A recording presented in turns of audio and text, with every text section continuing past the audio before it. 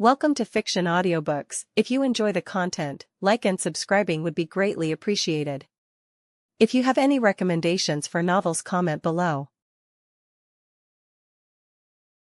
Please join my Patreon at https://www.patreon.com/fictionaudiobook. Chapter 550, Entering the Mythical Island. After leaving the ship's cabin, Cain finally had the chance to see the outside environment for the first time. The Team Rocket vessel was stranded in a location resembling a portal-like entryway. The ship's deck offered two very different views. When Cain stepped outside, the first thing he saw was a vast and endless ocean. Apart from a cave large enough to hold the ship's bow, the rest of the area was calm and open. However, as he moved toward the bow of the ship, Cain spotted a massive island in the distance. Although the ship was still several dozen kilometers away from the island, it was no longer moving forward. At the bow, a group of Team Rocket members with psychic powers, all concealed under long black robes, stood gathered in a circle. Just as Cain had experienced before on the trial island, these psychics were creating a temporary teleportation circle with the goal of sending people randomly onto the island. Did this mean that the exploration of this mysterious island would also be done separately? After thinking for a moment, Cain understood the situation. Would it be more efficient for everyone to split up? If they stayed together, they would likely end up fighting long before completing the exploration. Moreover, dispersing the participants could increase the area each person could explore on the island. Following the group's instructions, Cain walked slowly toward the teleportation circle. The psychics controlling the circle immediately sensed the psychic waves emanating from Cain. A fellow psychic. Together with their psychic Pokémon, the psychics regarded Cain with surprise. The leader of the group wasn't someone Cain recognized, it wasn't the same person he had encountered on the trial island. However, despite noticing that Cain was also a psychic, their surprise lasted only a moment.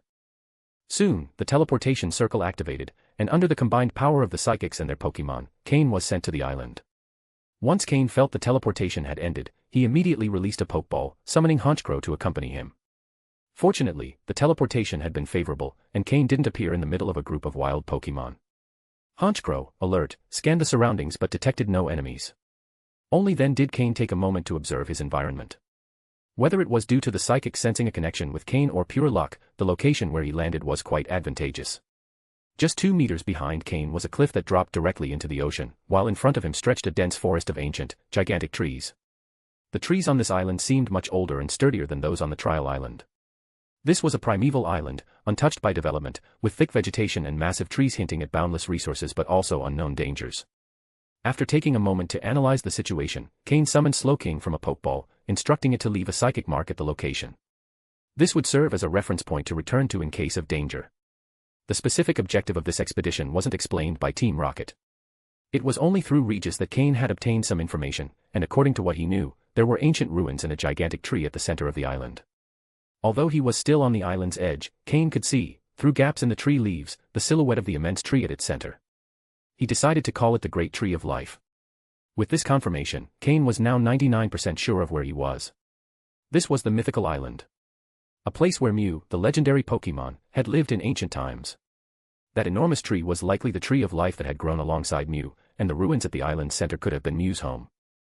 Team Rocket had likely gathered information about Mew here, using its DNA to conduct years of research, spending enormous resources. This eventually led to the creation of one of the most powerful Pokémon ever seen. Mewtwo. The pinnacle of scientific achievement in the Pokémon world, a legendary being created by humans. And it was precisely this enormous investment in Mewtwo's development that had caused Team Rocket to fall into a sort of dormancy in recent years, allowing the Pokémon League to expand into other regions. Of course, if Mewtwo were ultimately brought under control, all this effort would have been worth it. But the problem was that as a Pokémon born with divine power, control over it was only possible due to its emotional immaturity in its initial stages. Would it be possible to maintain control over Mewtwo as it matured? Cain didn't know. In the television series Back on Earth, Mewtwo eventually broke free from control. But this was a real world, and having lived an entire life already, Cain knew he couldn't rely entirely on events from animated shows or manga to predict what might happen here. For now, all of this was beyond Cain's reach. Major decisions within Team Rocket weren't something he could influence in his current position. What he could do was familiarize himself with the environment and train his Pokémon. That was within his control for now. However, Cain had a plan in mind. If events unfolded as in the original plot and Mewtwo escaped Giovanni's control, it would likely return to this island. Both the League and Team Rocket would shift their focus here once again. Cain, seizing the opportunity, could explore the island while no one was paying too much attention and extract valuable resources. If he managed to obtain a sample of Mew's DNA from the ruins, Giovanni would surely reward him handsomely. The rewards for such a feat would far exceed any other trial he had faced so far. This would not only increase Giovanni's interest in Cain but also improve his standing within both Team Rocket and the Pokémon League. With Team Rocket's secret backing and the connections Cain had established within the league, perhaps one day he could hold a high-ranking position, such as one of the Elite Four. After all, Koga had managed to become a Poison-type Elite Four member this way. With Slowking leaving its psychic mark, Cain, accompanied by Honchkrow and Slowking, began to venture deeper into the island. The lack of signs of development on the island meant that the wild Pokémon there had never seen humans before. As a result, Pokémon with more aggressive instincts would likely see humans as their first targets for attack.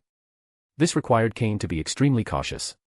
After advancing a short distance into the forest, he didn't encounter any immediate aggression. Everything seemed calm. However, Cain didn't let his guard down. The fact that he hadn't encountered any wild Pokémon likely meant he was in the territory of either an extremely powerful Pokémon or a very strong group. And without data on the island's Pokémon, Cain couldn't assess just how dangerous the place was. It was after crossing a small part of the forest that Cain and his team finally faced their first attack. They had entered a bamboo forest. End of chapter. Chapter 551, Chapter 551, Pangoro.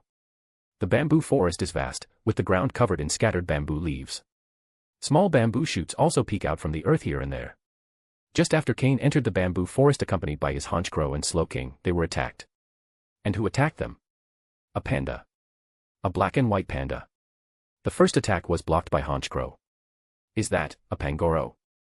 A Pokémon from the Kalos region, here too. Cain looked at the panda in front of him, its fierce expression accented by a bamboo stalk hanging from its mouth, with two bamboo leaves trembling slightly at the tip. Its black eyes were fixed on Cain, Honchkrow, and Slowking. Cain was slightly surprised, he hadn't expected to encounter a Pokémon from the Kalos region here. But after thinking for a moment, it made sense. After all, this isn't Kanto, they're on Mythical Island, and with Mew's mischievous personality, bringing Pokémon from any region to the island wouldn't be surprising, right? Pokémon, Pangoro, green. Gender, male. Level. Type, fighting plus dark. Ability, Iron Fist. Held item, none. Egg moves, Me First, Foul Play, Storm Throw. Basic moves, Bullet Punch, Hammer Arm, Low Sweep, Entrainment, Tackle, Leer, Arm Thrust, Workup, Karate Chop, Comet Punch, Slash, Circle Throw, Vital Throw, Body Slam. Learned moves, Ice Punch, Snatch, Drain Punch, Knock Off. TM moves, none. This Pangoro is level 39, relatively high among wild Pokémon. But as the first wild Pokémon Cain has encountered, is he lucky to have found such a strong one, or are all wild Pokémon in this area at such high levels? After Honchkrow drove it back, Cain noticed three Pancham hiding behind some bamboo stalks, timidly peeking their heads out to observe him. It seems Cain had intruded on their territory, and this Pangoro believed him to be a threat to the three Pancham. If this is the only Pangoro in the bamboo forest, Cain has nothing to worry about. The concern lies in whether more Pangoro are hiding here. Cain threw a luxury ball and called out his Skorupi. At level 38, Skorupi should have no trouble facing Pangoro. Plus, it would be good training. However, when Pangoro saw Skorupi appear, then looked at the Honchkrow that had driven it back earlier, and the imposing Slowking, its expression grew more serious. Even though it had never seen these Pokémon, their threat was evident. Roar. Pangoro roared into the sky, causing a flurry of bamboo leaves to fall from the trees and scaring many birds out of the bamboo forest. Cain's face changed slightly. This Pangoro was summoning its allies. There's more than one Pangoro of this strength here. It's time for a quick battle. Skorupi, use agility and hone claws. Cain commanded immediately. Following the order, Skorupi began darting quickly on its four legs while sharpening its front pincers. Pangoro took a defensive stance, waiting for its allies to arrive, confident they could easily defeat these intruders together. Skorupi, close in and use Poison Fang and Venoshock. Moving at high speed, Skorupi shifted directions and charged straight toward Pangoro. As it approached, Pangoro braced itself to counter the attack. Skorupi's venomous fangs sank into Pangoro's body. Bang. The Poison Fang move struck Pangoro square in the abdomen, pushing it back 2 or 3 meters. Pangoro's expression turned to one of surprise. Had it been pushed back? It's worth noting that Pangoro stands over 2 meters tall, and as a fighting-type Pokémon, it's naturally strong. But upon regaining its balance, it hadn't completely stopped Skorupi's charge. The Poison Fang had landed. However, just as Skorupi was about to use Venoshock, Pangoro reacted and grabbed its pincers. Vital throw. But as Pangoro tried to lift Skorupi, something incredible happened. It couldn't lift it. Skorupi's 4 legs were firmly anchored to the ground, and it stared at Pangoro with unyielding determination. Both Pokémon, renowned for their strength, were locked in a stalemate. With clenched jaws, Skorupi resisted Pangoro's move with all its might. Pangoro, red from the strain, exerted all its energy as well. Neither Pokémon could afford to relax, knowing that letting up would result in being overpowered, the loser would be thrown down, and the victor could strike. Cain observed the power struggle between the two Pokémon, impressed by Skorupi's strength. He knew Skorupi was powerful, but he hadn't expected it to hold its own like this against a level 39 Pangoro. But unlike Pangoro, Skorupi had more than just pincers. Skorupi, use Poison Tail. Right before Pangoro's eyes, Skorupi's tail struck directly into its chest. Struck once more, Pangoro faltered, and Skorupi broke free from its vital throw attempt. Weakened by poison, Pangoro could no longer resist, and Skorupi rammed it again with Venoshock. With the earlier poison still coursing through its body, the Venoshock attack proved devastating. The white fur on its chest showed signs of corrosion. Bang! Pangoro collapsed to the ground, unable to fight any longer. The 3 Pancham who had been watching from behind panicked and began tumbling across the ground in an attempt to flee. Their clumsy retreat made Cain chuckle. Pancham are some of the most adorable Pokémon. But as Cain laughed, the ground began to tremble slightly, and the thicker bamboo stalks in the forest started shaking. One by one, more Pangoro appeared, joined by the 3 little ones. Leading the group was a scarred Pangoro, biting down on a piece of bamboo as it glared furiously at Cain and Skorupi, who had defeated its companion. Cain grew serious and said, "Skorupi, absorb the poison from its body." End of chapter. Chapter 552, Chapter 552, The Terrifying Mythical Island. Upon hearing Cain's command, Skorupi, though slightly puzzled, didn't hesitate to act. Skorupi used the stinger on its tail to extract the poison from Pangoro. It didn't keep the poison in its body but expelled it directly onto the ground, where it began to corrode the surface with a hissing sound. The Pangoro, who had lost its ability to fight, finally showed signs of recovery. Without Skorupi's intervention, the lingering poison in its body might have overwhelmed even Pangoro's physical endurance. This is how poison-type Pokémon assert themselves in nature. Once the poison was removed, Pangoro displayed its fighting-type resilience and soon regained consciousness. The leader of the Pangoro group, the one with a scar over its eye, seemed to relax slightly as well. Cain had Skorupi perform this act because he had learned some information about this leader Pangoro, who turned out to be of near-elite level. This revelation made Cain grow more serious.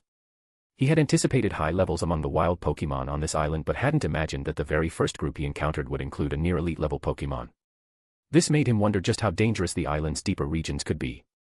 With the leader Pangoro's gaze fixed on him, Cain and his Pokémon slowly retreated from the bamboo forest. The Pangoro group didn't pursue them. Cain had shown enough respect by removing the poison from the fallen Pangoro. Moreover, the Pangoro, who value strength, saw no reason for revenge since their companion had accepted its defeat. So the entire group simply watched as Cain and his Pokémon gradually moved away. Once Cain was at a safe distance, he let out a deep sigh of relief. He had barely set foot on the island and had already faced a significant trial. The pressure was immense. However, he now had a clearer idea of how the Pokémon levels were distributed on the island.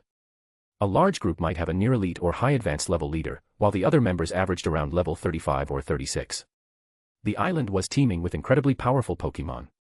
It wasn't surprising, after all, that years of living in an environment without external threats had allowed the island's Pokémon to reach such power levels. The only limitations these wild Pokémon faced were the lack of systematic training and organized combat methods, as well as their genetic constraints.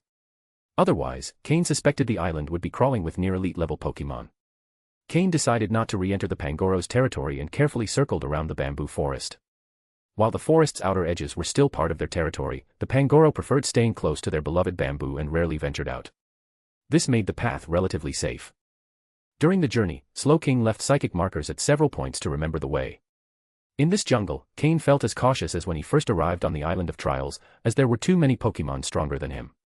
It took Cain half a day to bypass the bamboo forest, encountering other Pokémon attempting to attack them along the way. From the Pokémon Cain encountered, it seemed that this island could house Pokémon from every region. The island was a true melting pot of species. Without worrying too much about direction, Cain headed toward the gigantic tree of life at the center of the island.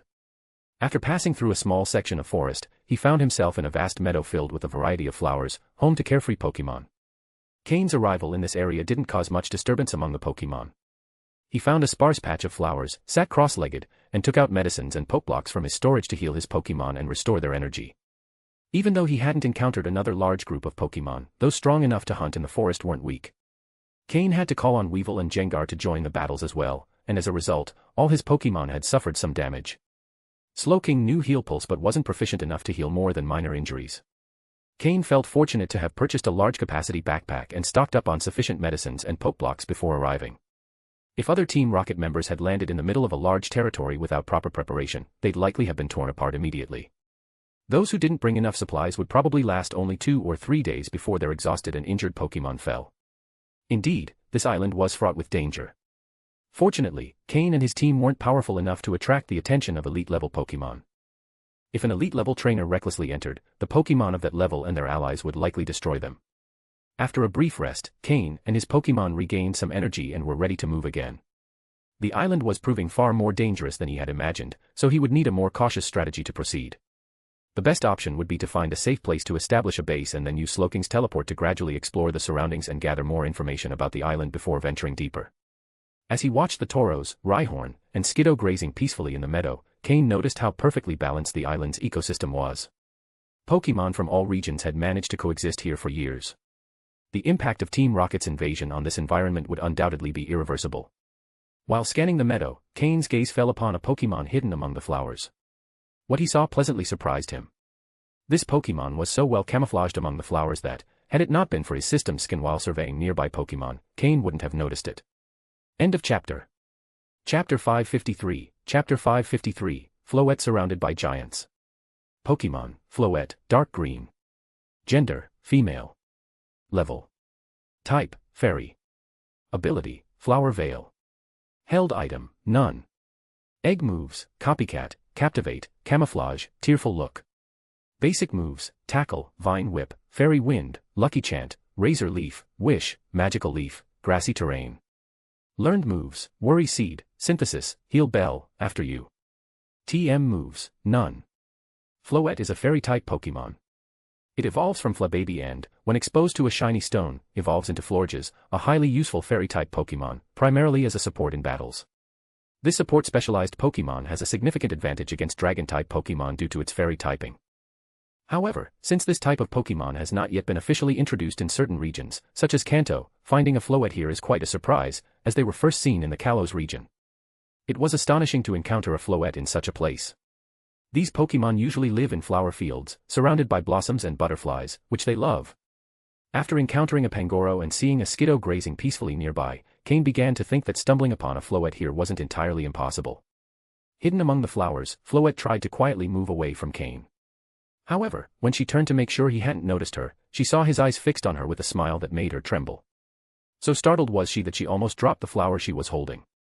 Floette, barely 20 centimeters tall, had stayed well hidden among the flowers, but now Cain had spotted her. Furthermore, since Cain was searching for a support Pokémon, he already knew what the outcome would be. Slowking, use your psychic powers to catch Floette, carefully so as not to harm her, Cain instructed Slowking. Yadin. Slowking responded, nodding as his eyes glowed with psychic energy.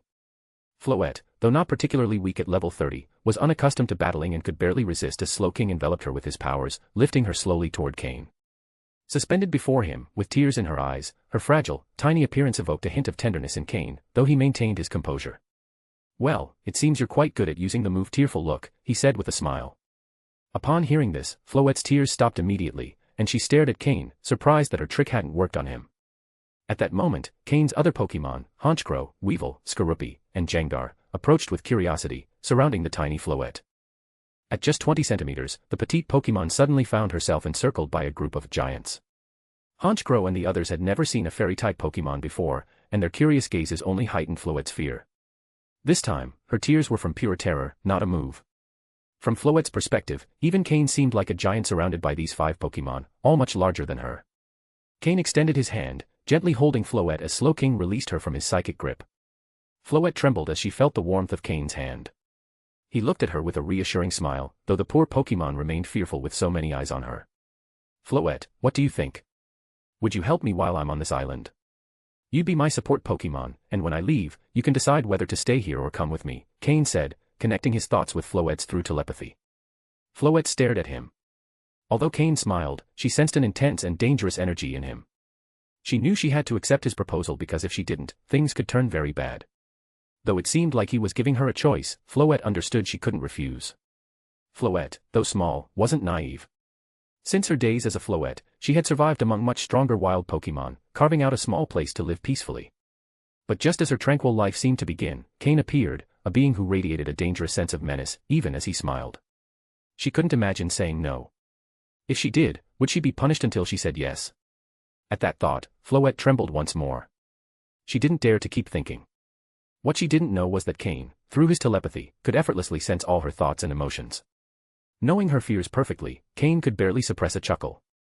Maintaining his smile, though a bit stiff, Cain thought that for a little Pokémon barely 20 centimeters tall, Floette had a lot of worries in her head. But it didn't matter, now that she would be his Pokémon, all decisions would go through him. Floette's thoughts, so varied and complicated, had been captured by Cain with total clarity. She had even come close to cursing Cain in her mind.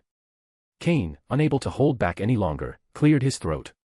The sound startled Floette again, and she nodded frantically. She preferred to accept the proposal rather than risk punishment. Cain didn't place too much importance on the process, only the result mattered to him. He pulled out a luxury ball and gently tapped Floette with it, capturing her. The Pokeball shook continuously in his hand, as Floette, though resigned, didn't give in so easily. 2 minutes passed before the luxury ball finally stopped. Cain, still smiling slightly, resisted the urge to scold Floette for her resistance. Immediately after, he released her again and placed her in the front pocket of his jacket. At first glance, Floette looked like a flower adorning Cain's pocket, hidden and protected. From there, Floette adjusted herself slightly, gripping the edge of the pocket with one hand while holding her flower with the other. Looking down from that height, she experienced a different perspective of the world for the first time. In the end, Floette thought that maybe things weren't so bad after all. Perhaps Cain wasn't as terrible as she had imagined. End of chapter. Chapter 554, Chapter 554, The Four Great Tribes. Although Cain didn't know why a Pokémon so small and adorable on the outside could have such a complex personality. Even so, he pulled out an advanced Pokeblock from his storage space and handed it abruptly to Floette. Her entire body wasn't very large, and the flower she held took up almost half of her height. When Cain gave her the Pokeblock, Floette couldn't even react. Holding the Pokeblock, which was much larger than her hands, Floette was stunned, but she quickly noticed the peculiar aroma emanating from the Pokeblock. Immediately, her eyes lit up. She raised her head, and from her perspective, she could see Cain's chin. Cain wasn't looking at her, only saying, "Eat it, it's a reward for you. For a while, as long as you behave well, this kind of food will be plentiful for you." After all, she was so small that even if she ate a lot, she couldn't eat too much. Floette opened her small mouth and carefully took a bite of the Pokeblock. She showed a satisfied smile, and her eyes curved like crescents. Noticing Floette's smile, Cain also smiled slightly. "All right, now it's your turn to act. If you don't behave, you won't get any more of this delicious food. Use the move Grassy Terrain," Cain instructed.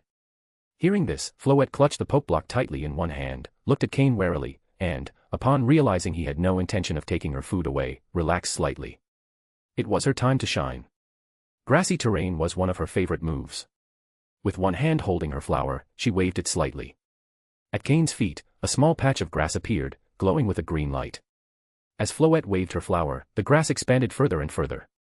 Finally, Cain's entire team, including Slowking and Honchkrow, was enveloped in the effects of Grassy Terrain. Honchkrow and the others felt the special energy emanating from the grass and closed their eyes in comfort. Cain was somewhat surprised. Standing in the midst of Grassy Terrain, he could feel his tired body recovering as well. Who would have thought? Was the effect really this good? Floette managed that move far better than Cain had expected. With this, the team was nearly complete. However, the special ability Flower Veil only worked on grass-type Pokémon, and Cain didn't currently have any grass types in his team, rendering the ability somewhat less useful. But it didn't matter much since Cain primarily valued Floette's support skills. Besides the Grassy Terrain move, Floette also knew support moves like Copycat, Captivate, Camouflage, Tearful Look, Lucky Chant, Heal Bell, and After You. It could be said that Floette had all the support moves gathered in one Pokémon. Additionally, she also knew a few grass-type moves, which helped cover the lack of grass types in Cain's team. Coupled with her fairy attribute, she would be incredibly useful in the future. As the Pokémon rested and healed their wounds in the grassy field, even their mental fatigue eased. This demonstrated just how effective Floette's Grassy Terrain was. And while hidden among Cain's team, Floette could also act as a temporary guardian for him, allowing Gengar to unleash its full power in battle.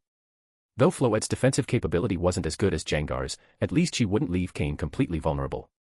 Moreover, Cain possessed basic psychic abilities, meaning he wasn't entirely defenseless. The environment in this field was quite calm and peaceful, so after advancing a bit further, Cain decided to spend the night there. Before the sun set, he planned to do a brief survey of the surroundings.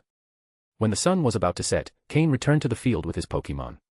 He now had a basic understanding of the surrounding area. To the south, where the Pangoro bamboo forest lay, there was a Pangoro with the strength of a pseudo-elite, a formidable opponent. To the west, there was a dense forest full of hives. After a brief exploration, Cain was driven out by a large number of Combi. That was the territory of the Vespiquen. Only female Combi could evolve into Vespiquen, while males remained as Combi. In the society of these Pokémon, females clearly held a higher status than males, so the Combi that expelled Cain were all male.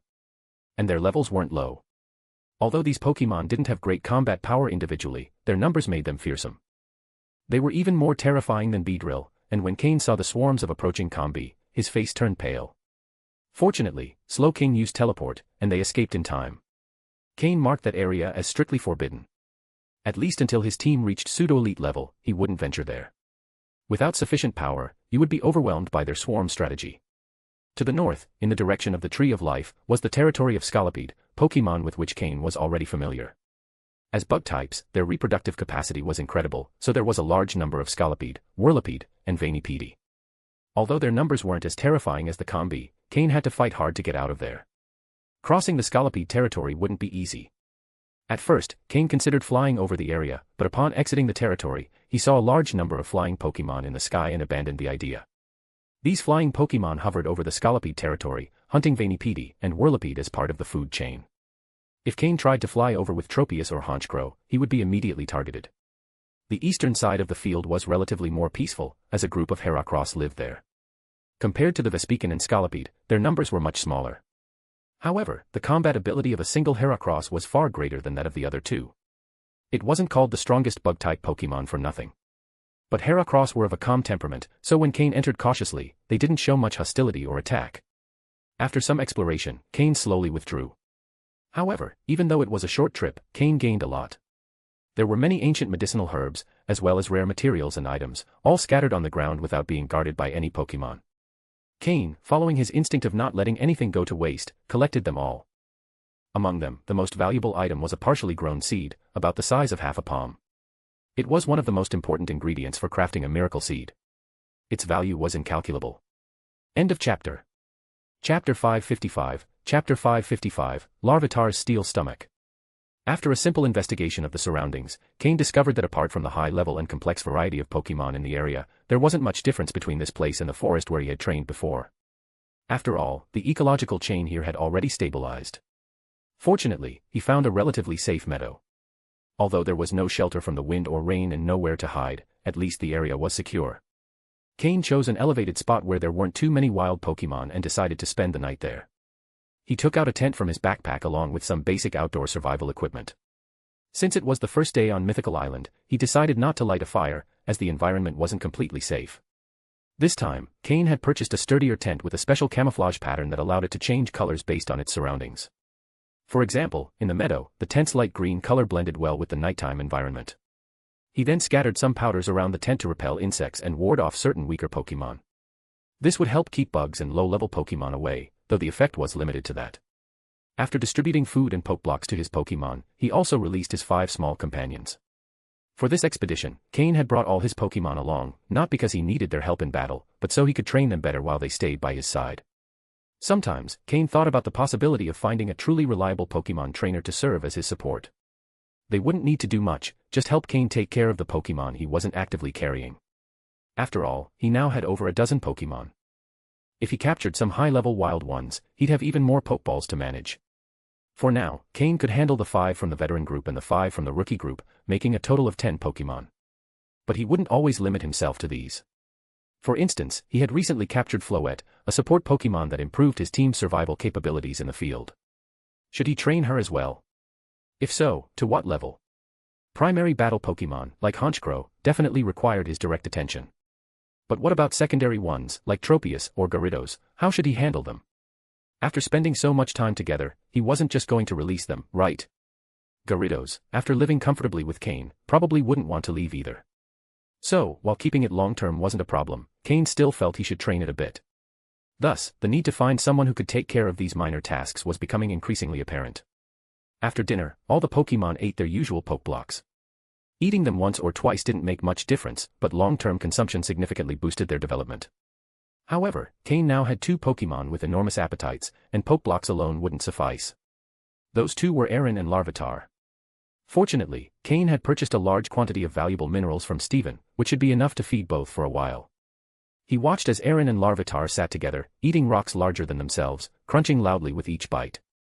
Even though the rocks were extremely hard, Cain had tried using his psychic abilities to leave a mark on them but couldn't.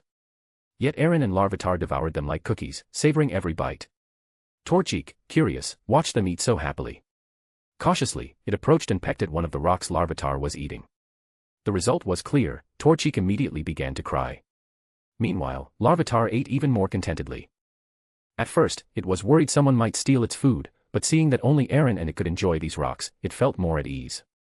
Midway through its meal, Larvitar held its rock with one hand to keep it from falling and used the other to touch the small red backpack on its back, ensuring it still carried the fragment of Groudon's armor. Only after confirming it was still there did it continue eating in peace. After finishing their massive rocks, neither Aaron nor Larvitar showed any change in size. It was as if they had steel mouths and diamond stomachs. These stones, which came from Steven's collection and were quite valuable, would run out in 2 months at this rate. And as the Pokémon grew and required more food, the consumption would accelerate even further. This is why raising a pseudo-legendary Pokémon was so challenging.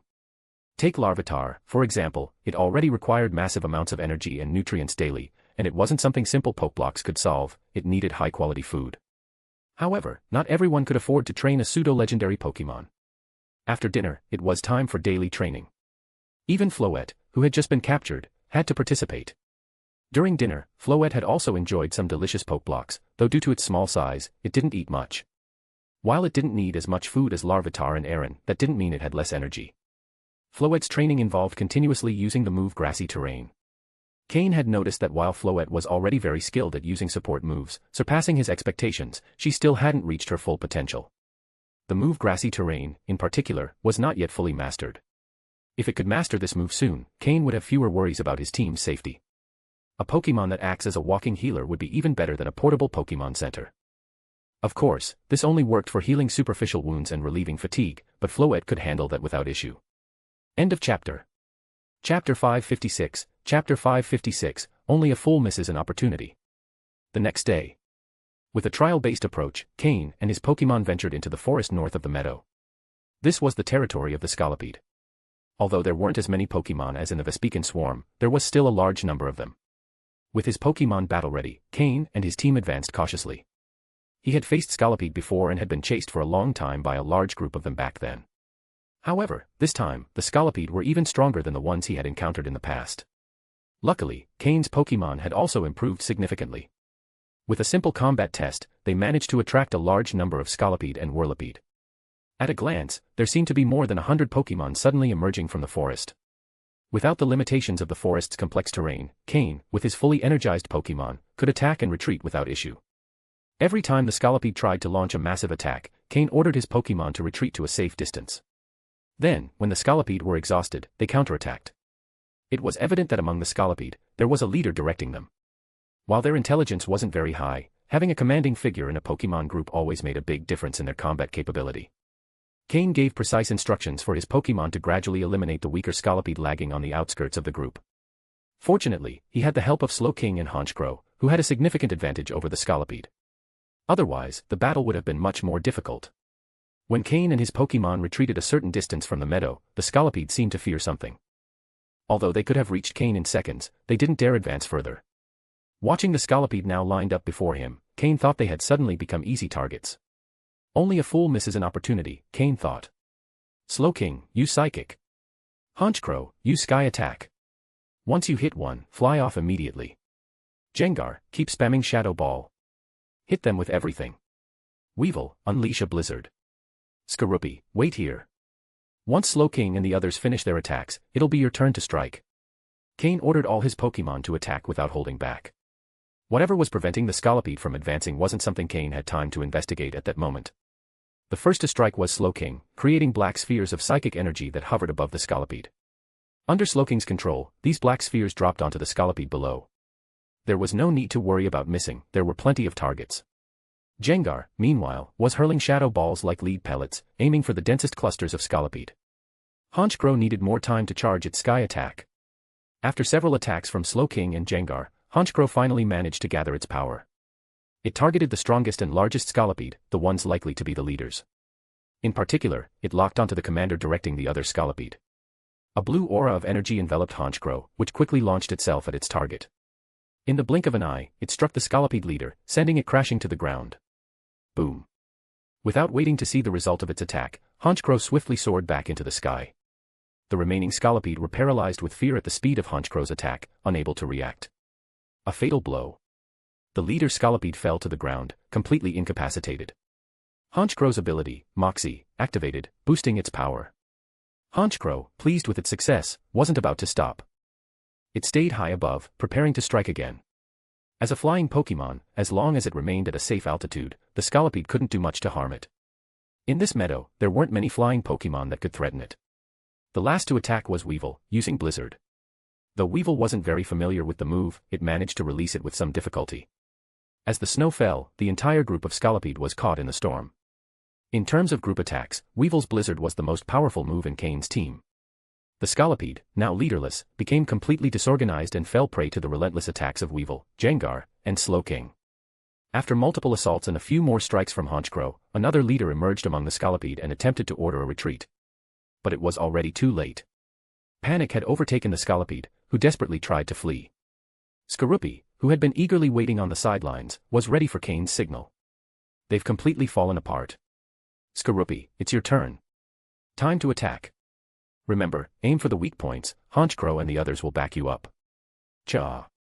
Skorupi roared with excitement and charged at the Scolipede. It was like a predator amidst a flock of sheep. The Scolipede, focused on escaping, paid no attention to Skorupi, who found the weak spots between their armor plates and attacked mercilessly.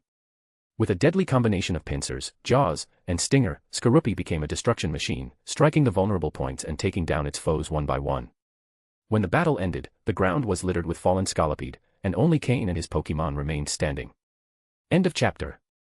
Chapter 557, Chapter 557, The Mysterious Pokémon.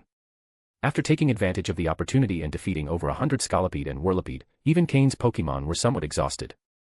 Especially Skorupi, who had thoroughly enjoyed the previous battle. It dove into the crowd of Scolipede, becoming a killing machine. The Scolipede had already been injured by the attacks from Slowking and the others, but once Skorupi found their weak points, it was like striking down small Pokémon. It maximized the effects of its sniper ability. Additionally, its great strength and thick armor allowed it to avoid some unexpected counterattacks.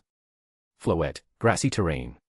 Cain ordered Floette, who was comfortably nestled in his front pocket. Speaking of Floette, it had been a funny sight during the previous battle. Despite being scared, it covered its eyes with its hands but peeked through her fingers every now and then out of curiosity, only to cover them again in fear. Cain found its expressions highly entertaining.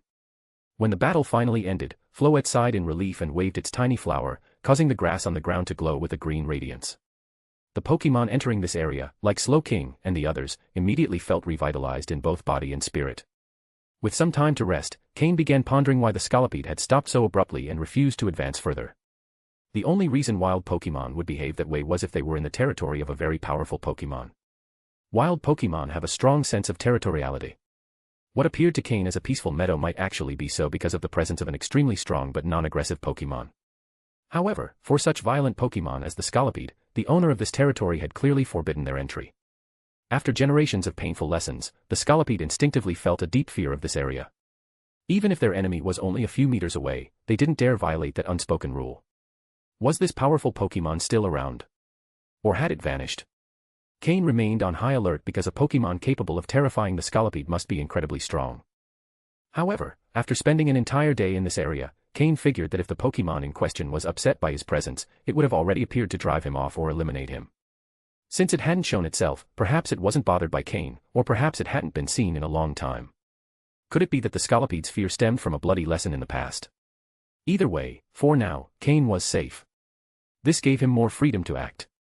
Cain began capturing the Scolipede that met his level or quality requirements using Pokeballs. After all, they were good Pokémon. Those that didn't meet his standards, whether due to level or quality, were eliminated without mercy. Cain planned to lure another horde of Scolipede later. With some luck, he might even completely wipe out the entire Scolipede colony.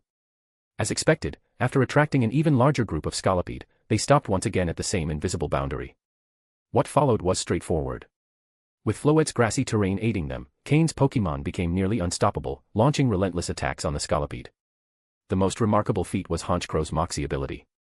Though facing hordes of Scolipede could grant it many Moxie stacks, engaging in close combat was dangerous. It was easy to get overwhelmed by the sheer number of Scolipede. Even so, Honchkro managed to accumulate 10 Moxie stacks for the first time. With that level of power, Honchkro became an unstoppable force. It could move through the Scolipede with no one able to stop it. It was a true destruction machine, dealing more damage than any other team member. Cain noticed that after Honchkro reached 10 Moxie stacks, defeating additional Scolipede no longer granted it more stacks. Could it be that 10 is the maximum limit for stacks? Or maybe these Scolipede aren't strong enough, and after reaching 10 stacks, it now requires stronger opponents to gain more. Cain thought as he observed Honchkro. Even if 10 stacks were the limit, the ability was undeniably incredible. Cain believed that in terms of offensive power, Honchkro was now on par with a high advanced level Pokémon. It was no wonder that the Scolipede, which hadn't even reached early advanced level, couldn't stop it. This time, the number of Scolipede was even greater than the previous wave. After the cleanup, over 200 Scolipede lay defeated on the ground. All of them stopped short of the invisible line, not daring to take a single step forward, even as they were on the brink of losing the ability to fight. This only deepened Cain's curiosity about the mysterious Pokémon. However, the Scolipede were craftier this time and tried to flee when they realized they couldn't win. But against a Honchkro with 10 Moxie stacks, their retreat only hastened their defeat. The intensity of these battles caused both Honchkro and Skorupi to level up.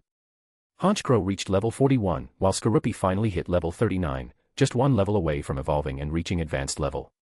After feeding them some poke blocks and having Floette heal them with grassy terrain, Cain led his team back into the Scolipede forest. Using the same strategy, Cain eliminated 2 more groups of Scolipede, further increasing his Pokémon's levels. Slowking reached level 43, while Weevil and Jengar leveled up to 41. The training turned out to be extremely productive. Cain never imagined finding such a perfect place to strengthen his Pokémon. He decided that after attracting one last group of Scolipede, he would conclude the day's battles. Although his Pokémon were strong, they weren't machines. Despite Floette's healing, under such continuous pressure, even the toughest hide would eventually wear down. End of chapter. Chapter 558, Chapter 558, Deadly Challenge. Originally, he only intended to attract a small group, but when Cain saw who was leading the Scolipede stampede, he knew the situation had escalated. A Scolipede much larger than the others was at the forefront, charging furiously toward them. After his system scanned the data on this Scolipede, Cain couldn't help but frown. Pokémon, Scolipede, light blue. Gender, female. Level. Type, bug plus poison. Ability, poison point. Held item, none. Egg moves, Twineedle, Toxic Spikes, Take Down. Basic moves, Baton Pass, Iron Defense, Megahorn, Defense Curl, Rollout, Poison Sting, Screech, Pursuit, Protect, Poison Tail, Venoshock, Agility, Steamroller, Toxic, Venom Drench, Rock Climb. Learned moves, Iron Tail, Stomping Tantrum, Signal Beam. TM moves, none. This is a problem. Level 52, a quasi-elite level Scolipede. Have we defeated too many and attracted their leader? Cain thought to himself. However, his body didn't hesitate. He quickly called his Pokémon back, hoping that the meadow would also intimidate this quasi-elite level Scolipede. As quickly as possible, he retreated from the forest and ran toward the safe zone. Cain felt relieved that this Scolipede didn't have the speed boost ability, otherwise, he wouldn't have been able to escape in time. Once they crossed the safety line, Cain didn't stop. He ran another 30 meters before finally pausing. He didn't sense any movement behind him, and when he turned to look, he indeed saw the Scolipede halted at the safety line, not taking a single step forward. However, unlike the previous groups, they didn't seem as scared to the point of retreating frantically. This time, the leader Scolipede stood firm at the line, her sharp eyes fixed on Cain. She knew this human and his Pokémon were responsible for luring her herd out of the forest. As the leader of her clan, one of the largest in this area, she couldn't let Cain and his Pokémon escape without consequences. If she allowed it, her Scolipede herd would become the target of anyone looking to challenge them. Yet, the leader Scolipede was also filled with doubt because she was well aware of what place this was. Still, deep down, she felt profoundly frustrated. She could see her enemies just a short distance away but didn't dare move forward. Cain didn't approach too closely either. He knew the leader Scolipede's power was considerable and that she had no shortage of ranged attacks. Who knew how far her offensive reach could extend? He decided it would be safer to keep a 30-meter distance. The rest of the Scolipede formed an orderly line behind their leader, like soldiers awaiting orders. Despite being so close to the safety line, their innate fear of that place was still evident. The leader Scolipede patrolled the line, clearly irritated but unwilling to cross it. Meanwhile, Cain began to calm down. Now, two conflicting thoughts filled his mind. One hoped the leader Scolipede wouldn't cross that line and would return to her forest. If so, Cain could continue taking advantage of the Scolipede territory to train his Pokémon uninterrupted. But another part of him was curious to see what kind of Pokémon could inspire such fear in a group of powerful Scolipede. What kind of Pokémon could keep them from advancing even with their leader present? At the very least, the leader Scolipede was brave enough to stand right at the line. The others kept a 1-meter distance for safety. Cain, intrigued, instructed Slowking to use the move Teleport if the leader Scolipede crossed the line or came within 20 meters of them. If they maintained a distance of more than 20 meters, his Pokémon could still defend against attacks. But within that range, everything would be riskier. With the order given, Slowking activated his psychic powers, ready to use Teleport at any moment. Feeling more confident, Cain provocatively sat on the ground, pulled out some Pokeblocks for his Pokémon, and began eating some snacks calmly. He was playing with fire, flirting with danger. Yes, Cain was tempting fate. He knew he needed to find out what Pokémon inhabited the place and caused the Scolipede such fear. Otherwise, he wouldn't feel at ease. He hoped the leader Scolipede would draw the mysterious Pokémon out of hiding. And indeed, the leader Scolipede grew enraged at Cain's nonchalant attitude, as if nothing could harm him. Her eyes filled with fury. She let out growls as her hesitation grew. Cain smirked and decided to provoke her even more. Weevil, use Ice Beam on the leader Scolipede to help her make the right decision. Weevil responded instantly. It stayed in place and launched the Ice Beam move. From 30 meters away, the attack barely had any power when it hit the leader Scolipede, causing only a slight chill on her head. But instead of calming down, the Scolipede felt her rage intensify. Wow, she has incredible patience. Weevil, now use Icicle Crash. Under the stunned gaze of the leader Scolipede, a small icicle hit her face. Scolipede didn't feel pain, but her pride and authority as a quasi-elite level Pokémon were deeply wounded.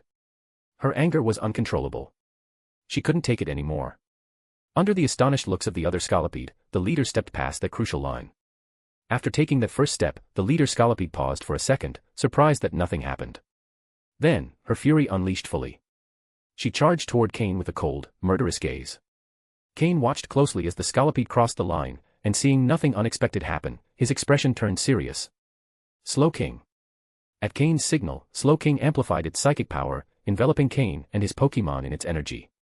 The air around them began to distort from the power of the teleport move.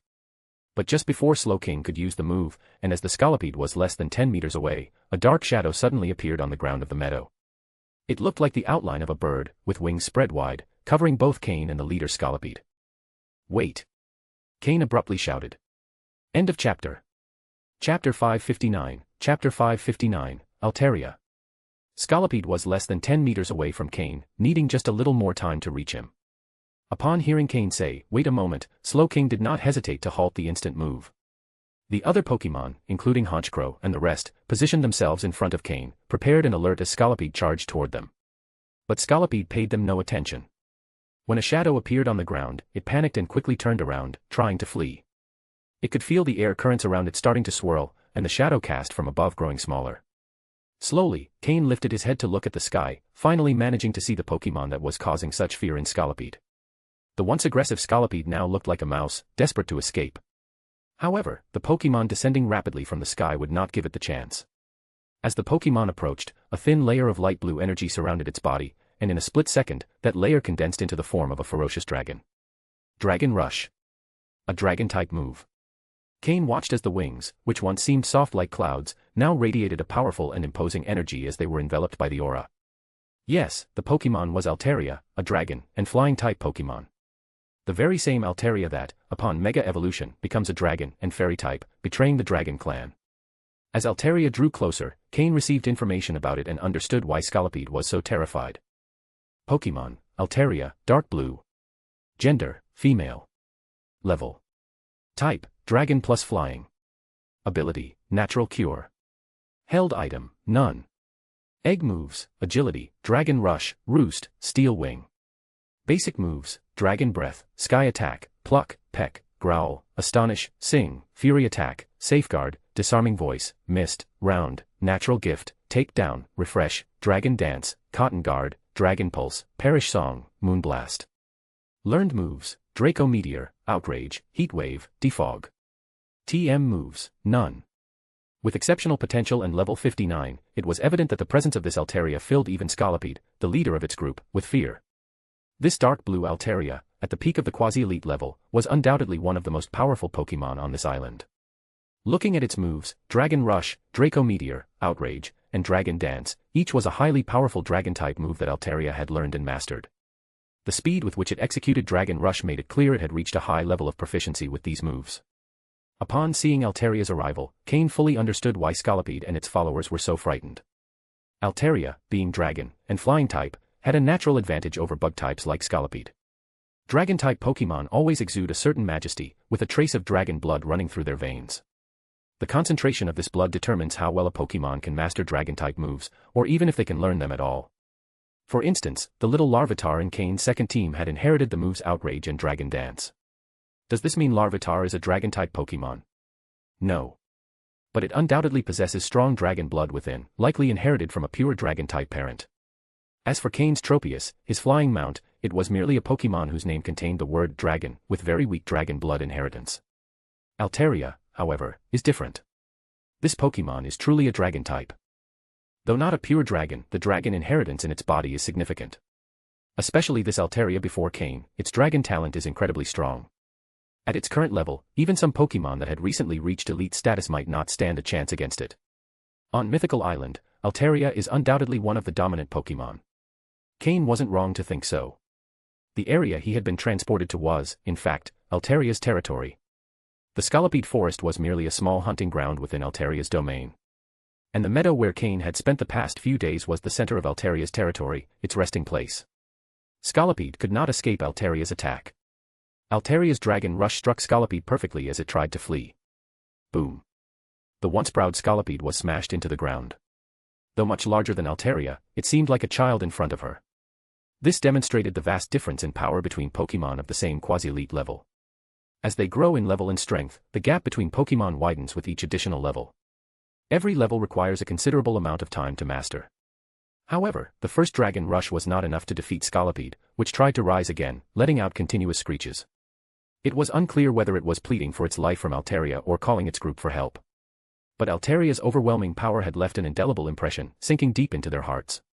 Even though they saw their leader being attacked, the other Scolipede did not dare to fight back.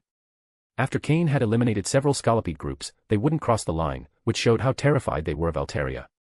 Altaria, with no visible emotion in her eyes, flapped her wings again and rose into the sky. This time, it wasn't Dragon Rush but Sky Attack, a move Honchkrow was very familiar with. Honchkrow, standing beside Cain, watched in awe as Altaria executed Sky Attack. It noticed the flaws in its own execution of Sky Attack by observing Altaria. At least, Altaria didn't need as much time to charge. Boom. As Scolipede screamed, Altaria, with a cold expression, unleashed Sky Attack upon the fallen Scolipede. Though Altaria appeared delicate and gentle, she showed no mercy when attacking. Scolipede was defeated instantly by Altaria. Altaria slowly descended from the sky, perching atop Scolipede's body, casting a distant gaze toward the remaining Scolipede. The majesty of a regional ruler was unquestionable. The Scolipede were utterly terrified. Trembling, they began to scatter. They didn't have the courage to avenge their leader. End of chapter. Chapter 560, Chapter 560, Fondness for Appearances. From Altaria's eyes, Cain could discern a few things. Food, in the end, is just food, no matter how powerful it might be, thought Altaria, eyeing the intruders. As prey, you should have a clear sense of yourself. Is it appropriate to enter my home uninvited? As for why other Pokémon could live in that meadow, it was simply because Altaria was capricious. Why are those Scolipedes so ugly, she mused disdainfully. If I don't beat them, who else would I target? After the Scolipede were driven away, Altaria's dominating presence began to slowly fade. She turned and glanced at Cain, who stood behind her, then at the Pokémon accompanying him, nodding slightly. Not bad, she thought. So I won't harm them. Besides, it seems they also attacked those ugly Scolipede earlier, meaning they share my aesthetic preferences. If Cain's Pokémon knew that this overwhelmingly strong Altaria was deciding whether to attack them based on their appearance, they would undoubtedly be speechless. Deciding whether to attack a Pokémon purely based on whether they looked pretty. Cain, after being scrutinized by Altaria, felt that she harbored no strong hostility toward his group. Nor did she seem angry about their trespass into her territory. What a strange character. Does she treat different Pokémon differently? Cain thought to himself. In that meadow, he had seen several toros, Rhyhorn, and Skiddo all living peacefully without any sign of fear. It seemed to be one of the few places on the island where life was tranquil. Of course, this only applied to Pokémon that Altaria didn't perceive as threatening. Slowly, Slowking lowered his psychic guard and stopped the teleport move. Maintaining that state of readiness without acting was also a demanding effort for him. Suddenly, Altaria let out a cry toward the sky. Under Cain's watchful gaze, two small fluffy Pokémon resembling cotton candy lazily flew down from the clouds. They were Swablu. Judging by the relationship between these two Swablu and Altaria, they were likely her children. Could it be that Altaria treats Pokémon differently for the sake of her two children? Cain speculated. Perhaps, if a Pokémon appears to threaten her offspring, Altaria drives them away. But if they don't, she leaves them be. Cain strongly believed in this hypothesis. Though in reality, he had no idea what Altaria was truly thinking. Since Altaria showed no intention of attacking, Cain relaxed a bit. This Altaria gave him the feeling that resistance would be futile. If, after killing the Scolipede leader, Altaria had turned against them, Cain probably would have had to summon Mismagius to resist briefly while Slowking teleported the group away. Although the plan had been to fight another battle, things hadn't gone as expected, and the Pokémon were tired. Moreover, the situation had been quite tense. While the sun still shone brightly in the sky, Cain ordered Skorupi and Honchkrow to hunt some wild animals. Since Altaria was present, it meant this place was likely one of the safest in the area. They could take advantage of it to enjoy a good dinner that evening. Altaria, standing in the meadow, played with her two offspring. With great care, she straightened the disheveled feathers on her children's soft wings. The two Swablu showed no sign of fear and didn't seem to mind Cain and his group's presence at all. After all, their mother was strong enough, and they had never encountered a Pokémon in the area more powerful than her. As a result, they lived peacefully. Being watched by other Pokémon was nothing new to them. After their mother finished preening them, the two Swablu resumed playing. Living a carefree life was quite enjoyable. Under Altaria's care, these two Swablu had never experienced danger or pain. This, however, could become a problem in the future. After briefly observing the young Swablu, Cain refocused on preparing the meal.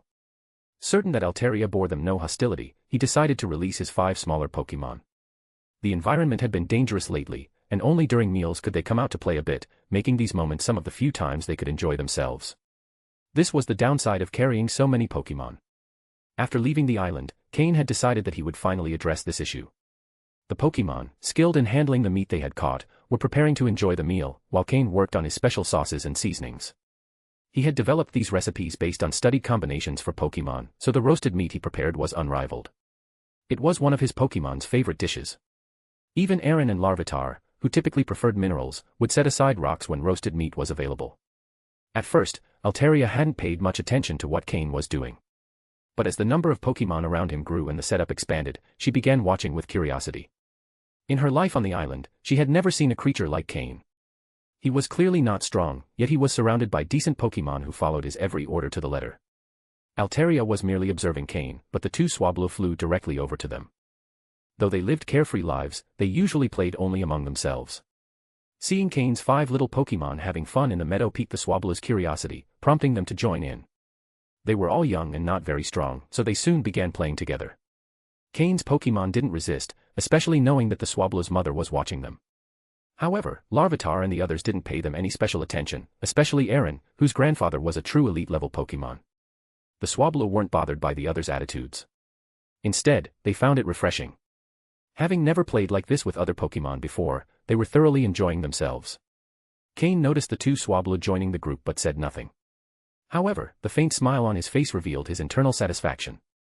Seeing his expression, Pokémon who knew Cain well, like Slowking, could tell he was up to something. End of chapter. Chapter 561, Chapter 561, Swablu's Legacy. Soon, the characteristic aroma of Cain's roasted meat began spreading across the field. Cain's Pokémon, drawn by the scent, started to gather around him. The 5 little ones, in particular, abandoned whatever they were doing to rush to his side, watching his every move as they waited for the meat to be fully cooked. The two Swablu that had been playing with them also hurried over, captivated by the tempting aroma they had never encountered before. With a smile on his face, Cain continued putting the final touches on the meat. Even Altaria, who occasionally kept an eye on her 2 young ones from the corner of her eye, couldn't help but take notice. The two Swablu fluttered their cotton candy-like white wings as they hovered around Cain. Their curiosity was immense about this mysterious creature they had never seen before, who seemed to be the source of this delightful scent. Cain glanced at the Swablu and used his system to gather their data. Pokémon, Swablu, dark blue. Gender, male. Level. Type, normal plus flying. Ability, natural cure. Held item, none. Egg moves, agility, feather dance, roost, steel wing. Basic moves, peck, growl, astonish, sing, fury attack, safeguard, disarming voice, mist. Learned moves, sky attack, defog. TM moves, none. Pokémon, Swablu, dark blue. Gender, female. Level. Type, normal plus flying. Ability, natural cure. Held item, none. Egg moves, agility, dragon rush, steel wing, play rough. Basic moves, peck, growl, astonish, sing, fury attack, safeguard, disarming voice, mist. Learned moves, dragon pulse, outrage. TM moves, none. A male and a female, this Altaria had truly become an exceptional mother. Moreover, both Swablu had clearly inherited their mother's great potential, showing no significant weaknesses. However, there were differences in the inheritance and lineage of the two Swablu. Although Cain didn't know who their father was, he assumed it must have been a high-quality flying-type Pokémon with strong abilities, given how distinctly different the two were. The level 16 male Swablu seemed to have inherited the father's flying-type abilities, with a natural aptitude for learning flying-type moves, whether through egg moves or training. This demonstrated a strong affinity for the flying type. At his young age of level 16, he had already learned Sky Attack from Altaria, indicating a promising future for flying-type moves. On the other hand, the female Swablu appeared to have inherited her mother's talent in Dragon-type energy. She had great potential in Dragon-type energy, having learned moves like Outrage, something only Pokémon with exceptional Dragon lineage could achieve. Her ceiling in the Dragon-type would be much higher.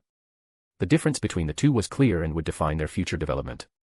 The Swablu specializing in flying would be better suited for early growth, both in its current form and after evolving into Altaria, as the flying type would remain a core part of its identity. This would allow it to maintain stable performance even in its weaker stages. However, the female Swablu, though starting weaker due to her Dragon-type affinity, would gain more power after evolving. Once evolved, the Dragon-type would begin to surpass the flying type, becoming her defining strength. The most significant factor was that Altaria could mega-evolve, transforming into a dragon/fairy Pokémon. This change would ensure that the dragon type remained central to her identity, allowing her to unleash her full potential. Of course, none of this had anything to do with Cain at that moment. He was simply making a rational analysis of the Swablu's future. If he had to choose one, he would probably go for the dragon-specialized Swablu. But this was merely a thought, as the powerful Altaria was still watching them from a distance. If Altaria weren't present, Cain wouldn't hesitate to try capturing both Swablu. He'd be foolish to choose just one.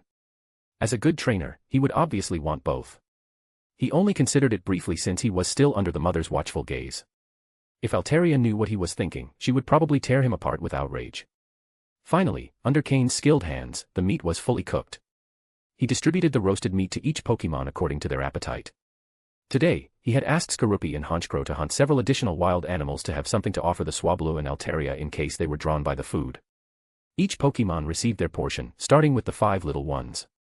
Aaron and Larvitar, with their thick and sturdy hides, didn't care how hot the meat was.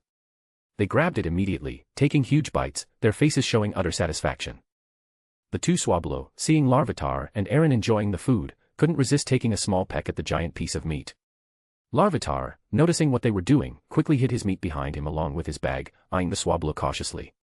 Playing was fine, but food was personal. That was what Larvitar's expression seemed to say. However, the Swablu didn't back down, probably because they had burned their mouths.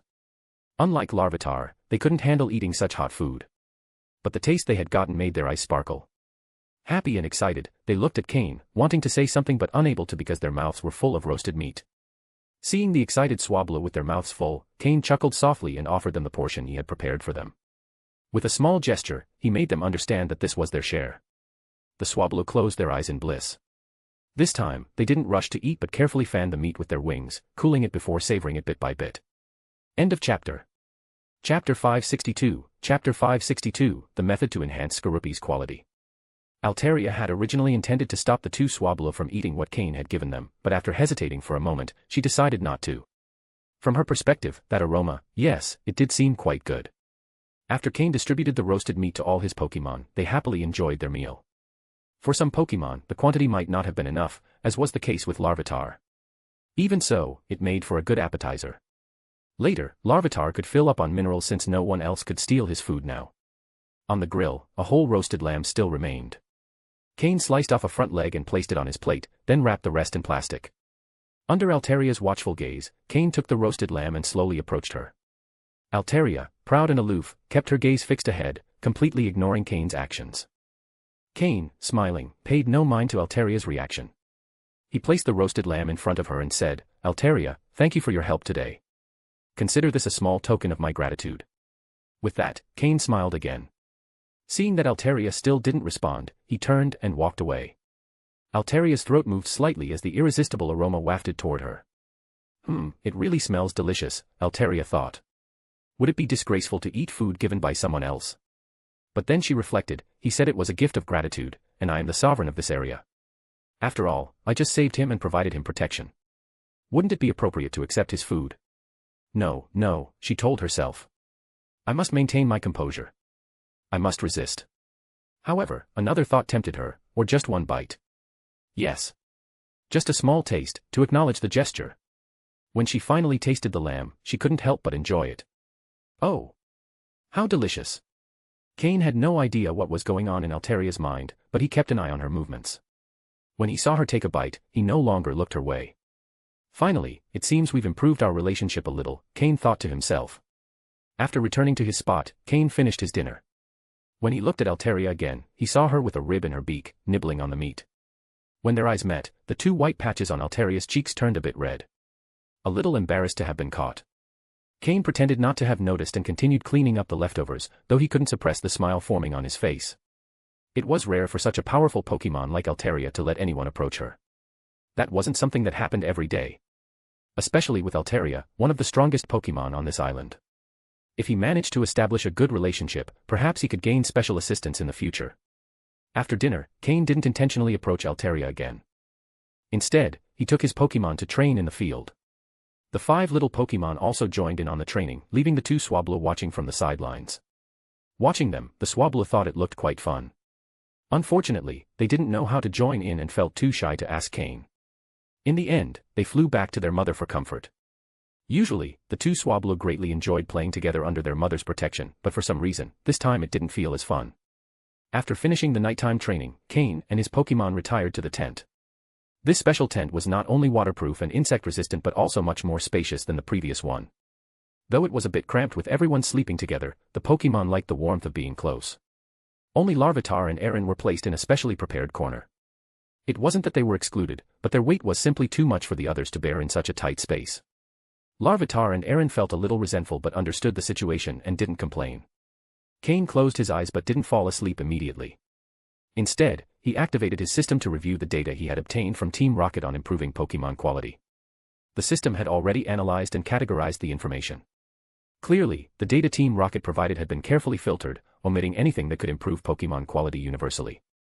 It was possible that these methods weren't fully developed or that they didn't want Cain to uncover them. However, Cain suspected that these so-called universal methods for quality improvement were probably not entirely effective. He then focused on methods specific to improving certain Pokémon species. There were many things mentioned in the report that Cain had never heard of before. Based on the descriptions, Team Rocket likely had access to some of those resources. This indicated that these quality enhancement techniques were exclusive to Team Rocket. For Pokémon like Jengar, Honchkrow, and Slowking, improving their quality was more complicated due to their advanced evolution stages. The report stated that the most opportune times to enhance a Pokémon's quality were before its birth or during its evolution. For Torchic, there was a high probability of success in improving its quality. The only drawback was that Cain currently lacked the necessary materials to attempt it. However, one Pokémon in particular caught Cain's attention, and he couldn't look away. Skorupi. Upon reviewing the system's data, Cain noticed a method to enhance Skorupi's quality. The best time to implement it would be just before its evolution or during the evolution process. Cain carefully read through the information from start to finish. Skorupi was already at level 39, just one level away from evolving, which would also take it to the advanced level. A competition-style enhancement method. Cain thought as he reflected on what he had read. The next day, Cain led his Pokémon back to the Scolipede leaders' territory. After witnessing their leader's defeat by Altaria, none of the Pokémon in the area dared leave the forest, no matter how much Cain provoked them. Additionally, with the leader's death, there was no clear new leader in the Scolipede territory. Instead, several of the strongest Pokémon began fighting among themselves to determine who would become the new boss. This process wouldn't be resolved in just 1 or 2 days. Normally, such conflict wouldn't be a significant problem, as they could wait for a new leader to emerge and then rebuild their population. As bug types, they were confident in their ability to reproduce quickly. However, now they had to face a cunning and formidable enemy. End of chapter. Chapter 563, Chapter 563, What They Call Toxin Nutrition. The internal conflict within the Scolipede group presented Cain with a perfect opportunity, the chance to defeat the entire group one by one. Moreover, with the method Cain reviewed last night for improving Skorupi's quality, and given that Skorupi was on the verge of evolution, Cain thought there was still room for strategic maneuvers. This time, upon entering Scolipede territory, Cain designated Skorupi as the main attacker, while the other Pokémon assisted in ensuring victory in battles. Slowking and the others also noticed changes in Skorupi. Combined with Cain's orders, they guessed it was likely related to Skorupi's impending evolution. As one of the most cherished and cared for companions in the group, Skorupi was finally about to evolve. Honchkrow, as the older brother figure, took the lead. Every Pokémon was fully motivated. Although Skorupi's pursuit speed put them under pressure, at this critical moment, they wouldn't do anything to jeopardize the situation. If Skorupi was close to catching up, they simply fought harder. Such was the bond among Cain's Pokémon at this moment. Cain also asked Floette to closely monitor the physical condition of the Pokémon, using grassy terrain or healing moves like Heal Bell when necessary. Under Cain's special attention, Floette's ability to use grassy terrain improved noticeably in a short time. Already effective, Floette's grassy terrain now covered a larger area and had a much greater impact. As a support Pokémon in combat, Floette was also growing rapidly. On her first day with Cain's team, she had already leveled up, reaching level 31. Something Floette could never have imagined, simply by using her most familiar moves, without direct fighting, her strength was increasing. She knew how much effort and sacrifice it had taken to reach her current level. She had navigated among powerful Pokémon, barely surviving, and only in Altaria's peaceful territory had she begun to enjoy a more comfortable life. Although small, standing at barely 20 centimeters tall, Floette possessed great power in her tiny body. With Floette's help, Skorupi and the others defeated the Scolipede faster. Without worrying about injuries, Skorupi dove into battle with even greater intensity, sometimes even trading blows to ensure his attacks hit their mark. Cain did not intervene or warn Skorupi about his physical and mental changes. Slowking and the others thought about stopping him, but Cain held them back. He told them that the only way to help Skorupi now was to make it easier for him to defeat his opponents.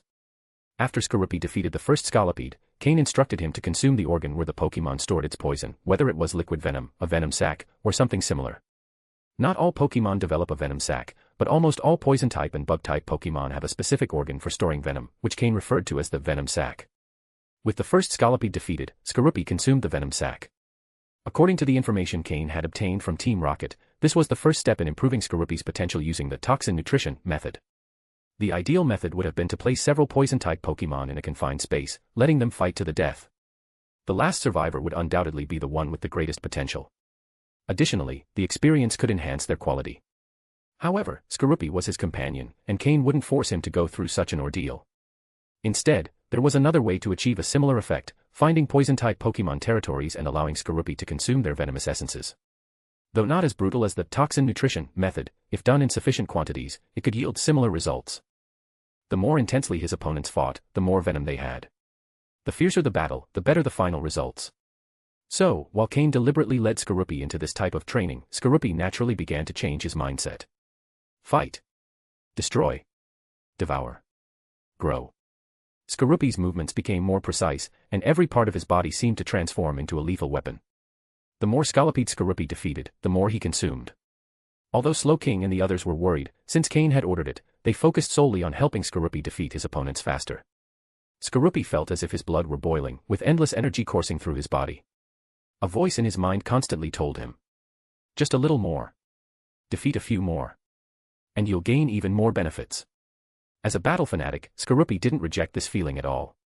Each time he defeated a Scolipede, he felt his strength increase. Although the increments were small, they became more evident with each battle. Moreover, Skorupi began to deeply understand the Scolipede, where their weak points were, which areas were stronger, where to strike for maximum damage, and where attacks would have no effect. He learned all this through his battles. With his sniper ability, Cain always reminded Skorupi to pay attention to his opponent's weaknesses. Targeting weak points had become a habit for Skorupi during battles. Eventually, Skorupi faced two level 39 Scolipedes simultaneously. He skillfully evaded their attacks, and with a simple move of his pincers and tail, activated his sniper ability, defeating them both with a single strike. Quick and clean. Cain observed every one of Skorupi's movements while the system analyzed the data. Although others didn't notice, Cain could see that Skorupi's internal and external body temperature had already doubled from normal. End of chapter. Chapter 564, Chapter 564, It's damn hot. Floette, use grassy terrain on Skorupi again, Cain said calmly, addressing the Floette nestled in his chest pocket. Fleet. Floette obediently nodded. With a wave of the flower in her hands, a green meadow appeared beneath Skorupi's feet, helping to mend the cracks in its armor. The fissures in Skorupi's armor began to heal at a visible pace, thanks partly to Floette's grassy terrain move and partly to Skorupi's regenerative ability. After absorbing so much energy, Skorupi's recovery system was already at its peak. Additionally, whether due to the training method called toxin nutrition or something else, Skorupi's body seemed to have grown significantly. Its armor, which originally had a bluish-purple hue, now showed a dark red or reddish-purple tint. It was completely covered in toxins. At this point, stopping was no longer an option. In its current state, Skorupi didn't need help from the other Pokémon to face opponents below the advanced level. Even if confronted by 3 or 5 lower-level Scolipede, Skorupi could defeat them with ease and speed. The reckless slaughter of Scolipede by Cain hadn't gone unnoticed by the rest of the colony, even though they were caught up in a civil war. This time, Skorupi's opponent was a Scolipede with standout qualities, level 44, and green tier potential. This Scolipede was one of the strongest in its colony. Slowking and the others immediately noticed the appearance of the Scolipede, knowing it wouldn't be easy to defeat, and tried to intervene. Cha! Skorupi let out a cry, stopping Slowking in its tracks. Cain felt the intense combat desire radiating from Skorupi. Raising a hand, Cain halted the other Pokémon and said, "Let Skorupi handle it alone. Make sure no other Scolipede interferes with the fight." Honchkrow and the others nodded seriously. "Skorupi, if you're going to face it alone, then show your presence," Cain said calmly. Cha! Skorupi roared again, its aura even more intimidating as it directed all its fury toward the Scolipede in front of it. Good. Use agility to close the gap. Engage in close combat and show it true power, Cain commanded. At Cain's signal, Skorupi charged at high speed. Skorupi was so hyped that the heat emanating from its body created a thin mist of white vapor when it stood still. As it ran, a faint corrosive atmosphere could be felt in the air. The Scolipede watched Skorupi approach rapidly, its expression grave. This was the Skorupi that had killed many of its companions and devoured their toxins. It was a deadly provocation. SSSSSS. The Scolipede hissed furiously, lunging at Skorupi. Boom. Unfazed, the two Pokémon clashed head-on in the open field. To Scolipede's astonishment, Skorupi pushed it back with overwhelming strength, and the rate of its retreat quickly increased. It was a clear difference in physical power. At the point of contact, Scolipede could feel the searing heat emanating from Skorupi. It was damn hot. Despite the high temperature, Skorupi seemed unfazed. Boom. Before Scolipede could process its shock, it was violently slammed against a tree. The impact shattered the tree's bark, and Scolipede couldn't help but cough up green blood. Its eyes widened as it felt the damage to its abdomen. It was hard to comprehend how such a small Pokémon could possess such immense strength. It was terrifying. Despite being an advanced-level Pokémon, Scolipede couldn't even withstand Skorupi's onslaught. Skorupi, use Bug Bite, Poison Jab, and Poison Tail. All three together. Cain ordered, assessing Skorupi's strength. Skorupi's power today was awe-inspiring, a result of absorbing large amounts of toxic energy, its exalted physical state, and the effects of the toxin nutrition method. All these factors combined had granted it incredible strength. Although the average height of a Skorupi was around 80 centimeters, Cain's Skorupi had grown over a meter and now stood at over 1.5 meters tall. This was confirmed by Cain's system analysis. However, Scolipede measured 2.5 meters. The size difference was impressive, but in this case, Skorupi's overwhelming strength made it even more shocking. A Pokémon visibly half its opponent's size had pinned down the giant and was brutally slamming it against a tree. The Scolipede, initially confident in their leader, began to shudder as they observed the fight. Unconsciously, some trembled in fear. Under Cain's orders, Skorupi used its mouth, pincers, and tail to execute the 3 attacks in succession. At that moment, Skorupi resembled a close-range combat cannon, executing movements with impeccable precision. Any part of its body could become a weapon. Bang. Bang. Bang. The initial impact against the tree had left Scolipede unable to react. Just as it tried to catch its breath, a series of overwhelming attacks struck it directly. Each blow landed with brutal force. As Skorupi reveled in the satisfaction of its precise strikes, its speed and ferocity only increased. The advanced level Scolipede, which would typically be a formidable opponent, was unable to mount an effective defense. Despite a desperate counterattack, Skorupi didn't even bother dodging. The armor on its back cracked from Scolipede's attack, but Skorupi showed no signs of pain, only increasing the speed and strength of its assaults. It had gone berserk. Completely unhinged. Using brute force, Skorupi pinned the much larger Scolipede against the tree. Bang. With one final, brutal strike, Skorupi pierced the soft flesh between two segments of Scolipede's body with its tail, pinning it to the tree. The 2.5-meter-tall Scolipede had been skewered to the tree by a 1.5-meter Skorupi. The visual impact of the scene left the observing Pokémon stunned. Skorupi's body was covered in green fluids, the blood flowing from Scolipede. Cha! Skorupi roared arrogantly at the nearby Scolipede. Immediately, the more cowardly Scolipede trembled in fear. This time, without the use of grassy terrain, the cracks on Skorupi's back began to heal visibly. Its body temperature continued to rise. End of chapter. Chapter 565, Chapter 565, The Killing Machine. Skorupi had fully entered its peak state. At this moment, with the buildup of energy within its body and the frenzy of combat, it launched itself directly into the group of Scolipede. Upon witnessing how Skorupi had brutally and swiftly taken down one of their companions, the Scolipede had no intention of facing it, scattering in all directions. After eliminating several more Scolipede, Skorupi's body temperature continued to rise. SSSSSS. Skorupi stood on the damp earth, the contact of its feet with the ground producing a hissing sound. Cain had been closely observing Skorupi's condition. As described in the reports, when the body absorbs this much energy, it grows in size and its body temperature rises to varying degrees. The higher the temperature, the more energy was within it, indicating that this process of toxin nutrition had been a success. You're almost there, Skorupi. Just hang in there a little longer, you're nearly there. Cain thought silently. At this point, if Skorupi failed to evolve, it would be impossible to stop the process. Cain and his team ventured deeper into enemy territory. Finally, after Skorupi defeated another advanced-level Scolipede, its temperature reached its peak. Steam rose freely from its body, which seemed to be cooking itself. Cha! Skorupi roared mightily, crushing a Scolipede under its feet and intimidating all the others around it. Suddenly, the steam emanating from its body vanished, and a bright white light enveloped it. Cain noticed that Skorupi's stats had reached their maximum limit, and even appeared to be on the verge of surpassing it. From his spatial storage, Cain pulled out a black venom sac the size of a fist. This venom had been obtained from the leader of the Scolipede they had defeated the previous day. When Altaria finished off that leader, Cain had seized the opportunity to extract the venom while Altaria stood guard. This venom sac was key in Cain's decision to use the method described in the Team Rocket reports. Skorupi, eat it, Cain commanded, using his psychic powers to send the venom sac toward the light-wrapped Skorupi. Without hesitation, fully trusting Cain, Skorupi swallowed the venom in a single gulp. Instantly, the light that had previously seemed faint intensified and completely engulfed it.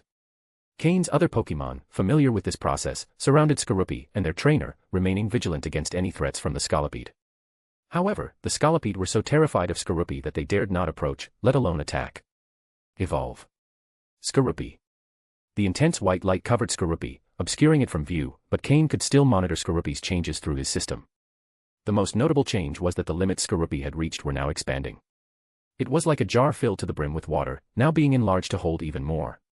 That was Skorupi's current state. Perhaps due to the sheer amount of accumulated energy, Skorupi's evolution lasted a full 20 minutes, the longest evolution Cain had ever seen among his Pokémon. Interestingly, Skorupi was the only one of Cain's main 5 Pokémon that didn't require special conditions to evolve. Honchkrow needed the Dusk Stone, Slowking required a King's Rock and a Shelder, Weevil needed a Razor Claw, and Jengar needed sufficient concentrated ghost energy. However, Skorupi only needed to reach the proper level.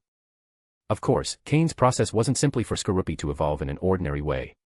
During evolution, any improvements to a Pokémon's capabilities were maximized. When the light began to fade, the blue-purple Skorupi Cain knew was gone. In its place stood an imposing Drapion, purple with pinkish tones.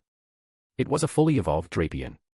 Its height had increased dramatically, reaching 2.5 meters, almost double its previous size, now comparable to the Scolipede.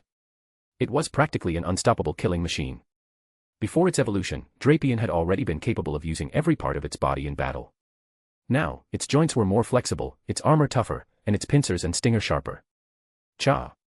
Drapion opened its mouth and let out a powerful roar that echoed throughout the forest.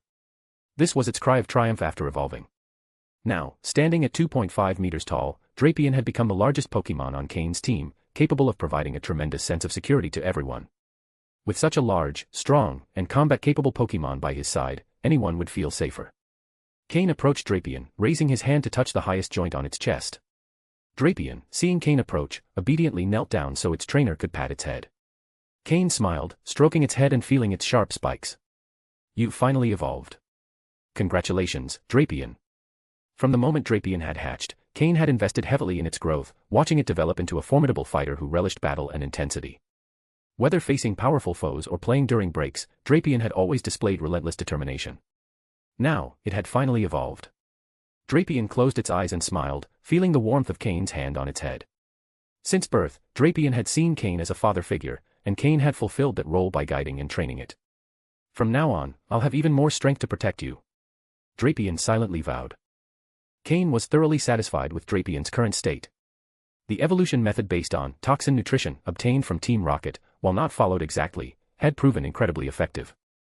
After all, one only needed to count how many Scolipede Drapion had defeated today. Of course, it worked. He had practically used half the Scolipede colony as stepping stones for Drapion's evolution. Hundreds of them, including many advanced-level Scolipede and one quasi-elite. Success was inevitable. End of chapter. Chapter 566, Chapter 566, Ground Mount. Pokémon, Drapion, Dark Blue. Gender, Male. Level. Type, Poison plus Dark. Ability, Sniper. Held item, None. Egg moves, Screech, Agility, Poison Tail, Pursuit. Basic moves, Bite, Poison Sting, Leer, Knock Off, Pin Missile, Acupressure, Bug Bite, Poison Fang, Venoshock, Hone Claws, Toxic Spikes, Night Slash, Thunder Fang, Ice Fang, Fire Fang. Learned moves, Snore. Combined moves, Poison Tail Impact, Poison Tail plus Venoshock. TM moves, Protect, Hidden Power, Rock, Taunt, Shadow Ball, Poison Jab. This is Drapion after its evolution, according to the system's data. It is evident that Drapion's quality has reached the dark blue level. However, even within the dark blue category, there are differences. For example, Jengar is also of dark blue quality, but it's a lighter shade, barely reaching this level. On the other hand, Drapion is different, similar to Slowking. Its dark blue hue is deeper, with a slight light purple sheen in some areas. This indicates it's right on the threshold between dark blue and light purple. If we were to make a more precise classification, we could call it quasi-purple. Even so, the system still considers Drapion as dark blue quality. Nevertheless, its quality is truly remarkable. With a size nearly twice as large as an average Drapion, overwhelming strength, and weapons like its pincers, fangs, and tail, this Pokémon is a true colossus. Its flexible body with agile joints, combined with its heavy armor and sniper ability, makes both its strength and quality exceptional. In terms of pure strength, following its evolution into the Poison plus Dark type, Drapion is probably the strongest Pokémon in Cain's team. Cain hadn't expected that after absorbing so much energy and consuming the Scolipede leader's venom sac, Drapion would reach level 42, surpassing Honchkrow to become the second strongest after Slowking. This fact surprised Cain, but the outcome was excellent. Another key point is the change in Drapion's type. The Bug type has disappeared, making way for the Dark type. This means Drapion will no longer have the power boost when using Bug-type moves, but Dark-type moves will become much stronger. Among Cain's Pokémon, Drapion is the only one whose evolution has caused a type change. In the future, when Larvitar evolves into Tyranitar, it will also undergo a type change. However, the loss of the Bug type doesn't affect Drapion much. Cain already knew it would become a Poison and Dark type upon evolution, so he always focused its training on Poison-type moves, leaving Bug type as a secondary priority. Now that the evolution is complete and its types are stabilized, Cain will turn his attention to developing Drapion's Dark-type moves. Considering Cain's Dark-type Pokémon, there are Honchkrow, Weevil, and now Drapion. Eventually, Tyranitar will join the roster after its evolution, forming a team of 4. Cain might even consider specializing in Dark-type Pokémon in the future. Of course, that's just a passing thought. Cain doesn't want to specialize in just one type, as this would leave him vulnerable to certain opponent strategies. Specialist trainers have vast knowledge and training methods for their specific type, but they are also easy to counter. For example, in the Kanto region, Lance, the Dragon Master, was repeatedly defeated by Lorelei, the Ice-type expert, preventing him from becoming champion. He had to move to Johto to fulfill his dream of becoming champion. Fortunately, Drapion has 2 older brothers, Honchkrow and Weevil, to guide it in mastering its Dark-type moves, so Cain has nothing to worry about. So far, after sacrificing nearly half the Scolipede clan, Cain has helped Skorupi complete its evolution. Additionally, he has improved its quality to the dark blue level. In reality, getting Skorupi to evolve wasn't difficult, but enhancing its quality during evolution was the main reason Cain wiped out nearly the entire Scolipede clan. In summary, the outcome was very positive. Honchkrow and Slowking were proud to see that the once small Skorupi had grown to a towering 2.5 meters. The small Pokémon that used to hide behind them, yearning for battles, had finally surpassed them. To Honchkrow, Slowking, Jengar, and Weevil, Drapion was like a younger brother they had watched grow up. The Pokémon began to relax and approach Drapion, touching it to feel its changes. Drapion didn't dare resist. Despite its newfound strength, it was always mindful of the care its older siblings had given it. It still has much to learn. Cain looked at Drapion and estimated that, with its new size, he could probably stand on its back. Moreover, with Drapion's strength, his weight wouldn't be an issue. Does this mean he now has a ground mount? Though it might not be very comfortable to sit on. Its armor is a bit uneven and uncomfortable. But that wouldn't stop Cain from standing on it. Without further thought, Cain climbed onto its back. Drapion looked at Cain in surprise, watching him try to find the most comfortable spot to stand. Being quadrupedal, Drapion could easily traverse rough terrain, making it quite convenient to be on its back. Cain nodded in satisfaction. With the Pokémon watching, Cain slowly dismounted. Ahem, Drapion, now that you've evolved, show me your strength. I want to see if you're familiar with your new body, Cain said. Upon hearing this, the Pokémon turned their attention to the nearby Scolipede. There was still a pack of intruders. The Scolipede almost cried. They're the invaders. Evil invaders. They've already destroyed half our clan, isn't that enough? The truth is, many of the Scolipede clan's strongest Pokémon were injured after battling for leadership, allowing Cain to act without fear. Of course, Cain knew nothing about this. He simply thought the Scolipede were easy prey today since none of the stronger ones showed up. So he took the opportunity to eliminate as many as possible. The sounds of battle once again echoed through the forest. End of chapter. Chapter 567, Chapter 567, What to do if you have no money to buy food. In the meadow outside the forest, Altaria was basking in the sun with her two offspring. Surprised, Altaria glanced toward the Scolipede forest, where the sounds of battle could be heard from within. There had just been a brief pause. How had the fighting started again? By dusk, Cain emerged from the forest with his Drapion and the rest of his team, having concluded the battle. In the end, Cain didn't completely wipe out the entire Scolipede tribe. The remaining high-level Scolipede had banded together to defend themselves. However, by then, most of the tribe had already been annihilated. But thanks to the Scolipede's ability to reproduce, their numbers would recover in a year or two. Although, the combat strength of the tribe as a whole would be nowhere near what it once was. Regarding top-tier fighters, aside from the Scolipede leader defeated by Altaria, there weren't many losses. Now, walking through the Scolipede forest, Cain felt as if he were strolling through his own backyard, with no pressure at all. After losing their leader and their overwhelming numbers, Cain no longer had to worry about them. It was like walking down a peaceful street at dawn, with no urgency whatsoever. Cain wasn't in a hurry to cross the Scolipede's territory and continued to make his way slowly toward the interior of Mythical Island. He had only traveled a short distance and had already encountered such powerful Pokémon, making him wonder what else lay ahead deeper inside. The duration of this mission was 15 days, and only 2 had passed, so there was no need to rush. When he returned to Altaria's meadow, Cain began preparing dinner again. By now, the 2 Swablu were very accustomed to playing with Cain's 5 little companions, and after playing, they enjoyed the delicious food he prepared. Today, in addition to grilled meat, Cain also prepared some poke blocks for the Swablu. Although they were the most common type, both Swablu ate them with great delight. As for Altaria, Cain left her a generous portion as well. Today, Altaria wasn't as haughty as the day before. When Cain placed the food in front of her, she stopped pretending to be indifferent and started eating the grilled meat. However, compared to the Swablu, Altaria ate in a much more elegant manner, without getting any grease on herself at all. But despite her refined demeanor, her eating speed was nothing to scoff at. After the grilled meat, Cain placed a poke block in front of Altaria. Altaria hesitated for a moment but decided to give it a try. Once she did, she couldn't stop. This time, Cain didn't walk away after placing the poke blocks. Instead, he sat quietly beside Altaria, watching her eat each of the poke blocks and then let out a small burp of satisfaction.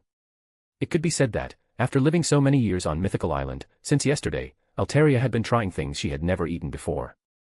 Including today's poke blocks, which were not only delicious but also provided her with a bit of energy she could clearly feel. So, when Cain sat beside her, she showed no sign of rejection. Mostly because, now that Cain wasn't wearing his mask, well, yes, his appearance wasn't bad.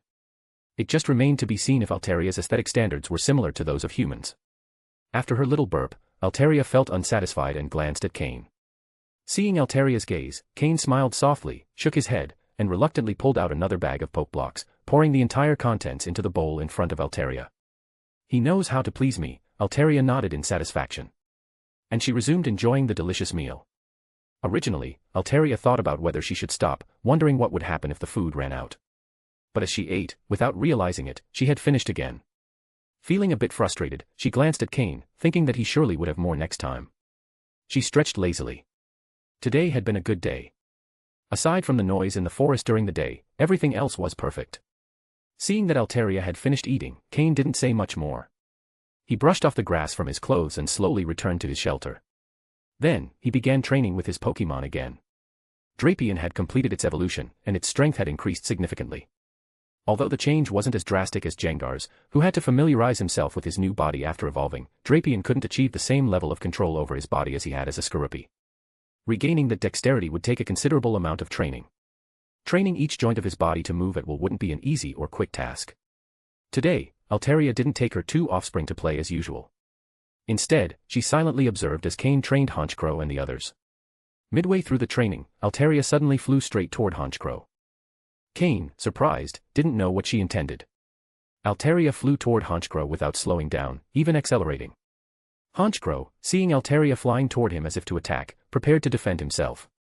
Slowking and the others, seeing Altaria seemingly attacking Honchkrow, were about to counterattack. But Cain raised his hand to stop them. The fierce attack Cain had expected from Altaria never happened. Instead, the two Pokémon intertwined in the air. Cain, watching the interaction between Altaria and Honchkrow, gradually understood what was happening.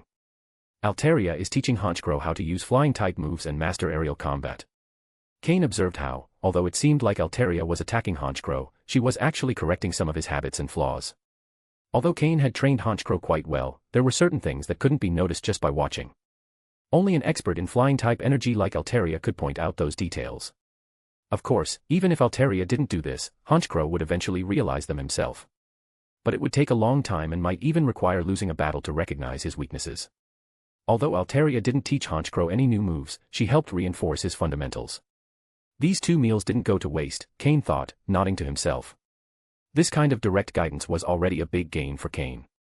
When Honchkrow, exhausted, finally landed, Altaria casually returned to her shelter.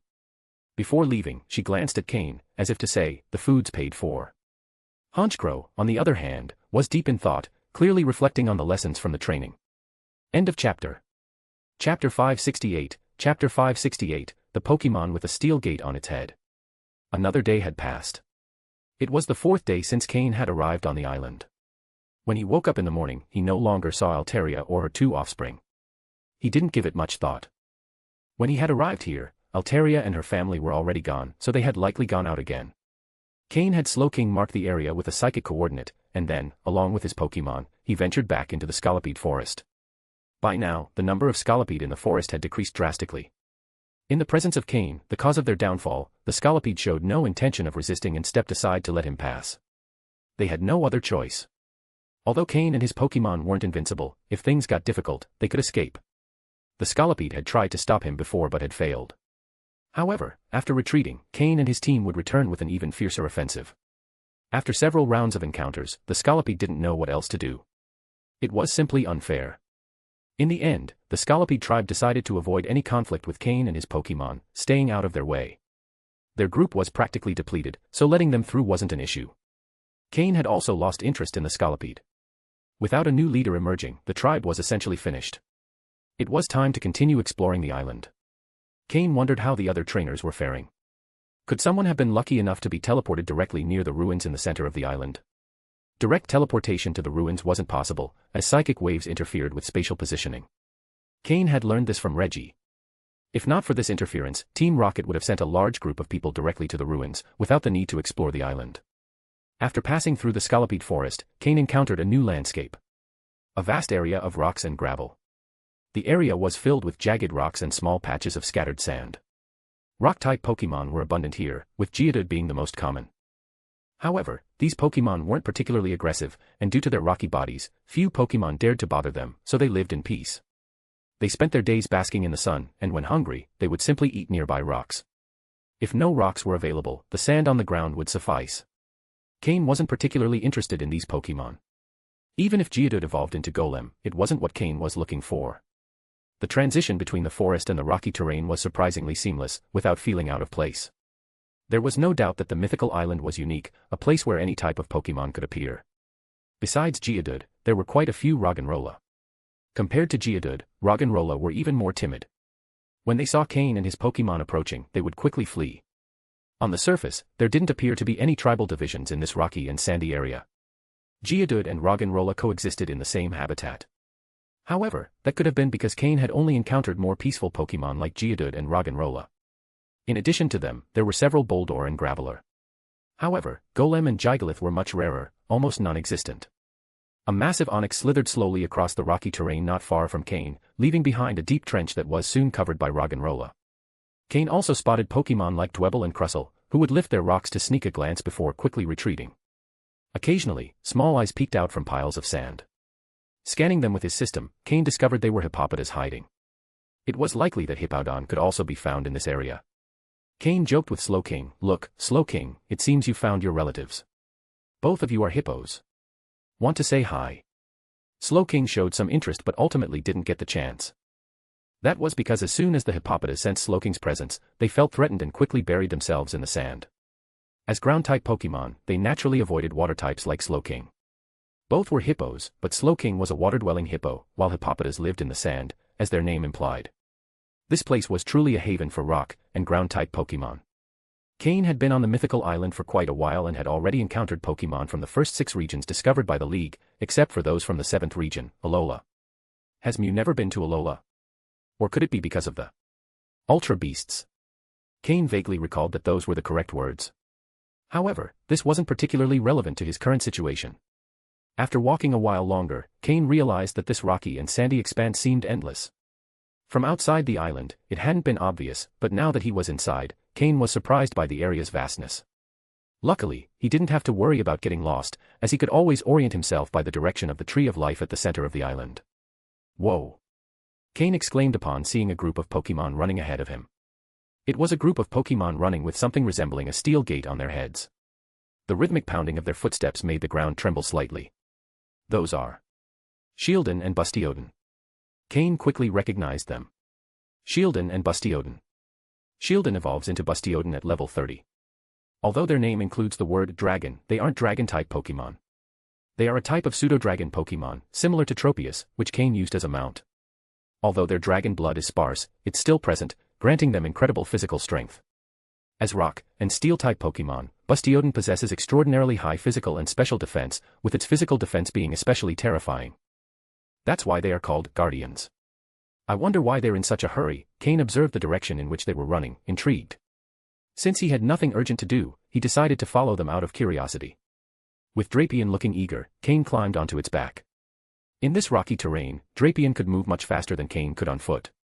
Gathering Slowking and the others, along with Honchkrow, Cain set off in pursuit of the retreating Bustiodon. End of chapter. Chapter 569, Chapter 569, The Duel Between Spear and Shield. The Bustiodon weren't very fast, but moving across the sandy terrain, they kicked up a huge cloud of dust.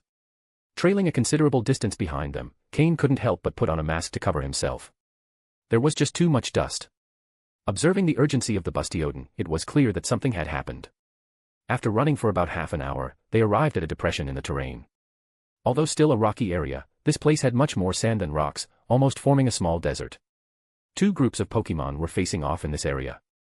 It turned out that conflicts did occur here, only that earlier, there hadn't been enough of a reason. In this sandy area, Cain noticed some metallic glints, as if reflecting fragments of rare minerals. The 2 groups of Pokémon in the standoff, one was the group of Bustiodon that Cain had been following. Tightly packed into a line, with their faces resembling iron barriers, they stood firmly united, forming something like a wall. And in front of them was a group of fierce-looking crocodiles wearing what looked like sunglasses. They slammed the ground with their red and black tails, stirring up dust with every strike. Crocodile. Cain recognized these Pokémon immediately. He was quite familiar with Crocodile, especially due to one of their most peculiar abilities. Moxie. Yes, the same ability his Honchkrow possessed, Moxie. This ability could give a Pokémon limitless potential. Although he didn't see any Sandile, there were only Krokorok and Crocodile, probably because the Sandile were of lower levels and didn't participate in such situations. As ground/dark types, Crocodile didn't have a vast set of resistances. While they could face many types, they were also vulnerable to several others. With double resistances to poison, rock, ghost, and dark types, and immunities to electric and psychic types, they had some advantages. However, they were weak against fighting, bug, water, grass, ice, and fairy types. This set of typings could be considered fairly standard. Crocodile were desert bullies, especially when acting in groups. But Bastioden, or barrier dragons, as they were also known, could also be devastating in teams due to their extraordinary defensive capabilities. This was a classic confrontation between spear and shield. The reason for the clash was a small cluster of shiny minerals reflecting a metallic light at the center. For ground or rock-type Pokémon, these minerals were vital for their growth. While not all Pokémon could consume minerals directly like Larvitar and Aaron, many could absorb them to grow stronger. Cain didn't dare get too close, so he couldn't determine exactly what type of mineral it was. At the center of it all, the leaders of the Crocodile and Bastioden were arguing. Both seemed very tense, unable to reach an agreement. Cain noticed that his system couldn't scan these Pokémon's data. He estimated that they were at least at the same level as the Scolipede leader.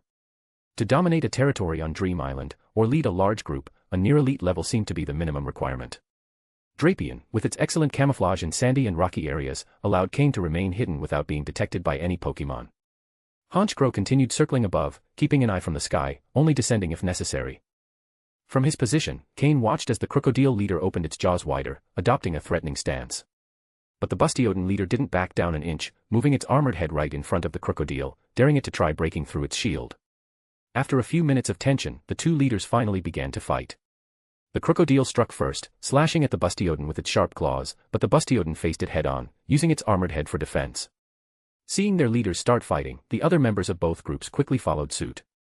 The Crocodile launched all kinds of attacks, while the Bastioden simply defended, advancing slowly like bulldozers. It was clear that the Bastioden had better teamwork. They knew their strengths and how to use them together. On the other hand, the Crocodile tended to fight more individually. In a one-on-one battle, a Crocodile could probably wear down a Bastioden slowly thanks to its speed. But when the Bastioden united, their collective defensive power far surpassed the Crocodile. Slowly, the Bastioden began pushing the Crocodile back. The minerals became more exposed, catching Cain's attention. Cain couldn't help but feel tempted. If those minerals were valuable enough to provoke such a fierce battle between the Crocodile and Bastioden, they must be worth a lot. Cain hadn't forgotten that he had Larvitar and Aaron, two Pokémon that could devour large quantities of minerals. And the better the quality of the minerals, the faster and stronger they would grow. Cain pulled Slowking's Pokeball from his belt. If the right opportunity arose, he could have Slowking teleport directly to the minerals. But he had to wait for the Bastioden to advance far enough. He didn't want to face that impenetrable tank formation. If the Bastioden noticed him, he could be crushed in an instant. However, just as Cain was about to act, his Honchkrow, which had been circling above, descended and landed next to him, hiding behind a rock. Noticing Honchkrow's cautious behavior, Cain immediately signaled Drapion to hide more effectively. Drapion nodded and obeyed silently. Cain used telepathy to connect with Honchkrow. After a brief explanation, Cain understood what Honchkrow had noticed. It turned out that while Cain had been observing the battle between the Crocodile and Bastioden, someone else, on the opposite side, had also been watching. Although the distance was far enough that they hadn't noticed each other, both were there, witnessing the same scene. Neither Cain nor the other individual had realized the other's presence, but Honchkrow, with its superior vision and vantage point, had detected the person. Finally, on the fourth day since arriving on Dream Island, Cain had encountered another member of Team Rocket.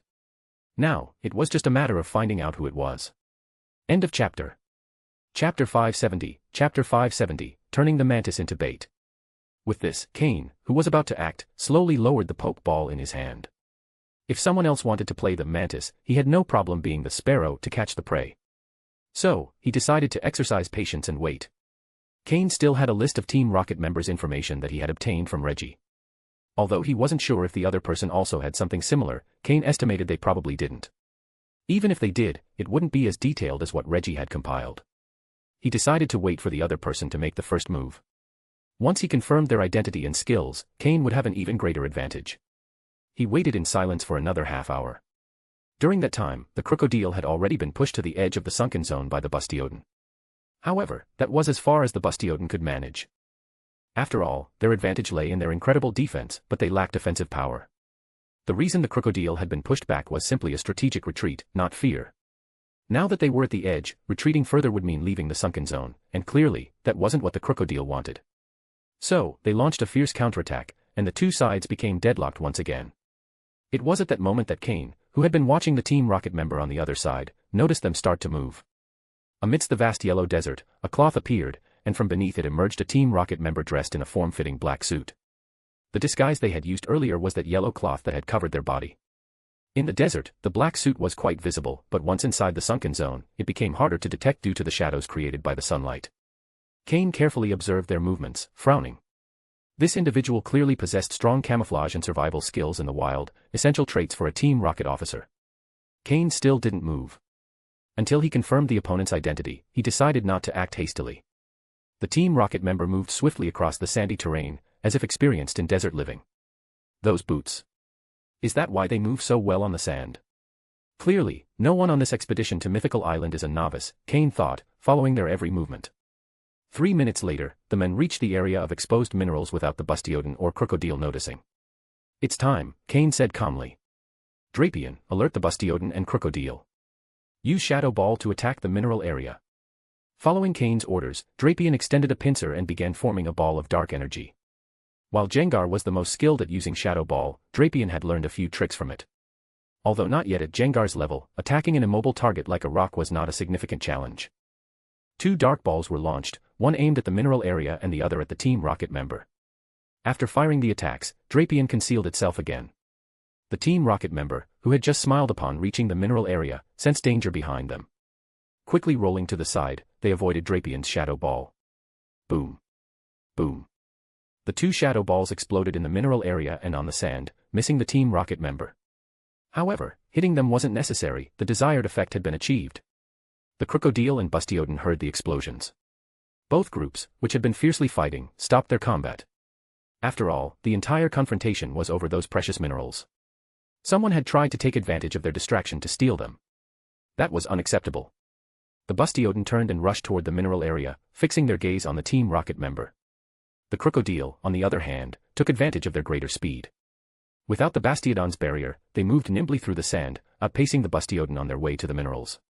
Cain couldn't see the man's expression, but his face was surely as dark as his form-fitting suit. Despite everything, the speed with which this individual reacted impressed Cain. Knowing the situation was slipping out of their hands, they released 2 Pokeballs. Finally, Cain saw what Pokémon the enemy was using, an Excadrill and an Onix.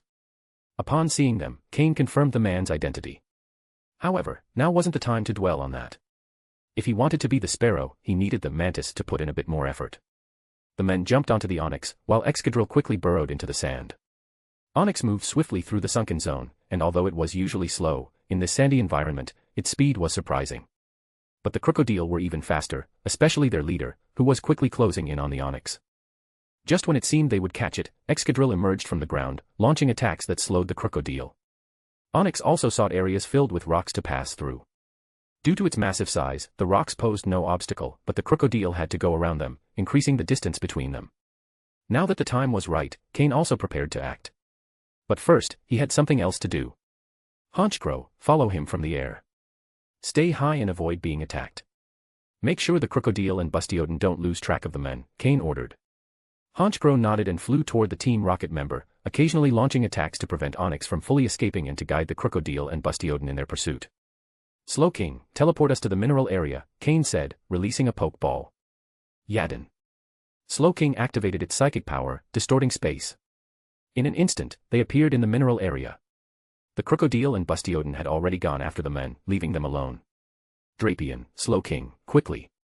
Dig up everything you can before they come back. Cain ordered. Drapion began using its pincers to frantically excavate the minerals, while Slowking transported them with its psychic power to Cain. Cain pulled out a massive backpack he had prepared for this occasion. Regardless of the mineral's quality, the important thing was to take as much as possible. End of chapter. Chapter 571, Chapter 571, I did a good deed, will they thank me?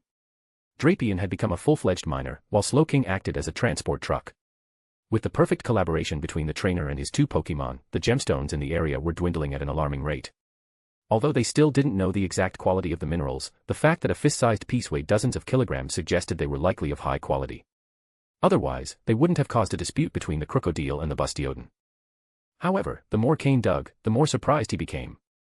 These stones seemed inexhaustible. Drapion was practically submerged in the sand, yet there were no signs of the mine running out. Could it be that this isn't a small deposit of stones, but rather a large mine? Cain thought, alarmed. But Cain didn't have much time to ponder, as even with Honchcrow's help, the Crocodile and Bastioden had finally lost the trail of the Team Rocket member and were returning. Honchcrow was the first to bring back that information. Despite efforts to keep the Crocodile tracking the Team Rocket member, the opponent was very cunning. After realizing someone was trying to hinder their escape, they finally managed to lose Honchcrow while traversing a rocky area. The Crocodile, whose speed was lower in that area, decided to abandon the chase. Seeing Drapion still digging frantically, Cain said, "That's enough, Drapion. Let's leave before the Crocodile notice us. Maybe we'll have another chance to return here later. Honchcrow, erase our tracks. Slowking, teleport us." Cain made a quick decision.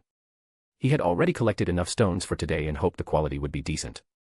Honchcrow flapped its wings, creating a gust of wind that erased all traces they had left behind. Then, with Slowking's teleport move, Cain and his team vanished from the spot without a trace, leaving behind only the deep crater where the mineral deposit had been. When the Crocodile and Bastioden arrived, they exchanged frustrated glances. They knew they had been completely fooled. But what could they do? The stones had been stolen, though luckily there were so many that Cain hadn't been able to take them all.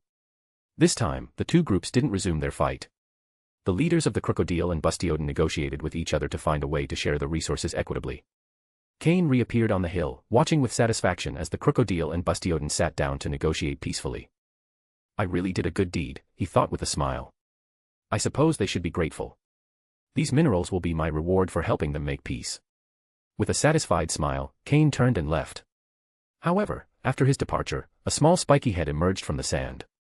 It carefully watched the direction Cain and his team had disappeared, engraving their image deeply in its memory. Then, the Excadrill belonging to the Team Rocket member turned and burrowed back into the sand, heading in the opposite direction. Only after the Excadrill completely disappeared did Cain halt his advance. His eyes glowed with psychic energy, synchronized with Slowking, who also emitted a faint psychic vibration. Evidently, the trainer and his Pokémon were in telepathic communication. In fact, Slowking had detected the Team Rocket member's Excadrill in the sand right after using the teleport move. However, Cain decided not to act hastily. Once the Excadrill had moved far enough away, Cain began to track it. "Slowking, can you sense where it's headed?" Cain asked telepathically. "Yatin," replied Slowking, nodding with a serious expression. Cain was riding on Drapion's back, which moved swiftly across the terrain, while Slowking floated in the air using its psychic powers. Although its speed in the air was slower, it used telekinesis to latch onto Drapion, allowing it to keep up effortlessly. This, however, quickly drained its psychic energy. Fortunately, Cain had poke blocks to help Slowking recover its strength. Moreover, Slowking's psychic capacity was immense, so vast that Cain had never seen it fully depleted.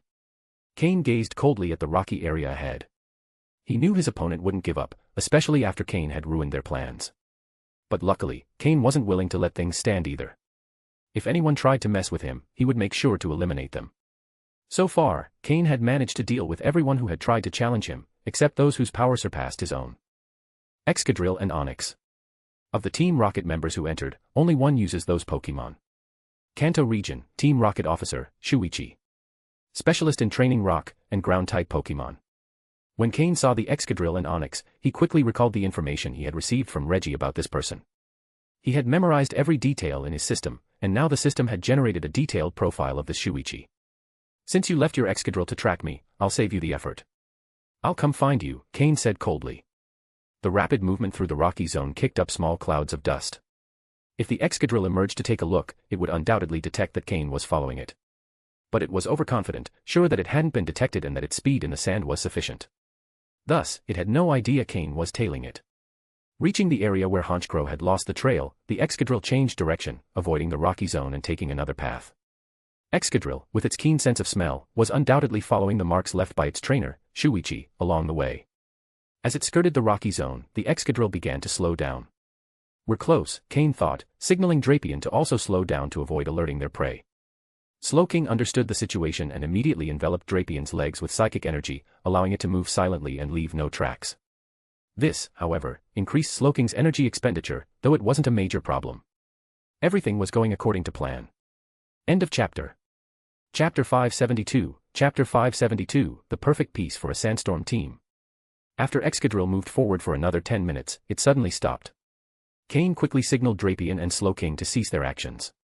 Fortunately, by this time, Drapion had already been running with the assistance of Slowking's psychic powers, preventing any dust from being stirred up. They hid at a certain distance. The sand on the ground began to shift, and Excadrill emerged. Its pink nose sniffed the air, as if searching for something. Like moles, Excadrill has a very sharp sense of smell. It quickly glanced around and, finding nothing suspicious, headed toward a rock. As a ground/steel-type Pokémon, Excadrill has good resistances. Although it is weak against fighting, ground, fire, and water types, it also resists normal, flying, bug, steel, psychic, dragon, and fairy types twice as effectively. It has a quadruple resistance to rock type and is immune to poison and electric type moves. In total, out of the 18 existing types, Excadrill resists or is immune to 10 of them. Additionally, Excadrill's abilities, like Sand Rush and Sand Force, are perfect for sandstorm weather conditions. If Cain wanted to form a sandstorm team in the future, Excadrill would be a key piece for such a team. It would be a perfect fit in the puzzle of a sandstorm team. However, Cain couldn't afford the resource costs needed to form another weather-based team at the moment. The 5 Pokémon he was already raising represented a massive consumption of resources. Just Aaron and Larvitar alone required so many resources that they absorbed 2/3 of what Cain needed to raise his other 5 Pokémon. These 5 Pokémon had great potential and exceptional traits, carefully selected by Cain. With proper training, their power level wouldn't be inferior to that of Slowking and the others. Additionally, the resources Cain possessed now were far better than those he had when he first captured Slowking. With better Pokémon and more resources, combined with Cain's skill and the system's assistance, growth wouldn't be a problem, only time was needed. In Cain's training plans, his primary focus now was his rain team. After all, he was a water-type gym leader. However, the presence of Larvitar and Aaron had also laid the foundation for a future sandstorm team. If he had more time and money in the future, it would undoubtedly be ideal to form a sandstorm team. After briefly reviewing the information about Excadrill in his mind, a series of plans crossed Cain's mind. However, he quickly set them aside, as he had to face a powerful opponent. Excadrill's walking speed on the surface was clearly not as fast as when it was digging through the sand. Cain followed it silently. Within a rock forest, Excadrill quickly found its trainer. It was obvious this wasn't the first time they had done this. The man named Shuichi, dressed in the tight black uniform of Team Rocket, leaned against a large rock, hidden in the shadows. His Onyx had apparently already been returned to its Pokeball, and beside him was a Sandshrew. It was thanks to this Sandshrew that they had left marks along the way, allowing Excadrill to find them easily. When Shuichi saw Excadrill return, his rigid face showed no emotion. He asked in a low voice, "Did you find the person causing us trouble? It's not those others, is it?" Excadrill, somewhat afraid of Shuichi, timidly nodded. Seeing Excadrill's confirmation, Shuichi immediately stood up, his face growing even darker, with a cruel smile forming at the corner of his lips. "Excellent. So someone dares to ruin my plans, passing themselves off as that mantis. How bold. Looks like my name in Team Rocket isn't feared enough yet." Of the more than 30 people who entered this mission, all were Team Rocket officers. Although most were elite officers among the standard ranks, each of them had certain backing, and their skills were not weak. Normally, they walked with arrogance, and their perfect plan had been deliberately sabotaged. There was no doubt that someone had used them as bait to seize the minerals, which had surely already been taken by that person. Just thinking about it filled Shuichi with rage. Dusting off his clothes, he said coldly, "As long as it's not those I'm worried about, it's fine. Let's go. Let's see who dares to be so bold." Shuichi wasn't a fool. He knew his level well and had investigated the other participants in the mission. He wouldn't dare mess with those who were clearly stronger or had greater backing. Now that Excadrill had confirmed it wasn't one of those formidable opponents, Shuichi didn't hesitate to act. Slowking, Psychic Water Pulse, Psychic plus Water Pulse. Drapion, Shadow Ball. From his hiding spot, Cain had clearly heard Shuichi's words. Since Shuichi was already looking for him, Cain decided to take the initiative. Moreover, Shuichi wasn't a threat Cain feared. In front of Slowking, a sphere of water surrounded by a layer of psychic energy formed. Slowking was already highly skilled at executing this combined Psychic Water Pulse move. He launched the attack directly toward Shuichi's position. Drapion, following Slowking, fired a dark orb of larger size that accompanied the Psychic Water Pulse toward Shuichi. Damn it. Again. Shuichi cursed as he felt that familiar sensation of being targeted. Already furious, and just as he prepared to counterattack with determination, that familiar attack struck again. Without time to think, he grabbed Sandshrew and threw it towards Slowking's Psychic Water Pulse. This bought him a bit more time to dodge the attack. He then rolled on the ground, successfully avoiding the Shadow Ball move that followed. Unconsciously, he wiped the dust off his face, looking like a worm in the sand, dark and covered in dirt. Sandshrew, however, couldn't withstand Slowking's attack. And being a water-type move, the damage to a ground-type Pokémon like Sandshrew was even greater. Although Drapion's Shadow Ball didn't have the speed of Jengar's, it had learned well from the latter, and the explosion effect was devastating. The shadow ball move burst on the ground, causing severe corrosive effects. Excadrill watched as its companion was thrown by its trainer, unable to bear it in its heart, but it also didn't dare to resist or make any noise. It quickly positioned itself in front of Shuichi, searching for the direction of the attacks. "Damn it, who's there?" Shuichi shouted, visibly shaken. "Weren't you looking for me all this time?" "Well, here I am." Cain slowly appeared, riding Drapion, emerging from behind the rocks. "It's you." End of chapter. Chapter 573, Chapter 573, The Terrifying Reputation. After Cain's first surprise attack failed, he didn't rush to strike again. This situation was different from the Trial Island. On the Trial Island, Cain didn't know the other Team Rocket members who arrived later. Thus, in every battle, he needed to act decisively and quickly, no matter how strong the opponents were. Only by taking the initiative could he ensure victory step by step. But this time, on Mythical Island, thanks to Reggie, Cain had information about some of the people who had ascended the island, one of them being Shuichi, his current opponent. Cain was confident he wouldn't be defeated. Even if he couldn't win, he always had an escape route with Slowking by his side. So, with the option to attack or retreat, he had nothing to fear. However, something in Shuichi's tone suggested he recognized him. Even though Cain was also a Team Rocket officer, he wasn't as well known as others. His work in the Hoenn region and his direct connection with Umbra and Giovanni kept him separate from ordinary officers, who knew little about him. Even Reggie knew little about Cain, but the Shuichi, upon seeing him, seemed to recognize him immediately. Cain smiled and said, "What's this? Do you seem to know me? I don't remember seeing you before." Now that Shuichi knew who had ruined his plan, he wasn't as angry as before. An enemy in the shadows is far scarier than one in plain sight, and now that Cain had emerged from hiding, Shuichi felt more confident. Without even glancing at his Excadrill lying not far away, Shuichi spoke sarcastically, "The famous first place in Team Rocket's special trial, the young prodigy of Team Rocket, Cain. Who doesn't know you?" Cain frowned upon hearing this. First place on the Trial Island. Did anyone actually care about that within Team Rocket, apart from the officers and captains? After all, what did performance on the island have to do with Team Rocket officers? Why would anyone pay attention to a rookie fresh off the island? The name Xenon crossed Cain's mind. The second name he thought of was Lucius, an executive of Team Rocket. Cain had killed Vexor, one of Lucius's men, with his own hands. Although that information shouldn't have leaked, the sharpest minds could have deduced the truth. With Vexor's strength, apart from Cain and Reggie, who else could have killed him on the island? Both individuals, Xenon and Lucius, had the means to know what had happened. Xenon, though an officer, was considered a senior officer, a step above the other officers. Cain decided not to respond since either hypothesis was plausible. All he had to do was defeat Shuichi and then get the answers he sought. As Cain's eyes grew sharper, Shuichi didn't take a single step back. "Although you may have managed to foil my plan and take those minerals, now I just need to kill you to get them back. Besides, your head is worth more than those minerals." Before ascending the island, someone had told Shuichi about the bounty on Cain. At the time, Shuichi hadn't paid much attention. After all, the island was vast, and there were only about 30 participants. What were the odds of encountering Cain? But today, his luck had changed. If he could kill Cain, he wouldn't just recover the minerals but also claim the bounty on his head. Even if he achieved nothing else on the island, it would already be a success. Both of them smiled. Each thought the other would be the key to their own success. "I never imagined my head was worth so much." "It's surprising," Cain said sarcastically. "What's the matter? Tempted? Why don't you give it a try?" Cain tapped his forehead mockingly, challenging Shuichi to attack him. Shuichi, far from getting angry, believed Cain was already in the palm of his hand. "Sure," Shuichi replied, pulling out a pokeball and tossing it to the ground. A golem appeared next to Excadrill. Shuichi, specialized in rock and ground-type Pokémon, always preferred to attack from the ground with Pokémon like Excadrill, Onix, Golem, Sandslash, and Marowak. Excadrill and Golem were his star Pokémon. Seeing Golem, Cain recalled the information about Shuichi. Thanks to Cain's system, he also received a detailed analysis of Shuichi's battle style. The system, combined with the data provided by Reggie, generated fairly accurate predictions, with at least 50% accuracy. Cain also used the system to skin Shuichi's 2 Pokémon. Pokémon, Golem, Light Blue. Gender, Male. Level. Types, Rock/Ground. Ability, Sturdy.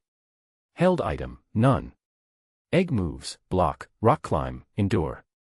Basic moves, Heavy Slam, Tackle, Defense Curl, Mud Sport, Rock Polish, Steamroller, Magnitude, Rock Throw, Smackdown, Bulldoze, Self-Destruct, Stealth Rock, Rock Blast, Earthquake, Explosion. Learned moves: Fire Punch, Iron Head, Earth Power, Snore. TM moves: Protect, Hyper Beam, Brick Break, Sandstorm. Pokémon: Excadrill, Dark Green. Gender: Male. Level. Types: Ground/Steel. Ability: Sand Rush. Held item: None. Egg moves: Iron Defense, Earth Power, Crush Claw. Basic moves: Horn Drill, Rototiller, Scratch, Mud Sport, Rapid Spin, Mud Slap, Fury Swipes, Metal Claw, Dig, Hone Claws, Slash, Rock Slide, Earthquake, Swords Dance. Learned moves: Iron Head, Stomping Tantrum, Drill Run, Stealth Rock. TM moves: Protect, Double Team, Aerial Ace, Shadow Claw. Seeing this data, Cain was surprised.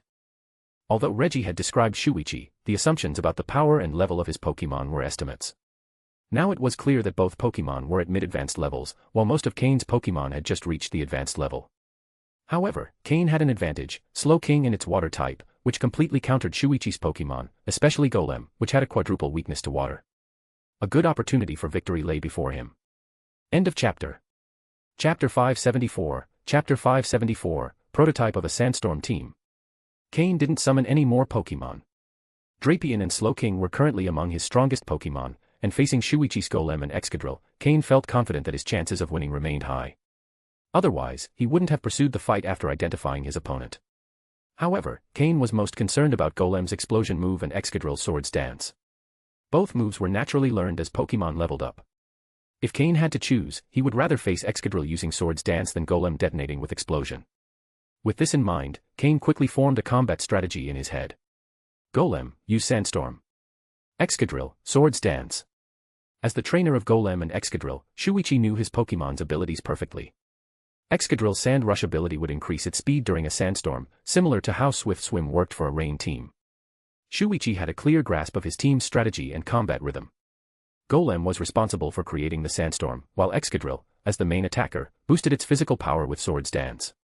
Excadrill, with its outstanding physical power, boasted an attack stat of 135, making it one of the most powerful among all Pokémon. This was essentially the prototype of a sandstorm team, albeit a weaker version of a true weather strategy. As the battle began, Cain's eyes started glowing faintly blue, a sign that his psychic ability was activating. Facing an opponent with a similar power level and even stronger Pokémon, Cain knew he had to go all out. Telepathy allowed him to direct his Pokémon with greater precision during battle, helping control the flow of the fight. Cain was well aware of his Pokémon's strengths. Slowking had a decisive advantage with its water-type moves, and while Drapion didn't have a type advantage, its strength and abilities made it a secret weapon in this battle. Stopping the sandstorm was key. If Golem succeeded in creating it, Cain would have no choice but to retreat. As someone familiar with weather teams, both rain and sandstorm, Cain knew that letting Golem control the weather would tip the battle in Shuichi's favor. Slowking, use Rain Dance and stop the sandstorm. Drapion, use Toxic Spikes, then Hone Claws. Thanks to telepathy, Cain was able to issue instructions quickly in response to Shuichi's orders. The battle was taking place in a rocky area, giving Golem and Excadrill the terrain advantage. Following Shuichi's command, Golem roared, kicking up clouds of sand around it. As the sandstorm move took shape, the air began to fill with sand, threatening to evolve into a devastating storm. However, the ideal Pokémon for initiating a sandstorm would be one with the Sandstream ability, like Tyranitar. The Sandstream ability automatically triggered a sandstorm upon the Pokémon entering battle, a key advantage in sandstorm teams. Even so, Shuichi didn't seem to mind this difference. While Golem could also create sandstorms with its sandstorm move, the process was slower and less effective. Therefore, just as Golem started summoning the sandstorm, Cain had already instructed Slowking to use Rain Dance. When it comes to countering weather, there's nothing better than another weather move. As the first grains of sand began to rise, dark clouds gathered in the sky as if a storm were about to break. Excadrill, undeterred by the changing weather, began executing Swords Dance from its position as per Shuichi's orders. Swords Dance, one of the most powerful moves for boosting physical attack, had always been a move Cain wanted. However, the TM needed to teach it was extremely rare and expensive. Despite his wealth, Cain hadn't been able to obtain it. Only trainers like Steven, an extraordinarily wealthy individual, could afford to teach Swords Dance to all their Pokémon, making them terrifyingly powerful. Meanwhile, Drapion followed Cain's orders, scattering toxic spikes around Golem and Excadrill. Though the poison was less effective against Golem's rock and ground types and null against Excadrill's steel type, Drapion carried out its mission. After spreading the toxic spikes, Drapion sharpened its claws and stinger, emitting a metallic sound. The battle was about to erupt. Shuichi, seeing the dark clouds and toxic spikes, was taken aback. How was Cain's Pokémon able to act without receiving verbal instructions? Before Shuichi could react, the first raindrops began to fall. Golem's sandstorm had barely begun but was quickly suppressed by the rain, and the dampened sand couldn't rise again. When two weather conditions clash, the last move used typically has the advantage. Slowking, use Surf. Drapion, go after Excadrill. Use Fire Fang. While Shuichi was still processing what had happened, Cain continued giving orders to his Pokémon. Surf was a move Cain had recently taught Slowking using a TM. With a roar, Slowking summoned a massive wave of water that surged toward Golem and Excadrill. At the same time, Drapion charged toward Excadrill, a towering beast of 2.5 meters facing a Pokémon less than a meter tall. It was the first time Drapion faced such a small opponent, which only made it more enthusiastic about the fight. Upon evolving from Skorupi to Drapion, it had automatically learned Fire Fang, Thunder Fang, and Ice Fang. After brief training with Cain, Drapion had managed to use them, though not yet perfectly. Excadrill, being a steel type, was vulnerable to fire-type moves like Fire Fang. Shuichi, finally recovering from the shock, saw the massive wave and toxic spikes around him and grew serious. Despite the unexpected turn of events, he couldn't let his combat rhythm be disrupted. The sandstorm had been interrupted, and the rainy weather now favored his opponent. Neither Golem nor Excadrill enjoyed battling in the rain, as water was their worst enemy. Golem, use Heavy Slam on Slowking. Excadrill, use Metal Claw. Resolute in facing the wave head-on, Shuichi opted for a direct offense. Although Golem was slow on foot, it could roll at high speed. Ignoring the wave of water, Golem rolled toward Slowking. Though it took damage, Golem's speed didn't diminish, it even increased. The Heavy Slam move grows stronger the greater the weight difference between the two Pokémon, and Golem, with its rocky body, was much heavier than Slowking. Shuichi planned a direct damage trade-off, hoping to disrupt Slowking's weather control. End of chapter. Chapter 575, Chapter 575, Great Explosion.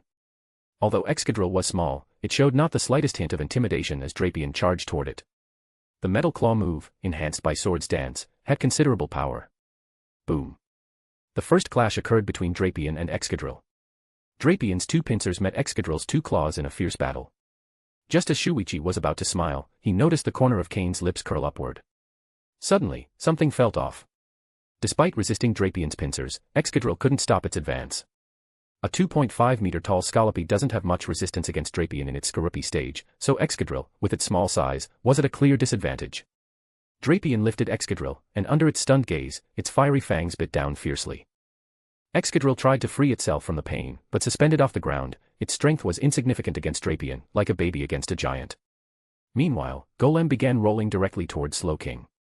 It seemed like a direct collision was inevitable, but instead of the softness it expected, Golem slammed into solid rock. Slowking had used Teleport to evade the Heavy Slam move, leaving Golem to crash into a rock behind it.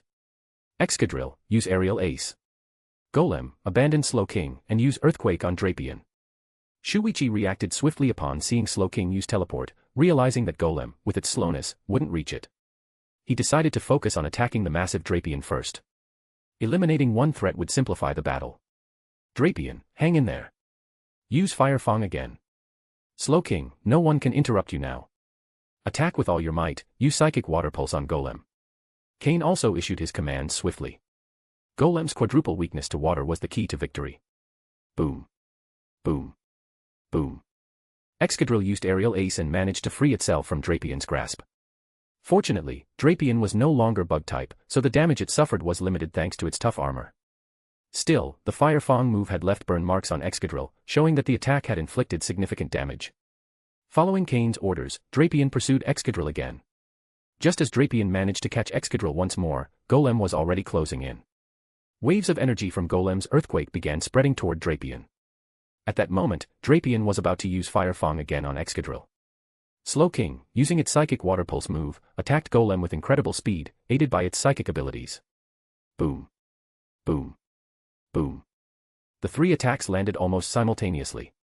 Slowking's attack inflicted quadruple damage on Golem, forcing it to shut one eye in pain and kneel on the ground. Water-type moves had always been a significant weakness for Golem. However, Golem's Earthquake also struck Drapion hard. Standing on the ground, Drapion took the full brunt of the earthquake, with two of its legs falling into cracks created by the attack. But that didn't stop Drapion's offensive.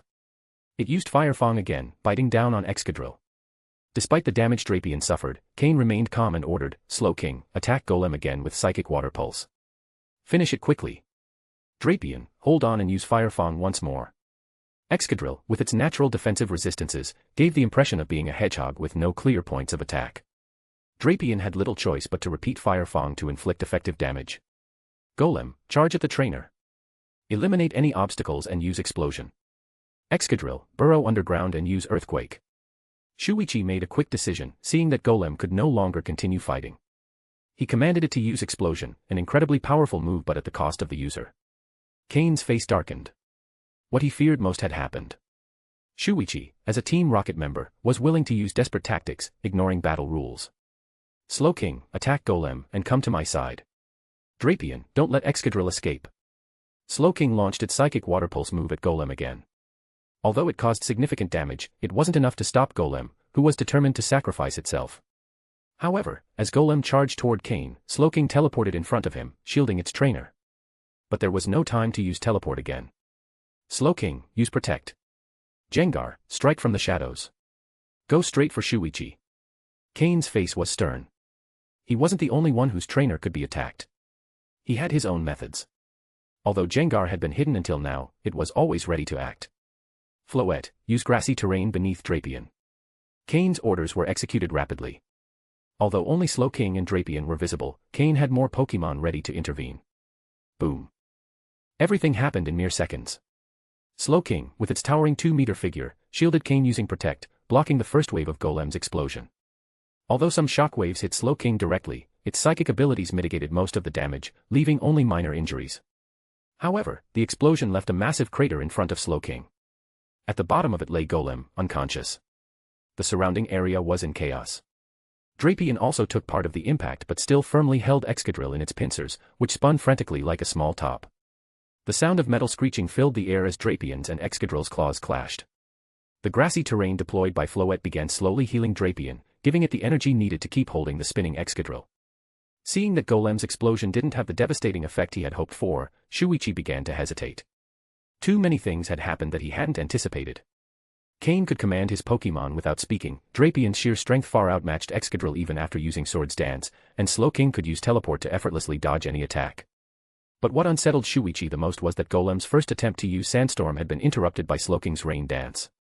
The rain continued to fall, severely weakening his rock and ground-type Pokémon. Without the rain, Golem's explosion would have been far more devastating. End of chapter. Chapter 576, Chapter 576, when it comes to ambushes, who do we fear?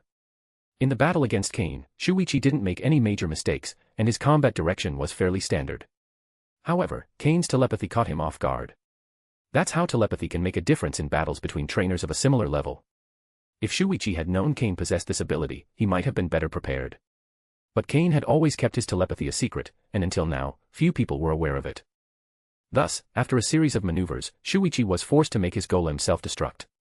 And though Shuichi's Excadrill was powerful, it couldn't defeat Cain's Drapion immediately. Drapion's immense physical strength managed to restrict Excadrill's performance. Shuichi pulled a Pokeball from his belt and threw it to the ground.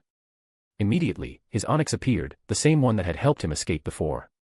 The massive size of Onix blocked the view of Slowking and the others. Shuichi was already planning to flee. Today's defeat was almost certain. Cain's hidden cards had taken him by surprise. Shuichi knew that the next time he faced Cain, he would be better prepared, and it wouldn't be so easy to lose. Cain's telepathy and Slowking's Rain Dance would be the main threats to consider in the future. However, while one person planned to flee, another wasn't willing to let him escape. The moment Golem self-destructed, Jengar, who had emerged from Cain's shadow, had already taken a long detour and was hidden among the rocks. Onyx's appearance provided Jengar with even better camouflage. What's the matter? Thinking of running away? Cain asked with a smile. Humph. I definitely underestimated you. So, the ability you use to direct your Pokémon is telepathy, huh? I didn't think you were also a psychic. It's ridiculous that no one has discovered this. The people who provided me with information about you are useless, Shuichi replied angrily. Although he could escape, he knew he couldn't recover his Golem, which lay gravely injured in front of Cain. It felt like his heart was breaking. Golem was his starter Pokémon, and he had invested so much time and effort into evolving it from a Geodude. Many of his strategies revolved around Golem. But after being repeatedly hit by Slowking's attacks, he understood that Golem was powerless against water-type Pokémon and faster opponents. He would probably no longer use Golem as the core of his strategies. That is, assuming he had a future. I'm curious. Who gave you information about me? Cain asked, trying to distract Shuichi as Gengar moved closer and closer. Shuichi gave a malicious smile. Don't you know who's after you? Don't you feel anxious, thinking everyone around you is watching you with suspicion? No matter, I won't tell you. His mind seemed somewhat twisted. But Cain shook his head and maintained his smile. Oh, yes, you will, he replied. What are you? Shuichi stopped suddenly. He finally realized what was happening, but his survival instincts kicked in too late. When Cain said those words, Gengar was already prepared. Unless Shuichi had a Pokémon hidden in the shadows, like Cain, his fate was sealed. But as a specialist in ground and rock types, he had no Pokémon that could hide in the shadows. Thanks to the connection between Onix's shadow and the nearby rocks, Gengar reached Shuichi's shadow. Slowly, it emerged with a sinister grin, holding two dark spheres charged with immense energy, staring at Shuichi, whose face reflected pure terror. Although Onix finally noticed Gengar's presence, its massive body prevented it from acting without harming its own trainer. Cain, accompanied by his vigilant Slowking, approached slowly. I told you, you'd tell me, Cain said coldly. At Gengar's signal, Shuichi began removing his Pokeballs one by one. Under Slowking's psychic control, the Pokeballs floated toward Cain. In front of Shuichi, Cain collected Onix, Excadrill, and the dying Golem into their Pokeballs. All the Pokémon that hadn't been summoned remained inside their Pokeballs, now locked. Now, you can talk. Who is it? Cain asked, this time with a tone laced with lethal threat. Anyone would be frustrated at being a constant target. From the Trial Island to his arrival in Hoenn, and even on Mythical Island, Cain had been under attack repeatedly. Before, Cain didn't have the power to fight back, but now that he had grown stronger, it was time to stop being the prey and become the hunter. Not reacting would only encourage others to keep attacking. Shuichi, pale-faced, understood his situation well. As a rocket officer, he knew nothing good awaited him. His life was in Cain's hands. He knew that whether he spoke or not, he likely wouldn't leave alive. But a small spark of hope remained in his heart. What if he talked and Cain let him live? What if? After all, living, even in the worst circumstances, was better than dying. As long as he was alive, anything was possible. Everything had happened so fast. Just moments ago, Shuichi had been arrogant, believing that with more information, he could defeat Cain in a future confrontation. But he hadn't anticipated Cain pushing him to the edge, revealing the true nature of a rocket member. When it came to victory, no method was off limits. Finally, Gengar lowered the dark spheres and remained in Shuichi's shadow. Though his Pokémon had been withdrawn, the threat remained. Situations like these, where League members let their guard down after confiscating a rocket member's Pokeballs, only to be stabbed to death, weren't uncommon. Shuichi collapsed to the ground, feeling his strength leave his body. At last, he murmured a name. Xenon. End of chapter. Chapter 577, Chapter 577, Diamonds, Can They Be Eaten? By the time Cain left the rocky area, the sun was already in the west. He had managed to extract the information he wanted from Shuichi. It turned out that Shuichi wasn't taking direct orders from Xenon. Instead, Xenon had placed a bounty on Cain within a few small clandestine rocket team groups. Anyone who accepted the bounty could obtain information about Cain from Xenon. A bounty of 20 million Pokedollars, wow, I'm really valuable, Cain laughed at himself. However, the coldness in his eyes deepened. He understood why Xenon was doing this. Currently, Cain was Giovanni's protege, and most people didn't dare to openly attack him. But this mythical island presented an opportunity. What Cain didn't know was how word had leaked that he would be participating in this mission. Thus, on this island, anyone could be trying to kill him. Even Reggie and the other two could no longer earn Cain's trust. This was likely part of Xenon's plan. He didn't necessarily want rocket team members to eliminate Cain directly, rather, he wanted Cain to distrust all participants, preventing him from collaborating effectively with anyone. If any unforeseen situation arose, Cain would most likely die on the island. Of course, if they somehow managed to eliminate Cain directly, Xenon wouldn't hesitate to spend 20 million for peace of mind. Cain's growth rate was too rapid, enough to make Xenon nervous. Since Cain left the Trial Island until now, not much time had passed. Before returning to that island, he was barely at the level of a captain. But now, he could participate in missions reserved for officers. While Xenon wasn't overly concerned about Cain's current strength, it was the speed of his progress that truly worried him. Shuichi had already been buried deeply by Cain in that rocky area.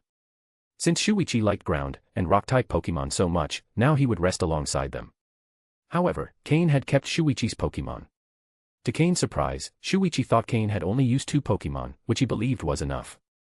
Among Shuichi's Pokeballs, Cain found 2 other advanced-level Pokémon, a large Onix and a Marowak.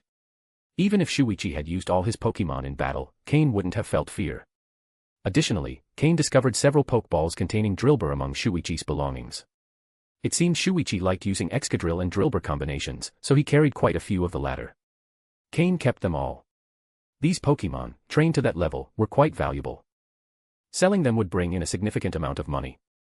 As for the group of Drillbur, Cain thought they might be useful for working the mountain's back area, helping to cultivate the land. Cain also healed Shuichi's Golem, which had used the move Explosion.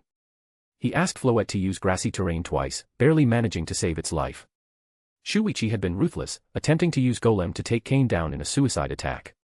On an island without medical facilities, a Pokémon that has used Explosion is nearly impossible to save. But Cain had Pokeblocks, many healing medicines, and Floette. Thanks to all these factors, Golem's life was barely saved. However, it wouldn't be in top shape for at least a month. Drapion had also sustained considerable damage. Golem's Earthquake move and Excadrill's attacks had caused significant harm. Drapion is doubly weak to ground-type moves.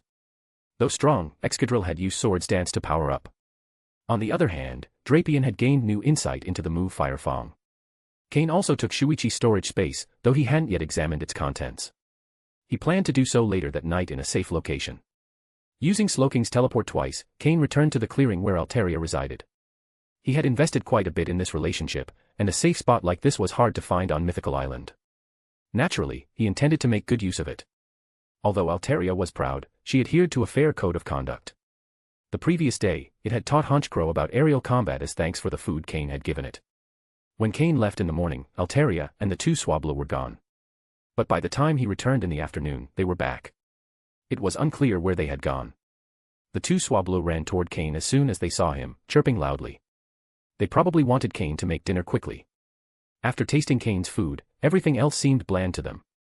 Going out with their mother Altaria during the day, the food they used to enjoy no longer tasted the same. Thus, at the request of the 2 Swablu, Altaria had cut her outing short and returned with her children, awaiting Cain's arrival. Altaria blushed slightly.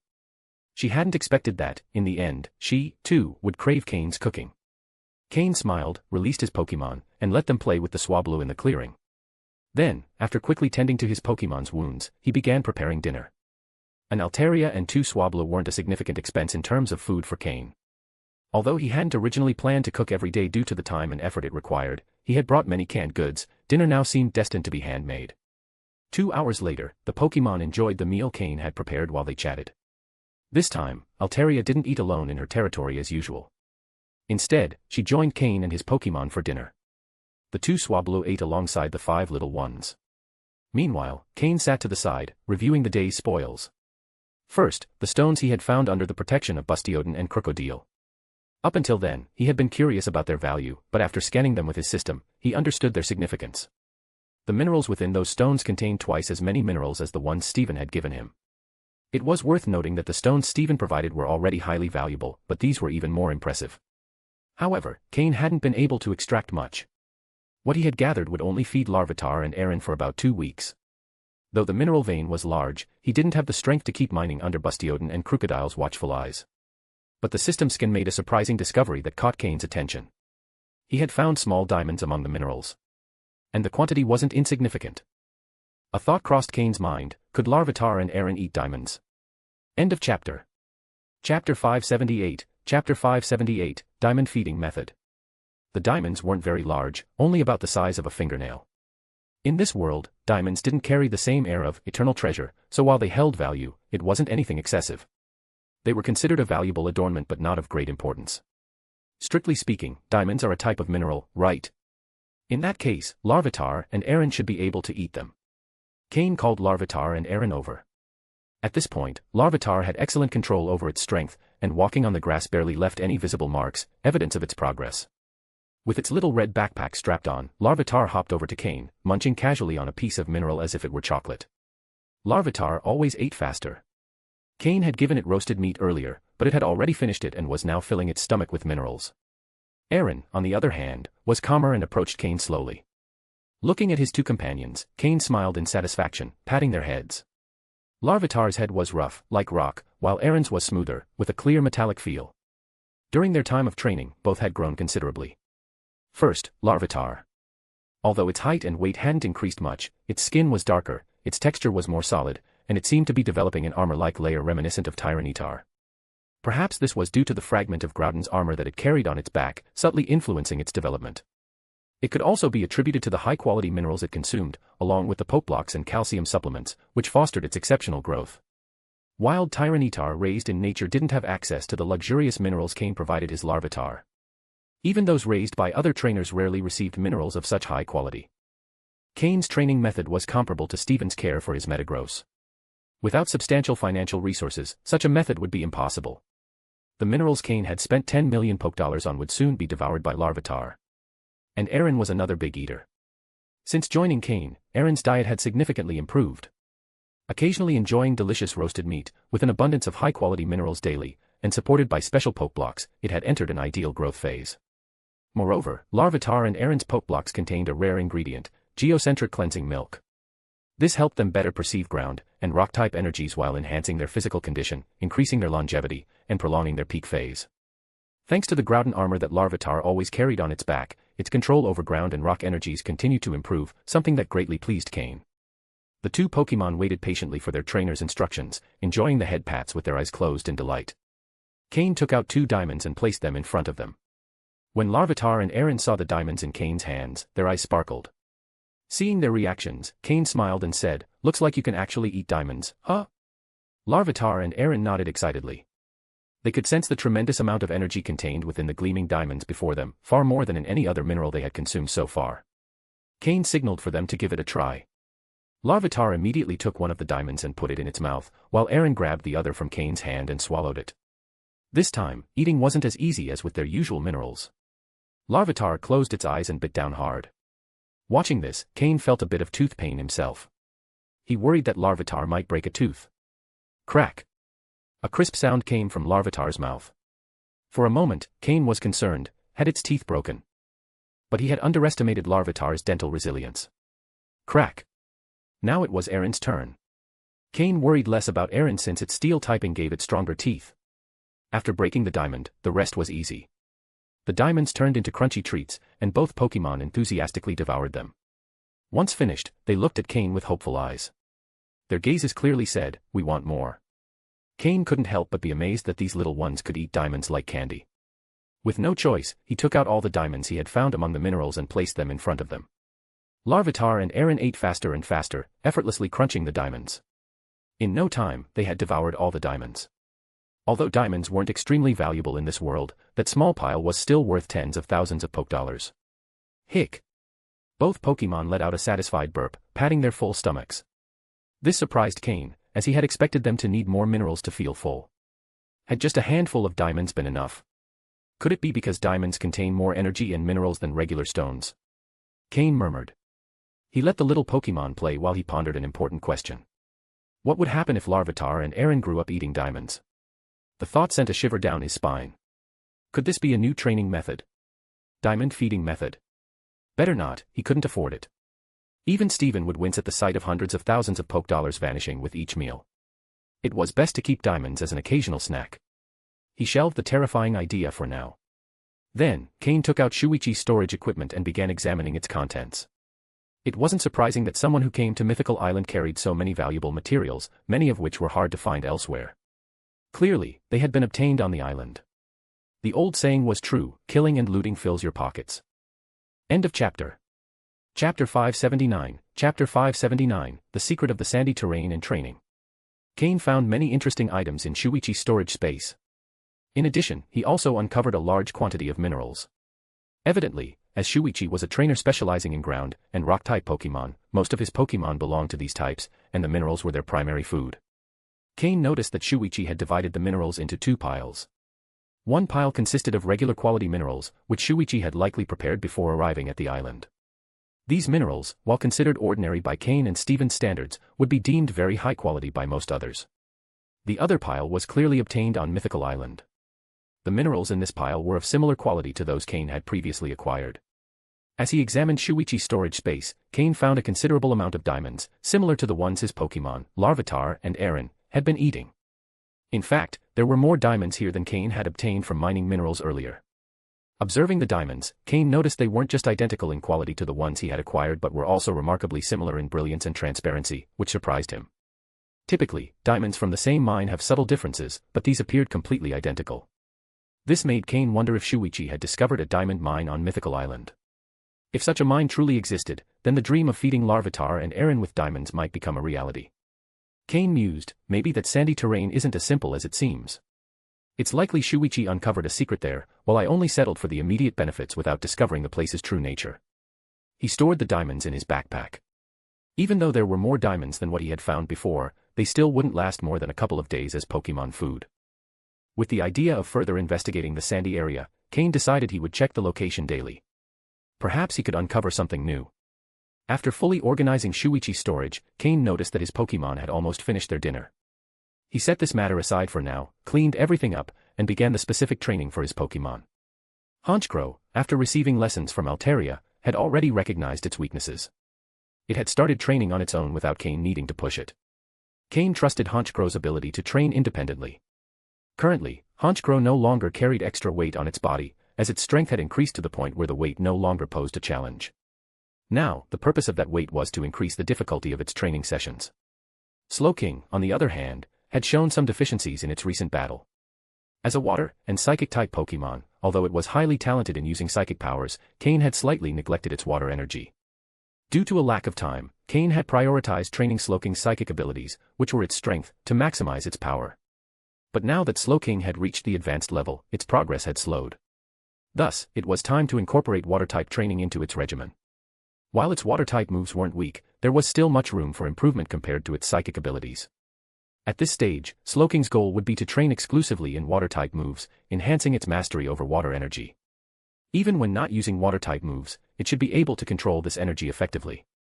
Weevil, Jengar, and Drapion, who had recently evolved and reached the advanced level, required more intensive training.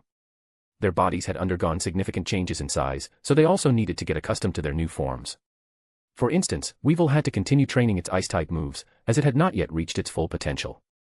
One of the moves it needed to focus on was Blizzard, a powerful and effective move for group battles. Although Weevil had already used Blizzard during the battle against the Scolipede, it was still far from meeting Cain's standards. As for Drapion, it had learned 3 new moves after its evolution: Fire Fang, Thunder Fang, and Ice Fang, enabling it to adapt better to different types of opponents. For example, when facing a ground and steel-type Pokémon like Excadrill, Drapion's usual moves were heavily limited, but Fire Fang allowed it to counter Excadrill effectively. However, it still needed to practice these moves to perfect them. Drapion's training involved running across the field and striking trees, becoming familiar with its new body. Then, it had to use the 3 Fang moves to attack the trees, smoothly switching between different energy types. Only once it had fully mastered these moves would Cain focus on enhancing their power. Lastly, Jengar had already proven its capability in battle after the intense matches at the Pokémon Center. Although it had improved its control over its body since its evolution, it still needed to work on the advantages gained from its new form and fully master its moves. Jengar was a Pokémon with tremendous growth potential, especially because it could Mega Evolve. While its capacity hadn't increased much after its evolution, Cain was confident this wouldn't limit it. Cain also sensed that the black energy Jengar had absorbed, a gift from one of the elders at MT Pyre, still held untapped potential. This meant Jengar would need intense training to unlock that power fully. Cain knew that none of his Pokémon had yet reached their maximum potential for their levels and abilities. Each one had significant room for improvement, though some would have more opportunities to grow depending on how they manage their current skills. End of chapter. Chapter 580, Chapter 580, The Soul of Deception. Of course, in addition to the 5 Pokémon currently in the main team, Cain also assigned training tasks to the Pokémon he carried close to his chest, Floette. Even if it was just for their time on this island, being the only support healer-type Pokémon in the team, her importance to the group was undeniable. Cain didn't want Floette to fail at a critical moment. For this reason, he had given her as much training as possible, especially focusing on the move Grassy Terrain. Truth be told, while Floette's potential was relatively low compared to Cain's other Pokémon, if he had had a Pokémon like her back on Trial Island, his life would have been much easier. Additionally, Floette having lower potential didn't mean her utility was small. For support moves like Grassy Terrain, Floette was surprisingly effective, even without extensive training in such moves. Whenever Cain watched Floette train moves like Grassy Terrain, he couldn't help but nod in approval, thinking he had found a true treasure. After assigning training tasks to his main battle Pokémon, the 5 younger ones also had to participate in training. However, their focus was currently on physical development. Learning to master their bodies was more effective than move training at this stage and would give them a solid foundation for the future. While Cain was busy training his Pokémon, an unexpected figure appeared by his side. It was Altaria. Cain was somewhat surprised by Altaria's appearance. Altaria let out a gentle melody and observed the training Pokémon, nodding in approval. It seemed as if she was saying the Pokémon were training well and growing considerably. Cain hesitated for a moment but decided to activate his telepathy and connect his mind with Altaria's. "Hello, Altaria, my name is Cain. I'm a Pokémon trainer," Cain said, his eyes glowing blue. By now, Cain had mastered the use of telepathy with ease. Altaria looked at him in surprise, clearly not expecting the voice in her mind to come from the human before her. "It's me speaking. This is telepathy, a special way to use psychic powers," Cain explained. "Hello, Cain," Altaria's voice soon echoed in Cain's mind. Altaria's voice was particularly clear, but it didn't sound like that of a young woman, more like a mature one. It made sense, given she was the mother of two Swablu. Her voice matched her role perfectly. Cain smiled and nodded, saying, "Is something wrong? Is there anything I can help you with?" Altaria seemed hesitant. Cain waited patiently, saying nothing. Are you from somewhere outside this place?" Altaria took a deep breath before finally speaking. When Cain heard Altaria's question, his pupils contracted, and his expression stiffened. Outside? Outside Mythical Island? Or beyond Mythical Island's illusory barrier? Cain hadn't responded yet, but Altaria already got the answer she sought just by observing Cain's expression. With a melancholic sigh, she said, "I knew it, you really are from the outside. Is the outside world big?" Altaria's eyes shone with longing and hope. Nodding, Cain sat on the ground, gazing at the stars in the sky. It had to be said, Mew's creation of Mythical Island's barrier was exceptionally clever. From inside, you couldn't see what lay beyond, but the starry sky was clearly visible. "How did you know this place isn't the outside world?" Cain asked after some thought. "Once, before my two children were born, I flew beyond this island to see what lay beyond. But, every time I flew a certain distance, a kind of maze would appear, and in the end, I would always return to this island," Altaria explained. Altaria, practically invincible on Mythical Island, faced no daily life pressures. There were other Pokémon stronger than her on Mythical Island, but none could prevent her from escaping. "Then, how do you know the outside world exists?" Cain asked again. Altaria had shown little surprise when she first saw Cain and his Pokémon. Could it be because she already knew about the outside world? Altaria's expression shifted to one of nostalgia. After a moment of silence, she replied, "The father of my two children is from the outside world." Cain was stunned by the response. So, there had already been Pokémon from the outside that entered. And where is he now? "He's gone. He passed through the barrier and left." Altaria nodded. Though Cain was surprised that the father of her children could cross the barrier, he wasn't too shocked, knowing the father's power. Cain didn't know what to say. To cross Mew's barrier freely, that Pokémon must have been at least elite level, and not just any elite level Pokémon could achieve such a feat. A flying type Pokémon above elite level. Perhaps a legendary Pokémon. If that were the case, the two Swablu probably had far greater potential than Cain had imagined. "So, do you want to leave and see the world?" "Leave?" Altaria's eyes sparkled with a long-repressed desire. From the day she learned of a larger world outside, she had yearned to explore it. But after having her two children, that ambition had faded, forcing her to suppress it. She still had to care for her little ones. Thinking of them, Altaria hesitated again. At that moment, Cain's mind began working rapidly. He had clearly noticed Altaria's longing for the outside world, but her responsibilities to her children kept her from acting on it. Suddenly, Cain's soul of deception ignited. This was a truly high-level Pokémon, with power nearing elite level, and equipped with powerful dragon-type moves. If he could convince her. No. This wasn't deception.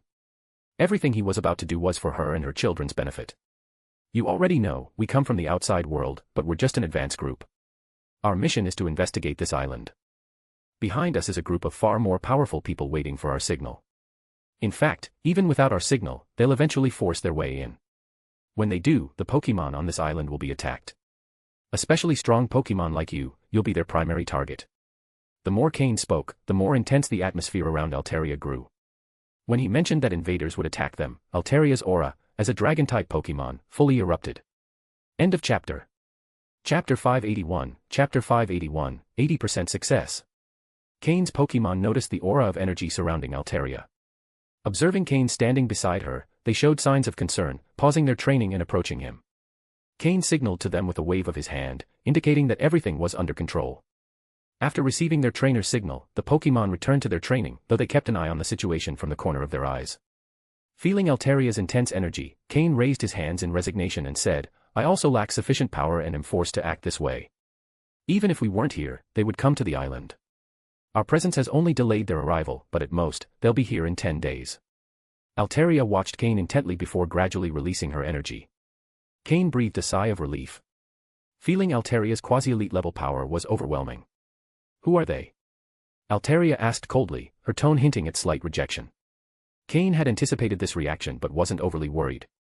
Although Altaria was powerful, as a Pokémon that had lived in a closed environment, her perceptions were more naive compared to Pokémon from the outside world. Cain also knew she had her 2 offspring to care for. They're an underground organization from the outside. This place where you live is called Mythical Island, and the barrier preventing you from leaving is the Mythical Shield. The organization is extremely interested in this long isolated island. Currently, at least 5 or 6 quasi-elite level trainers are waiting outside. You may not be familiar with what a quasi-elite level trainer means, but each of them has at least 4 or 5 Pokémon as strong as you. Altogether, there are nearly 30 Pokémon of that level. Do you think this island has so many powerful Pokémon? And even if it does, would they unite to defend themselves? Cain's words left Altaria speechless. If the powerful trainers Cain described truly existed, the island faced an imminent threat of destruction. Cain had exaggerated a bit. Team Rocket's team included quasi-elite level trainers, but not as many as he claimed, and not all had as many Pokémon at Altaria's level. However, he wasn't entirely wrong. When Team Rocket attacked the island, there would be many quasi-elite level trainers. Altaria began to feel disheartened. The conviction in Cain's voice indicated he wasn't lying. She didn't know how many Pokémon on the island were stronger than her, but as a flying-type Pokémon, she naturally had the advantage of deciding whether to fight or flee. She had faced several stronger Pokémon but not as many as Cain mentioned. Furthermore, Cain had pointed out a crucial fact: the Pokémon of Mythical Island would not unite to fight. As a native resident, Altaria knew this all too well. Is there no hope? Altaria sighed sadly. Cain noticed the discouragement in her words. If Altaria were alone, she might not be so concerned, but her 2 young offspring were inexperienced in combat. Under her protection, they had faced few dangers and rarely fought. Cain decided to seize the moment. "If you trust me, I can take you off the island without much difficulty. I can also offer you a safe place to live. To be honest, in the outside world, I hold a certain position. I have my own territory, which, though not as large as Mythical Island, is comparable to your territory.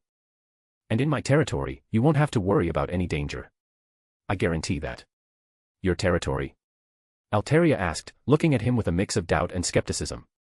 Cain knew that, compared to Altaria, his Pokémon weren't as strong. Together, they couldn't match even 2 of her attacks. "Yes, my territory. I know that, compared to you, we're still weak. But surely, you can see that my Pokémon haven't been trained for long, right? In less than a year, starting from scratch, they've reached this level. Give me another year, and I'm confident I can surpass you." Cain's confidence was evident on his face. The progress he'd made in this life had given him great assurance. Even when facing prodigies like Lance or Steven, Cain was confident he could compete with them. Altaria nodded slightly. She had noticed the youth of Cain's Pokémon. Some were even younger than her own offspring but were already powerful. This trainer had very effective methods for training his Pokémon. However, Altaria didn't respond immediately. As a Pokémon on the verge of becoming an elite-level Pokémon, she had her pride. The only reason she might consider it was for her 2 offspring. She needed time to decide whether she was willing to set aside her pride for the sake of her young and trust this human. "Let me think about it," Altaria said before taking flight. Cain, watching Altaria disappear into the moonlight, smiled to himself. "I almost have her." He had managed to convince her 80% of the way. With the promise of a safe haven and territory, Altaria was already caught in Cain's net. However, one question lingered in his mind. Who was the father of the 2 Swablu? End of chapter.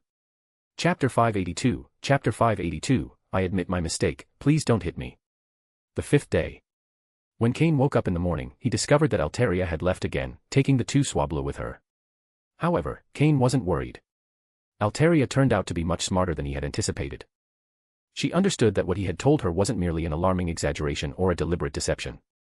He had just embellished the facts a little. But if Team Rocket's men were to fully invade, Altaria and the 2 Swablu, being high-quality and rare Pokémon species, would undoubtedly be the team's primary targets. From Cain's perspective, if he had enough power, he too would try to capture Altaria and her two young by force. After all, Altaria is a Pokémon capable of Mega Evolution, which gave it a much higher potential ceiling than ordinary Pokémon. Moreover, after Mega Evolving, it gained the Dragon and Fairy types, both of which would be incredibly valuable in the future. Wasting no time, Cain had breakfast and teleported again to the Sandstone region with Slowking's help. The main goal of this visit was to search for the rumored diamond deposit that might exist in the area. If Cain hadn't defeated Shuichi yesterday, he might have been able to get some information from him. However, Cain also had his own unique methods. Standing on Drapien's back, Cain took out Larvitar's Pokeball. He immediately summoned Larvitar. When Larvitar appeared on the sand, his massive weight didn't make him sink. Cain noticed he had generated a thin layer of ground-type energy under his feet, preventing him from sinking into the sand. Larvitar's control over ground-type energy had improved again. Cain had high expectations for how Larvitar would use ground-type moves in future battles. As soon as he was out, Larvitar glanced around and, seeing Cain standing on Drapien's back, flashed a happy smile. This sandstone environment was one of Larvitar's favorites, and he felt completely at ease. He ran on his small legs toward Drapien, trying to grab the spikes on Drapien's back to climb up. However, when Larvitar used his strength, crack! Cha! Drapien let out a cry. One of the small spikes on his back ended up in Larvitar's hand. Larvitar looked at the spike in his hand, then at Drapien, who showed signs of pain. He felt terribly embarrassed, bowing repeatedly in apology before trying to place the spike back in its original spot. He carefully set the broken spike on the fracture. After placing it, Larvitar quietly sighed in relief. I didn't think it was that fragile, thought the poor Larvitar. However, he forgot his own weight. A breeze blew, and the small spike fell to the ground. The situation became extremely awkward.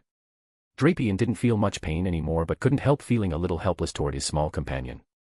These spikes were like his hair, and breaking them did hurt. Cain couldn't help but facepalm. Using his psychic abilities, he quickly lifted Larvitar. Larvitar, with his little red backpack, had a guilty expression, looking down and fiddling with his hands, too embarrassed to meet Drapien's gaze. The spike was my fault. I admit my mistake, but please don't hit me. Seeing his expression, Cain couldn't help but laugh. Ha ha ha, it's okay, Larvitar. Drapien won't blame you. That spike will grow back soon.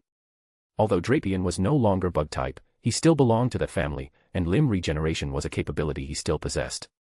A small spike like that wasn't a big problem for him.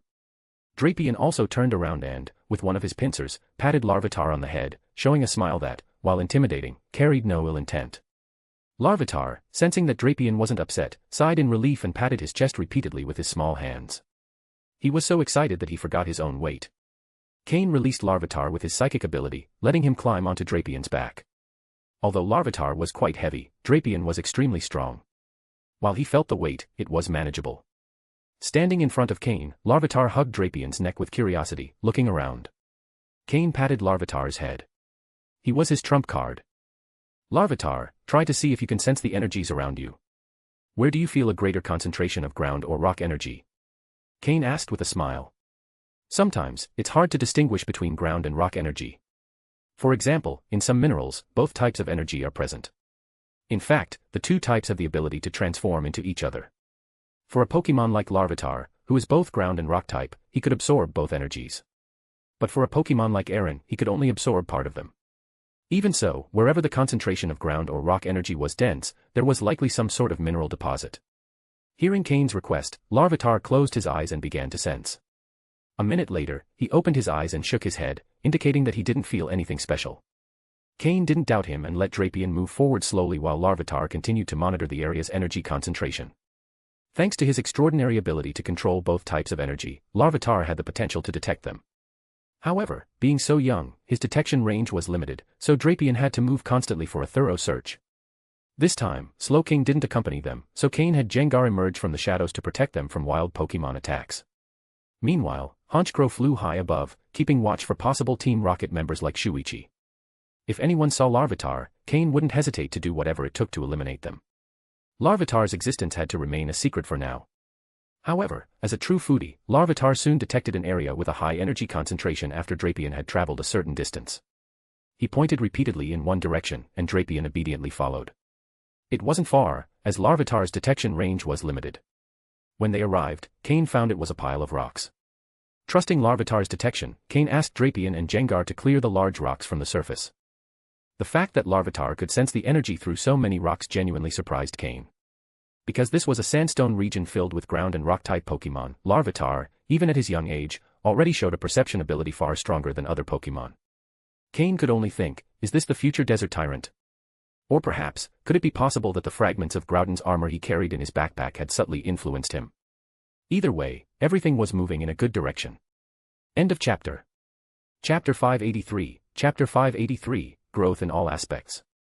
When Drapion and Jengar finally managed to move the large rocks covering the area, the hidden gemstones underneath were revealed. Since Cain was the first to discover this spot, there weren't any overly powerful wild Pokémon present, so there was no need to rush. Cain carefully examined the quality of the stones. They were better than he had imagined, comparable to the ones he had taken from Bastiodon and Crocodile the other day. However, the deposit here was much smaller. With the cooperation of Drapion and Jengar, they managed to extract everything within half an hour. It's worth noting that Larvitar, the little rascal, lazed around the entire time. While Drapion and Jengar worked hard to dig out the stones, Larvitar sat calmly on the side, holding a rock larger than himself and happily chewing on it. The crunchy sound of him biting into it, combined with his satisfied expression, made it seem like he was enjoying a delicious chocolate bar.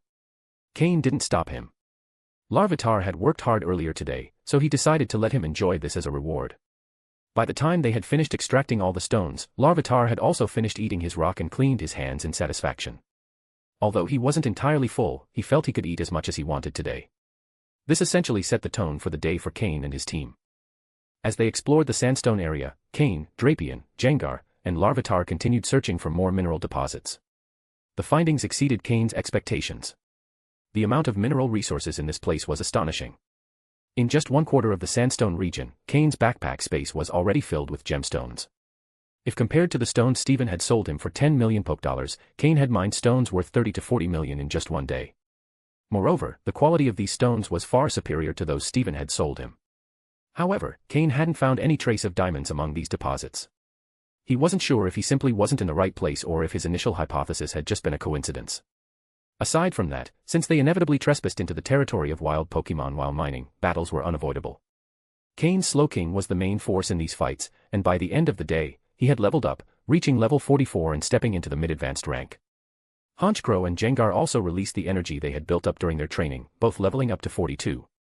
But the biggest surprise of the day was Floette. Although she was a fairy-type Pokémon, she also had significant grass-type moves. Since grass-type moves are effective against ground and rock types, Floette proved to be just as effective as Honchkrow and Jengar when battling such Pokémon. After this intense day of battles, Floette had leveled up to 33. She had been with Cain for only 3 or 4 days and had already gained 3 levels, something so fast even she couldn't believe it. As a result, she began to push herself even harder in battles. Having grown up in the wild, Floette understood the importance of improving her power better than anyone else on the team. Although they also encountered some opponents they couldn't defeat, such as wild Pokémon at quasi-elite levels, Slowking's natural advantage with the move Teleport made it easy to avoid these slow opponents. If not for that, Cain wouldn't have dared to provoke such powerful Pokémon. By nightfall, they returned to the grassland area. They had only explored 1/4 of the sandstone area, leaving a vast expanse still to be explored. Even if he didn't find the diamond mine, the stones he had mined already represented significant savings for Cain, as well as contributing to Larvitar and Aaron's growth. The energy Larvitar and Aaron had absorbed from the stones also allowed them to level up. Aaron leveled up to 19, and Larvitar to 12. It was evident that the energy contained in these stones was truly abundant. Without having to battle, just by absorbing the energy from the stones, both had improved considerably. Additionally, this energy was gradually transforming their bodies, which would result in an explosion of power when they eventually evolved. Right now, they were building the foundation for their future. The fact that the energy from these stones allowed them to level up demonstrated how valuable they were. With such nutritious stones, Larvitar and Aaron behaved like little maniacs, eating eagerly, playing joyfully, and training diligently to expend their daily energy. That night, Altaria didn't approach Cain. After dinner, she stayed by herself, gazing at the stars and pondering something. Cain understood it was best not to disturb her for now, to avoid making her think he had any ulterior motives.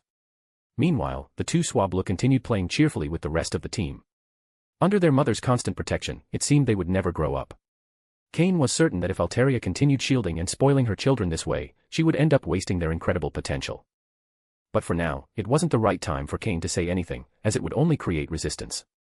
Surprisingly, Cain decided not to participate in his Pokémon's training that night. Instead, he sat down to meditate and train his psychic power. Since reaching the level of a beginner psychic, Cain had temporarily stopped training that ability. However, he decided to resume it. Although he knew reaching the intermediate level would be difficult, even among beginner psychics, there were differences in power. Cain still had some dawn stones and was curious to see how far he could go after absorbing all of them. The second time he absorbed a dawn stone, it was much smoother than the first, and the energy was absorbed without issue. However, the increase in his psychic power wasn't as dramatic as the first time. But for someone with as scarce psychic power as Cain, it was still a significant boost. After each absorption, he needed time to stabilize and adjust before using another dawn stone. With several stones in his possession, Cain hoped to absorb them soon, as it would greatly enhance his advantage in using psychic powers. End of chapter. Chapter 584, Chapter 584, I might have struck a fortune. Day 6. Mythical Island. Sandstone Zone. Cain, accompanied by Drapion and Larvitar, resumed his treasure hunt. For Larvitar, this was a source of immense joy, not so much for the thrill of the hunt, but for the reward that usually awaited at the end. Plenty of delicious food. The previous night, Larvitar had enthusiastically recounted to Aaron what happened during these expeditions, making Aaron incredibly envious. If Aaron had the same skills as Larvitar, he would have insisted on joining Cain to help find more minerals. That day, the treasure hunt began smoothly, but as they reached the edges of the sandstone zone, they noticed something unusual. According to the layout of Mythical Island, the Tree of Life stood at the center of the island. The meadow where Alteria lived was in the southern zone, quite far from the center. North of that meadow stretched the Scolipede Forest, and beyond it lay the vast sandstone region, home to many rock and ground-type Pokémon. Beyond the sandstone zone, to the north, was a mountain range dividing the region in two. On this day, Cain and his team, while exploring, found themselves near this mountain range. During the search, Cain came across several deep pits with clear signs of prior excavation. These pits, originally full of minerals, were now empty. The first name that came to Cain's mind was Shuichi. This was surely the place where Shuichi had been transported, and the stones stored in his space pocket likely came from here. There were traces of excadrill both underground and on the surface. What confirmed Cain's suspicions even further was that, in one of the deposits pointed out by Larvitar, Drapion found diamonds embedded in the rocks. They were identical in quality and color to the ones Larvitar had devoured earlier. This confirmed that there wasn't a true diamond deposit in the sandstone zone, which was a bit disappointing.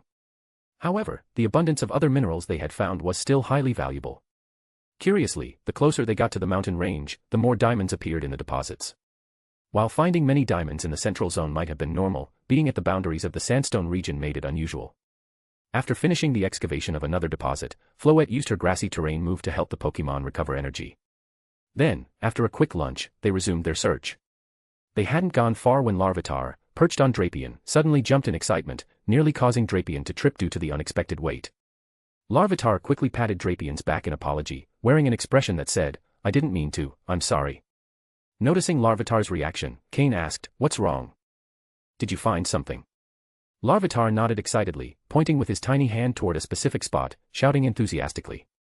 He seemed to be saying, There's something delicious there." Following the direction Larvitar pointed, Cain saw that he was gesturing toward the base of the mountain. Could it really be a diamond deposit? Wasting no time, Cain instructed Drapion to head there. At first glance, there were no visible signs on the surface or on the mountain wall. It was a steep cliff, at a 90-degree angle, covered with loose rocks. Cain summoned all his Pokémon, knowing that working in such an unstable area required caution, as rocks could fall at any moment. Drapion, being the most skilled at digging, took the lead. Mining also served as excellent exercise for Drapion, helping him improve his body control and joint strength. Slowly, they began excavating under the cliff. Larvitar was restless, pacing back and forth, clearly drawn to whatever was inside. After about 40 minutes of teamwork, just as Cain began to doubt whether Larvitar had been mistaken, something happened. Clang. The metallic sound of Drapion's strike indicated they had hit something hard. Hearing this, Larvitar rushed to the spot, pointing excitedly and nearly drooling, convinced they had found something delicious. Cain approached to inspect and found small fragments of diamonds glimmering in the rock wall. Is this a diamond deposit? Cain couldn't believe his luck. Could it be that his good fortune would soon run out after this? Motivated by the discovery, Drapion began digging with renewed enthusiasm. As Cain collected the stones, Larvitar took advantage of every small fragment that fell, quickly popping it into his mouth. The crunching sound of diamonds being bitten was unmistakable, and though he tried to be discreet, the noise gave him away. However, as the excavation continued, Cain noticed something strange. The quantity of diamonds seemed excessive, and most intriguingly, their color and quality were unnatural. Then, it all clicked. Cain realized these diamonds hadn't been naturally formed. His expression shifted from surprise to overwhelming joy. If his assumptions were correct, he had struck a fortune. End of chapter. Chapter 585, Chapter 585, Carbink. Cain had a suspicion in his mind. As the Pokémon continued digging and uncovering more diamonds, that suspicion grew stronger. He set aside some of the larger diamonds, leaving the smaller ones for Larvitar as a snack. Additionally, Cain decided to call Aaron out as well. When Aaron appeared and saw Larvitar frantically devouring diamonds, his eyes filled with envy. Without saying a word, Aaron simply sat next to Larvitar and started eating too. Larvitar noticed Aaron's presence but didn't say much, merely letting out a few sounds while chewing since his mouth was still full of diamonds.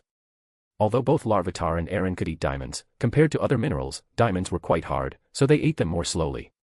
Moreover, diamonds contained much more energy, and both began to feel as though their stomachs were reaching full capacity, as if they might burst.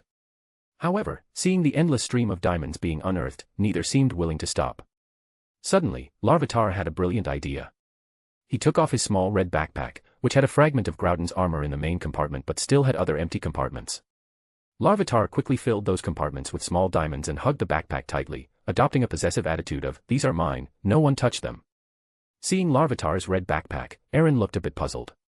He stared at Larvitar, then at Cain, as if silently expressing that he needed something similar. Amused by their behavior, Cain couldn't help but laugh. "Haha, it's all right, little ones, no need to fight over this. After all, these diamonds are for you. But eating this many diamonds as if they're regular food isn't a good idea. You might have digestive problems. This will be the first and last time. In the future, I'll prepare a more suitable diet for you." Aaron, slightly embarrassed, scratched his metallic head, while Larvitar kept clutching his backpack, completely ignoring Cain's words as though his only concern was his precious possession. Laughing, Cain decided to recall the two mischievous Pokémon back into their Pokeballs. After eating so many diamonds, they probably won't even need dinner, Cain thought. He could only hope their stomachs could digest them well. After recalling the two little ones, Cain's expression turned serious again. He looked toward where Drapion was still digging, a spark of excitement in his eyes. As if responding to his gaze, Drapion struck the wall with its pincers once more, and suddenly, the wall collapsed, revealing a passage ahead. The interior wasn't completely dark, small, diamond-like stones embedded in the walls emitted a faint glow, illuminating the cave within. Cain felt a surge of joy, convinced that his suspicion was about to be confirmed. Climbing onto Drapion's back, Cain and his Pokémon ventured into the cave. He instructed Slowking to seal the hole they had dug, preventing other Pokémon from entering. This passage seemed to be part of a pre-existing cave system, and now Cain had to decide which direction to take. After observing the situation, Cain decided to head toward the area where the diamonds were most abundant. All of Cain's Pokémon accompanied him, as in this type of unknown environment, there was always a risk of encountering danger. The passage wasn't very wide, barely enough for Drapion to walk through, so the other Pokémon positioned themselves either in front or behind. Gengar hid in Cain's shadow, while Weevil, being smaller and more agile, took the lead to scout for potential threats. Slowking stayed directly behind Cain, ready to teleport them away if necessary.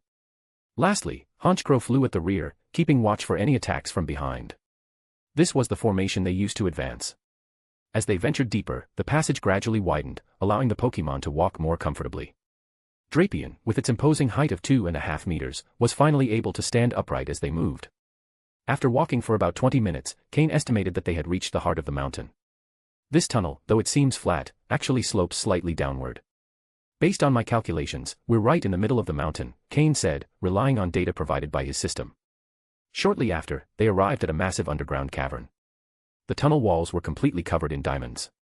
At this point, Cain was 99% certain of his theory. When he saw the first Pokémon inside the enormous cave, all his suspicions were confirmed. The Pokémon that appeared before him was a rock and fairy type. A common Pokémon in the Kalos region, but rare in other places. It was a Carbink. The body of this Pokémon was composed of stones and diamonds.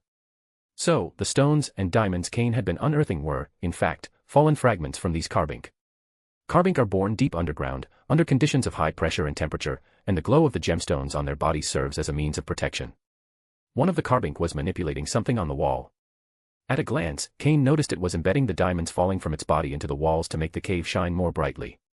As Cain looked further, he saw many other Carbink doing the same. When Cain and his Pokémon entered the cavern, the nearest Carbink noticed them. Its small hands, or rather the ear-like structures on its head, dropped a diamond that fell to the ground with a soft clink. The carbink stared at Cain and his Pokémon with blue eyes filled with curiosity and confusion. Curiosity about who these new beings were. And confusion about why they were there. The other carbink also noticed Cain's presence and stopped what they were doing. They showed no signs of fear or hostility, they simply watched silently. Carbink were pure-hearted Pokémon, without any desire to attack. They were very docile creatures, especially those living in peaceful places like this. End of chapter. Chapter 586, Chapter 586, The Legendary Diancie. Silence. A strange silence filled the cave. A minute later. Ding, clang, clang. Different diamonds fell to the ground, or it was the sound produced by the small carbink bumping into each other. The little carbink finally reacted and gathered together. They looked at Cain with wary expressions. At last, they remembered the terrifying creatures their elders had often mentioned. But these didn't seem as frightening as the elders had described. The small carbink, with their tiny bodies gathered in one place, looked like a cluster of shining, sparkling diamonds. When Drapion and the others saw these little creatures, they let out a sigh of relief. These tiny Pokémon not only didn't seem threatening but also didn't exude any sense of danger. They looked more like a pile of minerals. Cain had no malicious intent. If any Pokémon can sense malice, the top candidates would be psychic types, followed closely by fairy types. Although the fairy type hadn't been officially revealed, some battles and studies suggested its existence. Cain wondered if, once he left Mythical Island, he could nudge the Alliance toward officially announcing the fairy type. However, that thought was fleeting. Right now, he had a group of little carbink in front of him.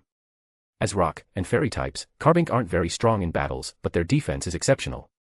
They have base stats of 150 in both physical and special defense. The rest of their stats are quite average, with 50 in each. However, Carbink's weaknesses are also evident, a glaring 4x weakness to steel, along with 2x weaknesses to ground, water, and grass, making them easy to counter. While they have 2x resistances to normal, flying, bug, fire, and dark, Carbink really aren't suitable for combat. This confirmed what Cain had suspected all along, the existence of a group of Carbink. Only a Pokémon like Carbink could regularly produce uniformly high-quality diamonds and generate large quantities of premium minerals. If Cain could capture an entire group of Carbink, he could solve Aaron and Larvitar's food problem once and for all. If that happened, Cain's biggest burden would be lifted, and the pressure on him would be significantly reduced. After all, the amount of food Aaron and Larvitar consume is astounding. Cain was already mentally preparing to resume his work as a hunter and earn money frantically to feed them once he left Mythical Island. But he never expected to encounter a group of Carbink here, and from the looks of it, the group wasn't small. Carbink are native to the Kalos region and aren't particularly rare there. But while they're not very rare, that doesn't mean they're cheap or common. Due to their cute appearance and the diamonds on their bodies, Carbink are very popular among wealthy young women and are highly prized by women in general. Owning a Carbink is a status symbol, akin to showing off a designer handbag or exclusive lipstick.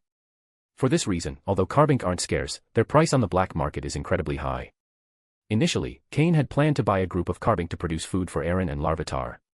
But after doing some research, he realized that buying a few wouldn't be a problem, but acquiring them in large numbers was far too expensive. Moreover, since there weren't many on the market, he would also face disapproval from the aristocratic young women who collected them. The cost was too high, so Cain abandoned the idea. He never imagined he would find them on Mythical Island. Carbink aren't particularly strong in battles. Even if an elite-level Carbink appeared, Cain wouldn't be too worried, the worst that could happen is a stalemate. But there was one thing that did concern Cain. Diancie. A Pokémon considered legendary, a kind of mutation of Carbink. In the Kalos region, there are several legends about this Pokémon. When a group of Carbink grows large enough, a mutation can occur, and that mutation is Diancie. It is the king of all Carbink. Neither Carbink nor Diancie have a gender. Although Diancie has a feminine appearance, it is actually genderless.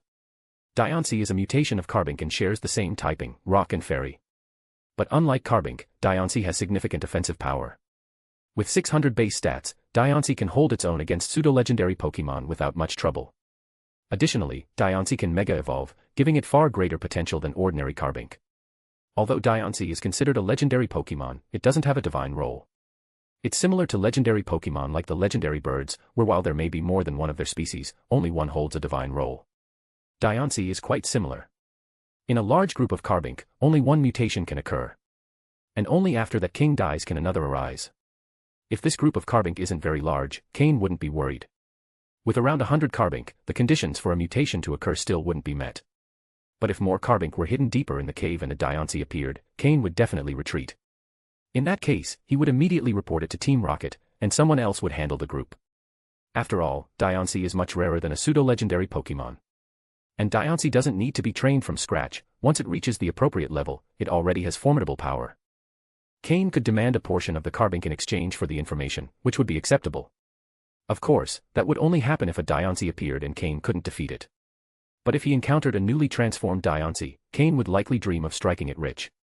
Because Diancie has a unique ability, it can produce Carbink. Carbink are asexual, so for a new one to be born, an older Carbink must make a great sacrifice, and it can only produce one in its lifetime, a process similar to cell division. However, Diancie can create Carbink infinitely, as long as it has enough energy. That means owning a Diancie is like having an entire kingdom of Carbink, an endless supply of minerals and diamonds, and, consequently, limitless resources. Cain could then train as many Pokémon as he wanted without worrying about resources. End of chapter. Chapter 587, Chapter 587, The Carbink Minister. Cain stood quietly next to his Pokémon, making no sudden movements. He didn't reveal his intentions, merely maintaining a smile he considered friendly while waiting for the leader of the Carbink to appear. Regardless of whether or not a Diancie was among this group of Carbink, Cain had no plans to act recklessly for the time being. Clearly, Cain was overthinking things. The Carbink, who had lived in this cave for countless years, had never seen the outside world nor experienced danger. Their lives were simple, enriching their subterranean world and filling the ground with diamonds. A group of over 100 Carbink stood before Cain, murmuring among themselves. After their initial fear had passed, they quickly calmed down. Cain silently, and somewhat frustrated, waited for 20 minutes before there was finally some movement among the Carbink. More Carbink emerged from the depths of the cave, at least another 100. Among them, escorted by the others, was a Carbink that looked a bit peculiar. Cain immediately focused his gaze on it. It was nearly twice the size of the others, with two appendages on its head resembling ears, much wider than those of the other Carbink. From the outside, it simply looked like a fattened Carbink. Cain vaguely recalled that this was likely the Carbink Minister. Could it be that a Diancie has already appeared here? But if that's the case, why are there so few Carbink? Cain wondered, frowning. Indeed, if there were a Diancie present, a group of fewer than 200 Carbink would seem surprisingly small. However, for a group without a Diancie, that number appeared rather large. While Cain was mulling this over, the Carbink Minister, surrounded by many Carbink, slowly approached him. Though the Carbink Minister was considerably larger than the other Carbink, it was still small compared to Cain. To avoid appearing intimidating, Cain crouched down, trying to meet the Carbink Minister's gaze. This gesture immediately earned Cain the Minister's goodwill. Unlike the other Carbink, the Minister had some understanding of the outside world. As a Carbink that had mutated into this form, its intelligence far exceeded that of the others. Although this group had lived underground for countless years, their ancestors had once experienced the outside world. Some descriptions of the outside had been passed down through generations. Only the Carbink Minister and a few elders among the Carbink had access to this information. However, over time, much of that knowledge had been lost, leaving the Carbink with only a vague, distorted image of the outside world shaped by their imaginations. The Minister made some strange sounds, the Carbink's way of communicating, as they knew no other method. Cain caught on, activated his telepathy, and connected his mind with the Carbink Ministers. At first, the Minister was startled when Cain spoke into its mind. However, after Cain explained and guided it for a while, the Minister gradually learned to communicate with Cain through telepathy, albeit in a somewhat rudimentary manner. The Minister was amazed by Cain's ability, nearly bowing in reverence. This was the result of having been confined to a small world for over a century. They held deep respect for the unknown. And this respect was something Cain valued highly. While teaching the Carbink Minister to communicate, Cain took the opportunity to scan its data using his system, confirming that it differed slightly from regular Carbink. Pokémon, Carbink, dark green. Gender, genderless. Level. Type, rock plus fairy. Ability, clear body. Held item, Minister's Wisdom. Egg moves, none. Basic moves, tackle, harden, rock throw, sharpen, smack down, reflect, stealth rock, guard split, ancient power, flail, skill swap, power gem. Learned moves, earth power, magnet rise, telekinesis, gravity, wonder room. TM moves, none.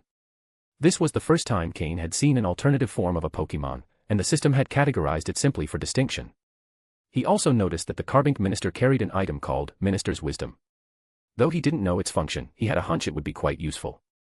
Seeing the word wisdom, and observing the Minister's bulky appearance, Cain jokingly thought that perhaps the bigger the Pokémon, the smarter it was. After teaching the Minister how to communicate, Cain finally began a proper conversation. So, you really come from the outside world? And the place we live in is just a small corner of that world, not even a fraction of its entirety. The minister asked its first question. Cain nodded, feeling tired of crouching, and without worrying about the dirt, he sat directly on the ground. He telepathically responded, "That's correct. This world is vast. The place you're in now is an island in the middle of the ocean, and this underground world is just one corner of Mythical Island."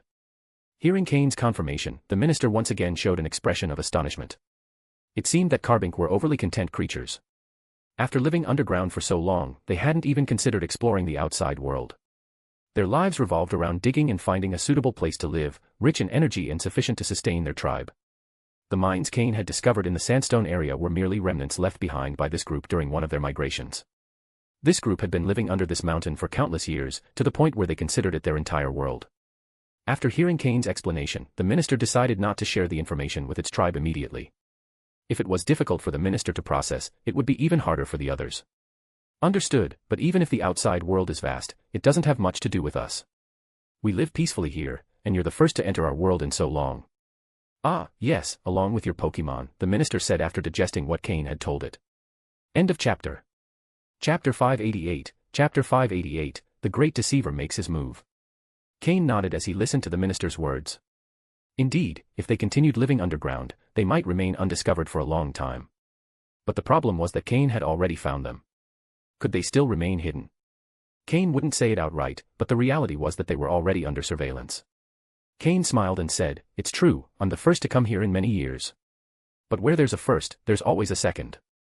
How can you guarantee that the next person who comes won't have ill intentions? Are you willing to gamble the fate of your entire clan?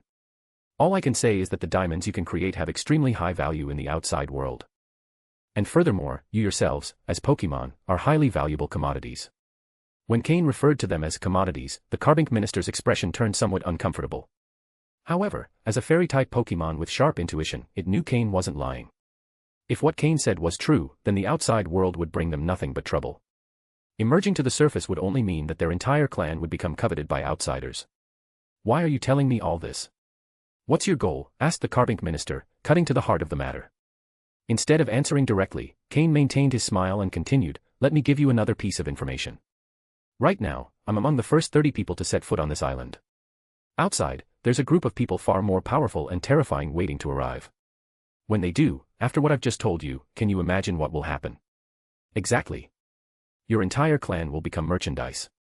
Don't even think about digging deeper underground. With the skills of these people, even if you go to the deepest part of the island, you won't escape their tracking. Because you're worth the effort." The Carbink minister's face grew even darker because, in truth, it had been considering just that, digging deeper to hide. But Cain's words implied that such a plan wouldn't work either. Why has the outside world become so terrifying? In the stories passed down by our clan, while the outside world was dangerous, if you found the right place to live, it wasn't so bad. And they never mentioned the existence of a species called humans, who could control Pokémon like us. Perhaps the elders of their clan had never encountered humans, or maybe they had never seen humans with special tools. Hundreds of years ago, the Kalos region had yet to be discovered by the Pokémon League, so training Pokémon wasn't a common practice. Moreover, who knows if trainers even existed back then? "So tell me, what's your goal?" "I don't believe you came here just to warn us," the Carbink minister insisted astutely, going straight to the point. This time, Cain couldn't dodge the question, and an even wider smile spread across his face. His dark eyes gleamed intensely. Seeing Cain's expression, his Pokémon, like Drapion, felt a chill run down their spines. Too terrifying, Master was about to start deceiving again. Someone else was about to fall into his trap. This was the first thought that crossed the minds of Slowking and the others. Cain didn't consider himself a deceiver, rather, he believed he was persuading others to arrive at the correct conclusion through reason and emotion. Using brute force was for fools. If he could win over the entire Carbink clan without lifting a finger, it would be much better. During their brief conversation, Cain had discovered that this was the entire Carbink clan. They hadn't suffered significant losses over the years, but the cost of bringing new Carbink into the world was extremely high. Over time, they had only managed to gather just over 200 members. While the number was small, it was enough to satisfy the appetites of Larvitar and Aaron. This was Cain's first thought. Of course, it's not that simple. "Have you ever heard of a Pokémon called Diancie?" Cain asked with a smile. When the Carbink minister heard the name Diancie, its body trembled. Perhaps the other Carbink didn't know, but when it transformed into a Carbink minister, it understood its mission. To serve a Pokémon called Diancie, help it become the king of the entire Carbink clan, and thus transform its people into the Carbink kingdom. This information had surfaced in its mind when it completed its transformation. It was knowledge etched into the core of its being, a kind of instinct passed down through its species' bloodline. The pink figure had always been engraved in the minister's mind.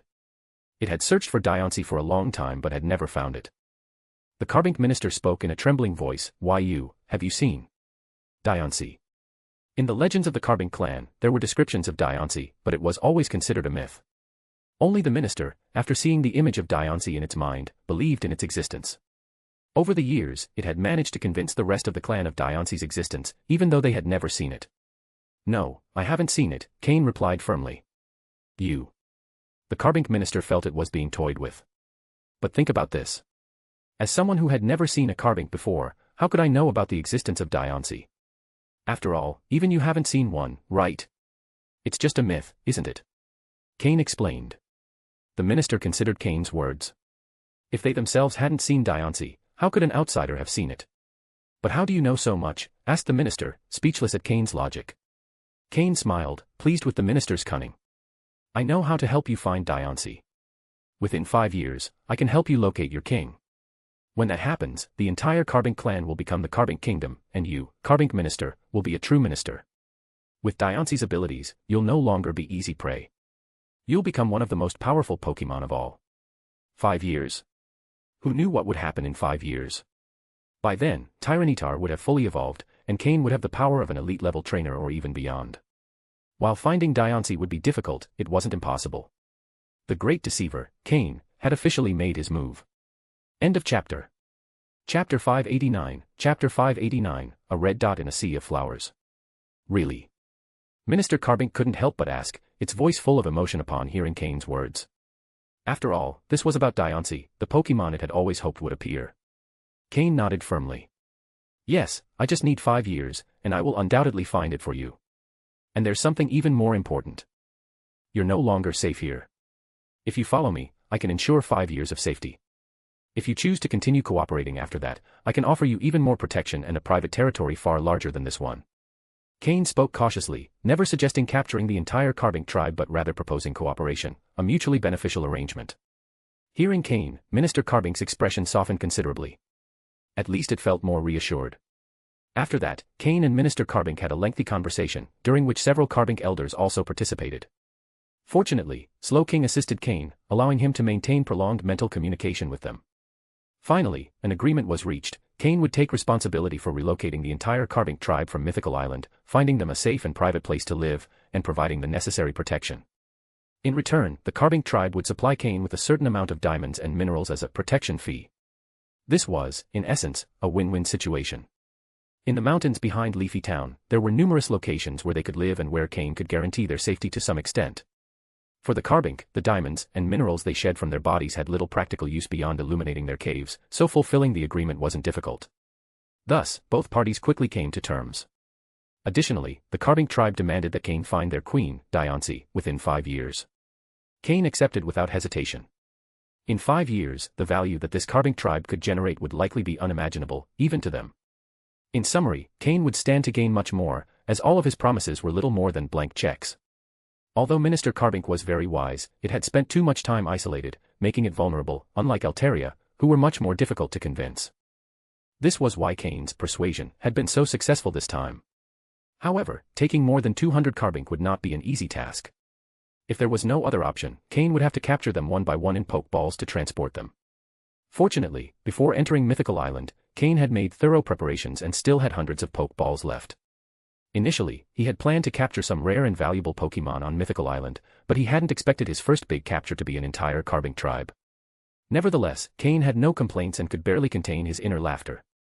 The entire Carbink tribe had a remarkably low combat ability. The highest level was that of Minister Carbink, which had reached level 48, in the upper range of the advanced level, still far from the quasi-elite level. Even if Minister Carbink reached quasi-elite level, Cain wouldn't feel threatened. The combat ability of the Carbink was, to be honest, rather mediocre. They served more as targets than as fighters. When Minister Carbink learned that Cain needed large amounts of diamonds and minerals, it led him to their storage. The storage was actually where the Carbink accumulated the diamonds and minerals they shed from their bodies. For the Carbink, those resources had little use, but for Cain, they were an immense treasure. When Cain saw the storage, he was stunned. Was this the wealth accumulated by the Carbink tribe? Incredible. Minister Carbink mentioned that due to previous relocations, they had to discard many of these resources. Otherwise, there would have been several times more. Additionally, many Carbink would often throw away the diamonds they shed without even thinking about keeping them. Cain, looking at the room full of diamonds, couldn't help but think that one day he might be like Stephen Stone, drinking wine and being attended to by beautiful maidens. Luxury. Wealth. Now he had food for Larvitar and Aaron. Cain even thought that, with so many supplies, he no longer needed the Carbink tribe. Perhaps he already had enough. But only a fool would pass up this opportunity. After all, it was a living diamond-producing machine. Cain was destined to become the world's first Pokémon diamond magnate. Cain felt fortunate for his foresight in purchasing a large-capacity backpack before heading to Mythical Island, otherwise, he wouldn't have been able to transport so many diamonds. Even so, after filling the backpack with diamonds, there were still many high-quality stones left behind. During the process, Cain also filled the storage space he had taken from Shuichi's body with diamonds and minerals. Now, Cain could proudly say that he could feed Larvitar and Aaron. His path to success was only going to get wider. Although he couldn't make Larvitar and Aaron feed exclusively on diamonds, he could significantly increase the proportion of their diet. He might even sell some of the diamonds and convert them into Poke Dollars to train his other Pokémon. In one single day, Cain had become a magnate. Perhaps the term new rich better described Cain's current mentality. After leaving the Carbink storage with his heart full of satisfaction, Cain followed Minister Carbink back to the main hall. Now, the diamonds embedded in the walls no longer impressed him as much. A small amount, Cain was becoming arrogant. What could he do to stop feeling so inflated? He was looking for answers, urgently. Under Minister Carbink's direction, the Carbink were captured one by Cain in poke balls. Minister Carbink didn't fully understand how the poke balls worked. It didn't even think about what could happen if Cain captured them and then sold them. That would also represent a great fortune. But of course, Cain wouldn't do something short-sighted like killing the golden goose. Why waste a continuous source of income when he could take advantage of it slowly? While capturing the Carbink, Cain made a discovery that almost made him jump in surprise. All the Carbink had a large gem on their heads, which concentrated all their energy and was the most important part of their bodies. If they wanted to divide and form a new Carbink, it all began with the division of the gem on their heads. The gems on their heads were light blue, the same color as the diamonds on their bodies. But Cain noticed that one of the Carbink had a gem on its head with a slight pinkish hue. It wasn't very obvious, but from Cain's perspective, it was clearly visible. A red dot in a sea of flowers. He knew that Carbink's diamonds were always light blue, and there was only one possibility for a pink diamond, Diancie. End of chapter. Chapter 590, Chapter 590, The Small Carbink Undergoing Mutation. Cain immediately scanned the data of this small Carbink. Earlier, due to the sheer number of Carbinks, he had only done a quick sweep, noting just a group of Pokémon with varying qualities and relatively low levels, without paying special attention to this one in particular. After this scan, Cain noticed a small difference. Pokémon, Carbink, light blue, in mutation. Gender, genderless. Level. Type, rock plus fairy. Ability, clear body. Held item, none. Egg moves, none. Basic moves, tackle, harden, rock throw, sharpen, smack down, reflect, stealth rock. Learned moves, ally switch, earth power, skill swap, telekinesis, gravity. TM moves, none. At first glance, there was nothing too outstanding except for its slightly superior quality compared to other Carbinks. But that was it, as Carbinks were not particularly suited for battle. However, the words, in mutation, deeply caught Cain's attention. Although others were unaware, Cain understood quite well that Diancie only appeared when a Carbink underwent a mutation. Technically, Diancie is also a type of Carbink, but compared to these, Diancie has many unique characteristics. This small Carbink, which was in the process of mutation, was clearly evolving into Diancie. However, Cain didn't know how long it would take to complete this mutation. While an ordinary Carbink didn't possess great combat ability, if it became Diancie, the story would be entirely different. System, record and analyze all data on this Carbink. Try to uncover the reason behind its mutation and calculate how long it will take to complete the transformation, Cain mentally ordered the system. Beep. Task created, analysis in progress, the system's mechanical voice replied. Cain put away the ordinary Pokeball he had initially used and took out a luxury ball to capture the special Carbink. Its mutation had just begun, and he wasn't sure if it would truly transform into Diancie. Cain wanted to take it with him to study it closely. Perhaps, with the system's capabilities, he could uncover the reason behind the mutation. Even though the probability of success was low, what if he managed to unravel the cause of the mutation? Wouldn't that mean Cain could mass-produce Diancies? Sure, it was an outrageous plan with an infinitesimal chance of success, but what if? Even if he couldn't determine the exact reason for Diance's mutation, Cain wouldn't complain about having one on his team. After all, Diance is a legendary Pokémon capable of Mega Evolution, giving it a value comparable to pseudo-legendaries. Though its strength isn't solely reflected in battle, Diance symbolizes untold riches and future opportunities. Moreover, in terms of combat, Diance isn't weak either. Thus, finding a Diance within 5 years to fulfill the promise made to the Carbink tribe no longer seemed like a mere dream. However, everything had just begun, and Cain couldn't predict what would happen in the future. Perhaps this mutation would merely result in another Carbink Minister or some other title in the Carbink hierarchy. Containing his excitement, Cain continued capturing the other Carbinks one by one in Pokeballs. Satisfied, he finally captured the Carbink Minister, feeling a bit tired. It was his first time capturing over 200 Pokemon at once, and the most surprising part was that they willingly queued up to be caught. Cain even felt his hand ache from pressing the Pokeballs so much. After collecting everything, Cain stretched to ease the stiffness in his back. But it was all worth it. Larvitar, Aaron, I've secured your food. Now it's up to you to show your potential, Cain thought. Slowking and the others exchanged glances, impressed by how Cain had managed to trick an entire tribe. Clearly, his persuasive abilities had been carefully honed.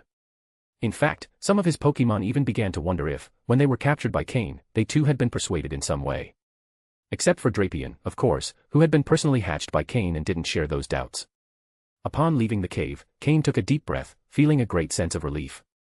Since capturing Aaron and Torchic, and hatching Larvitar and other Pokemon, Cain had felt enormous pressure on his shoulders. The cost of raising Pokemon had always been a concern for him, leading him to save over 30 million Pokedollars to invest in his Pokemon. But from this moment on, Cain's two biggest concerns had been resolved. With food for Larvitar and Aaron secured, Cain could dedicate more time and resources to training Torchic, Poliwag, and Mudkip. Once fully trained, their power wouldn't be inferior to that of Tyranitar or Aggron. In fact, with its speed boost ability, Blaziken should be able to dominate Aggron in battle. Poliwag, on the other hand, would be the core of his Rain team, accompanied by a Mega-Evolving Swampert.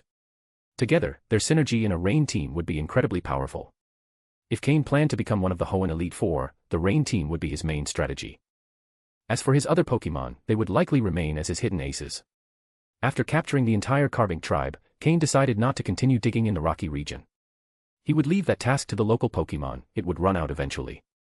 Now that he had reached the northernmost part of the rocky region, he knew that if he climbed the mountains, he should be able to see the Tree of Life. The sun was still far from setting, so Cain decided to continue his journey. Thanks to Slowking's teleport move, he could quickly return to the Altaria territory. No distance is too great for teleport. If necessary, just use it twice. He called on Tropius, his trusty mount, and with Honchkrow accompanying him for protection, he flew toward the mountain peak. On Mythical Island, wild flying Pokemon were quite strong, and only the powerful could traverse the skies. Tropius, which Cain had once struggled to control, now seemed to have fallen behind in terms of strength. Soon, its days as his mount would come to an end. End of chapter. Chapter 591, preparing to go deeper. After climbing the mountain, Cain returned Tropius to its Pokeball. From that elevated position, he could fully see the Tree of Life at the center of Mythical Island. Observing from there, Cain could estimate how far he was from the Tree of Life. He was sure that most of the Team Rocket members who had arrived on the island were targeting the central area, specifically the ruins beneath the Tree of Life. The contents of those ruins were what Team Rocket most desired to obtain on this expedition. Always staying one step ahead, Cain had a hunch that there might be Mew DNA in that place, though he didn't yet know if this group would find it or if it would be discovered by another group arriving on the island later. Once this Team Rocket mission was over, the organization would likely enter a dormant phase, during which most of its resources would be devoted to studying Mew's DNA, a project that would last several years. After that, the Pokémon League would begin its expansion phase, taking control of multiple regions. From then on, the League's position would become unshakable. However, due to this situation, Team Rocket would lose its best opportunity. Of course, Giovanni's decision could not be considered wrong. If he succeeded in controlling a god-level legendary Pokemon, combined with his leadership skills and combat talent, Giovanni would undoubtedly become the strongest man in this world, without exception. For now, Cain did not have the ability to interfere in Team Rocket's plans. Looking once more at the Tree of Life, Cain was convinced that there were hidden secrets there. Perhaps it even held answers to Mew's disappearance. Why, after creating this island, did Mew disappear without a trace? When Team Rocket discovered this island, Mew was already gone. No one knew where it had gone. As one of the most mysterious Pokemon in this world, Mew had always been an enigma. As its name suggests, a dream and an illusion. After observing the location of the Tree of Life, Cain decided not to advance further and, with Sloking's help, returned. There was time, he didn't need to rush to be the first to arrive. When the first group entered the ruins, Cain would look for his opportunity to go in. The first to enter would undoubtedly become everyone else's target. Cain had no intention of being the fool who went in first. Over the next few days, Cain did not rush to enter the ruins. Mythical Island offered invaluable resources for training, with a large number of powerful wild Pokémon. So, he focused on battles. When Cain reappeared in Alteria's territory, they exchanged few words. It seemed that both Cain and Altaria had forgotten their earlier exchange. During those days, Cain faced many dangers on the island. Often, in the middle of a battle, a quasi-elite level Pokémon would suddenly appear. At this point, Cain's team consisted of 5 Pokémon who, by combining their abilities, could handle several advanced level Pokémon without much difficulty. If the battle turned unfavorable, Cain still had control to decide whether to fight or retreat. However, when encountering a quasi-elite level Pokémon, things were not so simple. Most of the time, Cain was forced to flee. Over time, both Cain and his Pokémon grew accustomed to such situations. If they could win, they fought. If not, they ran as fast as possible, knowing that those left behind would suffer more. These experiences notably improved each Pokémon's escape capabilities. Additionally, all of his Pokémon experienced some improvement in strength. Honchkrow, Jengar, and Drapion, showing impressive synchronization, reached level 43. Slowking, having leveled up earlier, didn't advance much during these days of battle. Meanwhile, Weevil also leveled up, reaching level 42. At this point, all of Cain's Pokémon were firmly in the advanced range, progressing toward even higher levels. The one who improved the most was Floette, reaching level 35, and her healing abilities earned the team's approval. Capturing Floette on the island had been one of Cain's wisest decisions. Thanks to Floette, his Pokémon could fight without reservations, unconcerned about the injuries they might sustain. Every time they finished an intense battle, Floette used the move Grassy Terrain to heal them immediately. Under Cain's training, Floette had noticeably refined this move. By the end of this training period, it was already the night of the 10th day on the island. Cain decided that night his Pokémon wouldn't train. They needed to rest, recharge, and assimilate the gains from recent battles. The goal was for them to be in optimal condition, as Cain planned to head toward the Tree of Life the next day to see if he could uncover anything new in the ruins. After dinner, his Pokémon obeyed and sat in a circle to rest, discussing some details about their moves. Many of his Pokémon shared similar types, so exchanging ideas about how to use certain moves could help them learn new techniques. This was one of Cain's primary objectives. Meanwhile, Cain approached Altaria, who was quietly enjoying the moonlight. Over the past few days, Altaria always appeared at mealtime and left silently afterward, while the two young Swablu grew increasingly close to the other Pokémon. Cain stood next to Altaria. Although taller than her, he once again activated telepathy. Altaria, tomorrow we'll be leaving, and we probably won't return. I'm heading to the center of the island, to the Tree of Life, to see if I can find anything in the ruins. In about 10 days, very dangerous people will arrive on the island. Make sure to hide well with your children. You may not be able to defeat them, but with your abilities, you should be able to conceal yourselves in the skies with your little ones. When they finish sweeping the island, the outer barrier should disappear. Then you can take your children and escape. Cain said all this sincerely. He had almost given up on convincing Altaria of anything else. This powerful dragon-type Pokémon, at the peak of quasi-elite level, possessed intelligence superior to most Pokémon and, with the responsibility of protecting her offspring, had many reasons to worry. Cain gave his final advice. However, just as he was about to leave, Altaria called out to him. End of chapter. Chapter 592, Chapter 592, finally, results from the persuasion. Cain looked at Altaria in surprise. However, the telepathic link was not yet severed. Cain. I can go with you, but I need to take my 2 children with me, and once we're outside, you cannot restrict our freedom, Altaria said hesitantly. The internal struggle was evident in her eyes. Deep down, she wanted to leave and see the outside world, but at the same time, an intense curiosity about what lay beyond filled her heart. After so much time, her curiosity about the outside world had completely consumed her. However, her 2 children were not yet strong enough to face danger, and she could not take them on an adventure with her. Moreover, while she trusted Cain, she could not trust him completely. A small seed of doubt lingered in the depths of her mind. From her perspective, Cain clearly had an ulterior motive in approaching her. Even so, at this moment, Cain was her best option, as he was the most trustworthy compared to others. During the days Cain was away and she was not present, she had gone out to confirm if what he said was true. Indeed, she had seen beings much like Cain, accompanied by their Pokémon, wreaking havoc on the mythical island. They killed mercilessly, regardless of whether the Pokémon fought back or not. These beings also plundered the island's resources without restraint, as if they intended to strip everything down to the last stone. Unable to endure it any longer, Altaria intervened and eliminated one of them. But this left a shadow in her heart. What Cain had said was not wrong, people from the outside world were ready to invade this place. If she didn't decide to leave now, she couldn't guarantee her children's safety. After much thought, Altaria made the difficult decision. Even if Cain had a hidden agenda, she would accept it as long as it ensured her children's safety. Becoming an ally didn't seem like too high a price to pay. Most importantly, if she left for the outside world, perhaps she could reunite with the father of her children. That figure always lingered in her mind and never faded away. When Cain heard what Altaria said, he couldn't help but show a look of joy, unable to hide his excitement. The truth was, Cain had never expected to successfully convince Altaria. Everything he had done so far was a shot in the dark, thinking, what if it works?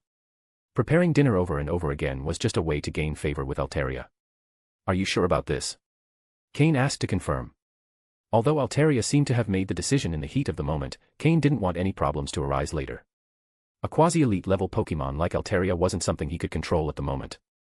Altaria wasn't as straightforward as Mismagius, she had her own thoughts and personality. And that was precisely why a Pokemon like her was so powerful. Even though Mismagius had reached the elite level, she still had a high chance of losing to this Altaria. Altaria nodded solemnly. You can capture me with your so-called Pokeball. If you're going to take my children, you'll probably need to use that device for them too.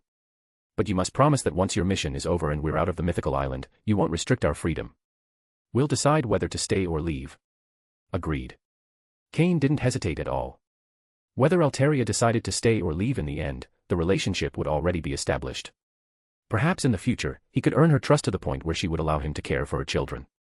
Though it seemed unlikely now, at the start, Cain had also thought persuading Altaria was impossible. And now, the goal had been achieved. I know your Pokeball has a locking function. My only condition is that you don't lock my Pokeball, Altaria added as her final request. As long as the Pokeball wasn't locked, she could leave at any time. In fact, even if the Pokeball was locked, with her strength, she could break free after a day of relentless attacks. But in that case, Cain would not come out unscathed. Don't worry, but I also have a condition. While we're on the mythical island, you'll have to temporarily follow my orders. I won't ask you to do anything extreme, but we may face enemies I can't defeat, and I'll need you to intervene, Cain stated his own demand. Since Altaria would be free after leaving the island, she at least needed to help while they were still here. Hearing Cain's conditions, Altaria didn't hesitate and nodded. With a smile, Cain took out a luxury ball from his pocket and placed it in front of Altaria, waiting for her action. In the distance, Slowking and the other Pokemon, who had been observing Cain and Altaria, were once again stunned. During the day, Cain had managed to convince the entire Carbink clan, and now at night, he had persuaded this fearsome Altaria. The Pokemon couldn't help but take a deep breath. Cain's art of persuasion was truly terrifying. Following Cain's instructions, Altaria gently touched the central button of the luxury ball with her wing and was absorbed in a red flash. The Pokeball showed no signs of resistance and confirmed the capture instantly. But before Cain could even release Altaria again, she emerged from the Pokeball on her own. Though Altaria was very powerful, Cain didn't like it when a Pokemon didn't follow their trainer's orders. Altaria noticed Cain's discomfort. After thinking for a moment, she understood his displeasure. But since the telepathy was already cut off, she could only look at him with apologetic eyes. She called over her 2 children. Seeing this, Cain began to relax. Although he was prepared for Altaria's disobedience after being captured, he couldn't help but feel slightly irritated when it actually happened. Cain admitted he had a strong desire for control. In fact, every successful trainer needed to have good control over their Pokemon. Under their mother's guidance, the 2 Swablu were also quickly captured. After being captured, Cain immediately released them. They still didn't fully understand the situation, but that was no longer Cain's concern. Altaria would explain it to them. In any case, he had now temporarily captured this quasi-elite level Altaria. Satisfied with the results, Cain returned to his shelter. From the next day onward, he wouldn't need to return to this place. With 5 days left, Cain decided it was time to head toward the center of the mythical island. End of chapter. Chapter 593, Chapter 593, The Damaged Tree of Life. Day 11. Mythical Island. The mountain peak above the underground den of the Carbink tribe. Cain sat on the back of his Drapion, with Slowking by his side. From the mountain, he observed the forest and, in the distance, the Tree of Life. Last night, Cain had managed to capture Altaria, though with his current ability, he still couldn't completely tame her. However, as long as they remained on Mythical Island, Altaria had to follow his orders, giving Cain an extremely powerful card to play. This way, even if other Team Rocket members gathered at the ruins to attack him, he now had the means to defend himself. That's why Cain wasn't afraid of anything at this moment. He briefly enjoyed the sensation of being at a great height, but as the wind began to chill, he headed to the other side of the mountain, riding Drapion. As they descended, they found themselves once again in a pristine forest. To reach the Tree of Life, they had to cross it. Time was no longer as abundant as before, so Cain didn't stop to worry about which Pokémon the territory belonged to. He followed a straight route, and when they encountered enemies too strong to handle, Slowking used teleport to move them to safety, bypassing the wild Pokémon they couldn't defeat. This greatly increased their efficiency in progressing. Additionally, his Pokémon could face rivals of similar levels, allowing them to grow stronger in battle. Thanks to Floette's presence, they didn't need to worry about minor injuries. The journey should have only taken a day, but due to battles and avoiding powerful Pokémon, the time stretched considerably. When Cain arrived at the base of the Tree of Life, it was already midday on day 12. Earlier, he had seen the Tree of Life from afar, impressed by its height and size. But nothing compared to the majesty of seeing it up close. Standing near its trunk, looking up, it seemed as though the entire sky was covered by the immense tree. Numerous Pokémon lived in its branches, which were wide enough to accommodate them all. Observing the colossal trunk, Cain likened it to a massive column supporting the heavens. Around it, there were no other trees, though from time to time, massive roots of the Tree of Life protruded from the ground.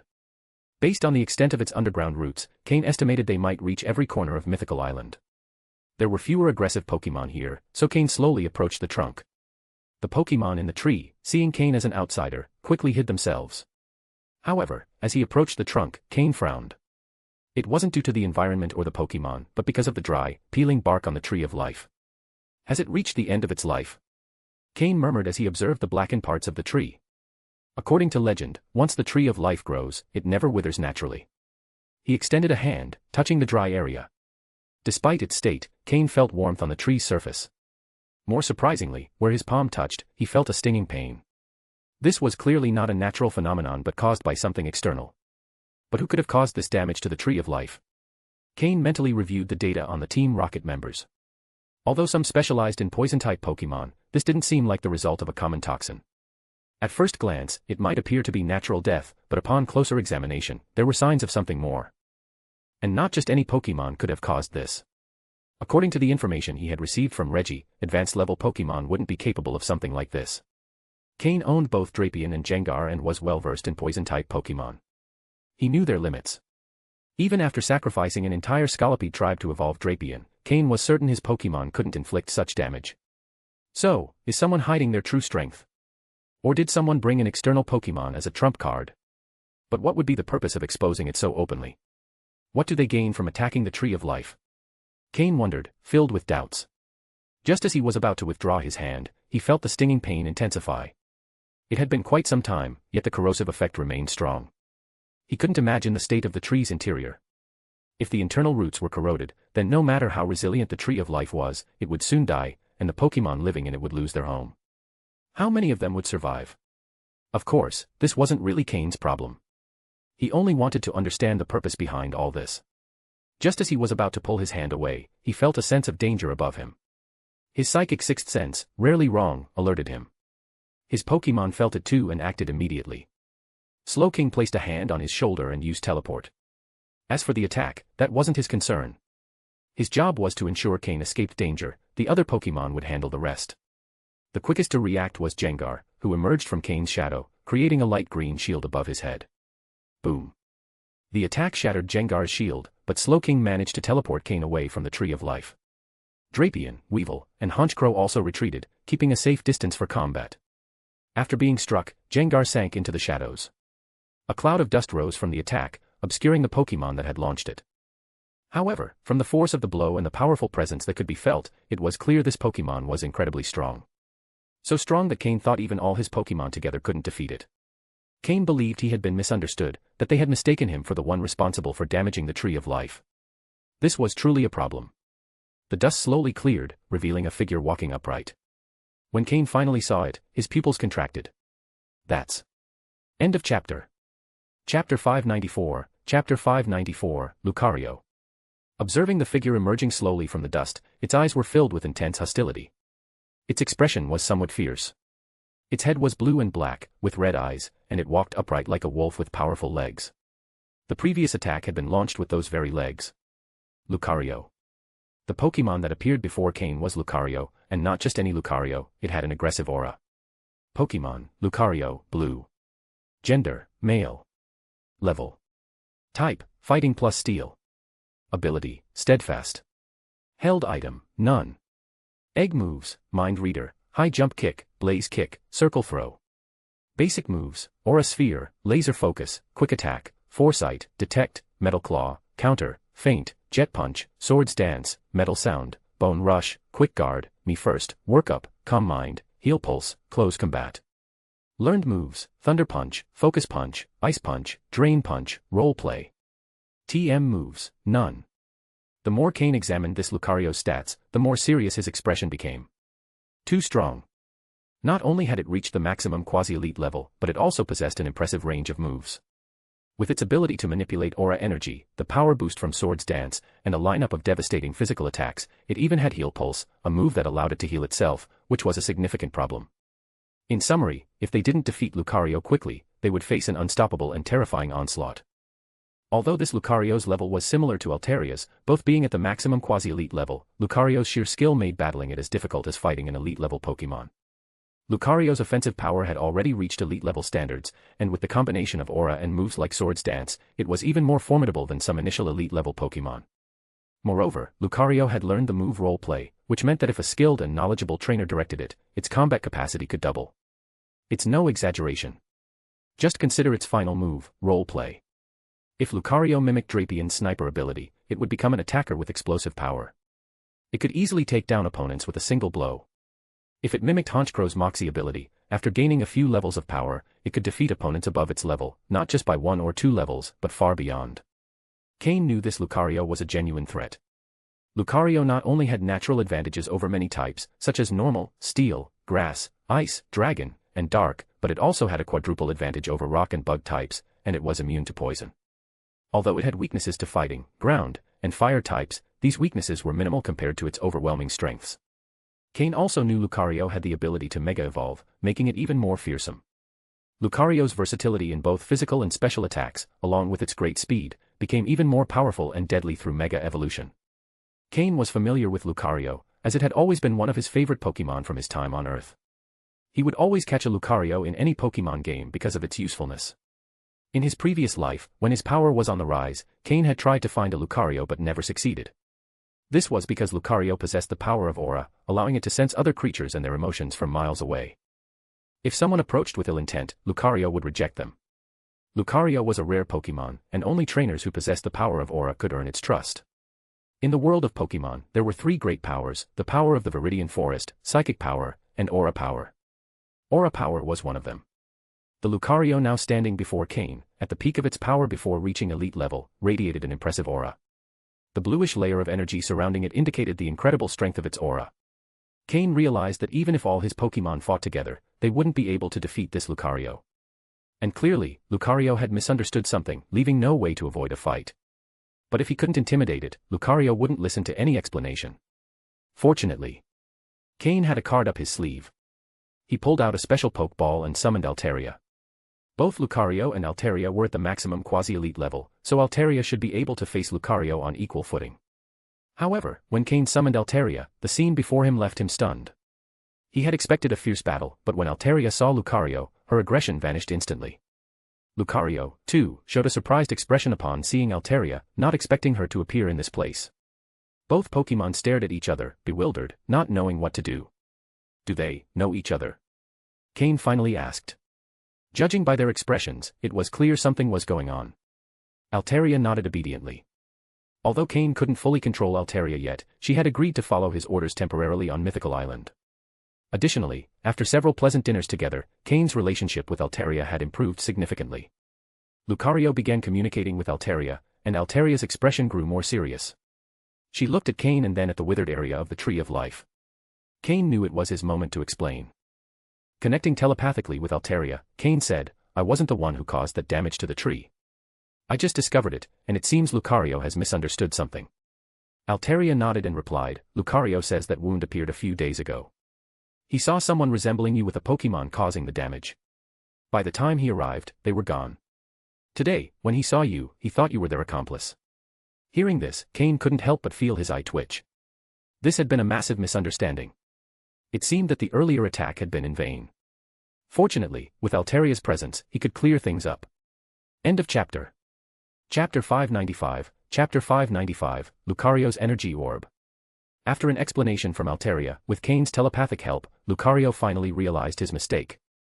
He had attacked Cain because he mistook him for the one responsible for damaging the Tree of Life.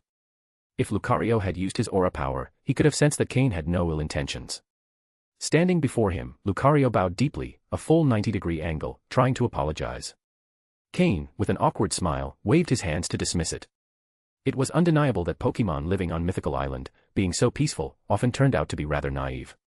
For example, this Lucario, when serious, he could seem terrifying, but when showing innocence, he made Cain feel a little guilty. However, Cain wouldn't dare harbor any ill intentions toward Lucario, knowing his aura ability allowed him to perceive the emotions of living beings. Lucario quickly accepted his mistake, largely thanks to his ability to sense Cain's emotions. While Alteria and Lucario chatted on the side, Cain couldn't help but be surprised that these two Pokémon already knew each other.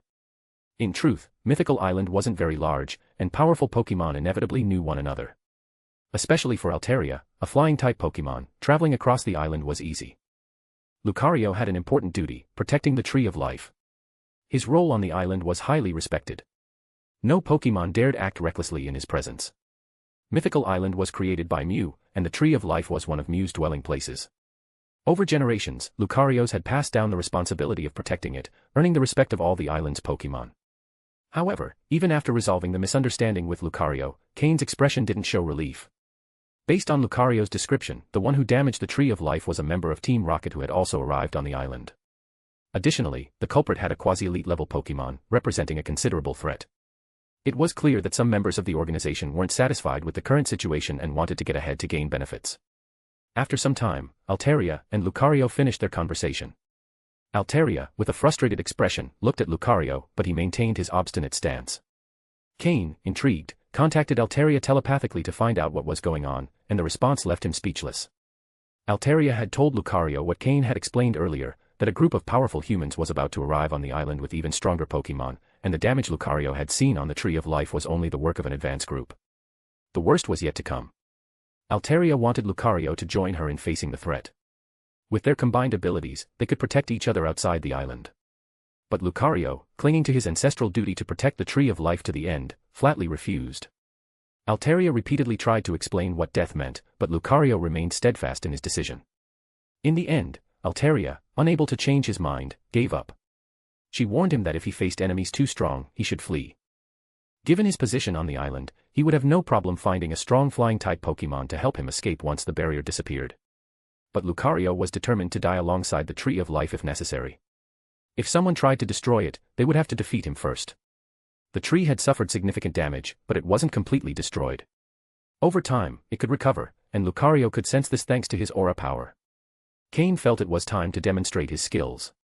Under Lucario and Alteria's watchful eyes, he approached the Tree of Life and began working. With a blade, he removed the damaged areas, revealing the inner trunk, which still held some vitality. Then, he took out several medicines from his storage space and asked Floette to use a variant of grassy terrain on the Tree of Life. Before their eyes, the trunk of the tree began to show signs of regeneration. The withered parts, once removed, allowed the tree to activate its self-repair abilities. With the help of the medicines and Floette's skill, the tree would heal faster. While it wouldn't recover entirely right away, its regeneration would be much quicker. Lucario watched everything, impressed by Cain's efforts, and his gaze was full of regret.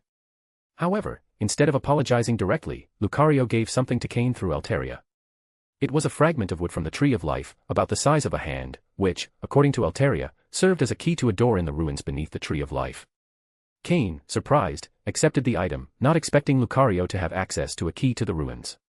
According to Alteria, this was Lucario's way of apologizing for the misunderstanding. Without further words, Lucario returned to guarding the top of the Tree of Life, ensuring no one else would harm it. I hope he survives in the end, Cain thought as he stored the key, feeling it would be crucial later. If Lucario had agreed to leave with Alteria, he wouldn't have been as respected by the other Pokémon on the island. His ancestral duty was something that inspired reverence, even though Mew hadn't lived on the island for a long time. It was possible that Lucario had never seen Mew since his birth and didn't fully understand what he was protecting. Lucario was a Pokémon worthy of admiration. Cain felt a bit regretful. With his great power and potential, Lucario could have achieved incredible feats if not for the sudden invasion of Team Rocket. What a waste. Cain thought sadly. This Pokémon couldn't be persuaded, because he could read minds. After calming Slowking and Honchkrow and praising their efforts, Cain prepared to leave. However, just as he was about to go, a blue energy orb shot down from the tree, heading toward Cain, who had let his guard down. Cain's Pokémon reacted in alarm, ready to protect him, but Altaria stopped them. They didn't know what the orb was, but Altaria did. Seeing Altaria's reaction, Cain also relaxed, trusting his Pokémon completely. He knew she wouldn't let anything harm him. End of chapter. Chapter 596, Chapter 596, Lucario's Favor. The pale blue energy orb initially flew at high speed, but as it neared Cain, its velocity suddenly slowed. Cain could feel a strange energy within it, which gradually merged into his chest. He waited silently for a minute, noticing no immediate changes. Cain blinked and looked at Altaria, hoping she would explain what had happened. Altaria gazed at him with deep envy, making Cain feel slightly uncomfortable. This is the Aura gift. Only those who have mastered the power of Aura can use it, and they can only do so 3 times in their lives. Anyone who receives this gift will be viewed favorably by Pokémon who wield Aura. It's an apology from Lucario for the misunderstanding, as well as gratitude for healing the Tree of Life, Altaria explained through Cain's telepathy. Hearing Altaria's explanation, Cain finally understood the nature of the orb and why she looked at him with such envy. In this world, very few Pokémon could wield the power of Aura, and even fewer humans. Those who mastered Aura, whether Pokémon or human, were generally incredibly powerful individuals. Now that Cain had received Lucario's Aura gift, in the future, whenever he encountered Pokémon who controlled Aura, they would feel an immediate affinity toward him. Don't underestimate this small affinity. If things developed properly, it could mean Cain might one day capture a Pokémon with Aura abilities. Just as some psychic Pokémon look down on ordinary humans, Aura-wielding Pokémon often keep their distance from them. However, thanks to Cain's new blessing, he could now approach these Pokémon more easily, increasing his chances of capturing them. Cain also wondered just how much affinity this gift would grant. Would an Aura Pokémon instantly leap toward him upon meeting him? Of course, that was merely a fantasy. But the truth was, Cain now had an invisible aura surrounding him. It was called the Aura gift. Or it could also be named the Favor of Aura Pokémon. Pokémon sensing this blessing in Cain would, in a sense, be returning a favor to Lucario. Indeed, the Aura gift also carried this meaning. Cain looked toward the canopy of the Tree of Life, where a blue figure shimmered in the distance. After watching the Aura gift fuse into Cain, Lucario disappeared into the tree's trunk. Cain could feel Lucario's pride. He would never abandon his task of protecting the Tree of Life, a mission as arduous as it was glorious. The same reverence the Pokémon of Mythical Island felt toward him was also an invisible burden binding him tightly to the tree. As long as Lucario stood guard, no one would dare harm the Tree of Life. Originally, it had been a peaceful task since no Pokémon on the island would ever harm the Tree of Life. Even elite-level Pokémon respected this mission, it was deeply ingrained in their nature. However, with Team Rocket's invasion, this duty had become much more difficult. Yet Cain felt he and Lucario would likely cross paths again someday. It was a strange feeling. Before, he hadn't felt this way, but after receiving the Aura gift, that connection had formed. It was as if something was guiding them toward an inevitable reunion. Even so, Cain knew it would be incredibly challenging for Lucario to survive Team Rocket's invasion. The Tree of Life, as one of the spiritual pillars for the Pokémon on the island, would undoubtedly be a prime target for Team Rocket. After resting for a while, Cain decided to return Altaria to her Pokeball. If other Team Rocket members had trump cards, Cain would need Altaria's presence as a deterrent and, in some cases, as a combatant. If Mismagius were stronger in battle, Cain could simultaneously control both Altaria and Mismagius, putting him on par with an entry-level elite trainer. One of the strongest, in fact. From the outside, the island's ruins seemed to be right next to the Tree of Life, but upon arrival, Cain realized they were quite far apart. To reach the ruins' entrance from the Tree of Life, he still had to cross a vast forest. At this point, Cain estimated that the remaining survivors on the island had likely gathered in this part of the forest. As for whether anyone had already explored the ruins, Cain suspected they had. The question was whether any had survived. Surely, there were those who, hoping for glory, ventured into the ruins. Probably more than a few.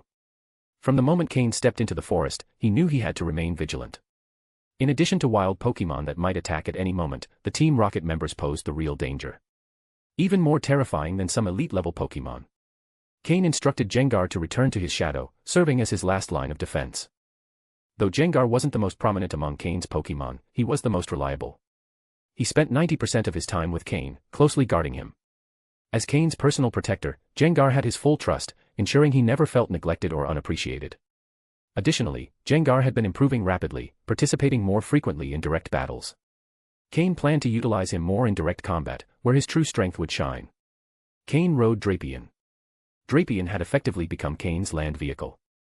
It excelled in every way except for its inability to fly. With its 4 legs, Drapion could navigate any terrain. Its strong body ensured Cain wasn't a burden, and its armor provided protection for both of them. With explosive physical strength, any Pokémon that underestimated Drapion risked being defeated in a single blow. Meanwhile, Honchkrow handled aerial surveillance, keeping an eye on everything and alerting Cain to any danger. Weevil moved swiftly between the trees like a spirit of the night in the forest. His agility allowed seamless movement and deadly attacks. Slowking floated alongside Drapion, always ready with a water orb in hand. His psychic abilities allowed him to quickly detect any threats. Slowking's water-type ability needed more development, and Cain had been working on combining his psychic powers with water techniques. This team represented the most powerful state Cain had achieved after numerous encounters in the wild. Now, Cain feared no Team Rocket member still on the island. End of chapter. Chapter 597, Chapter 597, discussing the technique of surprise attack. Mythical Island. In the forest between the Tree of Life and the ruins of Mythical Island. An advanced-level Beedrill was instantly defeated by Slowking, causing a small stir in the forest. Over the past few days, Cain had fully absorbed all the radiant stones at his disposal. After multiple attempts, he discovered that as he absorbed more stones, their effects on him gradually diminished. By the time he absorbed the final stone, its effect was less than half of what he experienced when he absorbed his first one on Mythical Island.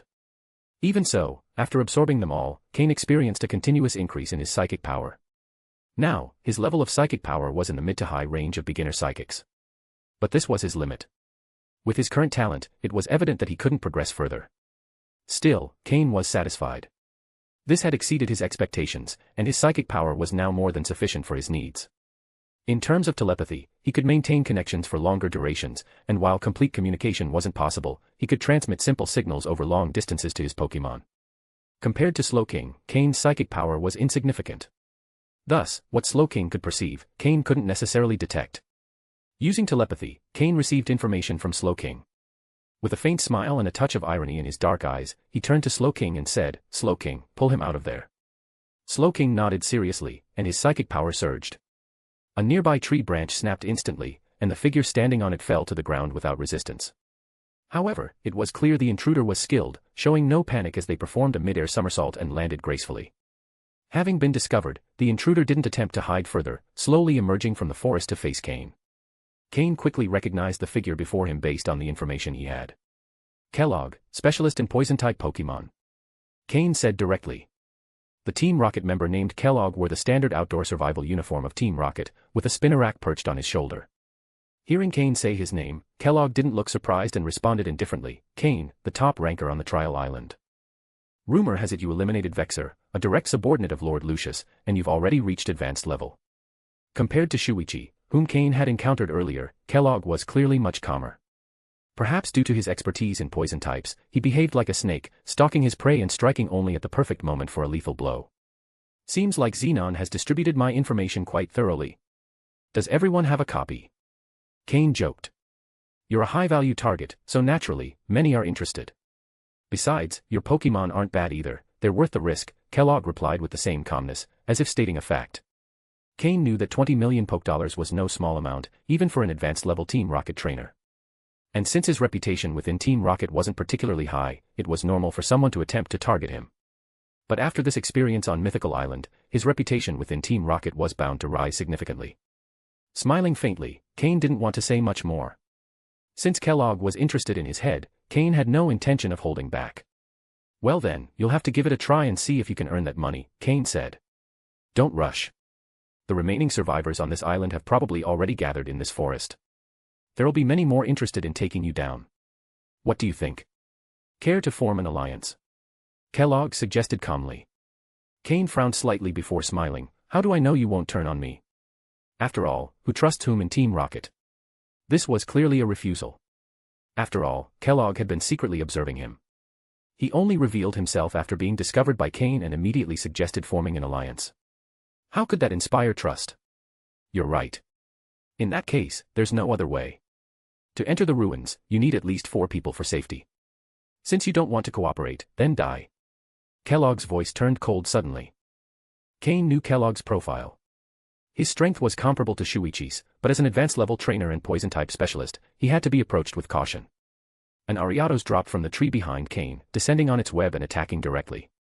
But from the moment Kellogg appeared, Cain had been on high alert and was fully aware of Ariados' presence. A black shadow with a blue aura quickly descended from the sky, blocking Ariados' attack and violently slamming it against a tree with a single strike. Boom. It was Honchkrow, who had been keeping watch from the sky. When Cain instructed Slowking to flush out Kellogg, Honchkrow had already begun its descent. Thus, Honchkrow executed a direct attack using Aerial Ace against Ariados, sending it flying. This Ariados must have been one of Kellogg's main Pokémon. While it wasn't his ace, it was fairly strong. Honchkrow's attack didn't knock it out, but the result was satisfactory. For the first time, a slight look of concern appeared on Kellogg's perpetually calm face. As an outdoor survival expert, his preferred strategy was lurking like a spider, weaving a web in a specific forest area, and deliberately revealing his position to lure prey into the trap center. Then, his prey would face a devastating ambush. Ariados was just his first move, but he hadn't expected it to have no effect and, moreover, for his opponent to respond so effectively. He underestimated the person he was trying to ambush. Cain, in both his past life and current one, was a master of ambush battles in the wild. How could he not understand Kellogg's tactics? Who feared an ambush more than Cain? Slowking, psychic. Cain commanded. The Ariados, still recovering from Honchkrow's strike, was hit by psychic before it could rise. A flying-type attack followed by a psychic-type attack, the combined damage and super-effective effect rendered Ariados incapable of further combat immediately.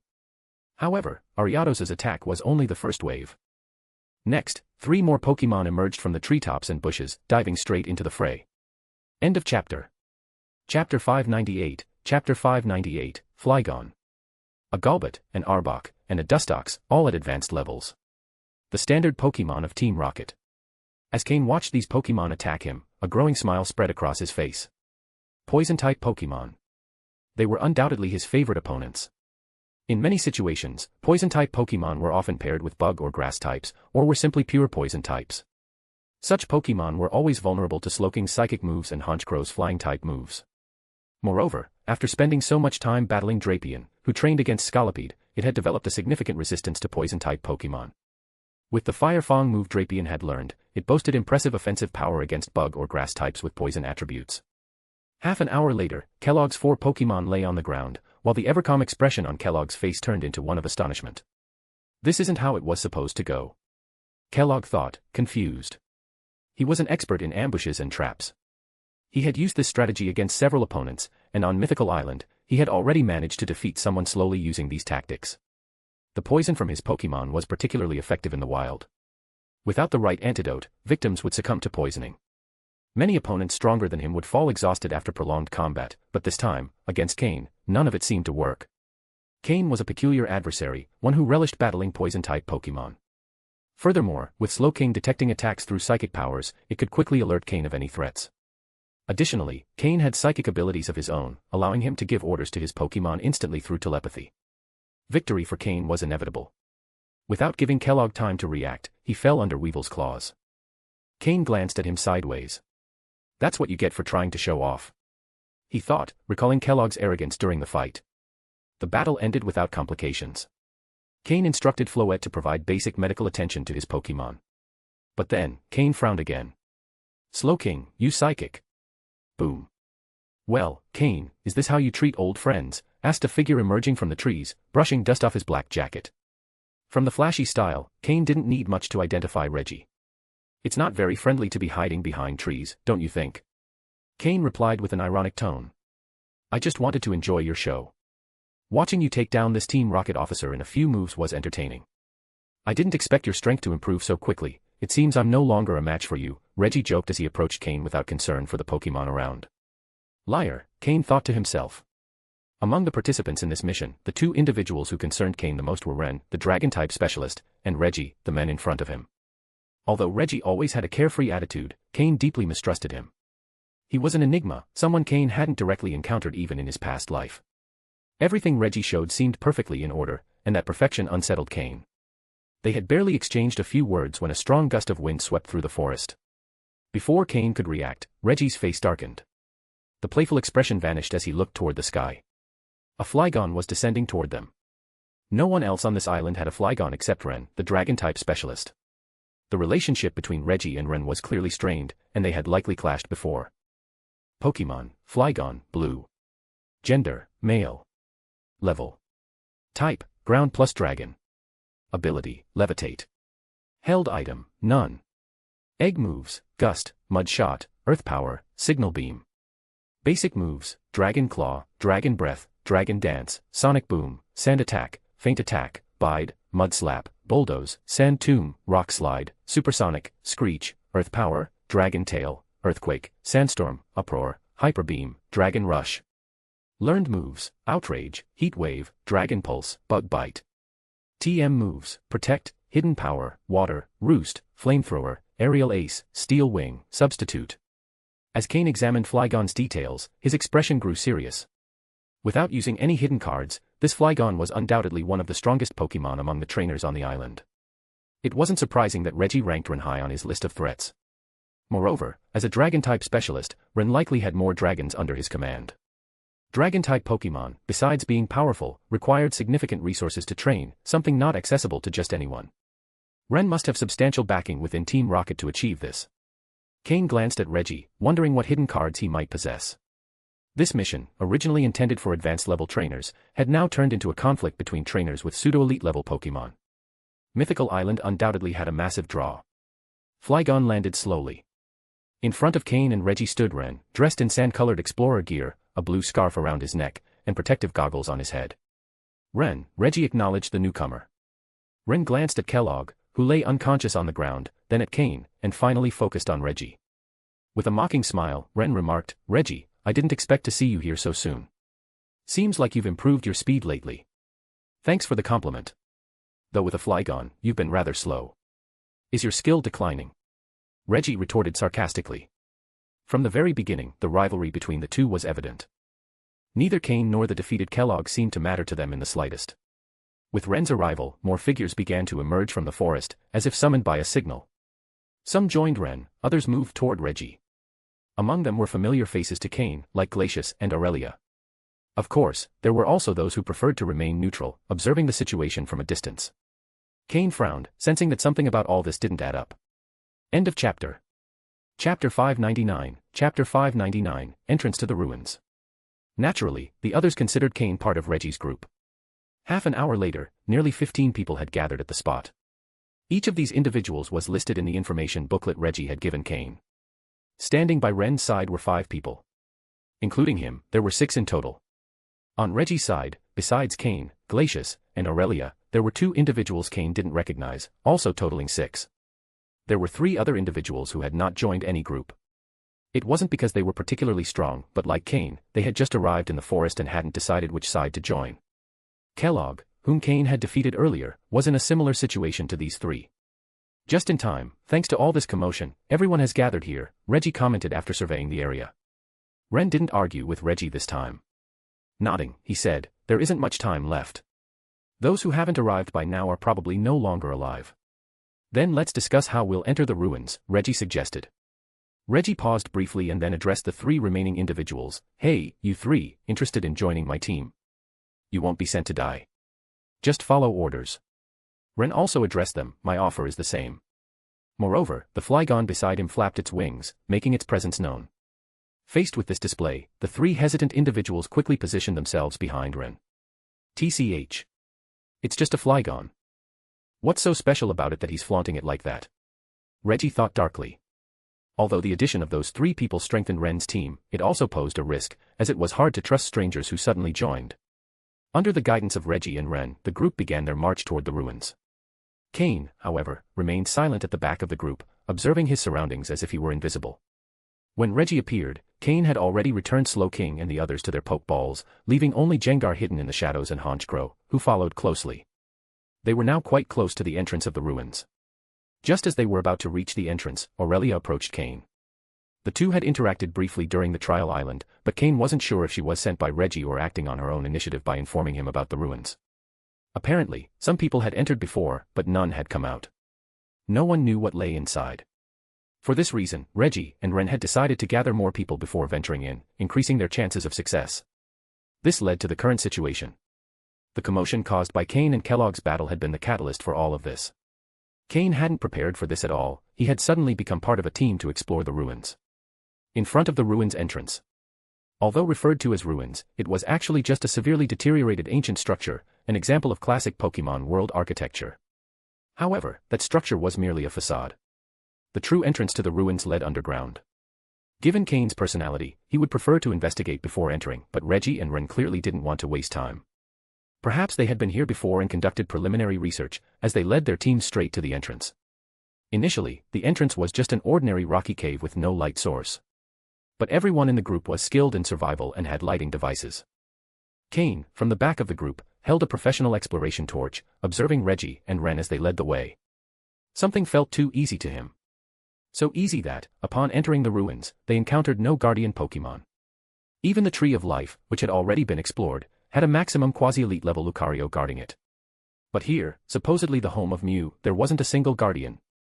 Additionally, Reggie and Ren moved with such determination, as if the paths around them were mere decorations and they knew exactly where to go. It was as if they knew their destination. While the others were somewhat puzzled, they soon became engrossed in the murals on the walls. These murals depicted many scenes from the ancient world and featured some Pokémon never seen before. Cain also noticed Mew's figure among the murals, but from what they depicted, Mew seemed more like an observer of world events. Whether it was battles, disasters, or bountiful harvests, Mew was always present as a spectator but never intervened. It seemed to be a being isolated from the world. Thus, the rest of the group focused intently on examining the murals, not questioning Reggie and Ren's actions. Only Cain, who was familiar with Mew, found the murals unremarkable, as he had a clear image of Mew in his mind even after having revived twice. With lingering suspicion, Cain slipped into a side passage unnoticed. He waited patiently in the passage for a while, allowing Jengar to follow the group so Cain could track their location through the marks it left. Since the passage wasn't very wide and there were over a dozen people, each with one or two Pokémon, there wasn't enough confidence for everyone to stay too close to each other. This is why Cain's disappearance went unnoticed. Except by Aurelia. Not long after Cain slipped away, Aurelia noticed. However, she said nothing. In fact, Aurelia, like Cain, was recruited by Reggie later. Unlike Glacius, who had always been by Reggie's side and trusted fully, she was often excluded from important decisions. Always cautious, Aurelia found an opportunity to vanish down another passage. The disappearance of one person might go unnoticed, but two wouldn't. Reggie wasn't foolish and quickly realized what had happened. However, he said nothing and continued advancing, only at a slightly faster pace. Ren, who also noticed Reggie's change, checked the situation behind them and frowned before quickening his pace to match Reggie's. A Jengar hid in the shadows, keeping a prudent distance from the group. Meanwhile, Cain continued his slow advance. End of chapter. Chapter 600, Anomalies and Assumptions. Aurelia. Cain noticed that she, too, had left the group and was hiding in a corridor. Cain approached her with Slowking, patting Aurelia on the shoulder. At the same time, he signaled Slowking to leave a psychic mark on her, just in case. Aurelia flinched at the touch on her shoulder, quickly turning around with two Pokeballs tightly gripped in her hands. Seeing it was Cain, she let out a long sigh of relief. "I thought you had already gone. Why are you back?" Aurelia asked quietly, touching her chest to calm herself. Cain smirked, a hint of mockery on his face. "Reggie and Ren are good actors. Didn't you notice?" Hearing this, Aurelia gave a bitter smile. "Honestly, no. The murals in the tunnel really caught my attention. This is my first time here. I didn't notice anything odd until I realized you were gone. Then I knew something was wrong and hid to avoid trouble." Aurelia really had no intention of competing for the treasures in the ruins. More than anything, she wanted to find useful items for her grass-type Pokémon and take advantage of the island's unexplored resources. Aurelia was one of Ariana's closest subordinates, but not the only one. The help and benefits she received from Ariana weren't much, and as she advanced in her career, Ariana began assigning increasingly complicated tasks to her and her group. Coming to Mythical Island was something Aurelia achieved with great effort, leveraging multiple connections. After the fierce battle between Ariana and Price at the Lake of Rage, Ariana was seriously injured, and Aurelia hadn't been able to locate her. This made things much harder for her. Of course, none of this would be shared with Cain, but Cain had already deduced as much. After all, he had been present when Ariana was defeated by Price. "Come on, let's keep up with them. If you stay here, you won't gain anything." Cain stepped toward the main corridor. Aurelia hesitated for a moment but ultimately couldn't resist the temptation and trotted to keep up with him. Reggie and Glacius had claimed to include her and Cain in their circle, but in reality, they were excluding both of them.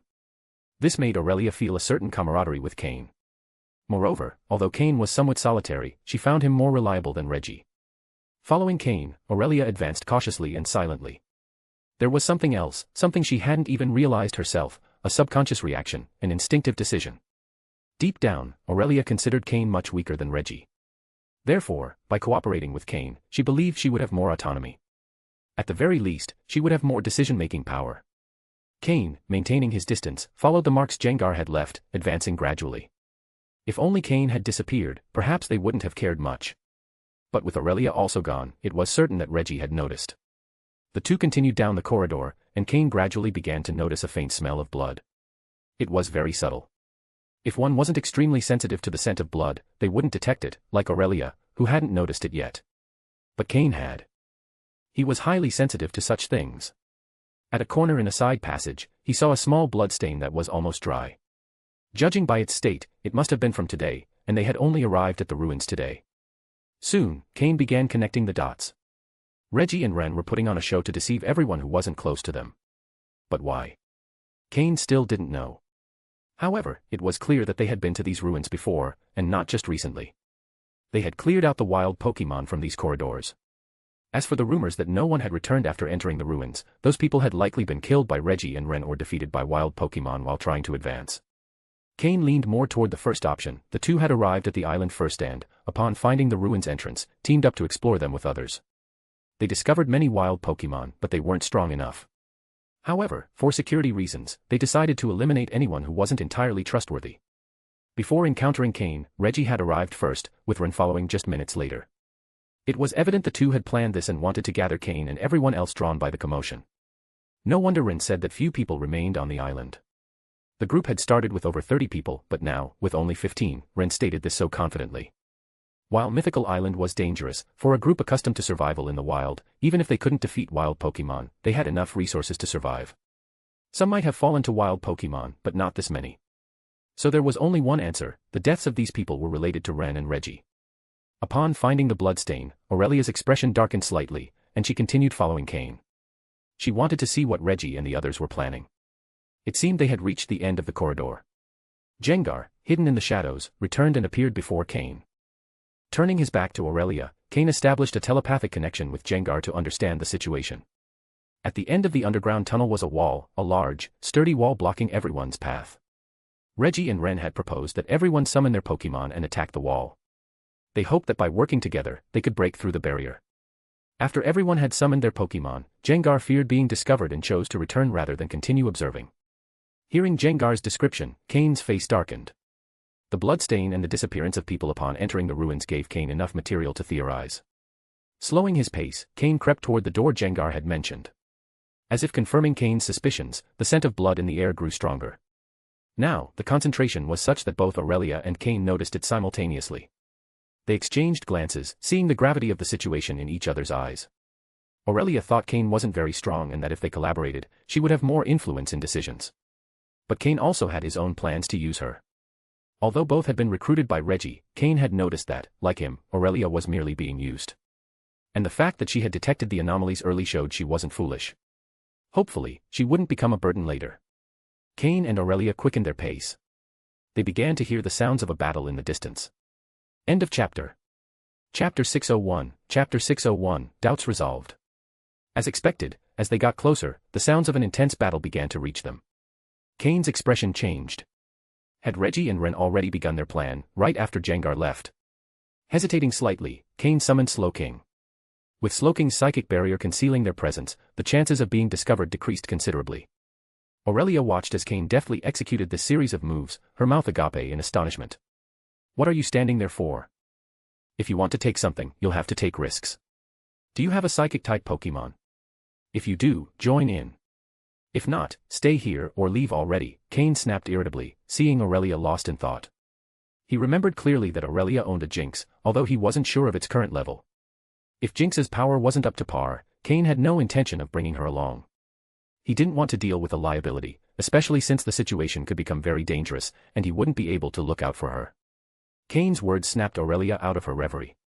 Quickly, she pulled out a Pokeball and called forth her Jinx. When Jinx appeared, her long yellow hair swayed gently. She wore a striking red dress, and her thick, prominent lips pursed coquettishly. Seeing Aurelia, Jinx smiled with satisfaction. Jinx, create a psychic barrier like Slowking's, Aurelia ordered after calming her down a bit. Jinx glanced at Slowking, and in an instant, a spark appeared in her eyes. That spark quickly turned into what seemed to be admiration.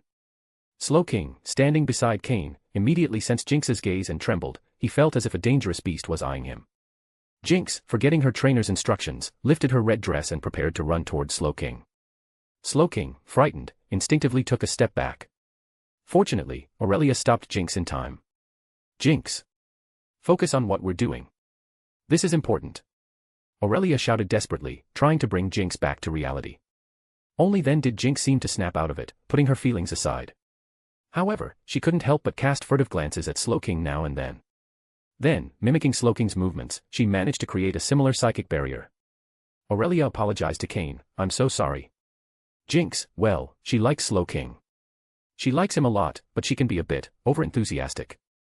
Cain had witnessed the entire scene and couldn't help but purse his lips. He nodded silently.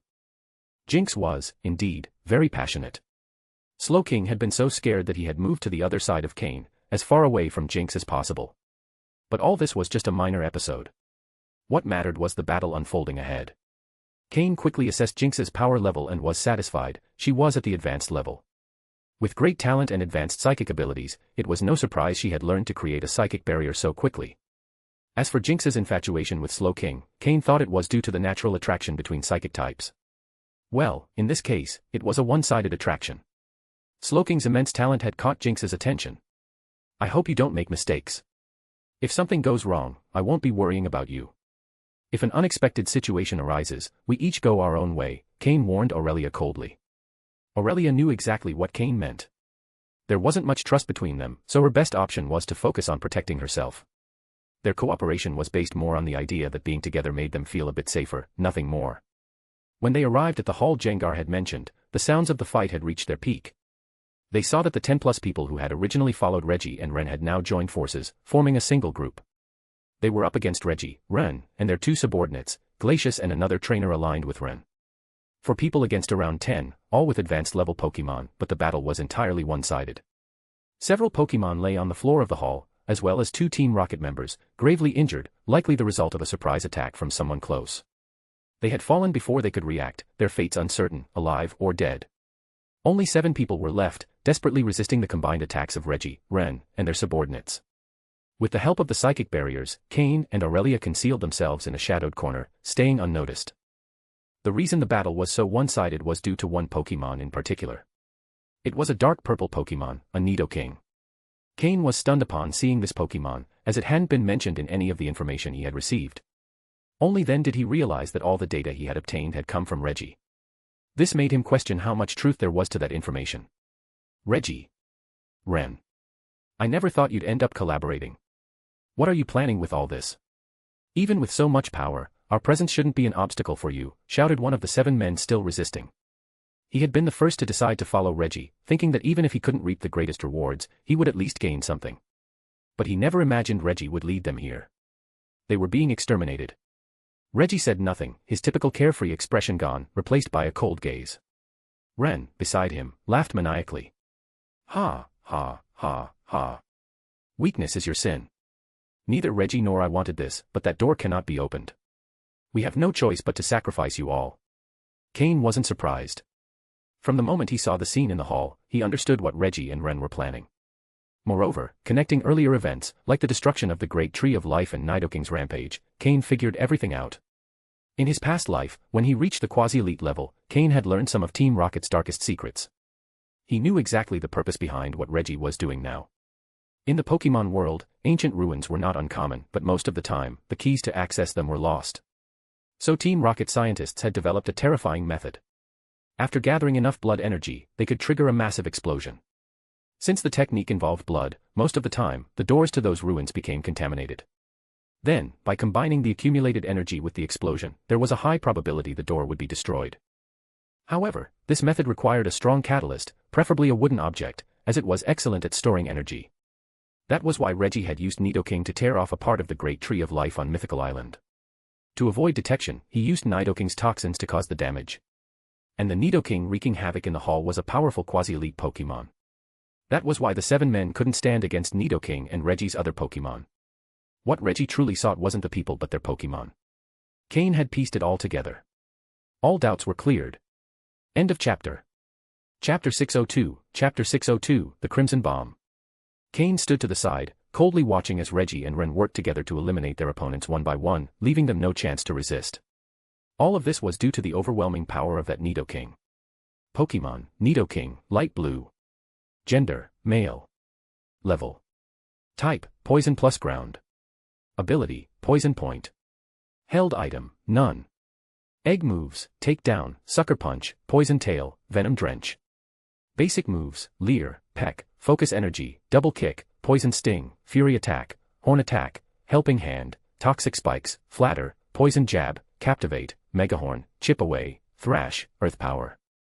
Learned moves, focus punch, drill run, thunder punch, stomping tantrum, ice punch, fire punch.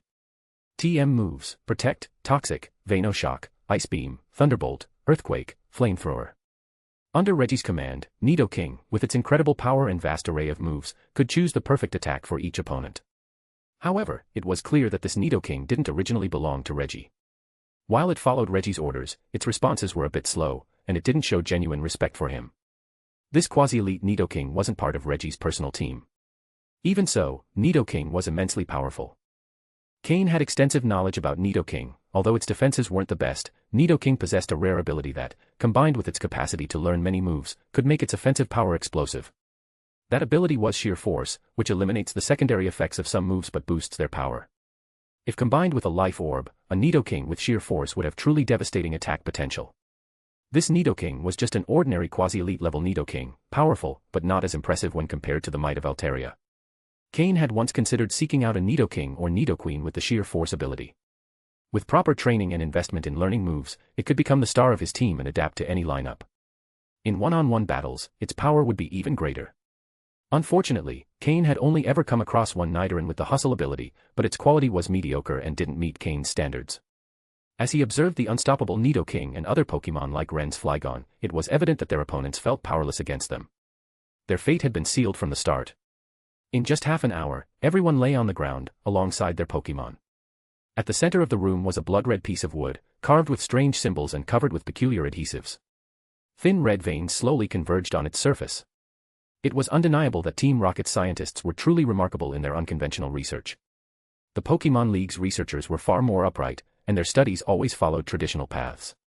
For this reason, scientists who explored less conventional fields couldn't fully develop their skills, but Giovanni's charisma and openness attracted many unique researchers. Team Rocket's successful development was largely thanks to the efforts of these scientists. After all, they had achieved breakthroughs like creating Mewtwo from the DNA of Mew, a top-tier legendary Pokémon. Reggie's playful attitude had disappeared, replaced by an icy coldness. He didn't react to the deaths they had caused, looking at the others as if they were mere ants. He approached and picked up the wooden piece from the ground. "What do you think? Is it enough?" Ren asked, standing beside Reggie. "It's still not enough," Reggie replied, studying the patterns carved into the wood. The red vein hadn't fully aligned yet. "Damn it, when 2 of our men disappeared earlier, I told you we should go after them. But you said it didn't matter, that it would be enough. And now we're short. What are we going to do? We've already taken out all the strong wild Pokémon in the forest over the past few days, and we're running out of time," Ren said angrily. As a dragon-type Pokémon trainer, Ren wasn't calm like Lance. His temperament resembled that of ancient dragons, short-tempered and fierce. He had managed to stay composed only because exploring the ruins had helped him control his impatience. Reggie glanced at Ren, who was on the verge of losing it, but said nothing. Although the others didn't know Ren's origins, Reggie had some insight. Technically, Ren wasn't entirely human, as he was the product of Team Rocket's experiments on merging human and Pokémon genes. There had been a Team Rocket project on fusing Pokémon blood with humans. Although Giovanni had quickly shut it down, it left behind one result. That result was Ren, who had a minimal amount of dragon-type Pokémon blood. This was why some mixed-blood dragons or dragon descendants felt a kinship with him, though pure dragons rejected him. This had led him to specialize in dragon-type Pokémon. Those two weren't ordinary. By leaving us, they made it easier for us to finish here. If they had stayed, things would have been much more complicated, Reggie said calmly. The image of Cain and Aurelia crossed his mind. Especially Cain, whom Reggie couldn't quite figure out. At the pre-landing meeting, under Glacius's observation, the conclusion was promising, indicating that Cain possessed exceptional qualities. For Glacius to make such a statement was rare, as he also harbored many secrets that only Reggie knew. In any case, Reggie felt somewhat relieved not to have to worry about Cain following them. What do we do now? Do we need to go further to collect energy? The island's strong Pokémon have already started to notice our presence, Ren asked. It's simple, Reggie replied. He pulled out a knife and ended the life of one of the men beside Ren. The man clutched his neck, staring at Reggie, clearly unable to comprehend why he had done it. As if on command, Reggie's Pokémon eliminated the man's Pokémon as well. Already exhausted, they couldn't withstand the surprise attack from Reggie's Pokémon. Ren watched Reggie but said nothing more. After all, the man was useless, and it was fine to kill him. His eyes focused on the redwood in Reggie's hands, watching as the veins aligned. Gradually, all the lines connected. The Crimson Bomb, completed. End of chapter. Chapter 603, forcing their way in. As the patterns on the red block fused together, a smile appeared on Ren's face. Now, only 3 people remained, Reggie, Ren, and Glacius, who always stayed silent with a book in his hand. Cain. Aurelia. I know you're here. You've seen enough of the show, come out. Reggie didn't use the Crimson Bomb immediately but instead called out into the vast hall. Aurelia, standing beside Cain, looked startled. She hadn't expected them to be discovered despite hiding so well. Since they had been found, there was no point in staying hidden.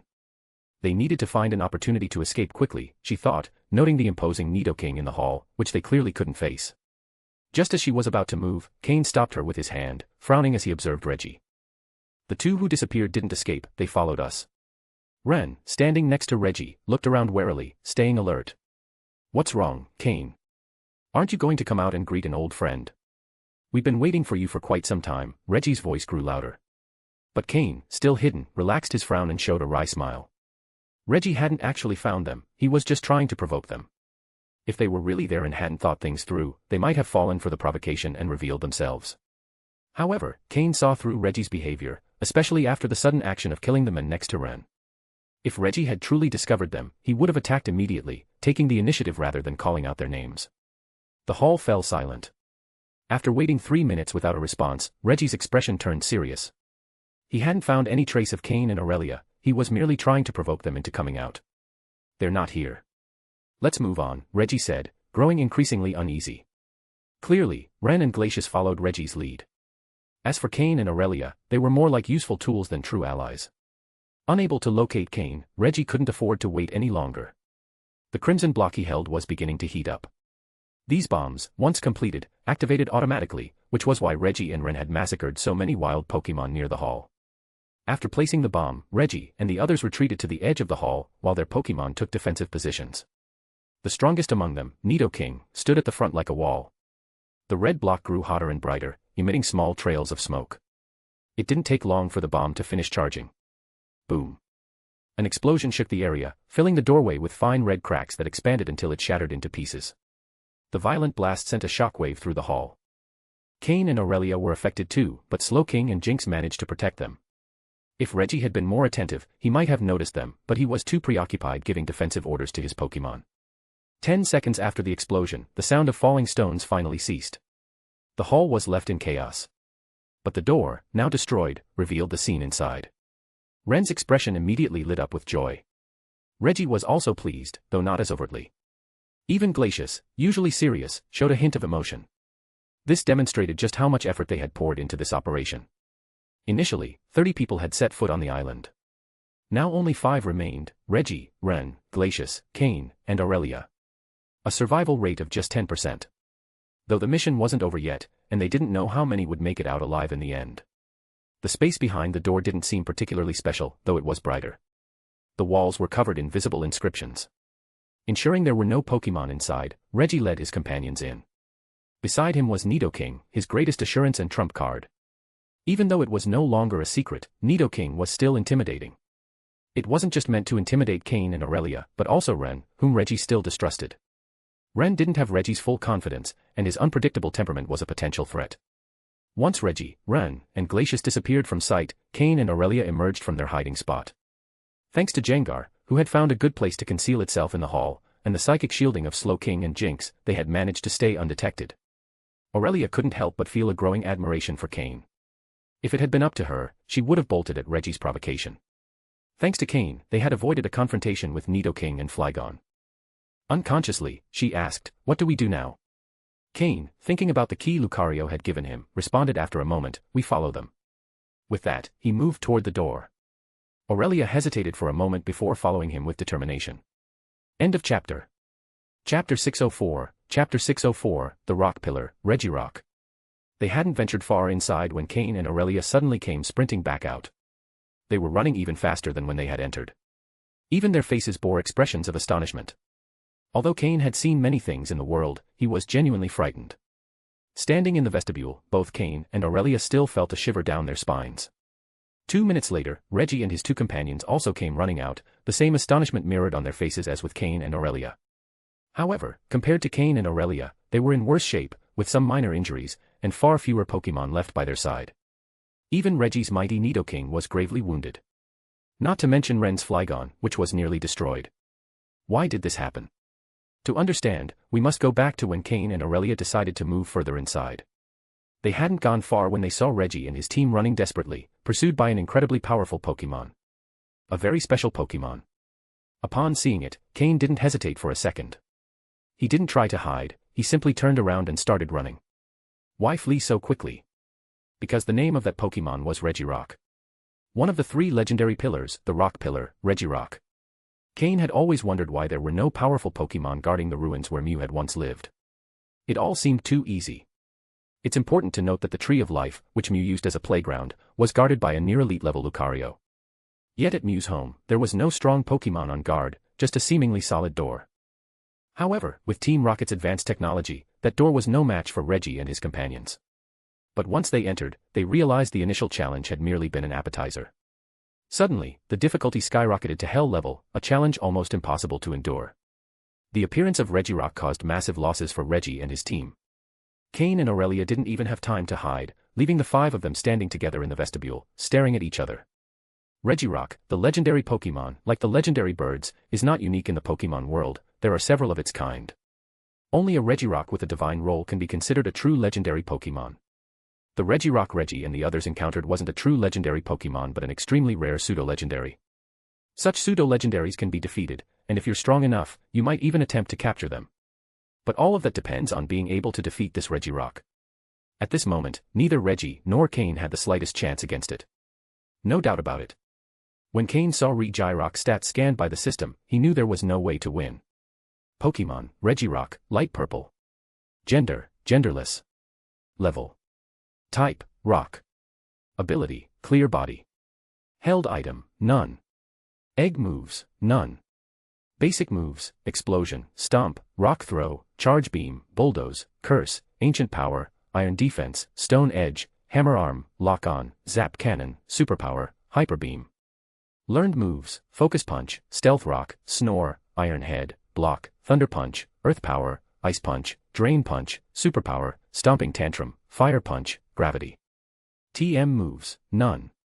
Level 78, with light purple quality, and being a legendary Pokémon, was there even anything to think about? If you encounter it, the best option is to run. This level 78 Pokémon had already reached advanced level 4 elite. Combined with its legendary status and light purple quality, even Cain's master, Matsuda Takashi, would barely be able to contain this Regirock with his entire team, let alone defeat it. After all, even without a divine role, it was still a legendary Pokémon. A father is still a father, and if he strikes, there's no argument. Mew, with its mischievous nature, really went too far by putting a Regirock in there. Who knows if we'll encounter the other pillars later. The primary mission of the 3 pillars is to protect ancient ruins. In ancient times, the 3 pillars served as guardians for extremely powerful Pokémon.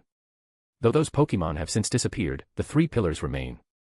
They haven't abandoned their mission and continue to protect the places they were assigned, even if no Pokémon remain there. That's why the presence of the 3 pillars in ancient ruins is not uncommon. In fact, finding one of the 3 pillars has become a criterion for assessing the value of a ruin. Now the situation was awkward. Both Reggie's group and Cain and Aurelia were unsure what to do. Reggie and his team had gone through great difficulty to open the door, making it an inconvenient time for them to back out. But Cain and Aurelia, who had been hiding, also found themselves in an uncomfortable spot. What should they do? It seemed they wouldn't be able to proceed. Fortunately, Regirock followed the rules. It only chased them for a while, but once they reached the vestibule, it retreated. Leaving now felt like abandoning unfinished business. Reggie's team had paid a high price to enter these ruins. For that reason, they hadn't explored much of Mythical Island or even searched for resources. On the other hand, Cain had used his time wisely to gather resources on the island. Even if he left now, he had already gained a lot. However, with Reggie and his team severely weakened, Cain saw a golden opportunity. Reggie also believed this was the perfect time to eliminate Cain and Aurelia.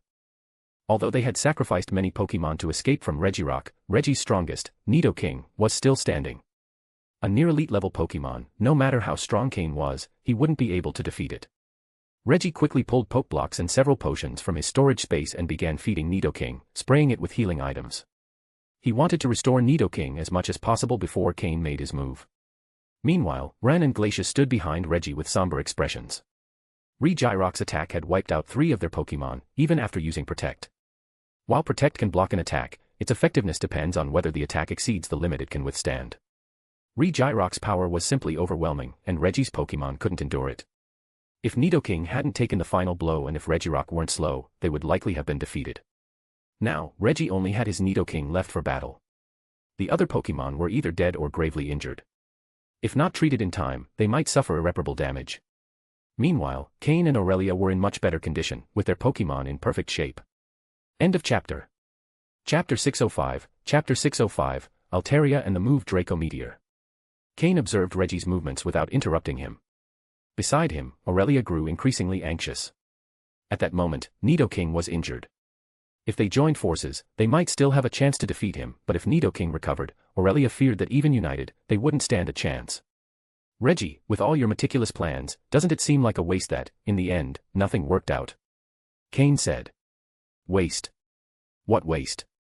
I was so close to achieving it, and if I hadn't tried, I wouldn't have even had the chance to cross that door. How would we know it isn't the greatest treasure on the island? Reggie replied while continuing to heal Nidoking, trying to buy time by talking with Cain. There was no need to hide anything anymore. After all, both sides had severed ties, and the possibility of future cooperation was out of the question. True, though I must admit what intrigues me the most is your true identity. It's not normal for someone in the inner circle of the Great Master Surge to have access to so many resources, information, and connections, enough to know about this island and its ruins, Cain commented, voicing a long-standing doubt. Reggie paused his treatment for a moment and smiled enigmatically. The truth is, the only one here who doesn't know my identity is you, Cain. I haven't tried to hide it. Ask anyone, and you'll get the answers you seek. This answer confused Cain. Indeed, he had never bothered to ask others about Reggie. Realizing this, he let out an ironic smile and stopped worrying about it.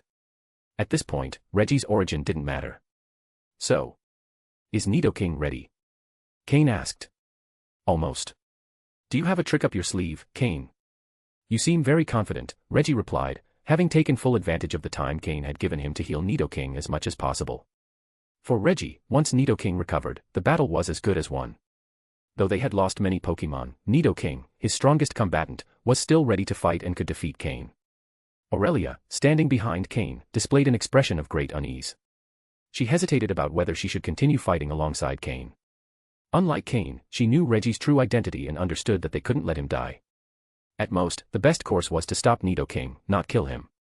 But Nidoking, thanks to Cain's inaction, was already regaining his strength and power. Aurelia wondered where Cain's confidence to face this situation came from. After a brief hesitation, Aurelia gritted her teeth and said softly, "I'm sorry, Cain." Then, she turned and fled swiftly. Jinx followed her, glancing back wistfully at Slowking, but ultimately disappearing with Aurelia down the corridor. Reggie and the other two didn't move to stop her. In fact, they were more than happy to see her go. For his part, Cain didn't stop her either, as his alliance with Aurelia had always been one of convenience. Now that she had left, there was no point in insisting she stay. Cain, on the contrary, appreciated Aurelia's decision. He understood that surviving to this point required a certain cunning to know when to retreat. As Aurelia disappeared down the corridor, she had already decided never to return. Her plan was to search for some resources on the island before leaving forever. For her, the island's great treasures no longer mattered, survival was her priority. Looks like your ally has abandoned you. Still feeling confident? Ren mocked, a victorious smile on his face. However, Reggie's expression was one of concern. He was watching Cain closely, but he didn't see any signs of panic. Not even his facial expression had changed, he still bore the same confidence. What did that mean? Could it be that Cain had a trump card capable of dealing with Nidoking? With his full team of Pokémon in perfect condition, could he still be at a disadvantage? Doubt began clouding Reggie's mind. If his Pokémon hadn't been so severely injured, even with a Pokémon as powerful as Nidoking on the field, they wouldn't have much to worry about. However, now things seem to favor Cain. What's the matter? Not planning to attack? If you're not, then I will, Cain said with an ironic smile, completely ignoring Ren's words. To Cain, Ren was a hot-headed fool, incapable of thinking clearly. Even so, he couldn't understand how someone with such little intelligence had risen to hold such power within the team. Reggie was about to order Nidoking to attack, but Glacius, who had remained calm, stopped him with a hand. Glacius, though now looking dirty and exhausted, had eyes that radiated wisdom. He shook his head, signaling to Reggie not to attack. According to him, fighting now would only lead to certain defeat. It was better to save Nidoking to try capturing other Pokémon on the island and make up for the day's losses. Reggie trusted Glacius far more than Ren and decided to follow his advice. For his part, Ren, feeling ignored and underestimated, shouted angrily, "Attack, Reggie! Attack!" Cain simply smiled, which only further infuriated Ren. Filled with fury and wounded pride, Ren threw a Pokeball, releasing his Charizard into the room.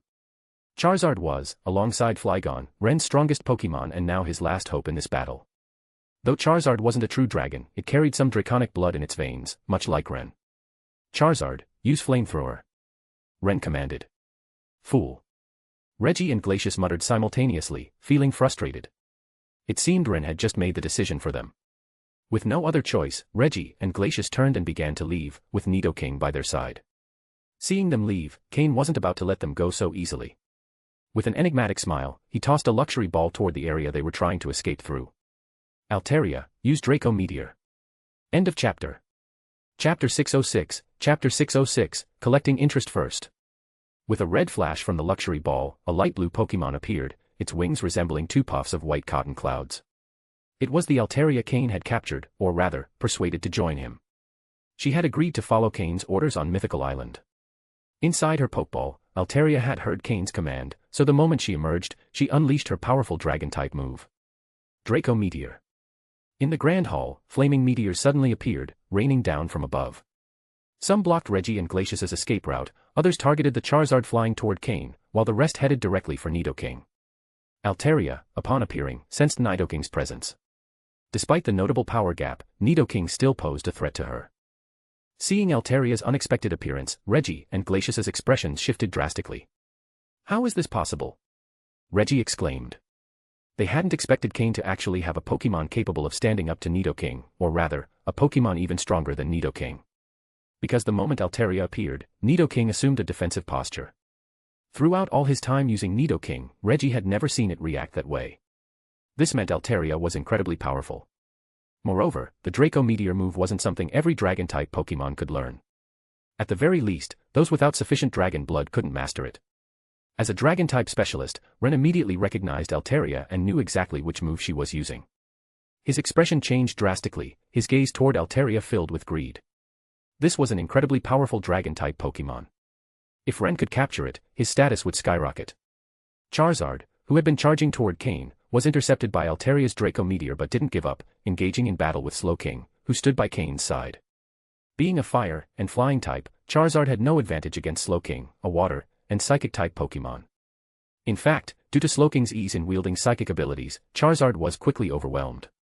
Altaria managed to block Reggie and Glacius's escape route, while the remaining meteors directly struck Nidoking, who couldn't dodge in time. Nidoking, who had recovered significantly thanks to Reggie's treatment, was once again severely injured.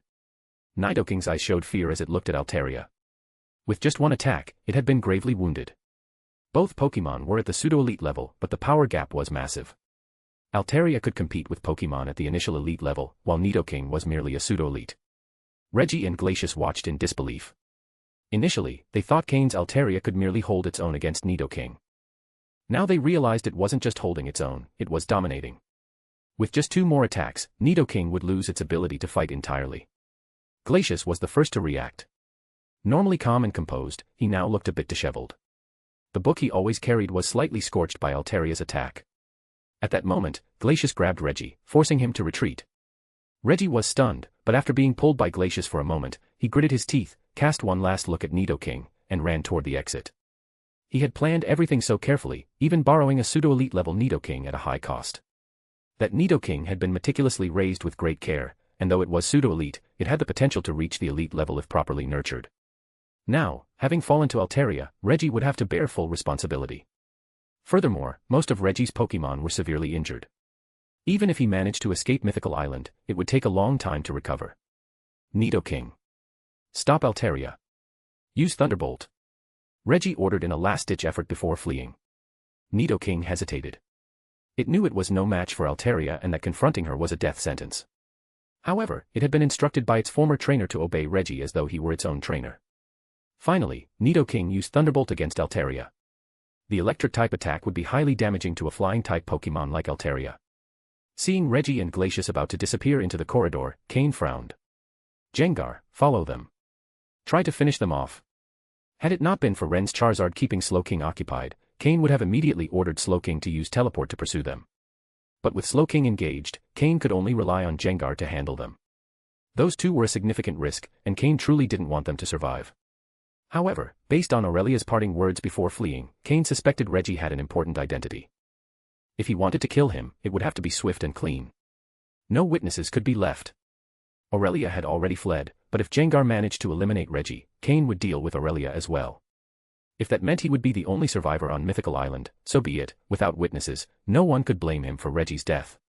If Aurelia survived, Cain would face a complicated situation. If Reggie's identity was truly significant, his superiors would pressure Aurelia, and she might point to Cain as the culprit, putting him in a dangerous position. Fortunately, Cain had planted a safeguard with Aurelia. So, either he eliminated everyone or let everyone live. If Reggie managed to escape, Cain was confident Reggie wouldn't be foolish enough to report him. After all, Cain was someone close to Giovanni. Would Reggie really dare to speak up? Wouldn't that be tantamount to admitting he wasn't as capable as Cain? After all, Reggie had started with far greater advantages than Cain. Openly admitting he couldn't defeat Cain would be like admitting his own incompetence. How could he remain influential in Team Rocket after that? Who would support him then? Now it all depended on whether Reggie had an escape plan to evade Gengar's attack. In any case, Cain had the upper hand. Even if Aurelia tried to hide, Cain could find her. Because during their first encounter, when Cain had patted her on the shoulder, Slowking had left a psychic mark without her knowledge. For now, this Dragon-type specialist would serve as interest. End of chapter. Chapter 607, Chapter 607, You've brought shame to Dragon-type trainers. In another corner of the battlefield, the fight between Nidoking and Altaria had reached its peak. Nidoking's move, Thunderbolt, landed directly on Altaria, dealing damage and completely enraging her. As one of the dominant Pokémon on Mythical Island, Altaria was not accustomed to being attacked. She flew through the air with a movement that seemed to follow a peculiar rhythm. Dragon Dance. Altaria's fury caused her power to rise dramatically. However, the fact that Nidoking had no trainer to guide it during the battle exposed its weaknesses.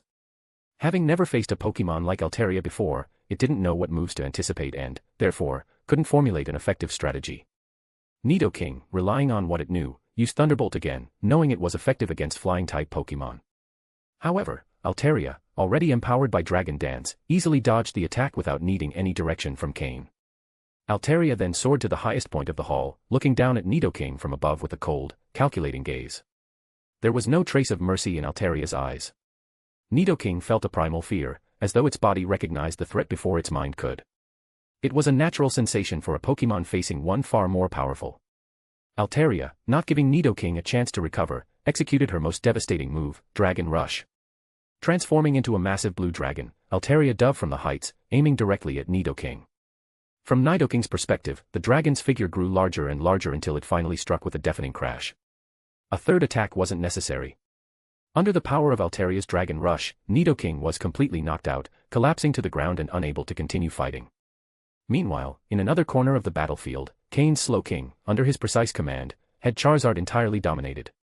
Even though Charizard wasn't a weak Pokémon, its lack of proper training was evident, leaving it vulnerable to Slowking, who subdued it with a combination of psychic abilities and water-type moves. Charizard, a fire and flying-type Pokémon, had everything to lose against a water-type Pokémon like Slowking. Pokémon, Charizard, Dark Green. Gender, Male. Level. Types, Fire plus Flying. Ability, Blaze. Held item, None. Egg moves, Ancient Power, Crunch, Metal Claw.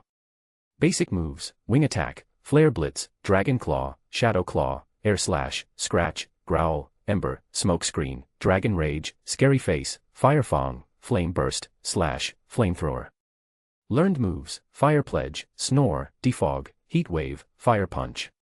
TM moves, Protect, Roost, Aerial Ace, Steel Wing, Dragon Tail. Charizard's power came primarily from its level rather than proper training. Ren hadn't invested the effort needed to develop the Pokémon's potential, as evident in the lack of key Dragon-type moves.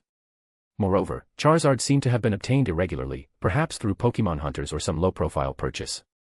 This explained why its dragon lineage was neither pure nor strong. Although Charizard excelled in Fire-type moves, its weakness against Slowking's Water-type attacks was glaringly obvious, leaving it helpless. Cain watched the fight with disdain. Ren, his opponent, appeared completely overwhelmed, unable to devise a strategy to counter Slowking's advantage. Unlike Cain, Ren seemed to lack an instinct for strategy. His commands were basic, focused only on direct attacks without any planning or rhythm. This made Cain wonder how someone so incompetent could have ended up working alongside Reggie. The answer was simple: Reggie had exploited Ren's impulsive nature to manipulate him. Ren, with his lack of judgment and tendency to be driven by emotion, was easy to control. But now, Ren had become a liability, a useless partner in a critical situation. Meanwhile, Slowking continued to dominate Charizard. Under Cain's orders, Slowking had developed a special technique that combined its Water-type moves with its psychic powers, making its Water-type attacks even more devastating. Slowking charged a modified water gun, gathering water in its mouth and, using its psychic power, launched the attack with incredible force. The water jet hit Charizard directly, who was already weakened, leaving it completely defeated. The flame that normally burned on Charizard's tail was extinguished entirely, marking its definitive loss. After this victory, Slowking reached level 45, thanks to the experience gained in recent battles. Cain looked at Charizard's defeated body with disinterest. He saw no value in keeping such a mediocre Pokémon on his team and decided not to retain it. Charizard held no value for Cain but would for certain collectors in other regions, like Hoenn, where trainers were willing to pay large sums for Pokémon labeled as dragons, regardless of their true potential. Cain then turned to Ren, who remained frozen, unable to react to the massive power gap between him and Cain. Cain couldn't hide his disappointment. "You call yourself a dragon-type specialist? You've brought shame to all trainers of this type," he said coldly, referring to other trainers he knew who truly deserved that title. Before Ren could respond, he was attacked by Honchkrow under Cain's orders, and his defeat was swift and final. After dealing with Ren, Cain inspected his opponent's Pokeballs and took particular interest in the one containing Flygon, a Pokémon Cain intended to use in the future. Although many of Ren's Pokémon were high-level, Cain considered them poorly trained. His plan was to sell them later, once he returned to Hoenn, a region where the demand for imposing-looking Pokémon was high, regardless of their training. Gengar, Cain's Pokémon, returned shortly after the battle. End of chapter. Chapter 608, Chapter 608, I hope you don't get scared of Regirock. Seeing how long it took Gengar to return, Cain could already guess the outcome. After hearing Gengar's explanation, Cain confirmed that Reggie and Glacius had indeed escaped his pursuit. They had summoned two gravely injured Pokémon to distract Gengar. In truth, Cain didn't have high expectations that Gengar could take down Reggie and Glacius. The objective was more about wearing down the opponent as much as possible. From the moment Reggie tried to ambush Cain, there was no chance of reconciliation between the two. Although Cain wasn't the type to seek revenge over minor offenses, it was clear that Reggie had attacked him for a serious reason. When personal safety was at stake, there was no turning back. Still, Cain felt relieved that Reggie had managed to escape. Reggie's true identity remained uncertain. If he turned out to be the child of a major figure, Cain could face a complicated situation since such people wouldn't hesitate to use all their power to eliminate Cain without consequences. But since Reggie hadn't died, it was still just a fight between youths. Moreover, Cain was confident that, with Reggie's prideful nature, he wouldn't tell anyone how Cain had managed to ambush him. After all, he needed to continue receiving resources from the elders supporting him, and he couldn't afford to let them see he wasn't up to the task. Reggie and Glacius had emerged weakened from this fight and would need time to recover. By the time Cain and Reggie met again, their power levels would likely be entirely different. The most important thing was that Cain wasn't entirely sure he could completely eliminate Reggie. On the trial island, even Xander had tricks up his sleeve, so it was highly likely Reggie had them too, given his background. It was better to avoid a do-or-die situation. Cain rewarded Gengar. Although it hadn't taken down both opponents, it had defeated two of their Pokémon, which was a significant achievement. At that moment, in the large, wrecked hall, only Nidoking lay on the ground. Altaria flew toward Cain, preening her feathers in a relaxed manner. Cain frowned as he looked at Nidoking, thinking it was a pity. Although Nidoking was only moderately powerful among quasi-elite level Pokémon, it was still a strong Pokémon. If he could have recruited it, it would have been useful. However, Reggie had taken Nidoking's Pokeball, making it impossible for Cain to capture it. Altaria, finish off Nidoking, Cain ordered. Altaria didn't hesitate at Cain's words and immediately eliminated Nidoking, as there was no chance of capturing it. Now, the hall was completely empty, with only Cain and his Pokémon remaining. Floette, use grassy terrain. Fleet. Floette was already used to these kinds of situations. She didn't need to fight in dangerous battles, only assist the Pokémon in recovering after the fight. At the same time, Cain summoned Ren's Flygon, allowing Floette to treat it as well to prevent it from dying before leaving Mythical Island. That would be a real loss. Cain began to settle down in the hall to rest. Thanks to the effects of the bomb used earlier, the hall was relatively clean. He sat on one of the large broken stones that had once been the door, taking out some Pokeblocks and healing medicines to treat his Pokémon along with Floette. During this time, Cain started reflecting on whether he should continue exploring Mew's ruins.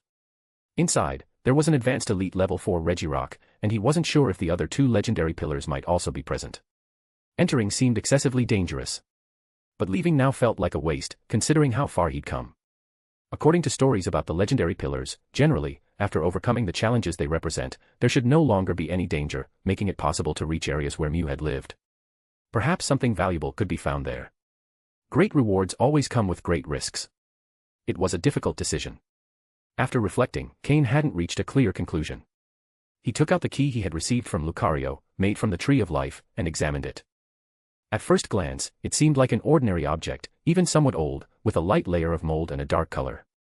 It looked like wood on the verge of rotting. However, Cain could perceive a faint aroma emanating from the wood, a scent with a calming effect.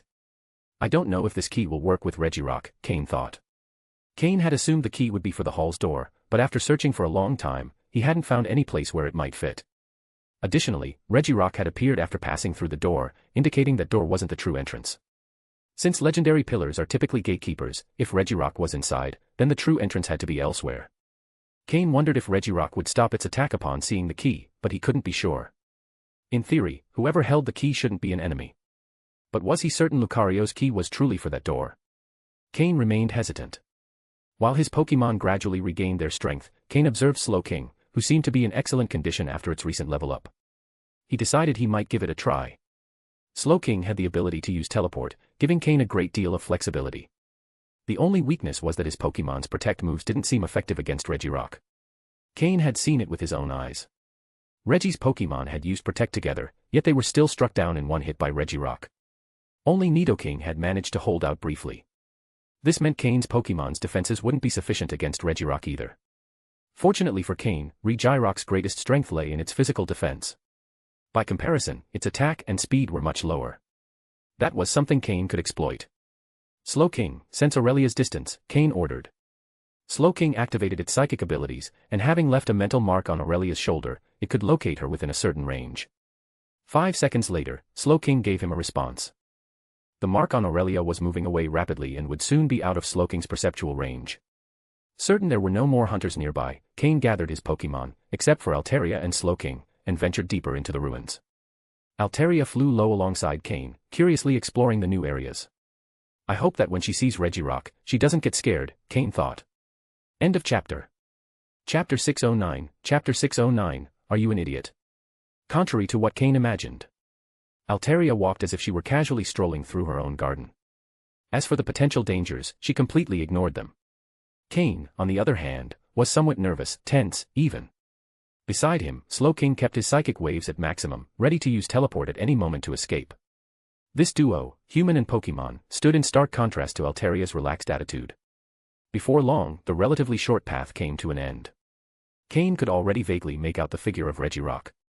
At that moment, Regirock resembled more of a statue, motionless like a massive rock, with the 7 glowing dots on its head unlit. This was the state in which Regirock slept. Cain stopped. One more step, and Regirock would awaken. At this distance, with Regirock's speed, Slowking should be able to teleport them in time. If Altaria could briefly hold it off, things would be even safer. Despite Cain's caution, Altaria didn't seem to sense anything unusual. She looked at Cain as if wondering why he had stopped.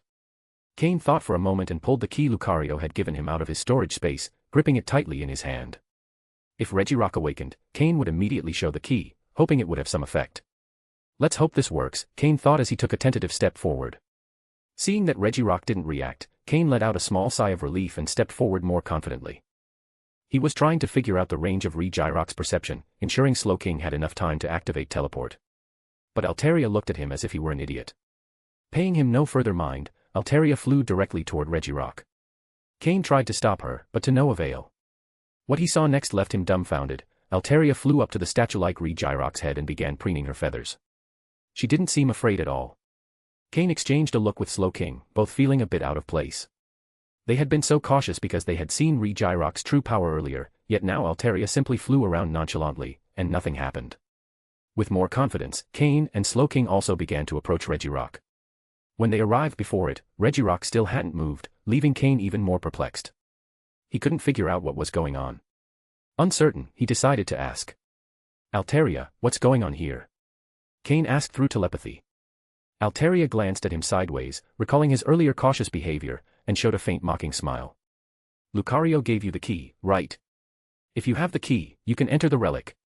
Didn't you know that? Are you an idiot? Altaria's voice had a magnetic tone, with a hint of teasing. Cain cut off the telepathic connection before Altaria could say more. They probably already thought he was an idiot.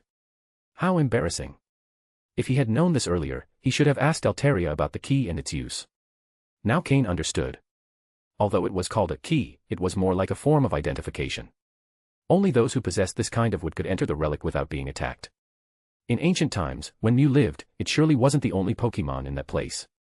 Mew enjoyed company, and the Pokémon living there likely needed this type of wood to enter without being attacked by Regirock. It was essentially a guest pass. That's why Lucario had given it to Cain so easily, because in ancient times, it wasn't considered that important. If one looked carefully, they might find more of these keys elsewhere. But Team Rocket was too busy gathering resources and exploring the island to spend time investigating such things. Additionally, they lacked Cain's telepathy, so they wouldn't have treated the almost moldy piece of wood as something valuable. And then. After that, Altaria kept looking at Cain and Slowking in a rather peculiar way. It was as if she saw them as fools. Cain coughed to mask his embarrassment, while Slowking, with its thick skin, showed no reaction. Cain extended his telepathy, attempting to connect with Regirock, but he couldn't find its mind, making communication impossible. With no other options, Cain let it go and moved forward, delving deeper into the relic. After a short distance, Cain encountered another member of the legendary Titan trio, Registeel. Pokémon, Registeel, light purple. Gender, genderless. Level. Type, steel. Ability, clear body. Held item, none. Egg moves, none. Basic moves, explosion, stomp, metal claw, charge beam, bulldoze, curse, ancient power, iron defense, amnesia, iron head, flash cannon, hammer arm, lock on, zap cannon, superpower, hyper beam. Learned moves, stomping tantrum, shock wave, snore, stealth rock, thunder punch, iron head, ice punch, magnet rise, gravity, focus punch. TM moves, none. Registeel's strength seemed on par with Regirock's. With light purple potential, it was the highest quality wild Pokémon Cain had seen so far. Although they were legendary Pokémon, without divine roles, they were still ordinary Pokémon, not even at the level of minor gods. However, for Cain, they were not something he could handle at the moment. He could only hope that when Team Rocket arrived, they could face these Pokémon. If they managed to defeat them and earn their respect, perhaps they could even capture them. But what caught Cain's attention most was an odd detail. Among the legendary Titan trio, only two were present, Regirock and Registeel. The Ice Titan, Regis, was nowhere to be found. In theory, the three legendary Titans always guarded a place together. Either there was one, or all three, but it was rare for one to be missing. Cain pondered this for a moment but didn't dwell on it. Perhaps Mew had sent it elsewhere. After passing the area guarded by Registeel, Cain finally reached the heart of the relic. Before him appeared an ancient yet solid structure, modest in size, resembling an ordinary house. The main door had a hand-sized hole, seemingly designed for the key Lucario had given him. Climbing the few steps, Cain placed the key into the hole. There was no loud noise or tremor. The doors simply trembled slightly before opening completely. They revealed the place where Mew had once lived. End of chapter. Chapter 610, Chapter 610, Mew's Blood. The entire house was a single large room, which, relative to Mew's size, could be considered a rather spacious mansion. In the center of the house was a large, round cushion, more accurately, a soft bed. Although Mew had been absent for an unknown amount of time, the room remained remarkably clean. especially the central cushion, which looked as new as if it had never been used. Recalling Altaria into her Pokeball to avoid any accidental damage to the valuable items within the room caused by her wings, Cain entered with Slowking. He activated his system to scan the area, hoping to leave no valuable object undiscovered. Cain slowly approached the central cushion, which resembled a large, pink bed. Upon touching it, he noted how soft it was. Anyone lying on it would sink deeply into its plush surface. It seemed Mew lived quite comfortably. Aside from the bed in the center, there wasn't much else notable in the house. However, the walls were covered with engravings, some pictograms, others ancient cave paintings, and a few inscriptions Cain couldn't decipher. Unable to understand their meanings, Cain used his system to scan and store everything in the database. Although he didn't comprehend the contents now, he hoped to uncover some secrets in the future. This had been Mew's dwelling, and Team Rocket would likely be able to find traces of its DNA. Whether on the engraved walls or elsewhere, with Team Rocket's advanced technology, even the smallest strand of Mew's hair would not go unnoticed. Unless Cain decided to burn the house entirely to the ground, then perhaps no trace of Mew would be left, and Mewtwo might never be created. Indeed, Cain had considered this possibility, but he quickly dismissed it. Leaving aside the possibility that Registeel and Regirock outside the premises might unleash their wrath upon him for destroying the house, there was nothing to gain by preventing Mewtwo's birth. On the contrary, if Team Rocket focused its resources and personnel on researching and creating Mewtwo, Cain would have more time to grow stronger. It wasn't just about facing Team Rocket, Cain needed to ensure he could protect himself when Mewtwo emerged. When the League and Team Rocket went to war, Cain wanted to be in a position to involve himself smartly, without his identity becoming a liability. Cain respected Giovanni, yes, but if Giovanni tried to manipulate him into suicidal missions, Cain wanted the power to refuse. That was the goal Cain had set for himself. Whether it was Team Rocket or the League, he needed to ensure no one could control his life. Thus, the idea of destroying the house vanished as quickly as it had appeared. In fact, Cain thought he should assist Team Rocket in finding Mew's DNA and encourage them to pursue Mewtwo's creation. Witnessing the birth of an artificially created Pokémon based on a top-tier legendary would be immensely beneficial to Cain's system. For Mewtwo's creation, Team Rocket would assemble all the scientists they could, and their computers would be filled with invaluable data Cain could store in his system. If he could scan that information, it would be a massive breakthrough. Therefore, before all of this, Cain needed to ensure Team Rocket found Mew's DNA while continuing to strengthen himself and rise within the team's ranks to gain access to Mewtwo's creation process. At the very least, he needed access to the computers where the data would be stored. As Cain grew stronger, he realized the data in his system was no longer sufficient. After all, in his past life, Cain had stopped gathering information after reaching near-elite levels. Only in the Lake of Rage laboratory had he found substantial data, but even that was now starting to fall short. The system could no longer solve problems as effectively as it once did. After scanning all the inscriptions on the walls, the system finally detected something of interest on Mew's bed. With white gloves and tweezers, Cain extracted a small strand of hair from the cushion. It was extremely fine but long enough to be a tail hair from Mew. What shocked Cain was that the strand had a faint, reddish tint. Red blood. Mew's blood. Cain examined the strand, noticing the faint trace of blood on it, feeling increasingly astonished. After all, this was Mew, a top-tier legendary Pokémon. Could it have been injured and left behind a trace of blood? This might be the only sample of Mew's blood in existence. The most intriguing question was, what Pokémon could injure Mew? Even Mewtwo, in its most complete form, hadn't managed to harm Mew. Their battle had been evenly matched at best. Perhaps a Mega-Evolved Mewtwo could, but now, what Pokémon could harm Mew? Cain had no clues. Could it have been an ancient legendary Pokémon? Or an undiscovered one? Or perhaps, an Ultra Beast? Could Mew's disappearance be related to that injury? Cain felt as though he was brushing against a grand mystery. The system conducted a meticulous scan of the hair strand.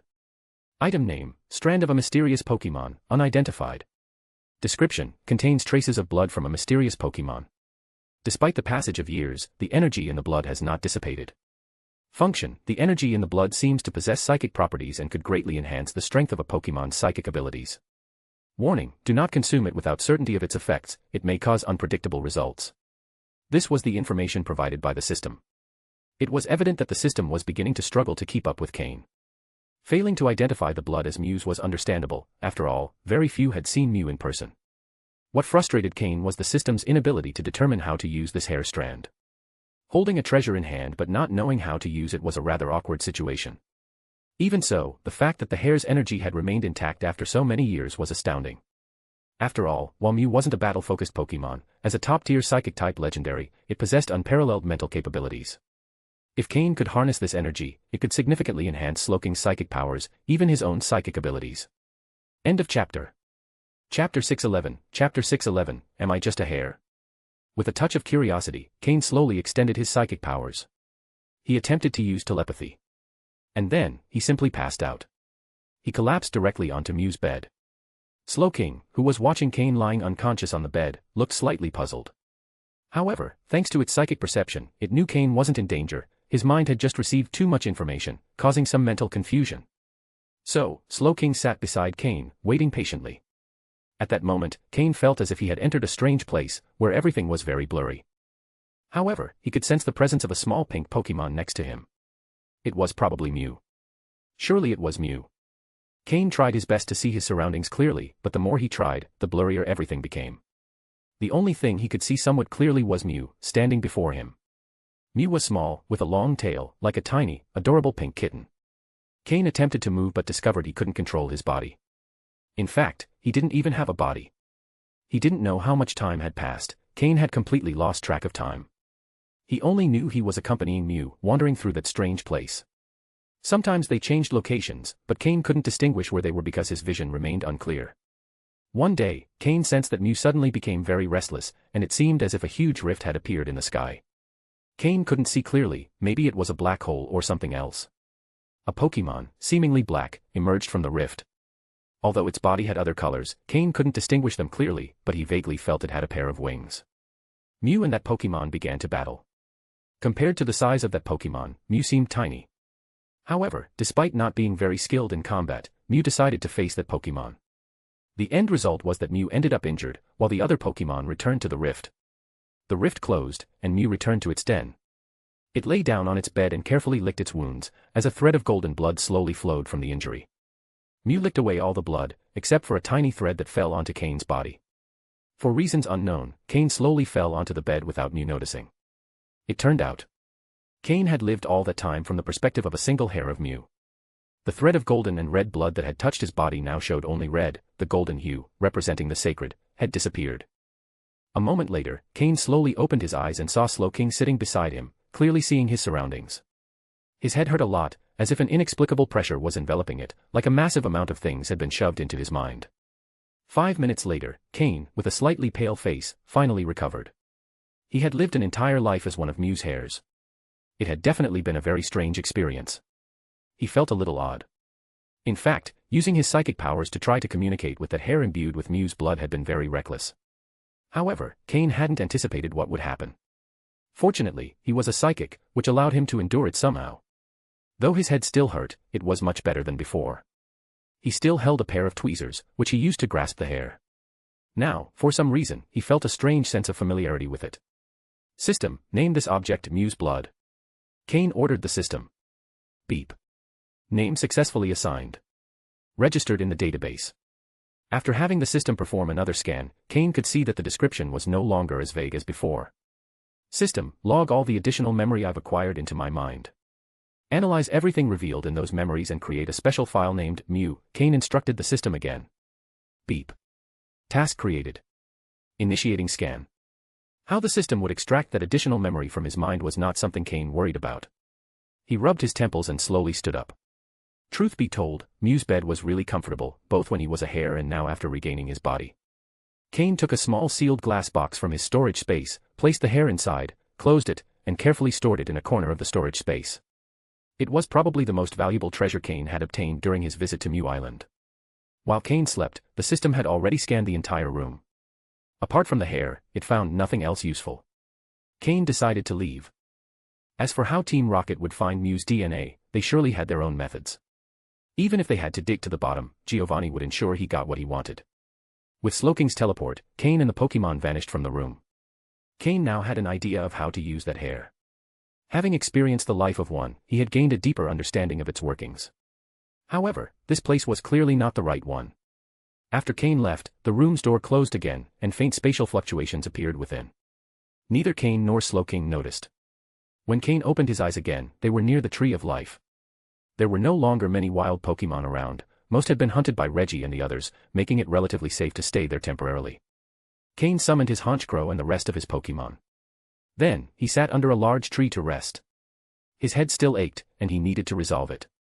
He closed his eyes, and the scenes from before reappeared in his mind.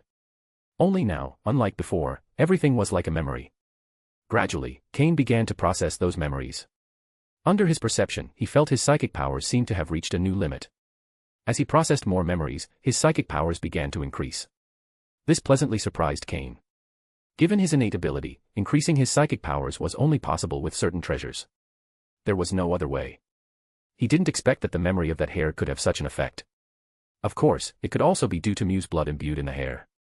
As a psychic deity, Mew clearly had unique characteristics. As night fell, Cain woke up, distributed food to his Pokémon, and resumed meditation. That day had been very eventful. He had almost uncovered Mythical Island's greatest secret. As for Reggie and Glacius, who were licking their wounds and recovering their strength, Cain wasn't concerned about them. The night passed in absolute tranquility. End of chapter. Chapter 612, Chapter 612, Using Mew's Blood. It was the 12th day since Cain arrived at Mythical Island. After a night of meditation, Cain had managed to process most of the memories he had acquired. The sense of pressure in his head disappeared, and his psychic abilities improved considerably. Although he hadn't reached the level he hoped for, becoming an intermediate-level psychic, his powers had increased more than they had from absorbing the shining stones. Now, Cain could vaguely sense the barrier to the intermediate level of psychic abilities. In the world of Pokémon, psychics weren't uncommon, but most were at the beginner level or individuals with psychic abilities that had not yet fully awakened, as Cain once was. However, the number of intermediate-level psychics dropped drastically, as the difficulty of advancing compared to the beginner level increased exponentially. As for advanced-level psychics, there wasn't much to say. So far, Cain had only met one psychic of that level, Sabrina. Thus, the fact that Cain was close to reaching the intermediate level delighted him greatly. What excited him even more, though, was that the system had managed, after gathering Mew's memories from Cain's mind and using its analytical capabilities, to find a way to use the strand of hair with Mew's blood. Cain knew that only one of his Pokémon was suited to use it, Slowking, the water, and psychic-type Pokémon. Since evolving into Slowking, its development towards psychic abilities had become increasingly prominent, and now it seemed destined to follow this path to the end. Cain called Slowking to come closer. Slowking, I'm going to perform an experiment with you. If at any point you feel like you can't handle it, we'll stop immediately, Cain said seriously. Though that strand of hair with Mew's blood was extremely valuable, for Cain, no matter how rare it wasn't more important than Slowking. Slowking nodded solemnly, understanding the gravity of the situation. Although it had a hunch about what Cain was planning, it said nothing, and its determined gaze showed its resolve. If its trainer trusted it, it couldn't let him down. Cain took out the crystal box where he had stored the strand of hair the previous day. Though he had just put it away, now he had to take it out again. Using tweezers, Cain lifted the strand and placed it on Slowking's crown. On the top of its head, right where the red gem that adorns its crown was located, Cain slightly lifted the gem and placed the strand underneath. That gem wasn't Shelder's Eye was on the back of the crown. Cain suspected it was an evolution of the King's Rock that had been absorbed during Slowpoke's evolution into Slowking, leaving a permanent mark of its royal status. Cain knew that if he gave this strand of hair to Team Rocket, he would receive great rewards. However, after having lived as that strand and been with Mew for so long, the idea of handing it over felt unpleasant. Moreover, now that he had discovered a way to use it, it was clearly better than giving it to Team Rocket. Not to mention, he couldn't contact Giovanni at the moment or convince him that the strand belonged to Mew. More importantly, Cain had entered Mew's true relic, and when Team Rocket returned and found nothing, they would surely suspect him. Thus, he decided to keep the strand and use it on one of his Pokémon. At first, Slowking didn't feel anything unusual, but after a while, it began to experience changes. Originally, Slowking already had a large amount of psychic energy, but the amount it could use at once was limited. It was like a large tank of water. Even though there was a lot of it, the amount that could be drawn depended on the size of the container. Now, what was limiting Slowking was the amount of psychic energy it could release at once. As the strand of Mew remained on its head, Slowking's psychic energy began to increase. The nearby tree leaves began to move without wind, and stones and dry leaves started to float. Slowking's eyes turned light blue, and then the color deepened into a rich, dark blue. This represented the amount of psychic energy it was using. In just 10 minutes, Slowking had doubled the amount of psychic energy it could use at once. Cain, standing next to Slowking, could feel more than anyone the change occurring in his Pokémon, as he himself was also a psychic. His clothes began to float as Slowking's energy increased, and Cain observed with a frown. This time, he had been a bit reckless in using the strand. When Cain had made psychic contact with Mew's blood, just that alone had caused him to fall into a long sleep. Now Slowking was directly absorbing that blood, and Cain wondered if even a Pokémon, legendary or not, could withstand the blood of a top-tier legendary Pokémon. The veins on Slowking's head began to bulge, a sign that it was using all its strength. Slowking, that's enough. If you can't handle it, we'll try again later when you're stronger. I was too impulsive, Cain said, beginning to doubt himself. Just then, a powerful burst of energy erupted from Slowking, pushing Cain several meters back. With Drapian's help, Cain managed to steady himself. End of chapter. Chapter 613, Chapter 613, Slowking's contact with quasi-purple quality. The aura emanating from Slowking finally began to subside. Plop. Suddenly, Slowking collapsed heavily to the ground, sitting and breathing heavily, showing clear signs of exhaustion. At first glance, it seemed the situation had stabilized. In reality, this usage method had been analyzed by Cain's system. According to the analysis, with Slowking's current capabilities, it should have been able to handle the strain. That's why Cain decided to attempt this risky experiment. However, he didn't expect the process to be so intense, exceeding his calculations and expectations. Concerned, Cain quickly approached while the other Pokémon gathered around. Slowking, how are you feeling? Cain asked as he touched the Pokémon's forehead, noticing it still retained its characteristic coolness. With a slight nod, Slowking signaled that it was okay, though it was visibly drained of energy. Now Slowking understood exactly what Cain had felt during that turbulent experience. The use of the strand imbued with Mew's blood was similar to Larvitar carrying a special backpack. It wasn't fully absorbed into the body but remained attached, causing gradual and subtle changes in the bearer. However, the initial contact with Mew's blood was much more intense than with the fragment of Groudon's armor. Perhaps, Cain reflected, this difference was also because Groudon's armor had been used before, reducing its initial impact. In hindsight, Cain's decision was a bit rash, but the result was astounding. Thanks to Mew's blood, Slowking had significantly improved its control over its psychic abilities. Now Cain was certain that Slowking had mastery surpassing many purely psychic Pokémon. Curious about his Pokémon's current state, Cain used his system to scan Slowking. Pokémon, Shiny Slowking, Quasi-Purple. Gender, Male. Level. Type, Water plus Psychic. Ability, Own Tempo. Held item, Leadership, Blood of Mew. Egg moves, Rest, Rain Dance, Teleport. Basic moves, Curse, Yawn, Tackle, Growl, Water Gun, Confusion, Disable, Headbutt, Water Pulse, Zen Headbutt, Slack Off, Heal Pulse, Power Gem, Nasty Plot, Swagger. Learned moves, Calm Mind, Sicehawk, Miracle Eye, Shiny, Psychic, Shiny, Ice Punch, taught by Weevil, Skill Swap, Jengar. Combined moves, Psychic Water Gun, Psychic Power plus Water Gun, Psychic Water Pulse, Psychic plus Water Pulse. TM moves, Protect, Hidden Power, Fire, Bulldoze, Flamethrower, Earthquake, Surf, Trick Room, Safeguard. Quasi-Purple. Slowking had withstood the impact of Mew's blood, elevating its quality to what is known as Quasi-Purple. This was the first time Cain had seen such a quality. Previously, Jengar had reached a quality close to blue before advancing to light blue, and something similar had occurred here, an intermediate stage between dark blue and light purple. This quasi-purple state indicated that Slowking was very close to reaching true light purple quality. Based on Cain's observations, after a stabilization period, Slowking would likely naturally advance to light purple quality. Although, since this was only the second time Cain had witnessed such a transformation, he wasn't entirely sure how to proceed. Even so, there was no doubt that Slowking had brushed against the threshold of purple quality. This event marked an important milestone for Cain's team. Slowking had become the first Pokémon to get so close to purple quality. As with the gap between green and blue quality, the difference between blue and purple quality was immense. Only Pokémon with purple quality had a realistic chance of reaching champion level. Those that remained in blue, even dark blue, rarely achieved such feats without an overwhelming amount of resources and a good deal of luck. With Slowking in the quasi-purple range, Cain felt that a new door had opened for his team. Mew's blood, though not completely absorbed, would continue slowly enhancing Slowking's psychic abilities, increasing its power and potential. Cain was no longer concerned about Slowking's psychic aspect, he only hoped its connection to water-type energy wouldn't hinder its progress toward light purple quality. For now, however, Slowking remained quasi-purple. Cain had managed to extract the full potential of that magical strand imbued with traces of Mew's blood.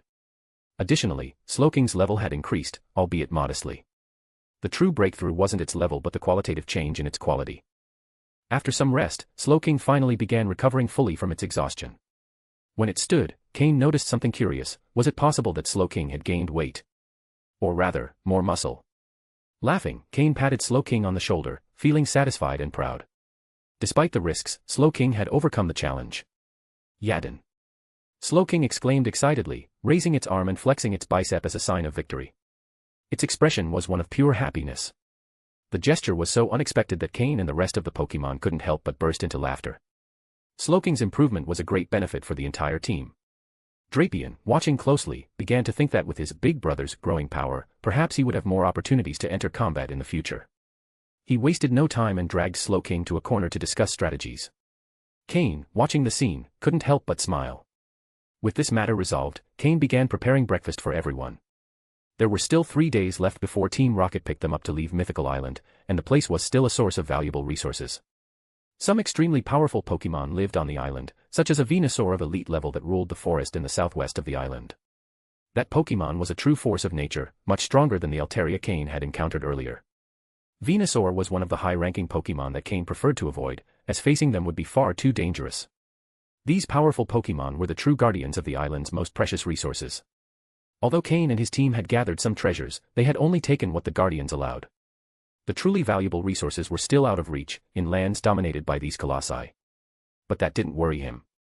Cain had already collected enough riches to feel satisfied. Any other loot he would leave for when Team Rocket arrived. Cain had no intention of revealing what he had discovered about the 3 legendary pillars in Mew's ruins. He would let other Team Rocket members deal with them if necessary, while he kept his own secret. Though the whereabouts of the missing Reggie still intrigued him, Cain decided to set that mystery aside for now. End of chapter. Chapter 614, Chapter 614, Leaving Mythical Island and Giovanni's Call. 3 days later. It was the final day on Mythical Island. Standing on the edge of the island, Cain finally saw the ship Team Rocket had sent to pick him up. 15 days had passed on the island. Cain had seen everything there was to see, and as for the resources collected, Team Rocket generously allowed the collector to keep them all. However, an awkward situation arose. The Team Rocket ship only came to retrieve one person, and that person was Cain. Yes, only Cain. This left the mission coordinators somewhat embarrassed. They had expected that, despite the dangers, at least a third of the participants would return, but now only Cain stood there. What had happened? The time and place of pickup had been clearly communicated before arriving on the island, so everyone knew when and where they needed to be. According to what Cain knew, only 4 people were still alive. Reggie and Glacius were too afraid to show up for fear of being attacked, and Aurelia did not want to face Cain at that moment. As for Aurelia, with her power and resources, she preferred to avoid the situation entirely. She didn't want to confront either Reggie, who was strong both in force and rank, or Cain, whom she had previously betrayed. The team that arrived to pick him up wasn't made up of high-ranking personnel, and although they were surprised that only Cain was present, they didn't ask too many questions. Once they confirmed that there was only one person to retrieve, they escorted Cain in a small boat to the larger ship station beyond the island's barrier. Cain was completely calm, as if everything was perfectly normal. Once aboard the larger ship, a Team Rocket officer questioned him. Cain detailed the situation on the island, omitting, of course, any mention of the legendary Pokémon Mew's ruins. When asked about the others, Cain simply said he didn't know anything about them. Although the officer seemed skeptical of that response, they ultimately had no choice but to accept it since Cain was the only visible survivor. Finally, Giovanni was contacted. Cain once again saw Giovanni's face on the screen and recounted what had happened on the island. Giovanni didn't ask many questions or show any signs of doubting Cain's words. He simply ordered the second wave of the team to enter the island promptly and instructed them to rescue any surviving members if possible. Furthermore, Giovanni had the data Cain provided distributed to everyone participating in the second expedition to the island. This second group included not only some of the high-ranking officers sent directly by Giovanni but also numerous senior officers and regular team members. The goal was to thoroughly plunder the resources of Mythical Island, using a systematic approach to gain the greatest possible benefit. As for anyone who might still be alive, Giovanni didn't worry much about them. If they could be rescued, they would be, but if not, it wouldn't be a significant loss. After all, Team Rocket always had a steady influx of new, talented recruits. To Cain's surprise, Giovanni didn't ask any questions about Reggie or the others, allowing him to set aside, for now, his worst fear, that Reggie might have a close relationship with Giovanni. Cain decided that once he returned, he would thoroughly investigate Reggie's background, as the situation remained unclear. At the end of the conversation, Giovanni praised Cain's achievements in the Hoenn region and expressed his hope that Cain would quickly rise to become one of Team Rocket's executives. Of course, to become an executive, he first needed to reach the necessary power level. After the call ended, Cain breathed a sigh of relief. Giovanni's presence was undeniable, and his leadership style inspired respect and loyalty from anyone. That was the true way of a leader. It was no wonder Team Rocket had grown so rapidly in recent years. The ship's officer, seeing Giovanni's praise for Cain, recalled that Cain was the person everyone in Team Rocket's upper ranks had been talking about lately, the young men who had caught Giovanni's attention. Although the officer maintained a superior attitude, he showed a bit more respect toward Cain. After recording the information Cain provided, the officer arranged for a small boat to take Cain back to the mainland. The entire process took Cain a full day, but he had no choice but to comply. Finally, everything related to Mythical Island was over, and the future development of the place no longer had anything to do with Cain. With Team Rocket's capabilities, they would undoubtedly obtain a sample of Mew's DNA. The only obstacle left would be the potential resistance from the Ruins Guardians, which would be quite troublesome. In a few years, Mutwo should appear. I wonder what my power level will be by then and whether I'll be able to participate in that event, Cain pondered as he rested in the small boat, hands behind his head, thinking about the future. He knew Reggie and Glacius, with their abilities, wouldn't die on the island, but they were significantly weakened. If they wanted revenge against him, they would need time, giving Cain enough leeway to pull ahead further. As for Aurelia, Cain held no grudge against her. As long as she didn't get in his way, he wouldn't trouble her. After all, she was Ariana's subordinate, and though not the most important to Ariana, Cain couldn't eliminate her without raising suspicions. In summary, Cain was aware that he had started making enemies within Team Rocket, such as Reggie, Glacius, and even Lucius, who held an executive rank. Some issues he could resolve now, but others would have to wait. Additionally, some would require the protection of allies to avoid retaliation. Despite the challenges, the rewards from this expedition were substantial. He had managed to capture a near-elite level Altaria, along with 2 Altaria hatchlings. While the Altaria might not fully obey him outside the island, their friendly relationship would ensure some level of cooperation. He also captured an entire colony of Carbink, including one that was mutating, though he wasn't sure what it would eventually evolve into. Supplies for his Pokémon, such as Larvitar and Aaron, were also secured. Finally, he found a tuft of fur stained with Mew's blood in the ruins, which nearly brought him to an intermediate psychic power level and improved Sloking's quality to quasi-purple, with the potential to reach light purple quality in the future. Oh, and he almost forgot to mention Floette that Cain decided to take with him after consulting with her before leaving the island. On top of all this, the resources collected on the island were countless. Cain estimated their total value at tens of millions of Poke dollars. Adding the increase in his Pokémon's power, Cain had significantly strengthened his position. In short, the fruits of this adventure were incredibly rewarding. End of chapter. Chapter 615, Reggie's Identity. Sailing at sea for an entire day. Team Rocket had implemented rather decent protective measures in this regard. Finally, they arrived at Vermilion City. Cain noticed that the atmosphere in Vermilion City was a bit tense. The city's residents seemed to be in a hurry, unwilling to spend much time in the streets or outside their homes. It appeared that Team Rocket had gathered a significant number of powerful members in Vermilion City. Since Lieutenant Surge was a member of Team Rocket and maintained good control over the city, the Alliance hadn't detected anything unusual. Cain received a message and headed to Team Rocket's base in Vermilion City. In a secret room, Cain sat across from Umbra. Since learning of Cain's return from Mythical Island, Umbra had left a message for him to meet as soon as he arrived in Vermilion City. Coincidentally, Cain also had some questions he wanted to ask Umbra. Although the difference in strength and rank between them was still considerable, it was no longer as vast as before. Cain was no longer someone Umbra could kill at will, at the very least, he would now need Giovanni's permission. After all, Cain had demonstrated enough potential and loyalty to Giovanni, who had mentioned him in several internal meetings. Cain had become an example for other Team Rocket members, a symbol for those of humble origins. Now, Cain could be considered part of Giovanni's inner circle, allowing him to avoid the internal faction conflicts within Team Rocket. His hidden status had significantly improved. How did it go? Was this harvest a good one? Umbra asked while holding a book, a sly smile on his face. Cain nodded. Not bad. The island is quite dangerous, but the opportunities there are significant. Are you not interested in exploring it, sir? An unexplored island for centuries, brimming with resources, is surely abundant. If you made it back alive, your progress will soar. I'm considering going, Umbra replied. Umbra no longer displayed the same arrogance as before. Over time, they had grown more familiar with each other.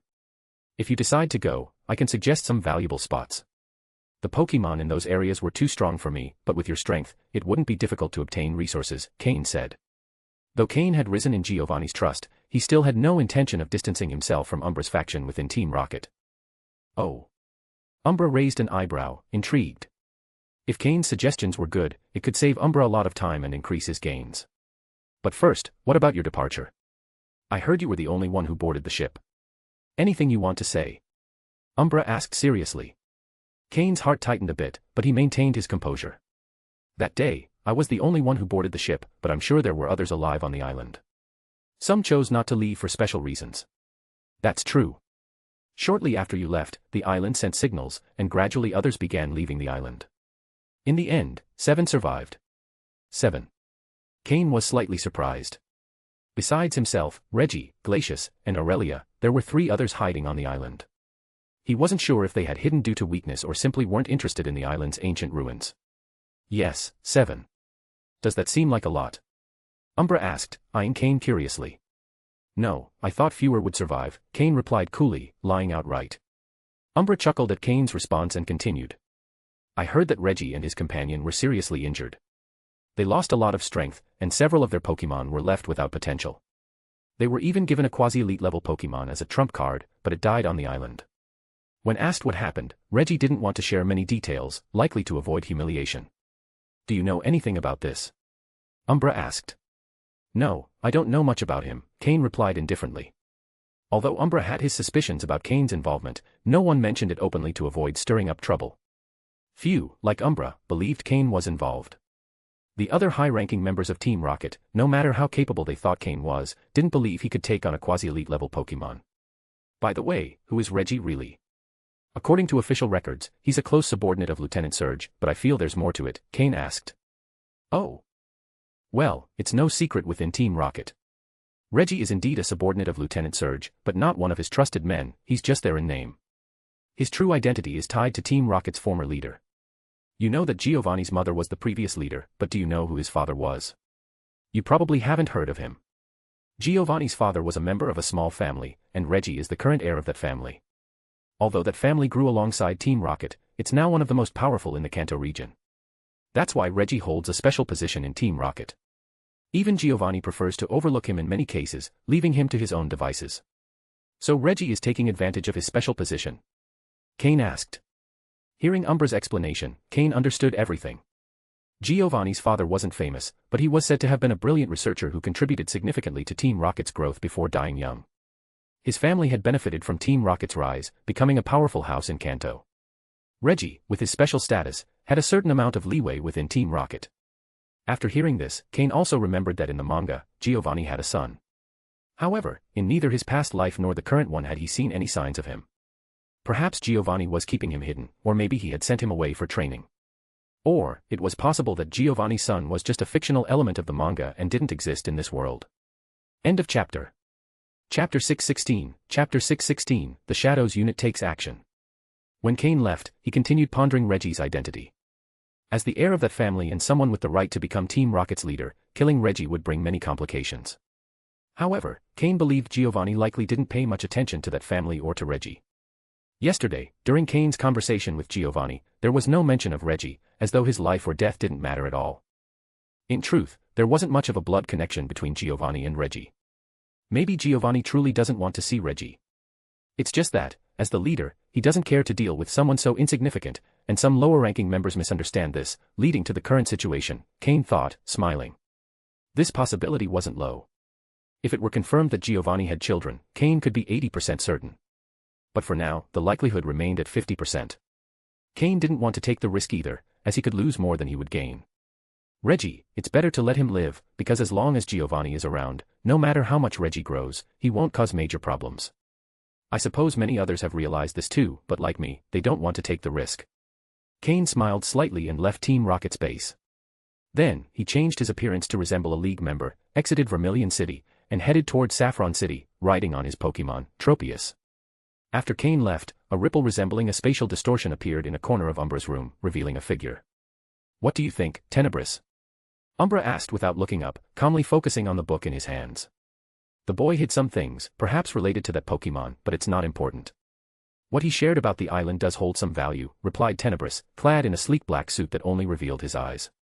Umbra and Tenebris, the 2 vice leaders of the Shadows unit, were among Giovanni's closest allies and knew far more about Team Rocket than most. The leader has been pursuing Mew for a long time. It's said that since the time of the previous leader, Mew has been Team Rocket's target, but unfortunately, it's never been seen, Umbra said, slowly raising his head to look at Tenebris, who stood in a shadowy corner of the room. This mythical island is the result of years of searching. The leader can't wait any longer and has ordered us to head to the island to find any information about Mew, the more detailed, the better, Tenebris explained, relaying Giovanni's orders. It turned out Giovanni had some information about Mythical Island and believed something related to Mew could be there. Ah, it's time to act again. Umbra paused after saying this, smiled, and continued, that's fine. Many were eager to see me fail, thinking my strength had greatly diminished. Even some of the newer ones, like Lucius, dared to challenge me repeatedly. It's time to show them what the Shadows unit is made of. Yes. From the corner, a faint response could be heard, but the figure in the shadows had already vanished. Umbra looked at the corner where Tenebris had stood and fell into thought. Before nightfall, Cain arrived at the Pokémon Center in Saffron City. He checked in at the center and handed over his League-certified Pokémon to Nurse Joy to check for any hidden injuries. Through the Devon Corporation representative in Saffron City, Cain purchased a ticket for the fastest flight to Mobile City in the Hoenn region. At midnight, at 12 o'clock, Cain boarded the plane to Mobile City. The reason he didn't go to Rustboro City was that Cain knew Steven was training elsewhere. Even if he arrived in Rustboro City, he wouldn't be able to find him. It was better to go directly to Mobile City, which was slightly closer to Leafy Town. When Cain arrived at the entrance of Leafy Town, he discovered the place had changed dramatically.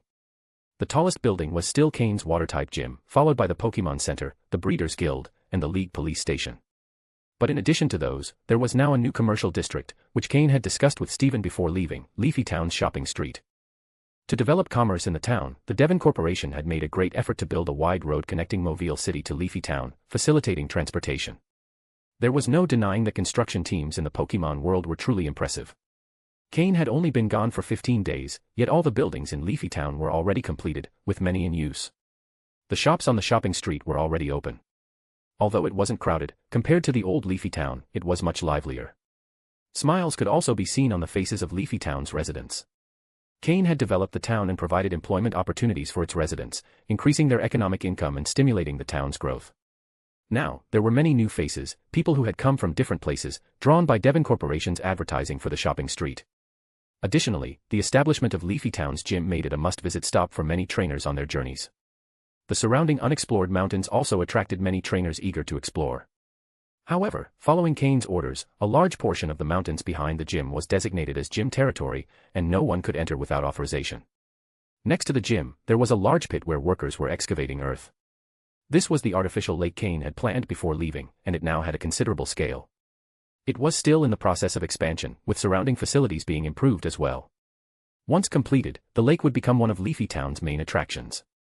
Many water-type Pokémon would live there, and trainers looking to catch one would find this lake an important spot, further increasing the town's visitor flow. Additionally, thanks to Cain's presence, the Heaven Team, and the respect commanded by his master, Matsuda Takashi, no new criminal organizations had appeared in Leafy Town. Any organization attempting to establish itself was quickly eliminated by the Heaven Team.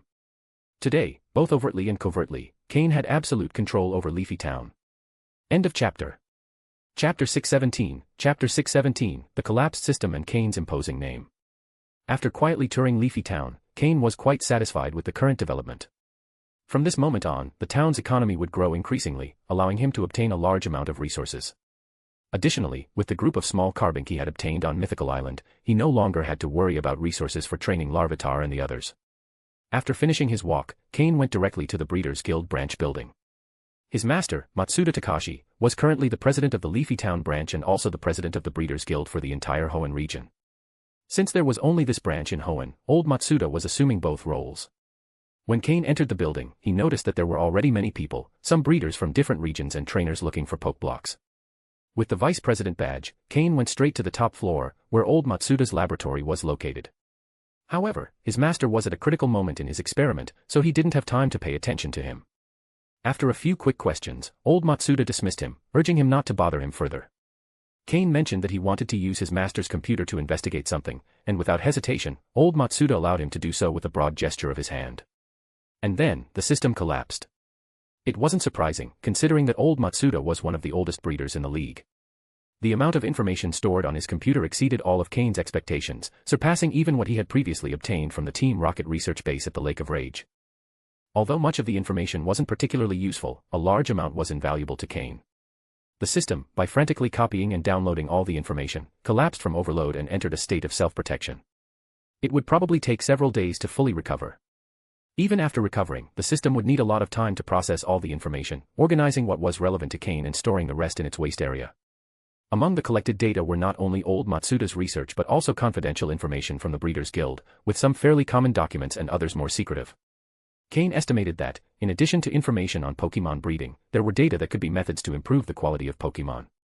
His plan was to use that data along with all the information he had collected to find an efficient way to evolve the quality of his Pokémon. After saying goodbye to old Matsuda, Cain went to the Pokémon Center to greet Nurse Joy stationed in Leafy Town, and then did the same with Officer Jenny at the League Police Station. This officially marked Cain's return, and with him, the beginning of a new era of rapid development for the town.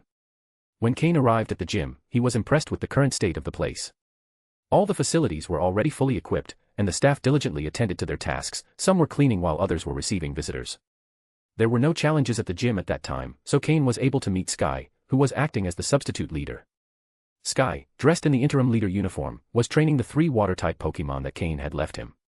He looked like a full-fledged league member. Seeing Cain's arrival, Sky showed great joy and ran towards him, leaving his tasks aside. Cain, smiling, stopped him before he could kneel and said, "It seems you've done a good job as a substitute leader." Well done. He wasn't being sarcastic, Cain was genuinely satisfied. Sky had efficiently organized the staff and tasks of the gym, and even the 3 water-type Pokémon that Cain had entrusted to him had become obedient and were completing their training excellently. It was evident that Sky had deepened his knowledge of water-type Pokémon, as he wouldn't have started training them so easily otherwise. After all, only about 15 days had passed since Cain left, and everything was already running smoothly. Sky turned out to be an excellent administrator, even if his combat talent didn't match that of Miyamoto or Alex. However, his management skills were superior. In addition to handling gym matters, Sky also managed the finances of Team Heaven, overseeing all income and expenses. "Sir, you've returned. It seems you've been quite successful," Sky said with a smile. Cain nodded and asked, "Yes, have there been any recent challenges at the gym?" "Yes, right after you left, there weren't many, but in recent days there has been an increase in challenges. Several groups have come every day, and according to your instructions, admission to watch the battles remains free for now," Sky replied respectfully. "Good. Train those 3 water-type Pokémon well. If you take proper care of them, they also have the potential to reach the quasi-elite level. You can use some resources from Team Heaven for their training, but make sure to keep a record," Cain said. Sky, filled with joy, responded enthusiastically, "Understood." Cain wasn't worried about possible mismanagement on his part. Now he had the power to crush any rebellion easily. With the system, once it recovered, he could compare Sky's records with those of Miyamoto and Alex to detect any irregularities in seconds. But he didn't believe any of them would have the courage to deceive him. At this moment, Cain was both their greatest support in Team Rocket and in the League, and no one would be foolish enough to betray him. Anyone with clear eyes could see the immense potential Cain had. Currently, Cain held multiple identities, each more impressive than the last. Officer of the Rocket Division in Hoenn, appointed by Giovanni. One of the Hoenn Star Twins, promoted by the League. The Gym Leader of Leafy Town. Vice President of the Breeders' Guild of Leafy Town. The youngest breeder to reach intermediate rank in history. Close friend of the heir to the Devon Corporation. Leader of Team Heaven and head of the Celestial Hunting Group. With all these accumulated identities, even if Cain lacked talent, he would be able to climb to the top through the available resources. His name was imposing. Both Giovanni and the League expected Cain to strengthen his power and climb even higher.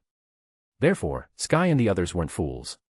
Why seek another protector when they were already under the wing of someone as powerful as Cain?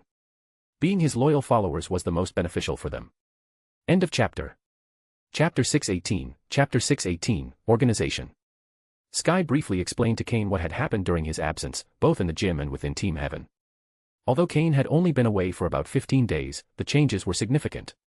Currently, the gym had 30 formal employees, all hired through regular processes, including 2 professional referees. Additionally, the gym was ready to start recruiting apprentices, but this decision required Cain's approval, so Sky didn't dare make it on his own. The artificial lake in Leafy Town was halfway completed, and the first group of water-type Pokémon was expected to be introduced in a month, although the cost of resources by then would be considerable. Team Heaven had also grown rapidly. After establishing their base on the mountain, they had recruited many orphans, vagabonds, and impoverished people from Leafy Town, Verdanturf Town, and Mobile City, offering them the opportunity to become trainers. Those who completed certain missions could become official members. To achieve this, they had to pass an evaluation based on the standards used by Team Rocket, which Miyamoto was very familiar with. Thus, Team Heaven currently had 4 officers besides Cain, Sky, Miyamoto, Alec, and Karen. Karen was the strongest and led the Celestial Hunting Group, while Sky was the weakest, handling daily administration. Miyamoto and Alec supervised training and led members in battles and Pokémon captures. Additionally, Cain had brought several people from the Trial Island, such as Fox, and others who showed good potential, appointing them as captains. Even Viper, who had been the third in command in the Black Serpent gang, had become one of these captains. In total, there were 12 team captains, each in charge of 20 official members. Sky and the other officers supervised 3 teams each. Of course, there were even more external members. Including the official members, externals, and the Celestial Hunting Group, the team had reached a total of 1,000 members. As the main underground force in Leafy Town, this size was just sufficient for a town growing so rapidly. However, the team still lacked high-level power. Except for Karen, the others had strength equivalent to that of a Team Rocket captain. Karen, for her part, was on the verge of reaching officer level. In the past, this would have been enough for Leafy Town, but now the town required even faster development. After understanding the situation, Cain asked Sky to gather Miyamoto and the others for a small meeting. After congratulating them, Cain distributed some Pokémon he had captured on Mythical Island, including ones he had taken from other trainers. Since he no longer needed money, these Pokémon weren't of much use to him but could help strengthen his team. Once they trained these Pokémon, their strength would grow rapidly. Cain also informed them that all of Team Heaven's profits should be reinvested into its growth, distributing resources among both the lower ranks and higher-ups to improve their skills as quickly as possible, regardless of the cost. Now that Cain had a vast amount of resources, he was more focused on strengthening his subordinates. If his team failed to keep up with his growth and only reached a captain's level, Cain would have to handle any stronger enemies himself, which would cause him too much trouble. What was the point of having a team if they couldn't handle problems on their own? If Cain had to do everything for them, he'd be acting as their babysitter. With the distribution of Pokémon and the provided resources, Sky and the others would improve their strength at an accelerated pace. With the resources Cain had allocated, his team would be on par with the elite members of other groups within Team Rocket. Would it be bad for them to be Cain's direct subordinates? In reality, Sky and the others hadn't progressed slowly, it was just that, compared to the rapid pace Cain demanded, it seemed like they were lagging behind. Now, Cain wanted them to at least stay close enough to his pace so they wouldn't miss out on his rise. After giving all the instructions, Sky and the others quickly returned to their tasks. Meanwhile, Cain headed to the backyard of his home to organize the training for his Pokémon and settle Altaria and the group of Carbink. The additional Pokémon were distributed among his subordinates, even those Cain deemed useless but which were valuable to Sky and his group. The only exception was Flygon, which Cain decided to keep, as its potential and abilities were quite good. Even if he didn't use it for battles, it could serve as his flying mount. His current Tropius was still too weak. Cain released his Pokémon. Slowking and Honchkrow were already accustomed to the place, while Larvitar and the others excitedly ran around. However, Floette, the newest member of the team, was a bit shy since she was new to the group.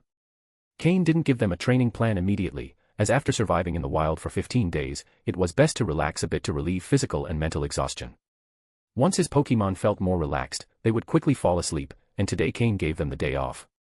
Floette, meanwhile, started planting flowers in the yard, as she hadn't changed the flowers she carried in a long time, and Cain's backyard lacked gardens, which made her uncomfortable. In the 15 days she'd been with Cain, Floette had leveled up from 30 to 38, nearing the advanced level, which made her very happy. Being with Cain, apart from a few occasional scares, wasn't bad. Cain didn't have many grass-type Pokémon, so Floette could temporarily fill that gap. Moreover, Floette had a special move, Camouflage. With this move, Floette could change her type based on the environment, transforming into a grass type when surrounded by vegetation. This allowed her to enhance her grass-type moves, along with her natural aptitude for support moves, making her a Pokémon of great strategic value. Although her potential wasn't the best, she still had one evolution remaining, so Cain wasn't worried about her development. Most importantly, the fairy type was gaining popularity, and Cain felt it was time to explore that type of Pokémon further. End of chapter. Chapter 619, Settling Altaria and the Carbink Group. The next morning, after spending a night in the backyard, Altaria and her 2 offspring, guided by Cain, headed toward the mountains behind the village. Behind the gym stretched an endless forested mountain range. Originally, few people ventured into it, as not only were there no paths, but it was also filled with wild Pokémon. Unless absolutely necessary, most avoided entering the area. Now, with the territorial division established by the Leafy Town Gym, even fewer people dared venture into the zone. Altaria and her 2 offspring could live here freely without worrying about being disturbed. Even if someone attempted to bother them, they would have to face Altaria's temperament. In Mythical Island, where the average Pokémon level was so high, Altaria had been able to dominate her territory, so compared to that, the area behind Leafy Town posed no challenge for her. With Altaria and Absol in the mountains, Cain imagined no one could enter without his permission. Altaria, you can stay here for now. Although the resources are somewhat scarce, you'll have no trouble living and growing here. Plus, the gym is nearby. If you feel like it, you can come to the backyard for meals whenever you want, you'll always be welcome, Cain said telepathically to Altaria. Altaria and her two offspring had grown accustomed to the high-quality food Cain provided and now found it difficult to consume simpler or less nutritious meals. Thus, it was certain they would come to the backyard at mealtimes. Moreover, Cain had not broken the bond between Altaria, the two Swablu, and their Pokeballs, meaning they still had an owner. This meant that even if someone tried to capture them, they couldn't. Cain had planned this carefully.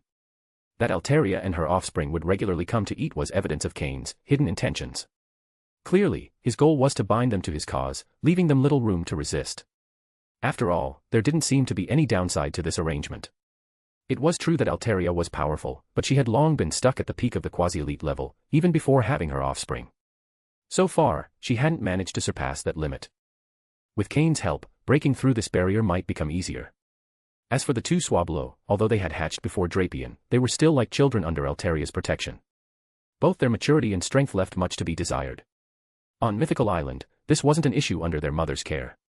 But now, in the outside world, with so many powerful Pokémon around, it was essential for the two offspring to grow.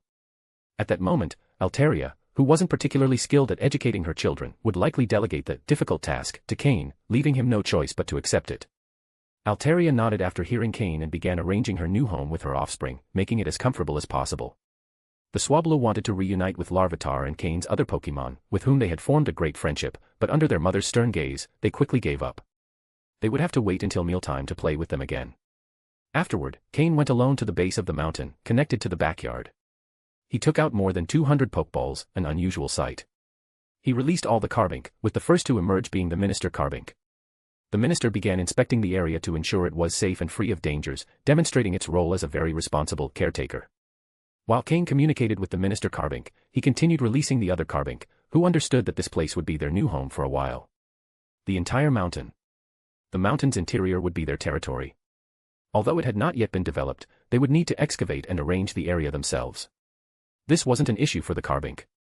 They had moved their home several times before and knew how to establish their territory and arrange their environment.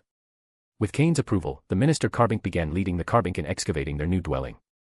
As for the energy they needed to survive, the Carbink could extract it from the rocks and soil of the mountain, so Cain didn't need to worry. However, Cain, always looking for opportunities, already had a plan.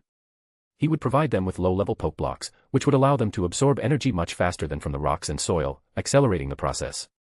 Now that Cain had no financial problems, providing these poke blocks was no difficulty. As soon as the Carbink stabilized their colony and began producing minerals and diamonds, Cain would have a steady source of income, and the cost of the poke blocks would be irrelevant compared to the profits. Cain also didn't worry about finding buyers for the minerals and diamonds. He had a wealthy friend. He could sell everything to Steven, who could use it himself or sell it through the Devon Corporation. Cain only needed to ensure he got his share. Moreover, the Devon Corporation, controlled by Steven's family, consumed an enormous amount of rare minerals every year. The minerals produced by the Carbink were of much higher quality than those Steven had sold to Cain before, so the Stone family would surely be interested. While the Minister Carbink led the excavation, Cain kept one special Carbink, which was undergoing a mutation, with him. The Minister Carbink had no objections. It was just one Carbink and wouldn't affect the colony, even advising the mutant Carbink to obey Cain. To the Carbink colony, Cain was already a great benefactor. If one day he found a Diancie, Cain would be the most important person in the Carbink kingdom, second only to Diancie. The truth was that the Carbink colony had been completely convinced by Cain, without considering that even if Cain didn't find a Diancie after 5 years, what could they do? Initially, Cain had this intention. But after seeing the mutating Carbink, Cain thought there was a real chance it might evolve into a Diancie, though the odds weren't very high. After all, a Minister Carbink was already a form of mutation. Who knows? It might end up evolving into a new form, like a General Carbink. Nothing was guaranteed. End of chapter. Chapter 620, Cynthia. After settling Altaria and the Carbink, Cain returned to his backyard. Originally, he planned to train with his Pokémon, but he received a message from Sky. After his return, Cain decided to accept a few challenges at the gym, but only if the challengers were strong enough. Sky had informed him that a very powerful trainer had arrived to challenge the gym. Cain paused his training with his Pokémon, returned them to their Pokeballs, and headed to the gym. Sky hadn't mentioned who the challenger was, but Cain knew Sky wouldn't disturb him without a good reason. If the challenger weren't exceptionally strong, Sky, as the interim leader, would have taken on the challenge himself. Cain didn't live in the gym, but right next door, so it only took him a few minutes to get there. When Cain entered the gym through the side door, he saw a crowd had already gathered to witness the challenge, along with some others waiting their turn to challenge the gym. However, all the challengers were off to one side, while one person, arms crossed, stood at the forefront, ignoring the murmurs around them, waiting for Cain to arrive. It was a woman. She had long, golden hair, incredibly refined features, like a perfectly crafted doll. She wore a fitted black cape and black pants, giving her an air that was a mix of angel and demon. When Cain saw her, he was stunned. Cynthia. There was no doubt, this trainer standing before everyone was Cynthia, the future champion of the Sinnoh region. Cynthia was a trainer who mastered multiple types of Pokémon, allowing her to adapt her strategies to any opponent. She had reached such a level because, when she was younger, she traveled across regions, challenging strong trainers and actively participating in tournaments organized by the Pokémon League. Thanks to her battle experience and her powerful Pokémon, she became the Sinnoh champion. In the Pokémon World, many Elite Four members and champions specialize in a single Pokémon type. This allows them to reach high levels of power quickly, though it comes at the cost of having clear weaknesses. Cynthia, on the other hand, had no such weaknesses, as she used a wide variety of Pokémon types. While this made her journey more challenging, it also gave her the advantage of having no limits to her growth. It's a choice many trainers must make, a fast but limited path, or one filled with difficulties but with limitless potential. Of course, there are exceptions, like Steven Stone, who has a pseudo-legendary Pokémon as his trump card, along with the vast resources of the Stone family. But cases like Steven's are extremely rare. Steven also specialized in steel types, and while this was partly due to his passion, he also had to dedicate time to his future role at Devon Corporation. Cynthia, on the other hand, had earned her title as champion purely through her knowledge and battle experience. Of course, the support of the Sinnoh League also played a key role in her rise. At this point in time, Cynthia should be traveling across regions, facing strong trainers and accumulating experience. This also helped her gain popularity. Cynthia often appeared on news programs and TV shows, which had earned her many fans, though she paid little attention to that. Looking at the gym stands, it was clear how many people had come just to see her. With a smile, Cain walked from the locker rooms to the battlefield, where Sky was waiting to make the handoff. The residents of Leafy Town filling the stands erupted in applause and cheers when they saw Cain. Cain had single-handedly contributed to Leafy Town's growth, and the locals respected him deeply. This was Cain's first time accepting a gym challenge as the official leader, making the event even more special for the townspeople. Cain greeted the crowd, thanking them for their support. Although he wasn't particularly handsome, his warm and genuine smile managed to move the audience. Cain. Cain. Cain. The crowd enthusiastically chanted his name. Even Cynthia looked somewhat impressed. She had challenged many gyms, but this was the first time she had seen a leader so beloved by their community. She could tell the people in the stands truly admired Cain, with an intensity in their eyes similar to what she saw in her own fans. Cynthia recalled what she had heard about him. A young man from Kanto who, upon passing through Leafy Town, decided to establish a gym after seeing the town's struggles. He had worked hard to bring facilities like the Pokémon Center, the police station, and the Breeders' Association to the town. This was what Cynthia had heard from the locals. Looking again at Cain, who was now smiling on the battlefield, Cynthia felt a spark of interest in him. Unlike other gym leaders who sought only power or profit, this man had done so much for his community. A trainer worthy of respect. At that moment, Cynthia decided to face him with all her strength. She took out a Pokeball and, with a confident smile, prepared for battle. Her assured demeanor sent her fans in the stands into a frenzy of excitement. If Cain knew this challenge would compel Cynthia to go all out, he would probably feel a little worried. After all, Cynthia was the future champion of Sinnoh. While she might not yet be as strong as Lance or Steven, she was likely very close to reaching their level. Perhaps she was even stronger than Steven. End of chapter. Chapter 621, Chapter 621, The Earth Dragon, Garchomp. Cynthia's signature Pokémon is Garchomp, the Land Dragon. This pseudo-legendary Pokémon from the Sinnoh region is a dragon and ground type. In terms of power and potential, it's no less formidable than Metagross or Tyranitar, as all of them are pseudo-legendary Pokémon capable of Mega Evolution. What remains unclear is whether Cynthia's Gabite has already evolved. If it hasn't, Cain still has some confidence, as pseudo-legendary Pokémon only reveal their true potential in their final form. But if Gabite has already evolved into Garchomp, then Cain is in serious trouble. Cain walked to the position opposite Cynthia on the battlefield. Cain had already explained to Sky that any challenger facing the gym leader could only use one Pokémon in a one-on-one battle. After all, Cain only had one battle-ready Pokémon, Slowking. Both Poliwag and Mudkip were still young Pokémon. Cynthia had no issue with the rule. Regardless of how many Pokémon were used, she could adapt. Cynthia was traveling through different regions to challenge the strongest trainers. The format of the battle didn't matter much to her. Her goal was to learn from the diversity of combat styles and refine both her own style and that of her Pokémon. Cain couldn't help but admire people like Cynthia. Once both trainers took their respective battle positions, the battle began. There wasn't much dialogue, they would let the battle speak for itself. The referee, standing on the central platform, saw that both were ready and proclaimed. Now begins the Leafy Town Gym Challenge. The challenger is Cynthia from Celestic Town in the Sinnoh region, and the defender is Cain, the Leafy Town Gym leader. The challenge will be conducted with one Pokémon per side. The battle ends when one Pokémon can no longer fight, or when one trainer surrenders. Begin. As the gym leader, Cain had to send out his Pokémon first, as per the rules. Go, Slowking. Cain threw the Pokeball from his belt, and Slowking appeared on the field. As Cain's only Water-type Pokémon ready for battle and also his strongest, Slowking's appearance surprised everyone present. Yadin. Slowking roared confidently. As Cain's first Pokémon to participate in a gym battle, it was determined to give its all. The Mew blood that Slowking had recently absorbed had significantly boosted its power, and now it was time to showcase it. Slowking is a rare Pokémon, as the method by which Slowpoke evolves into Slowking has yet to be revealed to the public. Aside from a few Slowking found in the wild, very few had ever seen one. Nobody expected the Leafy Town gym leader to have one. When Cynthia saw Slowking, her eyes lit up. As a trainer who doesn't specialize in any specific Pokémon type, Cynthia had extensive knowledge of water types since she owned a very powerful one herself, the second strongest in her team.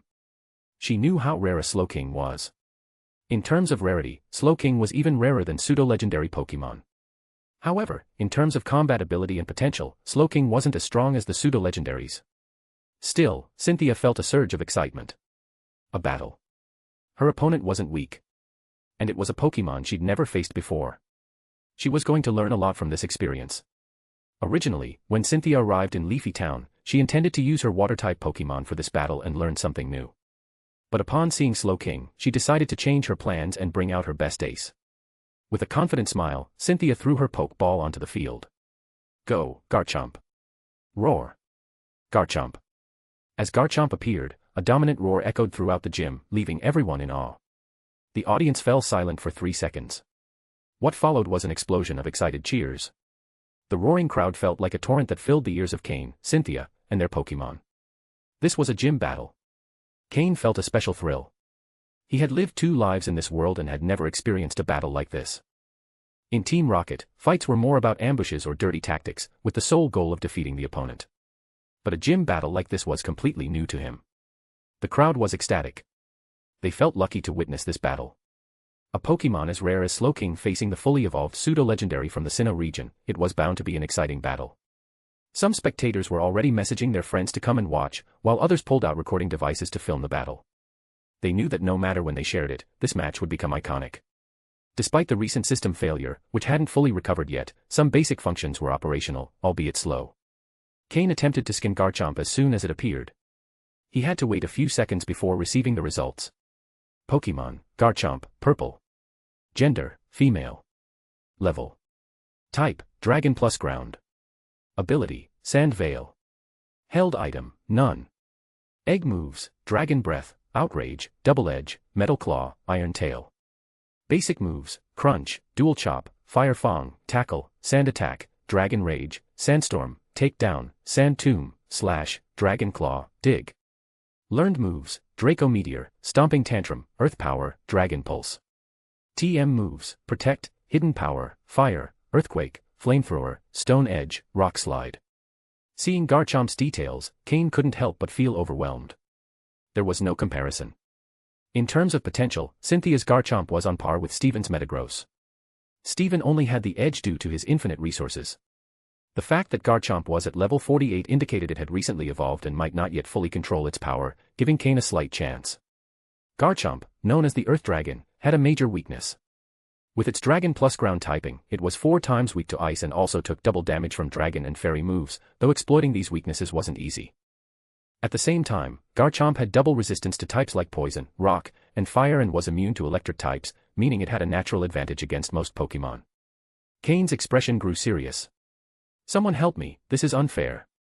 First Steven with his unlimited fortune, and now Cynthia with her overwhelming power. End of chapter. Chapter 622, Draco Meteor and Trick Room.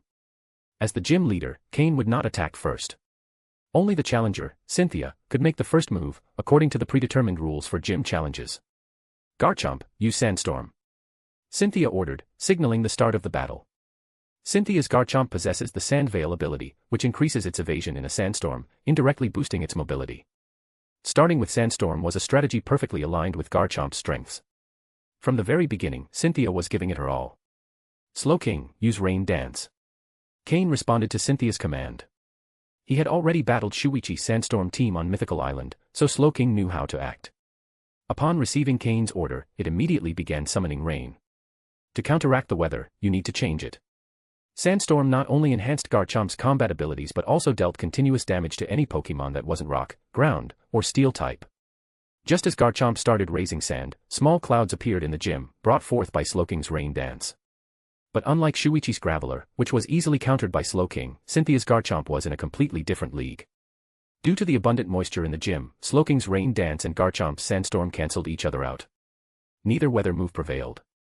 Cynthia showed no expression of surprise, but the fact that Cain had been able to neutralize the Sandstorm so quickly made her respect him even more. Although Cain was better known as a breeder, his skill as a gym leader wasn't the result of connections or relationships, it was because he truly had remarkable abilities. In that case, Garchomp, use Sand Attack and then close in with Dragon Claw. Cynthia ordered, swiftly adjusting her strategy. This showcased the vast difference between Cynthia and Shuichi. When Shuichi lost his weather advantage, he ran out of ideas. However, Cynthia, with her extensive battle experience, immediately shifted her focus to close combat. After all, Garchomp's greatest strength lies in its physical attack, and its speed is phenomenal. With a swift swipe of its claw, Garchomp threw sand towards Slowking before propelling itself rapidly forward, charging with Dragon Claw. Slowking, envelop yourself with Water Pulse, use Teleport, and then attack with Psychic. Cain commanded, issuing his orders just in time. The connection between Slowking and Cain needed no explanation. Seeing the sand approach, Slowking didn't attempt to dodge but instead surrounded itself with a blue sphere of water. The sand lost its effectiveness upon contact with the water barrier, and Slowking activated Teleport just as Garchomp closed in. Cynthia smiled slightly. He fell for it. Speed up. Cynthia commanded. As if anticipating Slowking's move, Garchomp, upon hearing the order, pushed its legs with full force, accelerating drastically. Just as Slowking was about to teleport, Garchomp reached it. However, Slowking managed to vanish at the very last moment, though not without sustaining a scratch on its arm from Garchomp's Dragon Claw. Although the wound wasn't deep, it was clear the attack had landed. Had it not been for the enhancement of Slowking's psychic abilities due to Mew's blood, it would have taken the full brunt of the attack. Slowking's psychic abilities were unparalleled.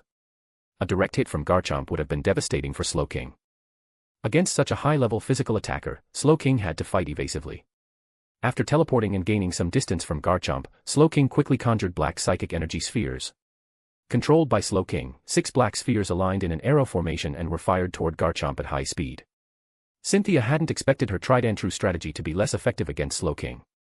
Seeing Slowking, despite its injury, respond with a counterattack, Cynthia issued another command, Garchomp, use Stone Edge. If dodging wasn't an option, then both Pokémon would take a hit. Sharp rocks began to erupt from the ground beneath Slowking. Boom. Bang. Almost simultaneously, Slowking's psychic attack hit Garchomp, while Garchomp's Stone Edge struck Slowking. Both Pokémon felt the pain at the same time.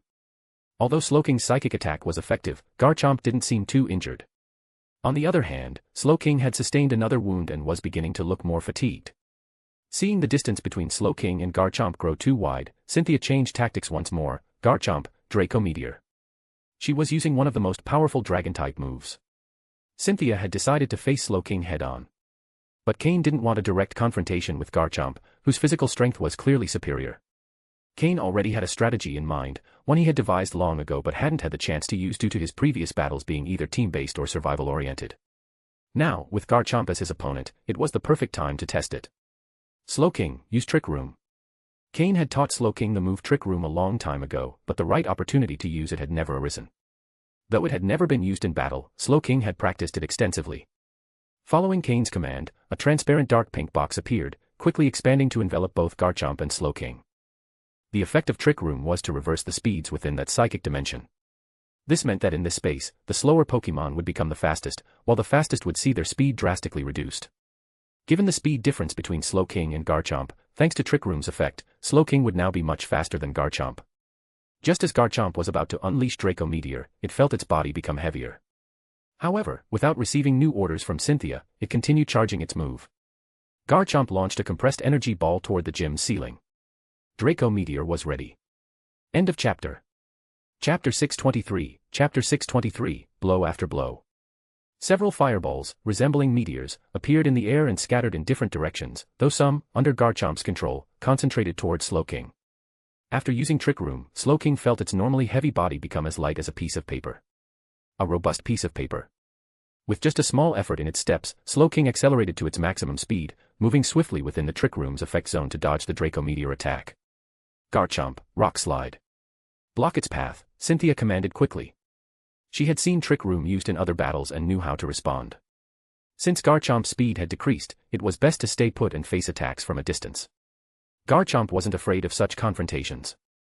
Although Slowking moved quickly within the Trick Room's effect zone, it had never fought at that speed before, which made it a bit uncomfortable. While it dodged most of the meteors, when Garchomp used Rock Slide, it completely blocked Slowking's escape route. Slowking, use Protect and then Nasty Plot. Cain shouted. With no other choice, Slowking used Protect to block the attack.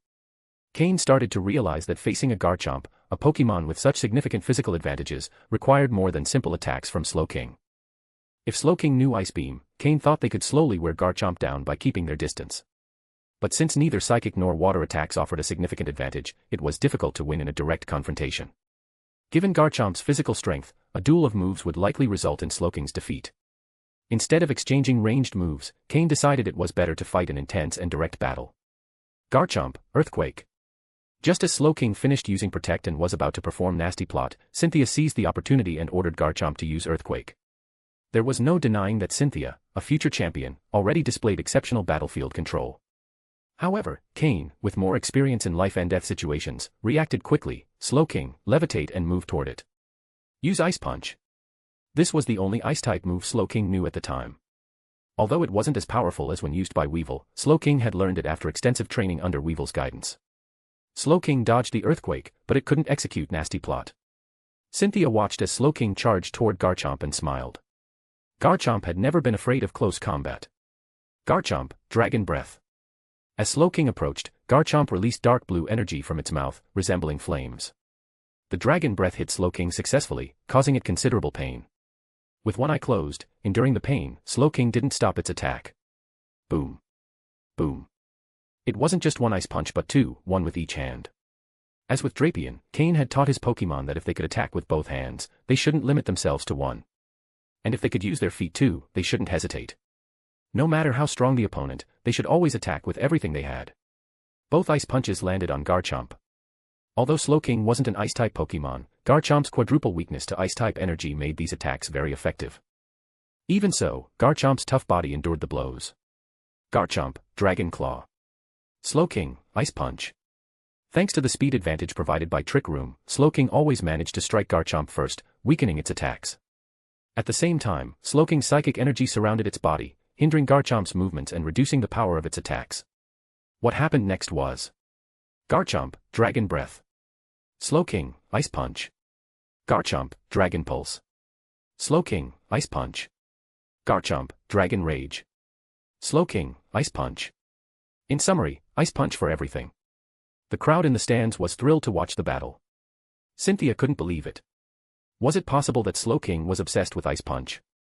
Although Garchomp had a significant weakness to ice, Cain was shamelessly exploiting this advantage. This was the first time that Slowking, usually a long-range attacker on Cain's team, had fought so directly. Blow after blow. This is how a true fighter battles. If it weren't for Garchomp's extreme resilience, any other Pokémon would have already been defeated by Slowking's attacks. Trick Room had sped up Slowking and slowed down Garchomp.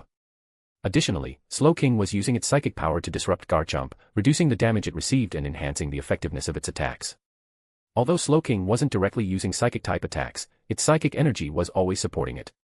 This allowed Slowking to sustain such a prolonged fight against Garchomp. But in the end, Cynthia couldn't take it anymore. The abuse of Ice Punch had gone too far. Cain had found Garchomp's weak point and was exploiting it to the fullest. Garchomp, Outrage. Outrage, one of the most powerful dragon-type moves. Although it's extremely strong, it has a drawback: the Pokémon using it will lose control, attacking frantically until the move's effect ends or it's interrupted. Most trainers avoid using it since losing control of their Pokémon is a significant risk. Cynthia hadn't wanted to use it initially, but after seeing how Slowking abused Ice Punch, she couldn't help herself. If it was about acting recklessly, who was afraid of whom? Outrage was the answer. Stop. I surrender. Come back, Slowking, Cain said quickly. Before Garchomp could execute outrage, Cain made the decision without any shame. Slowking, who had enjoyed the fight, simply shook its hands, dispelled the Trick Room effect, and used Teleport to return to Cain's side. Garchomp, wide-eyed, looked at Cynthia as if to ask, do you still want me to use outrage? End of chapter. Chapter 624, Chapter 624, it's best to grab a strong leg early. Cynthia experienced the same feeling Steven once had. Winning felt so uncomfortable. Why does winning seem more annoying than losing, while the person who loses is so happy? The entire battle ended when Cain surrendered, and after the referee announced the result, the crowd in the stands had yet to react. How did the battle end without actually finishing? In reality, these were doubts only ordinary people had. Trainers who understood a bit about Pokémon would think surrendering was a very wise decision by Cain. Cain's Slowking was at a significant disadvantage against Garchomp, and there was no need to force the fight to the end. After demonstrating its skill and being unable to defeat Garchomp, the best choice was to surrender. It was a smart decision. Cain slowly walked toward Cynthia with his injured Slowking. Before the battle, they hadn't exchanged words, just a few glances. Now Cynthia felt rather awkward. However, Cain didn't dwell on it. He pulled out a light blue badge from his pocket. It was an official badge approved by the league, issued after his gym opened, called the Droplet Badge, quite different from the Rain Badge of Satopolis City. The Rain Badge featured 3 water droplets forming almost a triangle, while Cain's Droplet Badge was very simple, a single light blue water droplet. Holding the badge in his hand, Cain smiled and said to Cynthia, your strength is incredible, this badge is yours. This was the first time Cain was awarding a badge, and the recipient was none other than the future champion of the Sinnoh region, making it even more memorable. Although Cynthia felt uncomfortable, she greatly respected Cain's skills, especially his unique battle techniques. Thank you, she said, accepting the Droplet Badge and placing it in her pocket. Cynthia had been challenging gyms primarily to gain battle experience, not paying much attention to the badges themselves. Since Cain offered it, she accepted it without hesitation. Perhaps in the future, she might participate in the Hoenn region's tournament and enjoy more thrilling battles then. Cynthia's Garchomp stood beside her. It had also suffered significantly during the battle, especially from the repeated use of Ice Punch by Slowking, which left it quite uneasy. Cynthia might seem cold, but she wasn't truly aloof. Her years of battling had accustomed her to maintaining composure, which also influenced her speech, making her seem distant. Additionally, Cynthia wasn't very skilled at interacting with people. While she was an expert at dealing with Pokémon, engaging with people made her feel awkward. After accepting the badge, Cynthia prepared to leave with her Garchomp.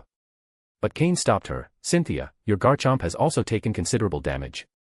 Why not treat it alongside my Slowking? After all, this was the future champion of the Sinnoh region. And Cynthia was one of the most outstanding champions, capable of directly facing legendary Pokémon. Wouldn't it be a good idea to hold on to such a powerful person while they were still on their rise to greatness? Hearing Cain's words, Cynthia, who was about to leave, paused. Although the Pokémon Center wasn't far, she had heard that Cain was a prodigy breeder whose mentor was the president of the Hoenn Breeders Guild, a veteran advanced breeder. Finally, Cynthia accepted Cain's invitation to see how he treated his Pokémon. Under the gaze of all the spectators, Cain left with Cynthia. No one objected, not even those waiting for their turn to challenge the gym. After witnessing the battle between Slowking and Garchomp, none of them felt confident in defeating Slowking. It was better to challenge the substitute gym leader, at least there was some chance of winning. Besides, Cain's Slowking had taken significant damage, so it wouldn't be able to battle immediately. As the 2 strong trainers departed, cheers for Cain and Cynthia didn't subside. Once they left the gym, Cain let out a slight sigh of relief. Though he had lived 2 lives, he had never been in a situation like that. The first time was truly something he wasn't used to. The audience was too enthusiastic. Cynthia noticed Cain's expression and suddenly asked, is this your first time as a gym leader in an official battle? Cynthia had already acknowledged Cain's strength, considering him on her level. After all, she had heard quite a bit about Steven and Cain since she arrived in the Hoenn region. Unbeknownst to Cain, the Hoenn League had already promoted him alongside Steven as the twin stars of the Hoenn region, with titles such as prodigy trainers and talented breeders. There were so many titles that even Cain blushed hearing them. Yes, it was my first time. I'm still getting used to it, haha, Cain said, scratching his head awkwardly. After a brief conversation, both fell silent.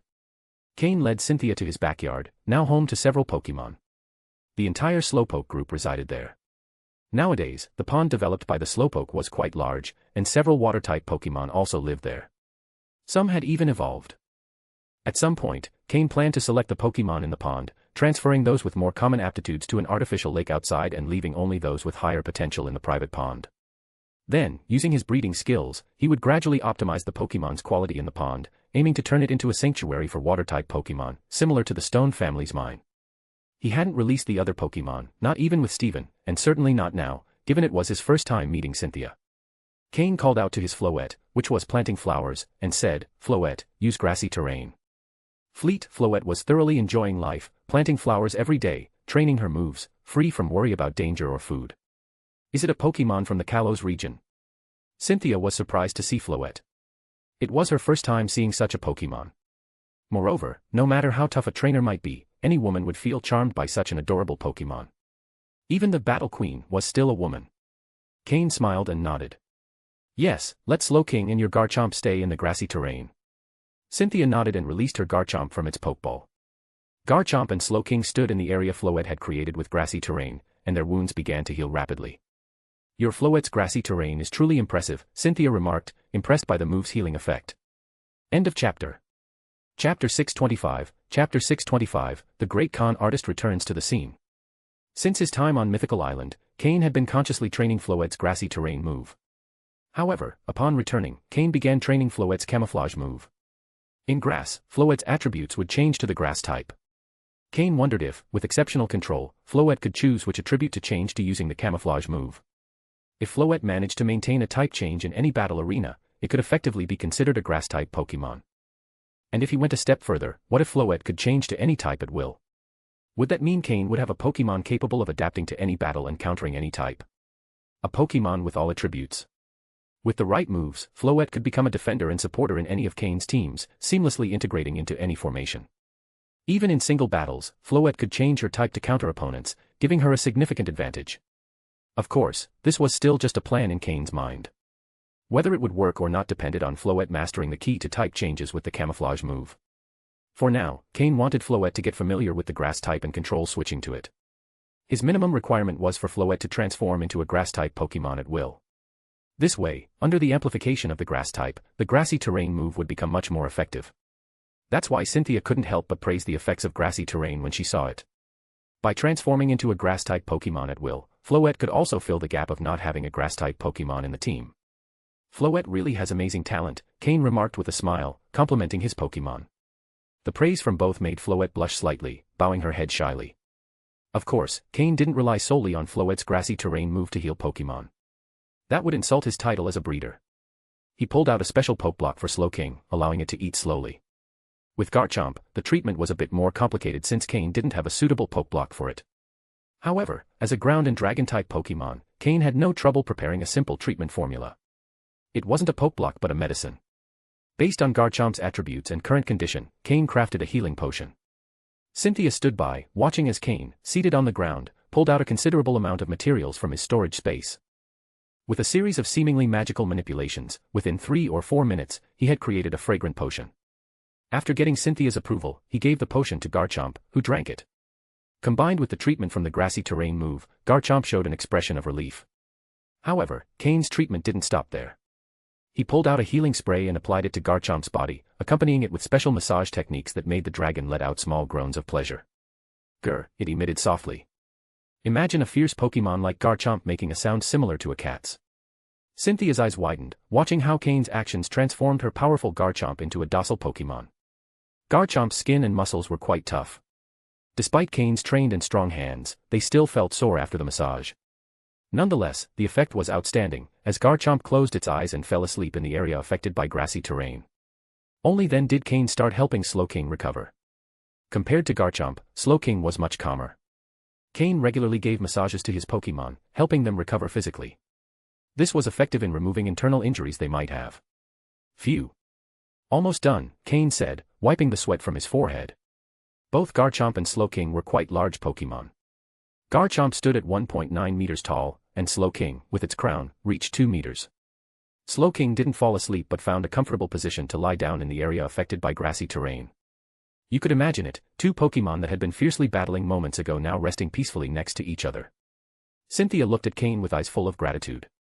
She could sense that Cain's treatment for Garchomp not only healed visible wounds but also had other benefits. Although Pokémon centers could heal a Pokémon's injuries, there was a clear difference between that and what a breeder could do. A breeder's role wasn't just about making Pokeblocks but encompassed many other techniques. These skills had been passed down and refined for a reason. Cain walked to a table in the yard and sat down, inviting Cynthia to do the same. Then, he served her a cup of tea. "Cynthia, is it okay if I call you that?" Cain asked with a smile, pushing the cup toward her. Cynthia nodded, indicating she didn't mind how she was addressed. "Cynthia, you've been battling for quite some time, haven't you?" Cain asked. "Yes, how do you know?" Cynthia replied with some surprise. Cain smiled slightly and sipped his tea, adopting a relaxed attitude. After all, she was the future champion of Sinnoh. Now was the time to make an impression because there might not be opportunities later. Better seize the moment. But Cain didn't dare keep her in suspense for too long, as Cynthia didn't seem very interested in playing along. If Cain didn't speak, Cynthia wouldn't either, merely sipping her tea in silence. The situation became slightly awkward. "Well, it's just that while massaging Garchomp, I noticed its body was very stiff. Its muscles have been tense for a long time. If this continues, it could develop internal injuries that might affect its growth potential," Cain explained. Cynthia set her cup down and straightened up, paying more attention to his words. "But don't worry, it hasn't suffered any irreparable damage yet. With the potion I gave and the massage, its body has already started healing. However, for its long-term well-being, I'd recommend not using Garchomp in battle for a week," Cain added. "A week?" Cynthia murmured. A week wasn't a long time, but she began to worry about the condition of her other Pokémon. If Garchomp, her strongest Pokémon, was in this state, how were the others faring? "Garchomp hasn't been evolved for very long, has it?" Cain asked. "Yes," Cynthia replied. The change in Cynthia's attitude was noticeable. Not just anyone could tell how long it had been since Garchomp evolved. The great con artist, Cain, had returned to the scene. End of chapter. Chapter 626, Chapter 626, Stephen's Return. "Although I don't know why you've been battling so relentlessly, you should consider the condition of your Pokémon, as well as your own body," Cain said. Cynthia was slightly surprised but nodded in agreement. She might neglect her own well-being, but she could never ignore her Pokémon. "Thank you," Cynthia replied. "Here's the plan, your Pokémon need at least a week of rest. During that time, you can't battle, so you might as well stay in Leafy Town. The Pokémon Center or the gym can offer you free lodging," Cain suggested. "All right. Do you know Stephen?" Cynthia asked. "Stephen? If you mean Stephen Stone, of course, I know him well. Can you tell me where he is?" Hearing this, Cain gave Cynthia a peculiar look. Could there be something between her and Stephen? However, he had never heard of them having any special relationship. While pondering this, a mischievous smile appeared on his face. He felt as if he had uncovered the world's greatest secret. But he was clearly mistaken because Cynthia, noticing his expression, couldn't help but glare at him. "In Hoenn, there's a rumor that you and Stephen are the twin stars of the region. One of my main reasons for coming here was to challenge both of you. I tried to find him in Rustboro City, but he wasn't there. No one at his company knew where he was, so I came to Leafy Town to challenge you first," Cynthia explained, speaking more than usual. She continued, "Your strength is greater than I imagined. No wonder you're called one of the twin stars of Hoenn. Additionally, I've heard you're even better as a breeder. Initially, I didn't believe it, but after seeing how you treated my Garchomp, I'm now convinced. Cain. You're really strong. I'd love to have a full 6-on-6 battle with you," Cynthia said enthusiastically. Cain was starting to sweat. "Miss, you've already seen my strongest Pokémon," he thought. "If we had a full battle, you'd probably be disappointed. Better save that energy for Stephen." Meanwhile, Stephen, who was training somewhere, suddenly sneezed. With an awkward smile, Cain replied, well, leave the full battle to Stephen. He's far stronger than I am." Hearing that Stephen was stronger than Cain, Cynthia's interest grew even more. "I'll send him a message to return as soon as possible. When he arrives, he'll come straight here. In the meantime, you can stay in Leafy Town. I can help check on your Pokémon's condition," Cain offered. With this, he successfully redirected Cynthia's attention away from the idea of a full battle. After interacting with Cynthia's Garchomp, Cain had already used his system to gather all the data on the Pokémon, doing so with incredible detail. Now he could confidently say that no one knew that Garchomp better than he did. If Cynthia trusted him with her other Pokémon, Cain could also gather data on them. While it might not have immediate use, it could prove valuable in the future. This aligned with Cynthia's own wishes. She wanted Cain to check on her other Pokémon, but she didn't know him well enough to ask directly. Now that Cain had offered, Cynthia agreed without hesitation. She chose to trust him, whether it was because of how he treated her Garchomp or his reputation as the gym leader of Leafy Town and one of Hoenn's twin stars. Everything suggested that Cain was trustworthy. She placed 5 Pokeballs on the table and handed them to Cain. These 5 Pokémon, along with the Garchomp he already knew, represented Cynthia's entire battle team. Cain calmly accepted them and summoned all the Pokémon. Spiritomb, Gastrodon, Roserade, Milotic, and Lucario appeared alongside Garchomp. This was Cynthia's complete team. Seeing these 6 Pokémon, Cain couldn't help but feel envious. Amazing. Simply incredible. He was certain that a full battle between Steven and Cynthia would be absolutely thrilling.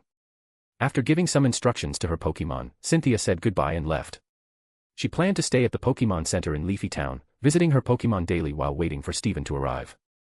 Meanwhile, Cain would help Cynthia's Pokémon recover and take the opportunity to gather more data on them. He could study their training methods, which were quite refined, and apply them in the future to raise similar Pokémon or find useful strategies for his own team. However, there was an unexpected surprise: Cynthia's Lucario. From the moment it saw Cain, Lucario took an immediate liking to him, drawn by something in Cain. Even Cynthia felt a little jealous seeing how much her Lucario liked Cain. After all, she had worked hard to capture it, and now it seemed enamored with Cain from the very first meeting. If she didn't know that Cain didn't possess aura powers, Cynthia might have thought he was an aura guardian. Cain, of course, knew the reason. The aura gift he had received from the Lucario of Mythical Island was working. Judging by Cynthia's Lucario's behavior, it seemed that Cain would have an excellent relationship with any Pokémon that mastered aura powers in the future. During these days, besides helping Cynthia's Pokémon recover, Cain didn't neglect the training of his own team. It was rare to have such an extended break, so Cain designed a systematic training program for his Pokémon. In Mythical Island, they had gained levels and power, but to fully utilize that power, they needed time to train and adapt. It was time to lay a solid foundation and strengthen the core of their growth. Meanwhile, Cynthia admired Cain's skills more and more. Although the Pokémon weren't gaining power, their physical appearance and attitude were visibly improving. There was no doubt that Cain was a genius at raising Pokémon. Cynthia felt fortunate to have met him. Otherwise, her reckless approach to battles might have caused irreparable damage to her Pokémon. And in the midst of this recovery, Cain received 2 pieces of good news: his system, which had been inactive, was finally back online, and Steven had returned. End of chapter. Chapter 627, Chapter 627, Summary of Methods to Improve Quality. 3 days after Cynthia settled in Leafy Town, Cain's system was fully operational again. All functions were restored, and the database nearly doubled in size. Thanks to this expansion, the system's analysis and calculation capabilities improved significantly. The greatest benefit was the enhanced information on Pokémon breeding. The main topics included Pokeblock creation, analysis of various recipes, Pokémon breeding techniques, and specialized methods breeders could learn for different situations. After all, much of the information came from Cain's master, a veteran breeder from the league, so it was no surprise that it proved so useful to him. The most important and surprising aspect for Cain was discovering methods to improve the quality of Pokémon, based on data obtained from old Matsuda. This was completely unexpected. Upon reviewing this information, Cain realized that many of these methods were obscure or had low success rates.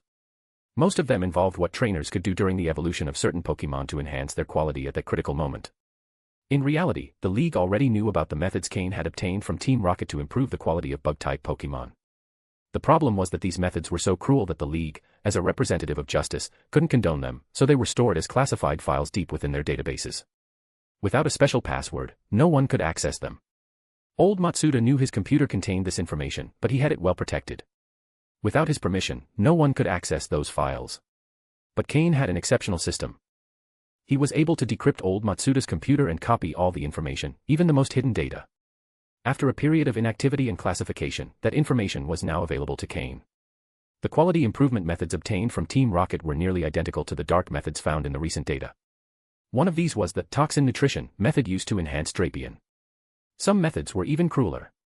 Cain had finally been exposed to the darkest aspects of this world. As for how the League came to know these methods, it wasn't hard to guess. Apart from the extreme methods, there were also safer and more common ways to improve Pokémon quality. The most common and effective method involved Pokémon that required evolutionary items. For example, Murkrow needs a Dusk Stone to evolve, Slowpoke uses a King's Rock and a Shelter to become Slowking, and Sneasel uses a Razor Claw. Although these Pokémon have a more complex evolutionary process than others, these complications also represent opportunities to enhance their quality. Cain had managed Slowpoke's evolution well, and as a result, after evolving, Slowpoke reached a dark blue quality level. Using evolutionary stones is one of the most common enhancement methods. While basic evolutionary stones meet the minimum requirements for evolution and don't provide much energy to optimize quality, intermediate, superior, or even supreme level stones can do so. The difference lies in the degree of improvement the different stones can offer. Murkrow, for instance, used a supreme level stone, allowing its quality to increase by 1 level after evolving into Honchkrow. Cain has another Pokémon that requires an evolutionary stone to evolve, Floette, which he caught on Mythical Island. For this reason, Cain will ensure that Floette receives the best possible shiny stone for her evolution. In the new system data, aside from the cruel methods and those involving evolutionary items, there were also safer methods, though with milder effects. These focused primarily on what trainers could do during a Pokémon's evolution. Since Pokémon undergo physical and form changes when evolving, that is the best time to improve their quality. Most of the Pokémon in Cain's main team had already reached their final forms, so this method could only be applied to those in his second team. Fortunately, none of the Pokémon in his second team had evolved yet, giving him plenty of room to apply these methods. Although this method is safe, it has a variable success rate. It depends on both the Pokémon and the trainer's expectations. If the goal is a minor quality improvement, the success rate will be high. But if aiming for significant improvement, one must be prepared for failure. Failure not only means the Pokémon won't improve, but it could also lose some of its innate talent, resulting in a decrease in quality. Trainers seeking these kinds of enhancements must be ready to take these risks. The last enhancement method, the most common among breeders, is a long-term, safe but slow approach. This involves gradually improving Pokémon quality through consistent use of food like Pokeblocks over an extended period. Although the results are slow, the Pokémon's quality improves gradually. An example is Aerodactyl, old Matsuda's Pokémon, whose quality improved significantly thanks to this method. Of course, this method requires both skill and resources, with skill being the biggest limiting factor. This is why advanced breeders are so highly valued, and custom Pokeblock recipes are so expensive. For Cain, this method is perfect. Thanks to his system, he has no technical limitations, especially after copying old Matsuda's data and some information from the Breeder Guild. Moreover, Cain no longer lacks resources. The minerals and diamonds provided by the Carbink colony on Mythical Island have eased the pressure on resources needed to train Larvitar and Aaron. Although these resources aren't enough to maximize their potential, Cain knows that their growth will bring more income sources in the future. Additionally, Cain ensured that he brought the entire Carbink colony with him. All of this feels like a blessing for Cain.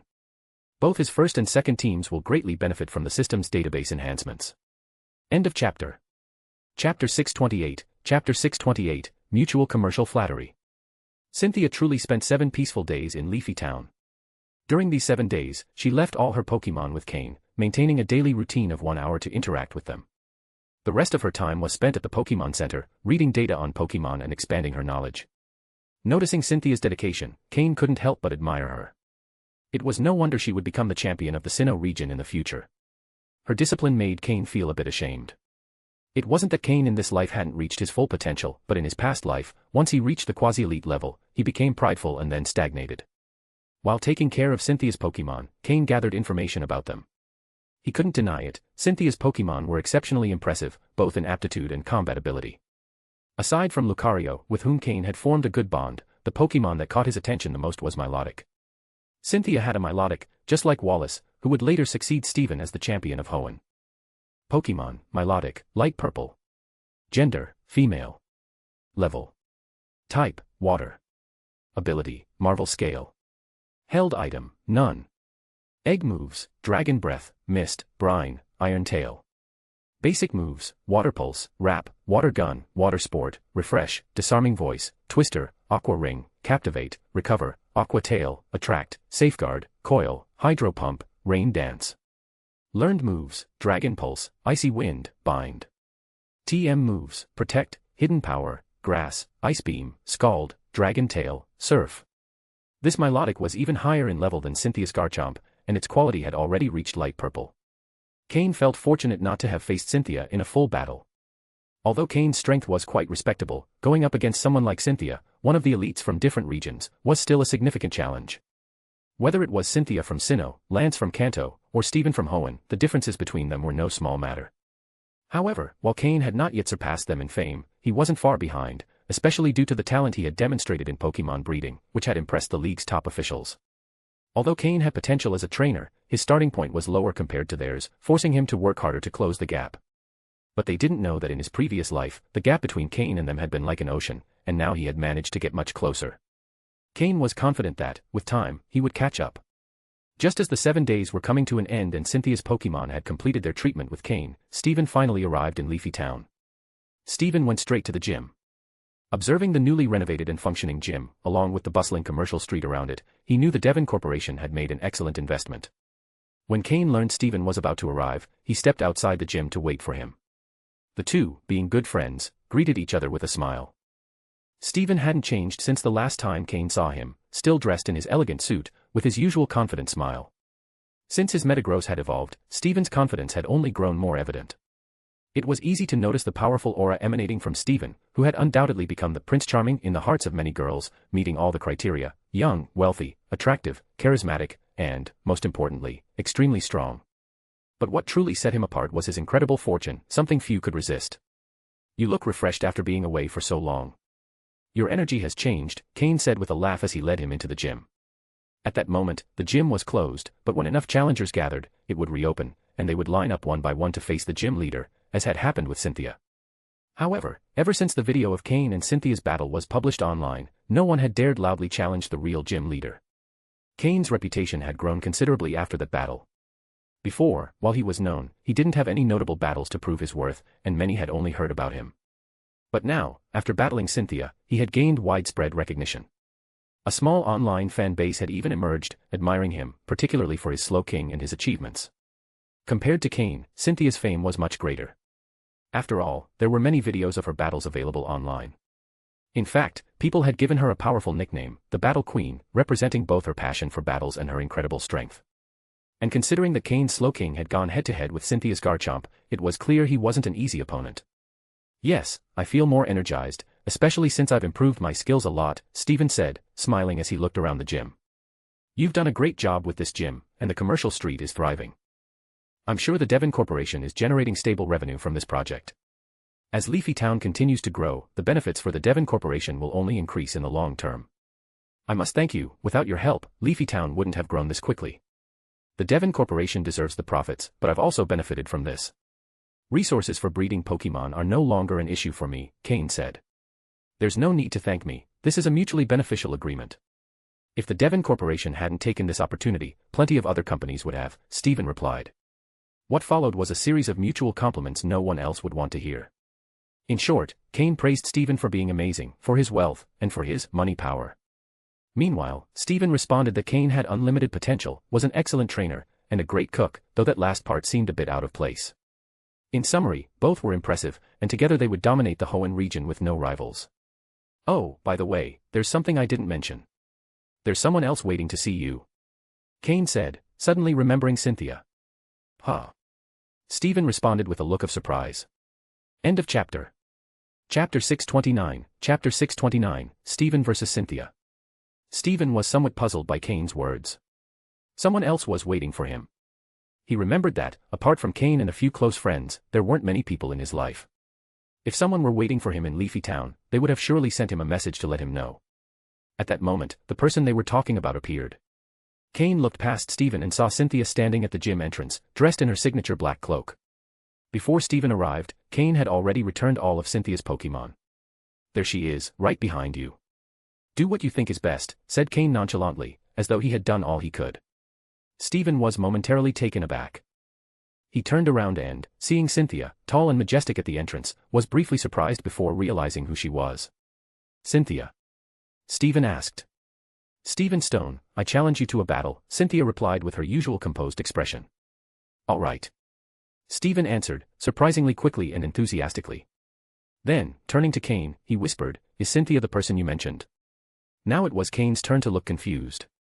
Did Stephen and Cynthia already know each other? "Yes," Cain replied. "Phew. Good thing, it's not some fan. If it's Cynthia, I'm very excited for this battle," Stephen said, relieved, patting his chest lightly. "Huh?" Cain reacted. "You didn't know. Cynthia is very famous on the internet. Her popularity isn't lower than mine, in fact, I'd say it's even higher. The difference is that her fame comes entirely from her battling skills. They call her the Battle Queen," Stephen explained, wearing a look that seemed to say, "Have you not been online? By the way, did you battle her?" Stephen asked. Cain nodded earnestly. "Yes, it was a one-on-one battle." "How did it go?" "She's very strong. I lost." "You lost too? Then I definitely want to face her. I've improved a lot during this time, and I want to see who's truly stronger," Stephen said with a confident smile. As Cain and Steven whispered to each other, Cynthia slowly approached, trying to overhear their conversation. Although Cynthia had a cold and reserved personality, after spending a week with Cain, their relationship had warmed enough to consider him a friend. Once Cynthia grew comfortable with someone, her demeanor softened slightly. This was her true nature. She could restrain her coldness among friends, but to strangers, she remained distant. However, when Cynthia entered a battle, her personality changed dramatically. "I'll prepare the battlefield," Cain said, noticing Cynthia now standing beside them. He gave Steven a look that indicated he'd have to handle the situation himself and left to organize the gym staff. The battlefield didn't need any special setup, it was already clean and ready for use, so it didn't take long to prepare.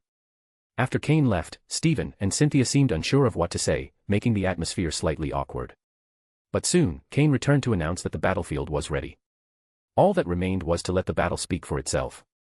Cain had a general sense of Steven's strength at that point. During their adventure together on MT Chimney, Steven had been strong but still slightly below Cynthia's level. If Cain had improved significantly during his time away, Steven had likely improved even more, perhaps even surpassing him, given that his two Matang had already fused into one.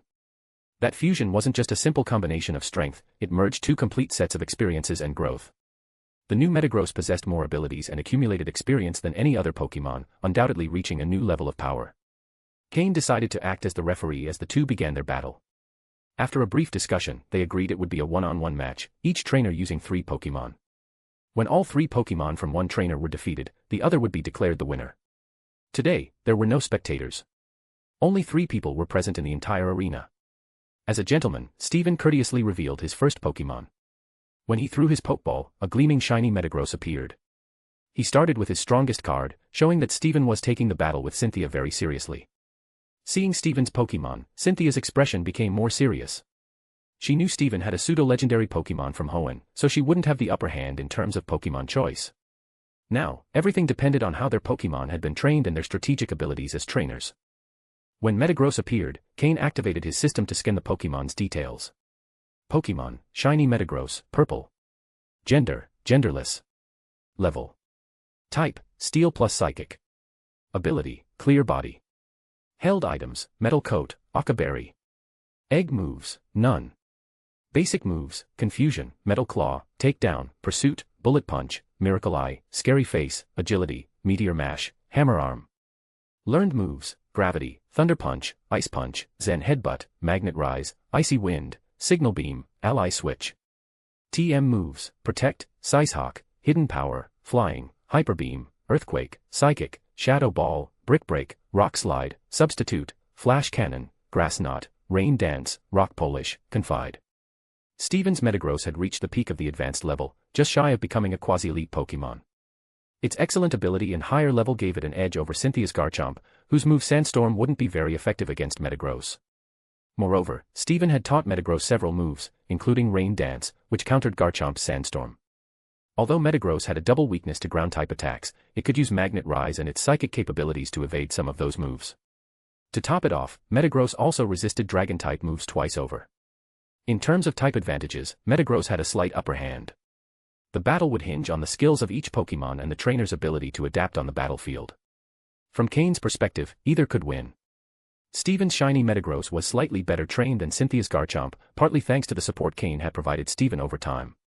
Although Garchomp had regained its peak condition thanks to Cain in recent days, it was still slightly behind Steven's shiny Metagross. However, Cynthia likely had better battlefield reaction skills than Steven. After all, Steven spent much of his time managing his company, while Cynthia could focus entirely on Pokémon battles. Garchomp, use Earth Power. Cynthia commanded. Metagross, use Magnet Rise and then Ice Punch. Steven responded. Hearing the words Ice Punch, Cynthia couldn't help but feel her eyelid twitch. End of chapter.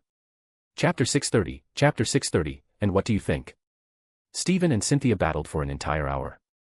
Steven's Metagross, thanks to the resilience of this Steel-type Pokémon, ultimately managed to defeat Cynthia's Garchomp. Then, Cynthia sent out her Lucario, which, after expending a significant amount of energy, barely managed to defeat Metagross. At that point, Lucario's energy was almost completely depleted. Metagross had nearly taken down 2 Pokémon at once, largely due to Steven's consistent use of the most suitable Pokeblocks for it. Afterward, Steven sent out his Skarmory, which, using the advantages of being a flying-type Pokémon, managed to defeat Lucario. It seemed that at that moment, Steven had the upper hand. But then Cynthia sent out her Milotic, which not only defeated Skarmory but also retained nearly half of its energy, keeping the suspense alive in the battle. Finally, Steven was left with only his Aggron, which had evolved not long ago, to face Milotic. The result was that after exchanging a couple of moves, both Pokémon lost their ability to continue battling. Both trainers reached the end of the battle without a clear winner. However, for both of them, the result wasn't what mattered most, as each achieved what they sought from the battle. Steven's Metagross was strong, but Steven's other Pokémon were still somewhat weaker. If Aggron had been 1 or 2 levels higher, perhaps a victory could have been determined. On the other hand, Cynthia's Garchomp was slightly weaker than Metagross, but Cynthia's Pokémon were more evenly trained, without a significant difference in levels. So, after Garchomp lost its ability to battle, Cynthia managed to recover ground with Lucario and Milotic. Cain, who had been watching the battle from the sidelines, was utterly captivated. 2 future champions of their respective regions battling each other. This was the first time they faced off, and it might possibly be the last. After all, both would eventually become champions, and once they reached that status, any battle between them, regardless of the outcome, could have negative consequences. Of course, before they became champions, it was possible they would face each other again and determine a winner. That was something no one could predict. With Cain's help, both trainers managed to restore their Pokémon's energy. Once Cynthia's Pokémon had recovered, she bid farewell. She had already faced the 2 people she wanted to challenge in the Hoenn region. She was very satisfied with the results and what she had gained. Additionally, Cynthia sincerely thanked Cain for the help he provided in treating her Pokémon. She attempted to offer him something in return, but Cain declined. The only thing she could do was invite Cain to contact her when he visited the Sinnoh region or to seek her out in Celestic Town, where she would extend her hospitality. The 3 exchanged contact numbers, and then Cynthia departed elegantly, leaving Cain and Steven staring at each other in surprise. And what do you think? Cain gave Steven a light nudge. Yeah, it was amazing, she's really strong, Steven nodded, watching Cynthia leave with admiration. The age difference between the 2 wasn't much. It was the first time Steven had encountered someone his age who was such a powerful opponent. Lance was 1 or 2 years older than Steven, while Cain was 1 or 2 years younger, so all 3 could be considered of the same generation. However, between Steven and Cynthia, the age difference was small enough that they could be considered peers. This age difference is fictional. This made Steven feel a certain pressure. He had always thought he was the best of his generation, but now he realized that while he had the talent to make the most of his money ability, Cynthia, with her natural talent and willingness to dedicate so much time to training, could keep up with him. It was as if one was a high-budget player, and the other a tireless expert, both invested different resources but pursued the same goals.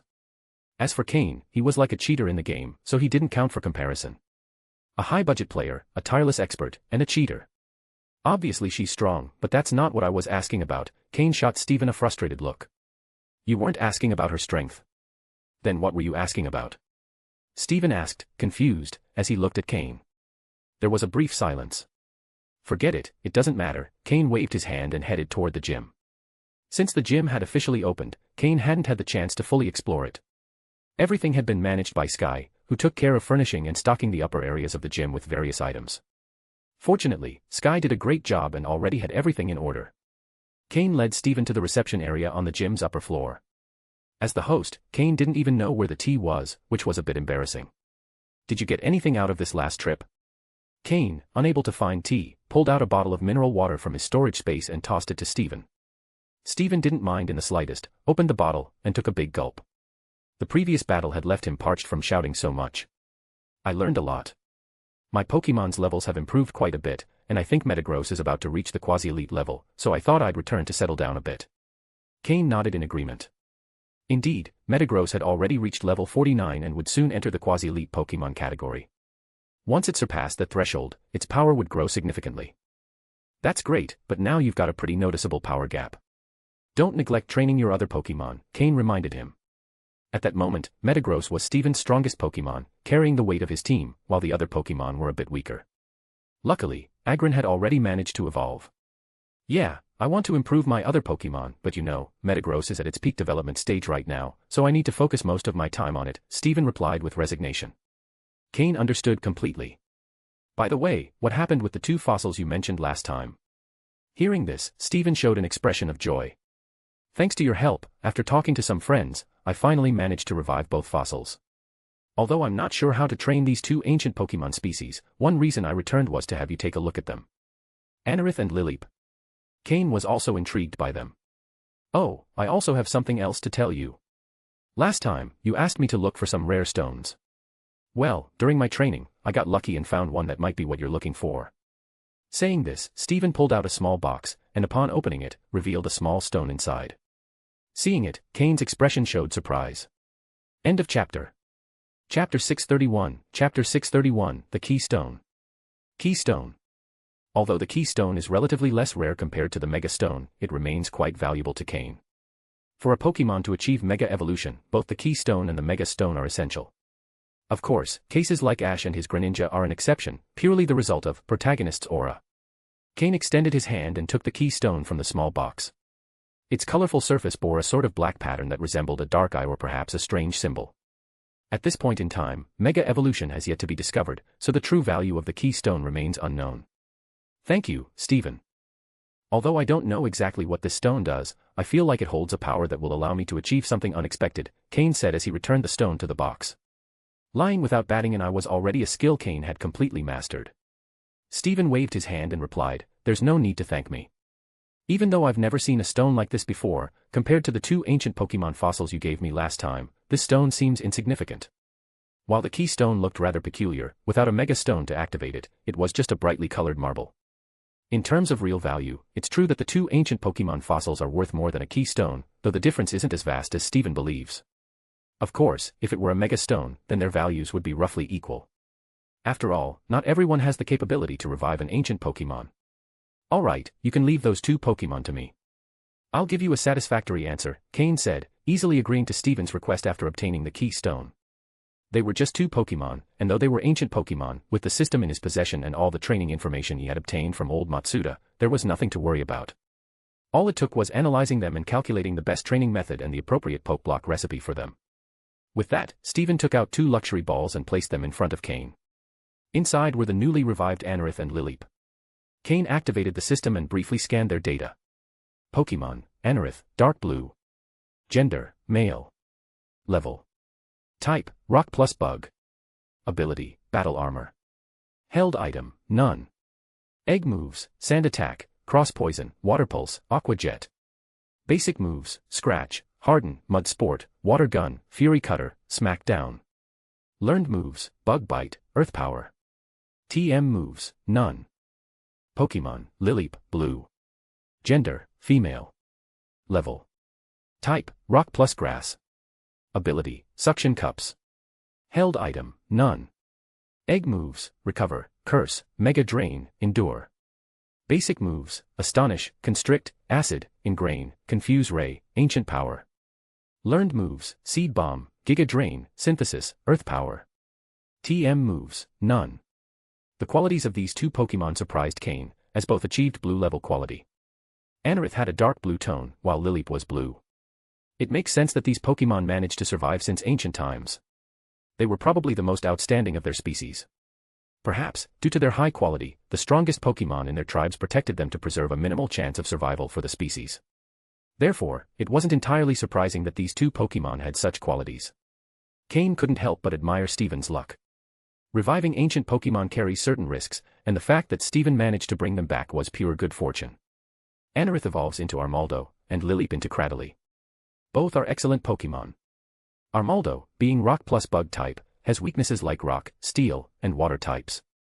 However, its sturdy armor and defensive capability make it a formidable physical tank, while its specialty is physical attack. It's a strong frontal attacker, and its ability, battle armor, prevents it from being taken out with a single critical hit. Of course, Armaldo also has a hidden ability, Swift Swim, which makes it a great physical attacker for a rain-based team. As for Cradily, a rock plus grass type, it's an excellent addition to Stephen's team, as he has always had a preference for steel and rock types.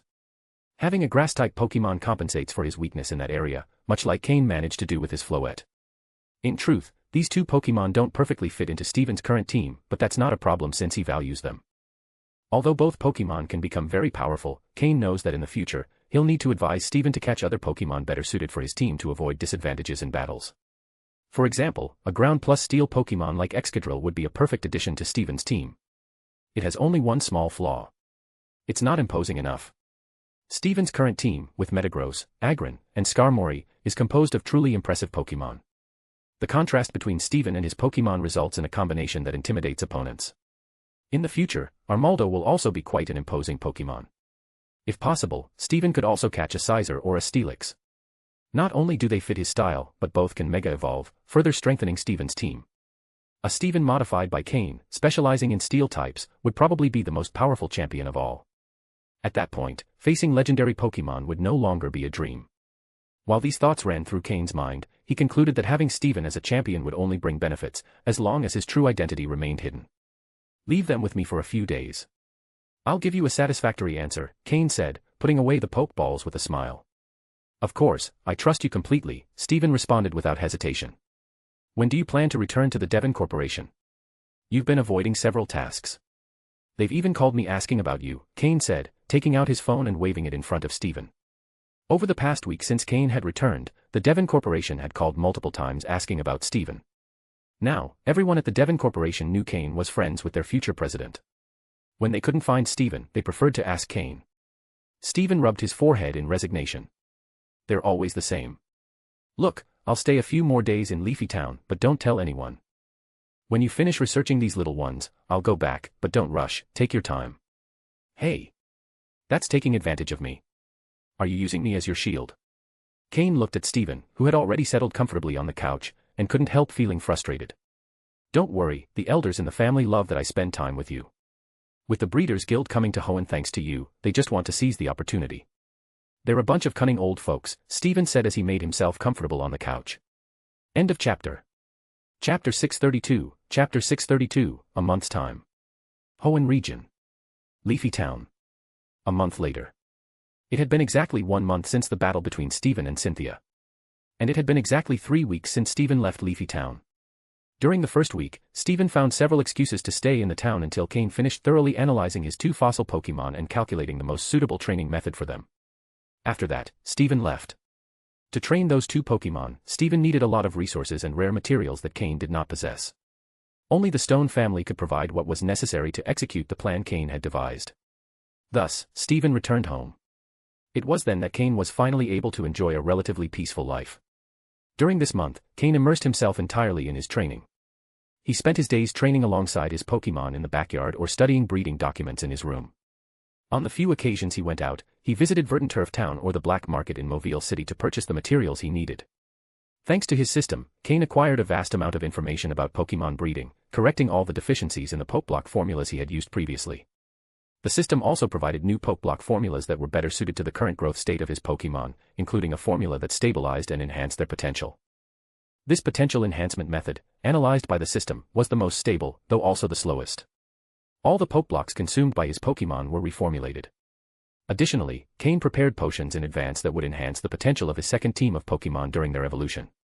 Among the Pokémon in his second team, many had the ability to evolve 3 times. If Cain managed the process correctly, these Pokémon would experience a significant power increase. This was one of the main reasons Cain dedicated so much time to preparation. Although these tasks sounded simple, in practice, they were incredibly complex and tedious. Even with the system's help, Cain spent nearly an entire month completing them. If another breeder had attempted the same, even an advanced-level breeder, they would have taken dozens of times longer than Cain. Moreover, the potions required a large number of rare resources. Cain sold all the resources he had collected on Mythical Island in the black market, raising a total of 50 million Pokedollars.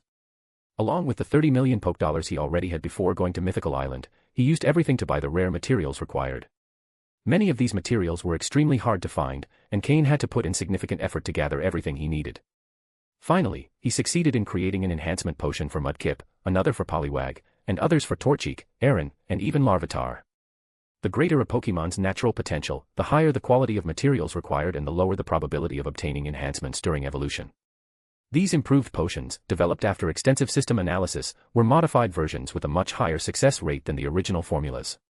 Of all the potions, the first ones Cain managed to complete were for Poliwag and Mudkip. Both Pokémon had a light blue quality, making their material requirements less demanding. The most challenging potion to create was for Larvitar. Larvitar, with a dark blue quality, was the Pokémon with the highest potential among Cain's roster.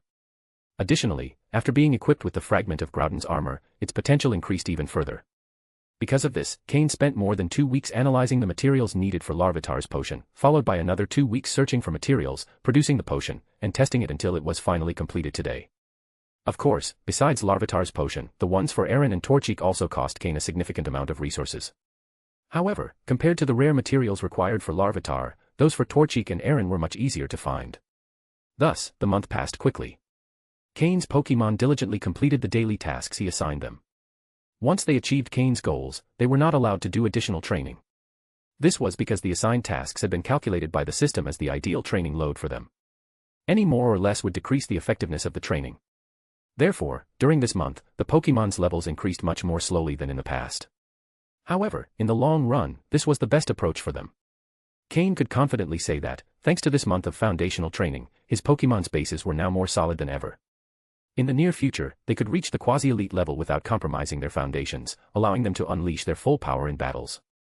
Now, Cain's Pokémon had significantly improved their mastery of moves, one of the goals Cain had set for them during this time. In summary, although their levels did not increase much, their power improved considerably, especially among Cain's first team of Pokémon. In the first team, the Pokémon that leveled up the most was Floette, who rose from level 38 to 40, officially reaching the advanced level. Additionally, she began developing the move Camouflage. Although she had not yet fully mastered it, with the help of some green plants, she could change her type to grass. The flower she always carried with her was currently the most suitable plant for her. Thus, it could be said that Floette could now perfectly alternate between fairy and grass types. Her goal was to learn more grass-type moves and to quickly switch types during battles. In this way, she compensated for the lack of grass-type Pokémon in Cain's team. Apart from Floette, all the first-team Pokémon gained one level. This level increase was not due to battles but to the energy contained in the food they consumed and the digestion of accumulated experience from previous levels. In summary, Cain's first-team Pokémon now had extremely solid foundations and were ready to aspire to the quasi-elite level. Soon, Cain would devise a comprehensive training plan for them. Cain's highest-level Pokémon remained Slowking, at level 47, with a temporary maximum potential of dark blue quality, nearing light purple quality. In a short time, he would start reaching the quasi-elite level. Honchkrow, Jengar, and Drapion were all at level 44, while Weevil was slightly behind at level 43. Currently, all 6 of Cain's first-team Pokémon had reached the advanced level. End of chapter. Chapter 633, Chapter 633, Mudkip's Evolution. In addition to the growth of the first-team Pokémon, the second-team Pokémon have grown at a relatively faster pace. This is because their initial levels were lower, allowing for a higher growth rate. And among all of them, the ones that have grown the most are not Torchic, Aaron, or Larvitar, but rather Poliwag and Mudkip. The reason is simple: Cain is a water-type gym leader. During his time in Leafy Town, he occasionally participates in gym challenges as the leader. After all, everyone knows that Cain is in the town, and it wouldn't be appropriate for him to stay away from gym challenges for too long. If he were constantly absent, it wouldn't be an issue, but being in town and refusing gym challenges could leave a bad impression. Would people think Cain is too arrogant? That he doesn't value regular trainers? Although that perception isn't entirely false, maintaining appearances is important, right? Cain's presence during challenges excites the crowd but puts challengers in a difficult spot. After all, everyone has seen the battle between Cain and Cynthia, and the video still retains some popularity even a month later. Cain's Slowking is so powerful that it intimidates regular trainers who challenge him. However, to everyone's surprise, Cain hasn't used Slowking again. Instead, he opted for Poliwag and Mudkip. In one-on-one battles with the option to use 2 Pokémon, Cain has been using Poliwag and Mudkip for a good while. Thanks to this, these 2 Pokémon have been able to level up faster. Although they initially lacked strong synergy with Cain and weren't accustomed to frequent battles, they've gained experience over time, improving their coordination with Cain and enhancing their combat abilities. Of course, Cain carefully selects his opponents. If a trainer is too strong, he uses Slowking for the battle. But if the challenger has Pokémon below the advanced level but stronger than Mudkip and Poliwag, Cain uses the 3 water-type Pokémon temporarily under Sky's care. Although these 3 Pokémon don't have as much synergy with Cain, their solid base strength compensates for occasional mistakes. In summary, Cain doesn't recklessly send Mudkip and Poliwag into battles against opponents they can't defeat. The advantage of having the system is clear: Cain can choose suitable opponents for his Pokémon. It's not about damaging his Pokémon's confidence but rather providing the necessary training. Since most challengers have Pokémon above level 20, Mudkip and Poliwag don't always get the chance to fight. Currently, Poliwag has reached level 18, and Mudkip is at level 15. At that moment, in the garden, Cain was directing a training battle between his team. Mudkip was battling Torchic, who was now at level 14. Torchic's level increase hasn't been significant since Cain has been more focused on adjusting his Pokémon's physical condition to ensure they reach their full potential. Cain prepared a special potential enhancement potion to be used during evolution, ensuring his Pokémon achieve their peak performance before evolving. Only then would the potion have the desired effect. For this reason, his Pokémon's levels haven't risen much recently. Cain has been focusing on developing their capabilities to the fullest. The battle between Torchic and Mudkip was smooth, with each dismantling the other's moves. Torchic took advantage of its special ability, Speed Boost, giving it an edge in prolonged battles. However, Mudkip understood that its water-type advantage over Torchic's fire-type was inevitable. After exchanging a few moves under Cain's orders, the two Pokémon stopped the battle. Despite being opposing types, Torchic and Mudkip had a good relationship, and after Cain's command, both ceased the combat. Torchic, always cheerful, tried to drag Mudkip off to play since they had completed their daily task. However, at that moment, a white light began to envelop Mudkip. Torchic, surprised, froze in place. Cain, on the other hand, displayed a look of joy, seeing that Mudkip would be the first Pokémon from the second team to evolve. More experienced Pokémon like Slowking quickly intervened to move Torchic away, ensuring nothing interrupted Mudkip's evolution. Slowking, through telepathy, informed the other Pokémon that this was the moment they had all been waiting for, evolution. The two Swablu flying overhead descended and perched on Cain's shoulders, one on each side. The brother on the left and the sister on the right. Since Altaria prepared a place for them to stay, the two Swablu spent almost every day in the garden, returning to their nest only at night to sleep. Altaria occasionally appeared as well, fully trusting Cain to care for the little ones. Carbink also appeared next to Cain, its ear-like appendages tightly gripping Cain's pants as it curiously observed Mudkip's evolution with its bright blue eyes. Larvitar and Aaron also rushed over to Cain, joining the group. Poliwag, using its control over water energy, created a small aquatic sphere in which it floated, observing its companion's evolution. All the Pokémon gathered, while those who had yet to evolve watched with envy. Mudkip, as the first Pokémon from the second team to evolve, would now be part of Cain's main battling Pokémon. Cain quickly retrieved a special potion stored in a test tube labeled with Mudkip's name. This was the potion he had prepared especially for Mudkip, designed to maximize its potential during evolution. This was the moment to see if Cain's efforts would bear fruit. Using his psychic ability, Cain made the potion float toward Mudkip, who, upon seeing it, didn't hesitate to drink it in one gulp. Then, the evolution and transformation began simultaneously. End of chapter. Chapter 634, Chapter 634, Marshtomp. Mudkip's light blue body began to transform. Originally standing at only 40 centimeters tall, it started to grow visibly through the glow surrounding it. The three yellow, whisker-like fins on its cheeks gradually fused into a single one. The fins on its head and tail darkened, and the rounded fin on its head slowly transformed into a sharp spine-like structure.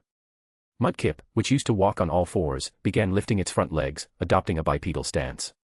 Its blue skin also began to change, blending shades of blue and green into a new color. Beyond these basic changes, tiny vein-like patterns could be seen coursing through its body, as if searching for the most optimal place to settle. Each time one of these veins integrated into Mudkip's body, the muscles in that area visibly strengthened. This was the effect of the quality enhancement potion Cain had prepared for Mudkip, and it was beginning to show results. Cain observed Mudkip closely, not missing a single detail. This was his first time using a quality enhancement potion, and the results on Mudkip would determine how he would use these potions on his other Pokémon. The system was fully active, monitoring Mudkip's status in real time. All its values were steadily increasing, breaking previous limits. This was the transformative power of evolution. The evolution of a Pokémon always represents a drastic change. Even a Pokémon of ordinary quality experiences a significant boost in physical strength and energy control upon evolving. It's almost done, Cain murmured softly. Mash. Suddenly, Mudkip, now Marshtomp, let out a loud cry. The white light surrounding it disappeared, revealing a Marshtomp about 70 to 80 centimeters tall. After its cry, Marshtomp collapsed onto the ground, visibly exhausted. Cain quickly placed his hand on Marshtomp's body while the system evaluated its current status. He wanted to confirm whether the potion had produced the desired effect. Pokémon, Marshtomp, blue. Gender, male. Level. Type, water plus ground. Ability, torrent. Held item, none. Egg moves, ancient power, bite, ice ball, refresh. Basic moves, tackle, growl, water gun, mud slap, foresight, mud shot. Learned moves, water pulse, aqua tail, icy wind, taught by Weevil. TM moves, none. As Cain reviewed Marshtomp's information, he noticed that its quality had improved from light blue to blue, signifying a significant enhancement in its potential. Furthermore, upon evolving, Marshtomp retained its water typing while gaining the ground type. With its new ground typing, Marshtomp now had a distinct advantage against electric-type moves, which are usually devastating for water types. It also gained increased resistance to poison, rock, steel, and fire types, with double resistance to some of these. For Cain, the most exciting aspect of Marshtomp, and its final evolution, Swampert, was this unique typing. The water/ground combination rendered Marshtomp and Swampert immune to electric-type moves, a major weakness for water types. In Cain's team, designed to take full advantage of rainy weather, Swampert would play a crucial role. Even without its mega evolution, its typing already made it incredibly versatile. Cain stroked Marshtomp's head, noting its texture, which reminded him of the Slowpoke he once had. Smiling, he said, "Congratulations on your evolution, Marshtomp. Now we'll work even harder to unlock your full potential." Mash. Marshtomp cried energetically, though it soon felt a bit weak again. The quality enhancement potion had worked remarkably well, improving Marshtomp's quality to blue, but the evolution process had also drained some of its energy, leaving it somewhat fatigued. However, this wasn't a serious issue. With a few days of rest, Marshtomp would fully recover. This minor side effect of the potion was negligible compared to the significant benefits it had brought. With Mudkip's evolution and its quality improvement, Cain could clearly see the effectiveness of the potions. The money spent on them had been a worthwhile investment. "Rest well, Marshtomp. I'll give you 2 days off as a reward for being the first to evolve," Cain said, giving it a pat on the head as a gesture of praise. The sensation of touching Marshtomp was genuinely pleasant, almost nostalgic. After Marshtomp's evolution, the other Pokémon approached to congratulate it. Honchkrow and the more experienced Pokémon offered brief congratulations before returning to their training. Having witnessed many evolutions and undergone the process themselves, they weren't overly surprised. However, the younger Pokémon watched enviously, touching and admiring Marshtomp as they noticed the changes in its body. Cain felt his shoulders lighten as the 2 small Swablu perched on him flew off to join Marshtomp's celebration. They, too, were deeply intrigued by the evolution process. Although Altaria had cared for them meticulously and shielded them from hardship, they were gradually becoming curious about battles like Marshtomp's. Whenever they played with Aaron or Larvitar, they witnessed training sessions or battles, fueling their curiosity and admiration for combat. Cain didn't have much to say about it. After all, the Swablu's mother was present and had promised not to restrict their freedom. He couldn't impose limits on them. And most importantly, he wouldn't stand a chance in a battle against Altaria. Altaria's strength remained considerable. After a month of rest, Cain felt it was time to venture out again to continue training and improving his Pokémon's combat skills. Staying at the gym only helped develop Marshtomp and Poliwag, but for Torchic and the others, progress was too slow. In Cain's mind, Torchic would be the next to evolve. It was already at level 14, just 2 levels away from its evolution. Torchic had a dark blue quality, so Cain was very curious to see if the quality enhancement potion, which required very expensive materials, would have a significant effect on it. That evolution might be even more pivotal than Marshtomp's. End of chapter. Chapter 635, Chapter 635, Items from a Past Life. That night, Cain used the Pokémon World's signature transport system to send out 2 packages. The recipients of these packages were Steven and Cynthia. After Cynthia had left, she kept Cain's contact information and wanted to leverage their connection to ask his mentor, Matsuda Takashi, for help in creating advanced Pokeblocks, ideally suited to her Pokémon's current state. Cain immediately agreed. All the information about Cynthia's Pokémon was stored in his system, giving him deep insights. Moreover, with his skills, he had no trouble crafting exclusive advanced Pokeblocks for them. Or, to be bolder, after obtaining all the data from old Matsuda, Cain had become more proficient than his own mentor at creating advanced Pokeblocks. Creating advanced Pokeblocks for Cynthia would not only earn her favor but also a considerable sum of money. With closer contact, seeking her help in the future would become much easier. As for what he sent Steven, it was exactly what he had requested, advanced Pokeblocks. Ever since his Metagross had evolved, its exclusive Pokeblock recipe required adjustments. When Steven learned that Cain had crafted exclusive Pokeblocks for all of Cynthia's Pokémon, he also requested Cain to do the same for his team. Under the pretense of fairness, claiming he shouldn't favor one friend over another, Steven tasked Cain with making Pokeblocks for his Pokémon as well. Someone offering money. Cain couldn't refuse. So, that night, Cain sent out 2 boxes of exclusive advanced Pokeblocks. Because he had plans to leave the next day. Everything in Leafy Town was on track. The gym was under Sky's management, so there wasn't much to worry about for now. The Heaven team was also steadily growing. After giving Alec and the other 2 members some fairly strong Pokémon, their abilities had noticeably improved. If they could master the Pokémon Cain had given them, they would be on the brink of reaching the advanced level. As for Leafy Town itself, there was no cause for concern. With Master Matsuda Takashi, a veteran expert, as the town's guardian, and the gradual establishment of the Joy and Jenny families, safety was ensured. In addition to these 2 families, the Stone family had sent some members since the entire commercial street had been developed. As beneficiaries, they had to protect the street, which would generate substantial income. On the other hand, the artificial lake near the gym was also nearly complete. After a month of hard work, through the combined efforts of the residents and various Pokémon, a massive artificial lake had been successfully excavated. The next step would be to fill the lake, release some wild water-type Pokémon, and stock it with fry and other aquatic products. Once completed, the townspeople would earn a significant income from the aquatic business. These plans had been in place since Cain arrived. Sky would oversee them, and Cain had already discussed them with the mayor. Would the mayor of Leafy Town dare say no to Cain? In the town, anyone could be challenged, except Cain. No one wanted trouble with him. The nickname, Twin Stars of Hoenn, was no longer confined to the town, it had spread across the entire region. Especially after the battle between Cain and Cynthia, the League, riding the wave of public excitement, had further boosted the fame of Cain and Steven. Now, the treatment they received in Hoenn was akin to what Lance received in Kanto and Cynthia in Sinnoh. Of course, Hoenn wasn't only promoting these two, but they were at the peak of their prominence. So how could the mayor refuse? Now, his position was merely symbolic. All he needed was Cain's approval to avoid any problems. The League had intentionally placed him there to give Cain a free hand. If things failed, it wouldn't matter, as Leafy Town was one of the smallest in Hoenn. However, progress had far exceeded expectations. With the combined efforts of many forces and Cain serving as the link between them, the town had taken off. It was already catching up to Verdant Town, a more developed settlement. With everything in place, Cain also went to the mountain to give his final instructions. The Carbink colony was still not ready to be revealed publicly, so Cain instructed Minister Carbink to continue expanding their homes underground. As for food, Cain would send his Pokémon daily to drop it off at the cave entrance.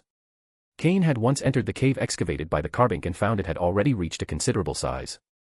Though not as impressive as Mythical Island, the cave walls now had more diamonds embedded in them. If they continued to work hard, the colony could grow even larger than the one on Mythical Island, especially with Cain's food supply. If they ever gained a Diancie, the Carbink colony could experience explosive growth. In addition to the Carbink, Cain also said goodbye to Altaria. He explained that he would be away for some time but left a large amount of Pokeblocks for them to eat in his absence. Altaria said nothing, but the two Swablu were inconsolable. Without Cain, they would have no one to play with, and with tears in their eyes, they pleaded to go with him. Before Cain could refuse, their mother, Altaria, had already done so.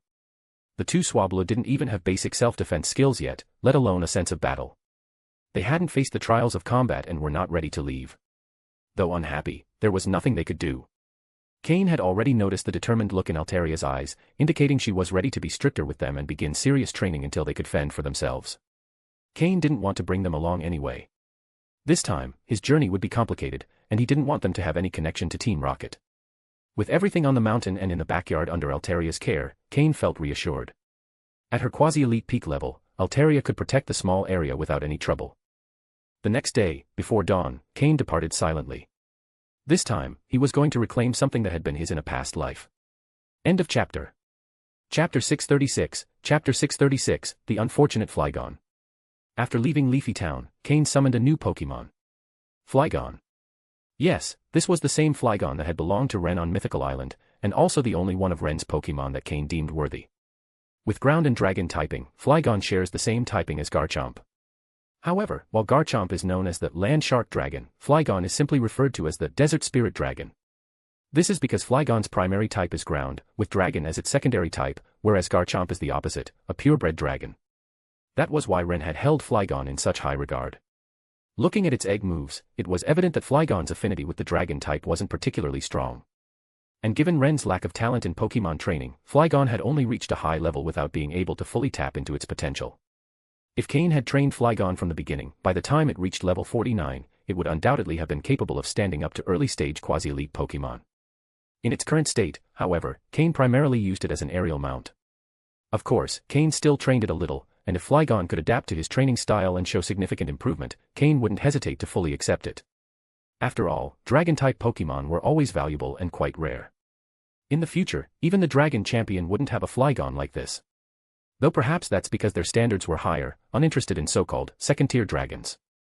Flygon was captured by Cain after being taken back from Mythical Island and receiving medical treatment.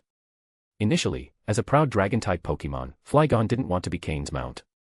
While it had been Ren's mount before, Ren preferred using Charizard, leaving Flygon to be showcased only occasionally. But there was nothing it could do, Cain had captured it. For a month, Flygon underwent a series of grueling training sessions, a small battle every day, a major battle every 3 days, and a group battle once a week. After just a week, Flygon had already learned to behave. Cain didn't stop there, though. After 2 additional weeks of training, Flygon finally surrendered completely. Now, just Cain's stern gaze was enough to instill fear in it. After all, for over a month, Cain's Pokémon hadn't had the chance to engage in combat.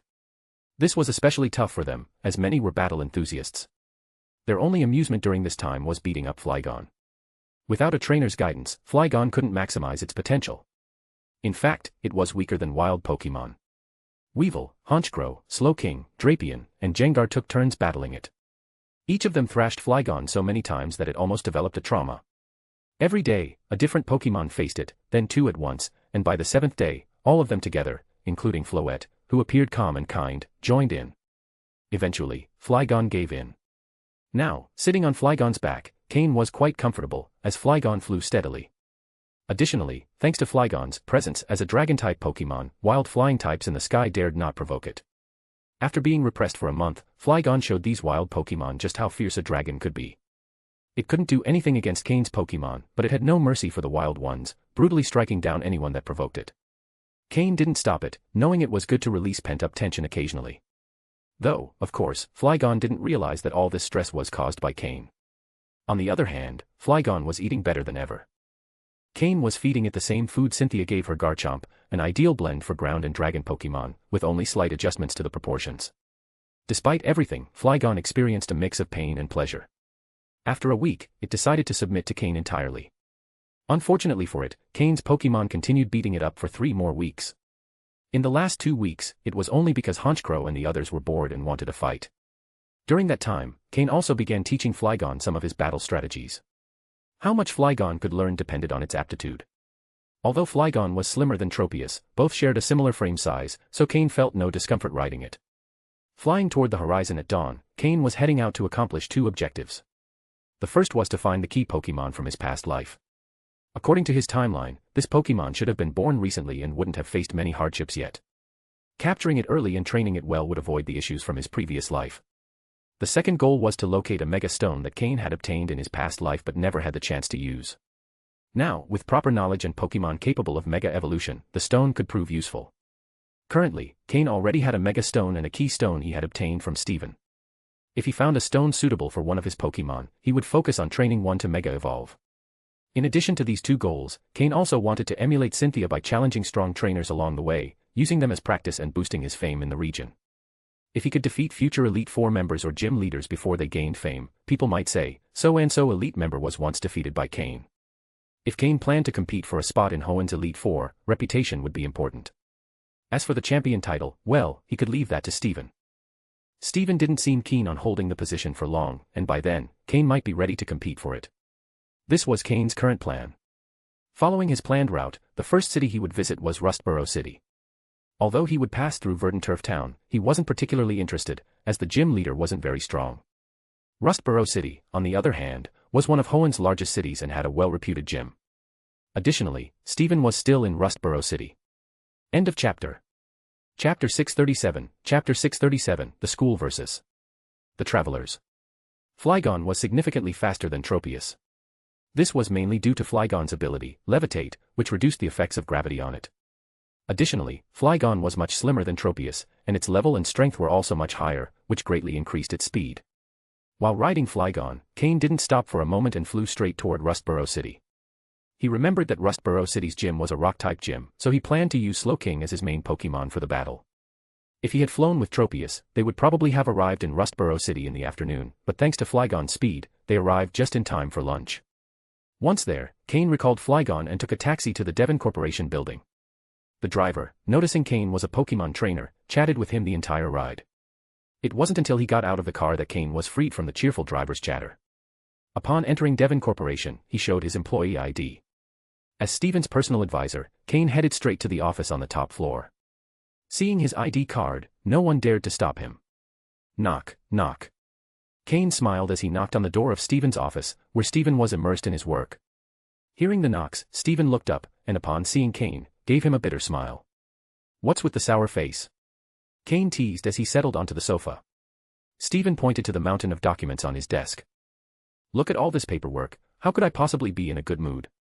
Cain burst out laughing. "Well, there's no other way. You gain something, and you also have to pay the price. Stephen could only shake his head in resignation and continue going through the documents. What brings you to Rustboro City? I thought you'd take some time to rest in Leafy Town. I've rested enough, and it's been a month, so I decided it was time to move on, Cain replied. Suddenly, Stephen stopped writing and looked up in surprise. What? It's already been a month. Hearing this, Cain realized Stephen had been so focused on his work that he'd lost track of time. What did you expect? Cain said with little enthusiasm. Luckily, Stephen came from a well-off family and had access to a specialized training center where he left his Pokémon. He didn't have to worry about his Pokémon deteriorating from lack of battles. Moreover, the training center provided regular battle simulations, ensuring that his Pokémon's levels and skills continued to improve steadily. But Stephen felt that, in contrast, he himself was growing rusty from being cooped up in the office for so long. However, seeing the pile of documents, he deflated like a balloon. He knew that, just as Cain had said, gaining something came with a price. He increased his pace in reviewing the documents, intending to finish as soon as possible so he could go out to train. He couldn't afford to let Cain surpass him. Where are you headed this time? Stephen asked as he continued reviewing the papers. I want to try Cynthia's method and see if it works for me. While Cain traveled across the region searching for certain items, though he knew where they were, he couldn't be entirely sure things hadn't changed from his previous life. Having a legitimate reason to move around Hoenn would be better than wandering aimlessly. Cynthia's method. In terms of battle awareness, you're not inferior to her in the slightest. In fact, if we consider your telepathic ability, your reaction speed in battle is even better, Stephen remarked, somewhat puzzled. I want to use her method to give my Pokémon more experience. By facing different types of opponents, they can learn many new tactics and familiarize themselves with various battle styles, something both my Pokémon and I need to refine, Cain explained. Hearing this, Stephen understood.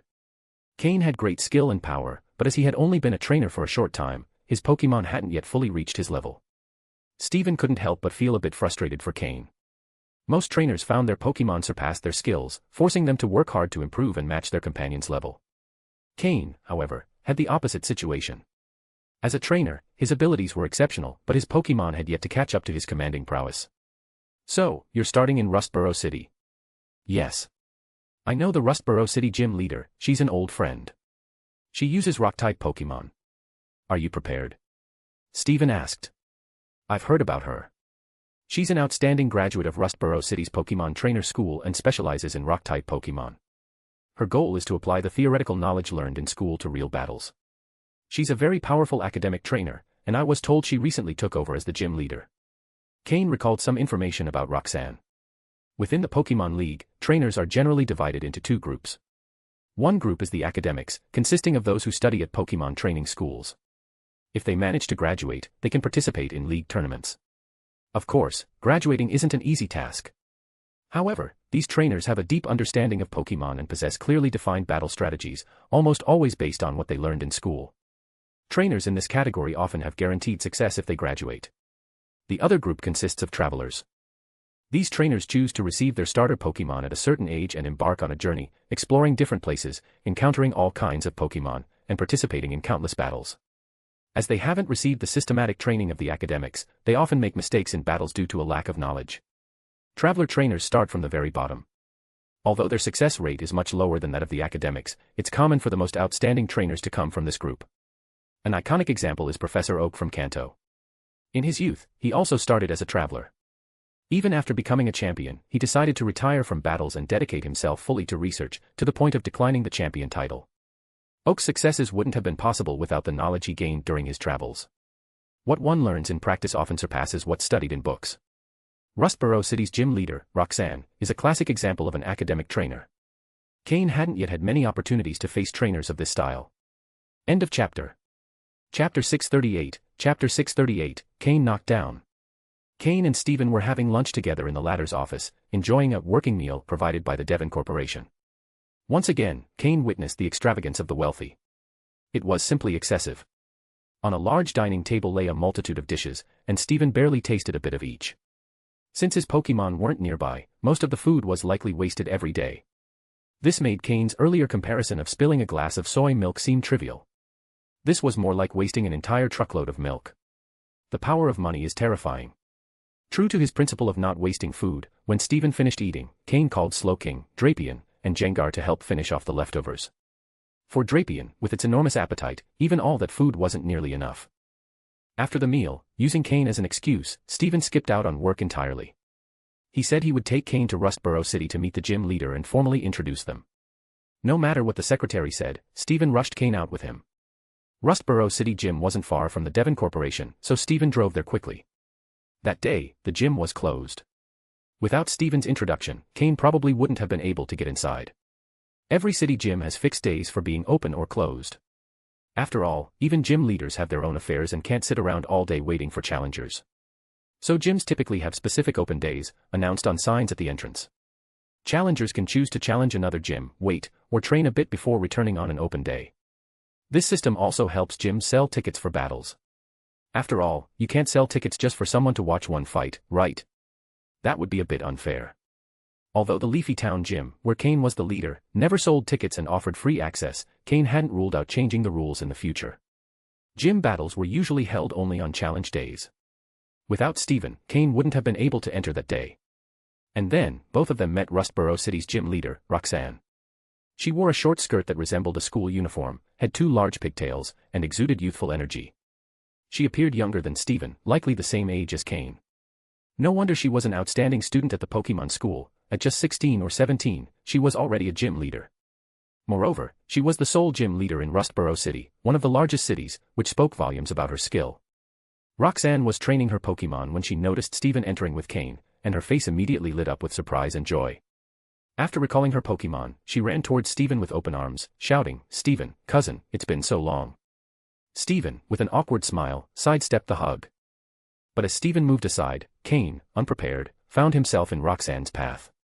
The result was thud. Roxanne collided heavily with Cain, knocking him to the ground. Both fell to the floor. Cain's head was buzzing. He had only wanted to enjoy the spectacle of Stephen, but he ended up being the one who suffered. Unprepared, he was knocked down directly by Roxanne. Ow. Roxanne, rubbing her head, slowly sat up, on top of Cain. Could you get up first? Cain said awkwardly, his legs trapped under her. It wasn't so much the awkwardness of physical contact with a girl but rather the difficulty of standing up. In his previous life, Cain had plenty of interactions with women. Sometimes, to complete a mission, he had done whatever was necessary. So, he didn't feel shy around a young girl. When Roxanne realized she had knocked down someone who wasn't Stephen but a stranger, her face turned as red as a tomato. She quickly stood up and bowed at a 90-degree angle in apology. "I'm so sorry." "It wasn't intentional," Roxanne stammered. Cain got up and brushed the dust off his clothes, waving his hand dismissively. It's fine, my fault for not standing firm." It was true, Cain, with his physical condition, could easily handle the weight of a young girl, but standing behind Stephen, he simply hadn't been ready. To the side, Stephen laughed heartily. Though he was usually quite gentlemanly, this time, he couldn't hold back his laughter. "Ha ha ha. Well, let's call it a unique way to meet. Cain, let me formally introduce you to Roxanne, the current Rustboro City gym leader. She's my cousin, her father was the previous gym leader and a rock-type specialist, and my family has strong ties with hers," Stephen explained, still chuckling. Suddenly, everything became clear to Cain. Now he understood why Roxanne called Stephen cousin and how she had become a gym leader at such a young age. It all came down to family connections.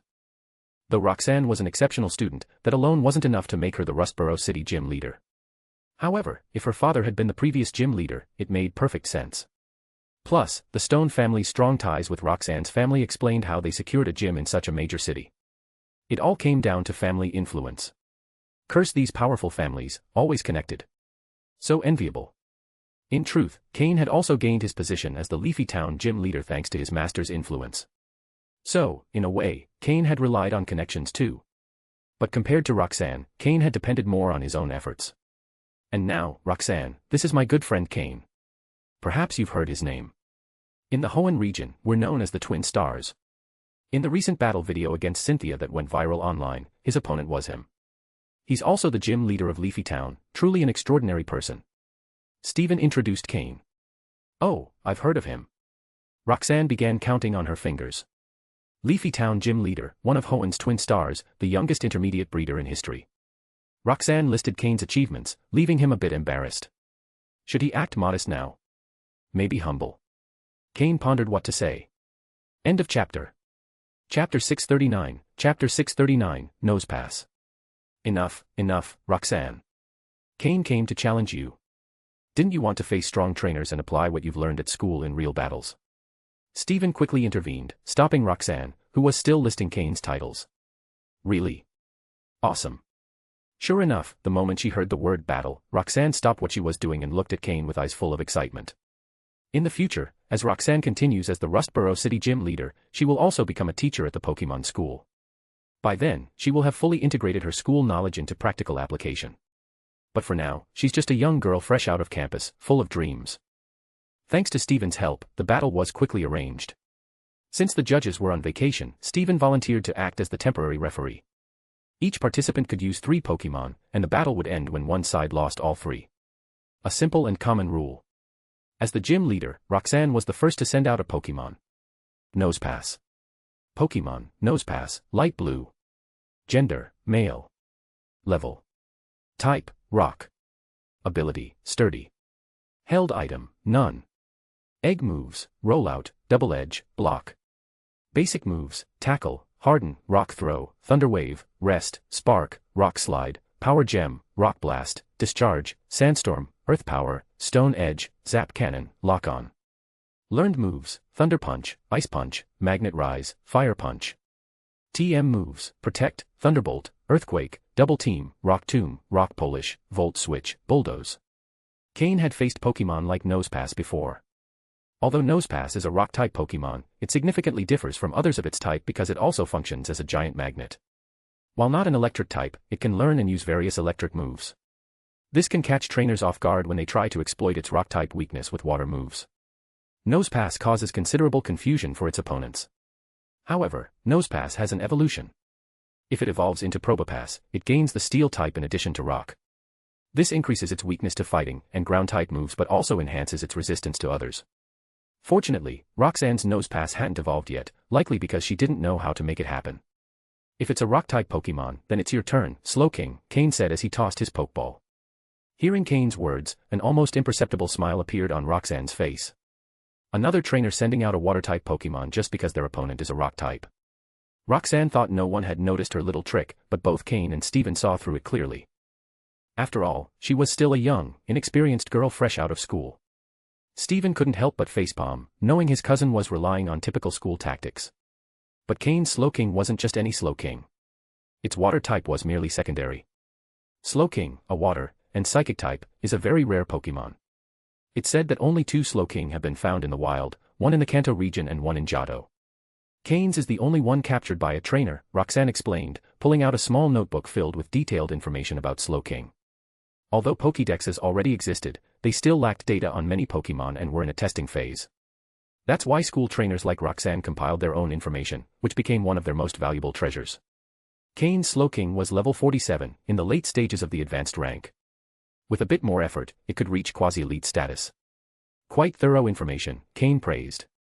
Currently, finding data on a Slowking was rare, so this level of detail was impressive. Slowking, use nasty plot, Cain ordered, taking advantage of his right to attack first as the challenger. Slowking's eyes gleamed, and its psychic power began rapidly building, raising its special attack. Nosepass, use lock on. At the start of the battle, Roxanne transformed, fully focused on the fight with her little notebook in hand, observing closely. Following her command, Nosepass's eyes glowed as it locked onto Slowking, marking it as its target. The move lock on ensures the next attack has significantly higher accuracy, almost guaranteeing it will hit. Cain immediately understood Roxanne's strategy. Slowking, use psychic water gun, Cain commanded. This was a move Slowking had mastered on Mythical Island and had perfected over the past month, now using it effortlessly. In an instant, Slowking gathered a massive amount of water energy in its mouth, its cheeks swelling. As it opened its mouth slightly, a powerful water jet the size of an arm shot out, enveloped in psychic energy, aimed directly at Nosepass. Nosepass, use zap cannon. At the same time as Cain gave his command, Roxanne issued hers. After using lock on, Nosepass was ready to unleash zap cannon. This move is incredibly powerful, with a base power of 120, but it has the drawback of low accuracy, which is why it's not often used. However, combined with lock on, zap cannon becomes devastating, with the added chance to paralyze the opponent if it hits. This was Roxanne's strategy, turning Nosepass into an auto-targeting paralysis turret. In a Pokémon War-style battle, Nosepass would be extremely dangerous. But Cain had already seen through her plan. End of chapter. Chapter 640, Cain and Floette's first battle. This strategy seemed quite good. After all, if Slowking were truly hit by the Zap Cannon move, it would be quite dangerous. But Roxanne had clearly overlooked something. While Nosepass is a Rock-type Pokemon and has good control over Electric-type moves, the energy buildup required to launch a powerful move like Zap Cannon is a bit slow. This might not be obvious with other Pokemon, but for Slowking, who can use the move Teleport instantly, the difference was significant. Slowking, Teleport. As expected, after Roxanne commanded Nosepass to launch Zap Cannon, Cain listened carefully and issued a new instruction. Boom. The water gun hit its mark. Boom. Zap Cannon struck the spot where Slowking had stood moments earlier. Although lock-on increases accuracy, it only works if the opponent moves conventionally. Since Slowking's teleport leaves no visible trace, Nosepass couldn't track its trajectory. Zap Cannon missed. However, the water gun move, enhanced by psychic energy, struck Nosepass and dealt considerable damage. Seeing her strategy fail, Roxanne's expression changed slightly. That's the weakness of the academic approach. Slowking, keep using psychic water gun. Cain continued to give commands. Now was not the time for mercy. In a battle, maintaining full power was necessary. As a good student, Roxanne quickly recovered from her initial failure. Nosepass, discharge. Following the command, Nosepass began emitting large amounts of yellow electric currents. Under its control, they spread through the air, forming snake-like patterns that danced in every direction. Slowking's psychic water gun attack was gradually weakened by these electric currents. By the time it reached Nosepass, it had lost much of its power. However, Roxanne's intention was clear. Stopping Slowking's attack was just part of the plan. Even though the electric currents dissipated, the density of electrical energy in the air had noticeably increased. If Slowking dodged the first attack because Nosepass was slow to launch Zap Cannon, this time Nosepass would accelerate the process, leaving Slowking no chance to escape. Nosepass, lock on, and then Zap Cannon. This time, Roxanne didn't hide her strategy and issued the attack command directly. Slowking, keep using Psychic Water Gun. Slowking was Cain's most powerful long-range attacker at the moment, so he couldn't settle for just a couple of attacks. 3 consecutive water gun shots were the most Slowking could unleash with the help of its psychic powers. This time, Nosepass launched Zap Cannon much faster. With the reduced distance between them, Slowking could no longer use teleport to evade. Protect. Seeing that Zap Cannon was about to hit Slowking, Roxanne felt a moment of joy. But then she heard Cain's command and was left perplexed. Boom. This time, Slowking didn't dodge, but the Zap Cannon move was blocked by Protect. When the electric currents disappeared, Slowking remained completely unharmed. No matter, Protect can only be used once. Nosepass. Roxanne tried to reassure herself, but at that moment, she saw Nosepass collapse, unable to withstand the third psychic water gun from Slowking. Maybe your next attack would have worked, Cain said, but you forgot about Slowking's attack power, in addition to the water-type advantage against a rock-type Pokemon. Even though Nosepass can use electric-type moves, it's still not an electric-type Pokemon, Cain added. In truth, Roxanne's strategy wasn't bad. Although her initial approach was somewhat rigid, using discharge to increase the electrical energy in the air was a good tactic. Her ability to adapt quickly was commendable, but she underestimated Slowking's attack power. A single water gun had left Nosepass in bad shape, and 3 in a row were impossible to endure. Ugh. I really underestimated Slowking's attack power, Roxanne said as she recalled Nosepass into its Pokeball. In that case, it's your turn, Kabutops. Seeing this Pokemon enter the battlefield, Cain's eyes lit up. Kabutops. Cain had seen a group of Kabutops at the underground lake in the mountains behind Leafy Town and had planned to capture one for his Rain team when he got stronger. He hadn't expected Roxanne to have a Kabutops as well. As a water and rock-type Pokemon, Kabutops could resist some of Slowking's water-type attacks. Cain's system quickly scanned Kabutops' data. Pokemon, Kabutops, light blue. Gender, male. Level. Type, rock plus water. Ability, battle armor. Held item, none. Egg moves, Bubble Beam, Confuse Ray, Screech. Basic moves, Slash, Night Slash, Faint, Scratch, Harden, Absorb, Leer, Mud Shot, Sand Attack, Endure, Aqua Jet, Mega Drain. Learned moves, Liquidation, Iron Defense, Snore, Stealth Rock, Earth Power. TM moves, Protect, Hidden Power, Grass, Smackdown, Scald, Rock Polish, Stone Edge, X-Scissor, Surf. Kabutops is also a fossil Pokemon. It wasn't clear whether Roxanne had caught it directly or, like Steven, revived it from a fossil. However, even though Kabutops is a water and rock type and can resist some of Slowking's attacks, at only level 42, it wouldn't stand up to Slowking's powerful psychic attacks. After all, Slowking's strength lies in its psychic abilities. From his judge's seat, Steven sighed slightly. Roxanne continued to make the mistake of overvaluing type advantages. Types are important, but a Pokémon's combat capabilities also need attention. Fortunately, Cain had no intention of completely crushing Steven's cousin. It would be awkward if he made her cry. Cain recalled Slowking and looked at the Floette nestled against his chest. Floette, it's your turn this time. Floette was very small, especially after trading her large flower for a smaller one. It leaped out of Cain's pocket, using its flower as a parachute, slowly descending to the ground. Steven and Roxanne stared in surprise as a flower from Cain's chest transformed into a Pokémon, especially since neither of them was familiar with the species. Roxanne, in particular, checked all her notes but couldn't find any information on this Pokémon. Seeing their puzzled expressions, Cain smiled. This is Floette, a Pokémon newly discovered by the League in the Kalos region. Don't underestimate her small size. End of chapter. Chapter 641, Total Defeat. This was Floette's first official battle since joining Cain's team. However, after more than a month of training, it was no longer unfamiliar to her. Internal battles often occurred within the team, especially the daily match against Flygon, in which she always participated. Upon entering the battlefield, Floette automatically used the move Camouflage, changing her type to Grass. During this time, Floette had reached level 40 and had gained good mastery of two newly learned moves, Petal Blizzard and Aromatherapy. Since Floette acquired the ability to change her type to Grass, Cain subjected her to specialized training with Grass-type moves. Now, considering her as a Grass-type Pokémon was not a bad option. Floette. Steven and Roxanne said upon hearing Cain's explanation, pronouncing the Pokémon's name. They knew about the newly discovered Kalos region but were still unfamiliar with its Pokémon. Even Steven, with his busy schedule, hadn't had much time to research the newly discovered Pokémon. Only Cynthia recognized Floette immediately, as her constant travels had given her broader knowledge about various Pokémon. By changing her type to Grass, Floette activated her ability, Flower Veil, which prevents Grass-type allies from having their stats lowered or being affected by status conditions. In this form, Floette was at her best. Roxanne, on the other hand, found herself at a loss on how to fight a Pokémon she knew nothing about.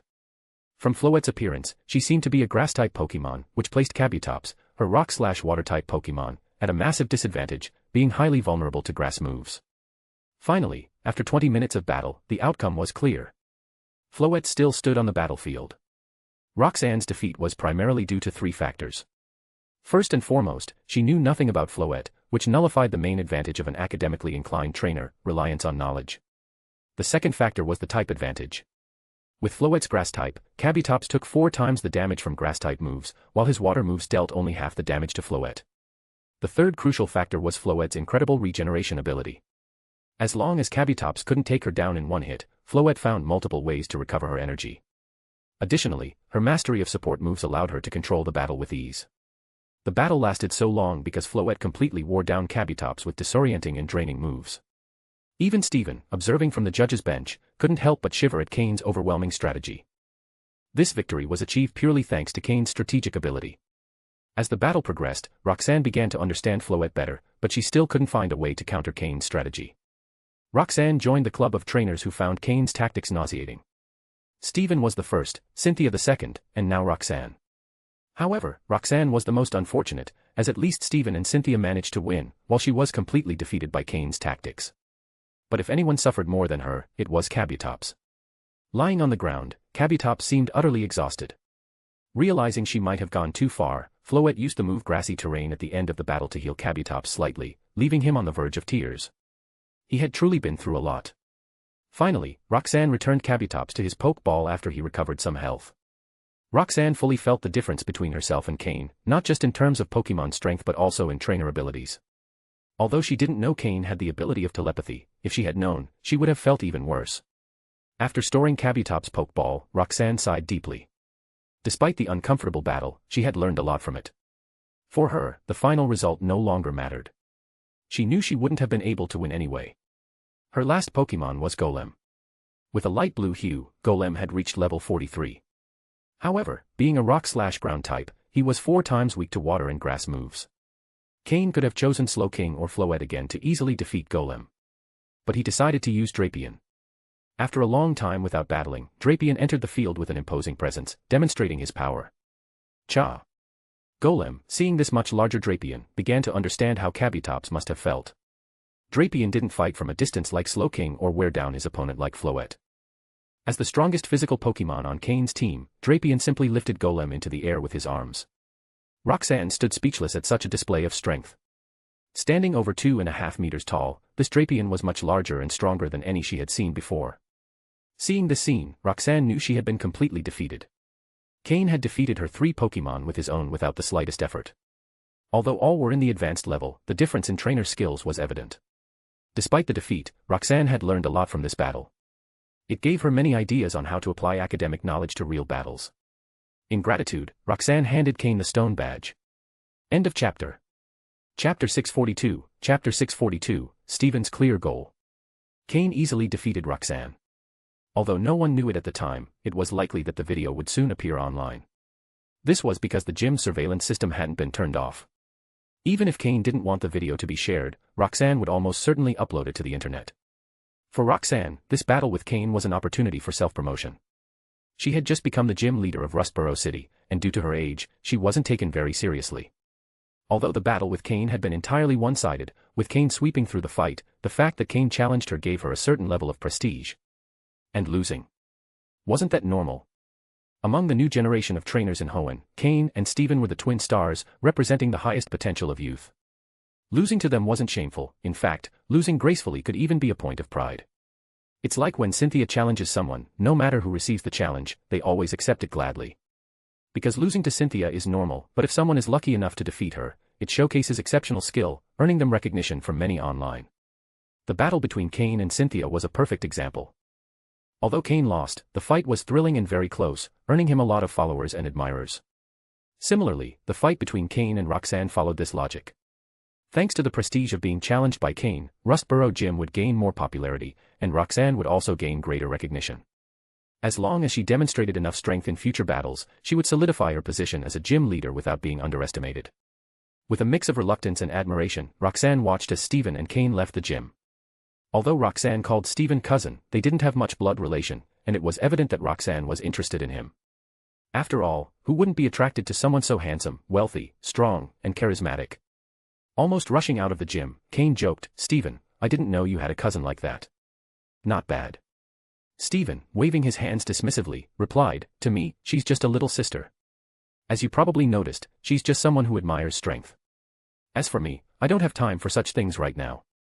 Both my Pokémon and the company demand all my attention, I don't have the energy for anything else."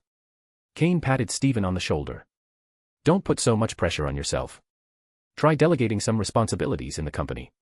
If you try to do everything yourself, you'll never have much time." He added thoughtfully, "What matters most in this world is strength." Hearing this, Steven fell silent for a moment. Then he smiled. Indeed, what Cain said was true, the most valued thing in this world was strength. Even though the Stone family held great influence and Devon Corporation was one of the most important companies in the Pokémon world, it all stood because the Stone family had enough strength to protect those resources. If the Stone family declined, it would be impossible to maintain control over the company. Similarly, if someone possessed enough strength, no one would dare touch Devon Corporation, because having a powerful defender would make everyone think twice before acting out of fear of the consequences. It seems I need to become one of the strongest in the world before worrying about the company. Cain, thank you. Now I'll take care of a few things and then take my Pokémon to train. I can't let you surpass me, Steven said with gratitude. Previously, Steven had struggled to decide between training his Pokémon or handling company matters, attempting to do both simultaneously. But this approach prevented him from fully dedicating himself to either. Now, after hearing Cain, he realized he needed to focus first on training his Pokémon and strengthening his own abilities. Once he became one of the strongest, with just a small demonstration of his power, no one would dare act against him. So, what was the fastest and most effective way to prove his strength? Becoming champion. From this moment, Steven was clear about his goal, the champion title. Even if it was only for a brief time, it would be enough. Steven bid farewell to Cain and headed confidently toward Devon Corporation. He wanted to complete the pending documents on his desk and then talk to his father about his future. Cain watched Steven walk away, feeling slightly annoyed. You could have taken me with you before leaving. We were going in the same direction. With no other option, Cain had to take a taxi north of Rustboro City, from where he planned to follow Route 115 to Meteor Falls. What he sought lay within that waterfall. The gym challenge had been just an excuse. Once he reached the outskirts of the city, Cain summoned his Flygon and mounted it to head toward Meteor Falls. However, upon reaching Route 115, Cain had Flygon drop him to the ground. He had noticed that the Pokémon in that area weren't very strong, with levels ranging from 7 to a maximum of 20. Clearly, someone had already cleared the area, making it a suitable spot for beginner trainers. Cain took advantage of the opportunity to train his second team Pokémon. 2 Pokémon at a time was the ideal number for combat. This time, Cain released his newly trained Torchic and the eager Aaron. At that moment, Torchic was at level 14 and Aaron at level 19, with a slight level difference. However, this didn't affect the training much. The weaker Pokémon were left for Torchic, taking advantage of his natural fire-type advantage in that environment. Additionally, his speed boost ability allowed him to move with increasing confidence in outdoor battles. The stronger Pokémon were left for Aaron, who, being a Steel/Rock type, was immune to the Poison-type moves of the wild Pokémon, giving him another natural advantage. Both Pokémon had already completed the training regimen Cain had designed for them over the past month, and the results were very promising. Now, when battling wild Pokémon, instead of feeling fear, they were enthusiastic. Especially Torchic, whose motivation had been greatly boosted by Mudkip's evolution. His fiery nature made him enjoy battles more and more. Torchic's evolution was crucial for Cain. It would serve as proof of whether the dark blue potential, enhanced by the quality-increasing potion, could truly improve. If it worked, the improvement limits for Aaron and Larvitar would be much higher. End of chapter. Chapter 643, Chapter 643, A Clone. When night fell, Cain finished the training session for 2 of his Pokémon. Torchic and Aaron each leveled up. Torchic reached level 15, just a step away from evolving. Once Torchic evolves into Combusken, it will gain the fighting type, a type that Cain's team currently lacks. Meanwhile, Aaron reached level 20, becoming the first Pokémon in Cain's second team to reach that milestone. However, its evolution was still far off, as Aaron needs to reach level 32 to evolve into Laren. The evolution requirements for Aaron are similar to those of pseudo-legendary Pokémon. Metagross requires Metang to reach level 45 to evolve, while Agron can only evolve once Laren hits level 42. This means its final evolution occurs only at an advanced level. However, Cain doesn't have high expectations for the level progression of his second-line Pokémon, as his primary focus remains on his first-line Pokémon. After a month of training, Cain's first team is on the verge of entering a phase of rapid level and power growth. It's likely that once his first-line Pokémon reach the quasi-elite level, Cain will start paying more attention to his second line. After all, upon entering the quasi-elite rank, unless special opportunities arise, the level progression of Pokémon tends to slow significantly. There's something Cain has been considering for a long time but has yet to act on. That is finding a trustworthy breeder in whom he can place complete trust, someone to whom he can entrust the care of his Pokémon without worry. The truth is, Cain hasn't sought such a person yet because he believes that in this world, such a person simply doesn't exist. Cain is a pessimist. When faced with any situation, he tends to anticipate the worst-case scenario. As a result, he is unlikely to ever fully trust anyone. Not even Steven. Despite their close relationship, an unspoken barrier of identity still exists between them. Using drugs to control a person doesn't guarantee complete trust either. Pokémon are the foundation of Cain's survival in this world, his most cherished bond, something he could never abandon. Perhaps, the only person Cain could ever fully trust is himself. It would be great to create a clone, Cain thought. As he pondered this, he froze mid-motion while cooking. A clone. A bold idea surfaced in his mind. He didn't necessarily need to create a real clone. It would suffice to have a tool or device he could fully control. It could even be a Pokémon, as long as he could manipulate it in real time. Cain began formulating a plan, still in its very early stages. If it proved viable, he could finally entrust the care of his Pokémon without concern. With that thought tucked away, Cain continued preparing dinner. The wild Pokémon in this area were not high level, and with his first-line Pokémon present, there was no risk of surprise attacks. Moreover, with a dragon-type Pokémon like Flygon around, wild Pokémon were unlikely to attack. The next day, Cain didn't continue his Pokémon training. He flew on Flygon, heading toward Meteor Falls. As he approached, he felt a surge of excitement that was hard to contain. In truth, he had avoided thinking about this moment, because in his previous life, this particular Pokémon was the reason he ended up being hunted by other trainers. Owning this Pokémon had aroused jealousy and envy in many, turning Cain into a constant target of betrayal. Although Cain had reached the quasi-elite level in his past life, it was this Pokémon that made him the center of unwanted attention. More importantly, the relationship between Cain and this Pokémon had never been ideal. He had captured it too late in his past life, and due to special circumstances, the Pokémon had lost all trust in humans. At that time, Cain also believed in the supremacy of strength, so he had forcibly captured it without gaining its genuine loyalty. That series of events led to his current predicament. But in this life, Cain planned to capture it while it was still young, believing its heart would not yet be as closed off. Cain was eager to capture this Pokémon again, as, despite the trouble it had caused him in the past, it was an extremely rare and powerful Pokémon. Meteor Falls lies at the intersection of routes 114 and 115 in the Hoenn region. It is famous due to a large meteorite that created a deep crater, within which a waterfall formed. Inside this crater, due to the meteorite's heat, numerous complex underground caverns emerged, forming a labyrinth without a defined pattern. Over time, more explorers visited the site, and maps of Meteor Falls began to appear. However, those maps were incomplete, as many tunnels remained undiscovered and uncharted. In his past life, Cain had gotten lost in Meteor Falls' intricate tunnels, which eventually led him to encounter that Pokémon. At the time, he thought he had been blessed with protagonist-level luck, but later he realized he had exhausted all his good fortune in one go. While trainers hadn't fully explored all the caves, Pokémon had made their homes there. In the deeper areas, it was possible to encounter more powerful Pokémon, deterring trainers from fully exploring the site.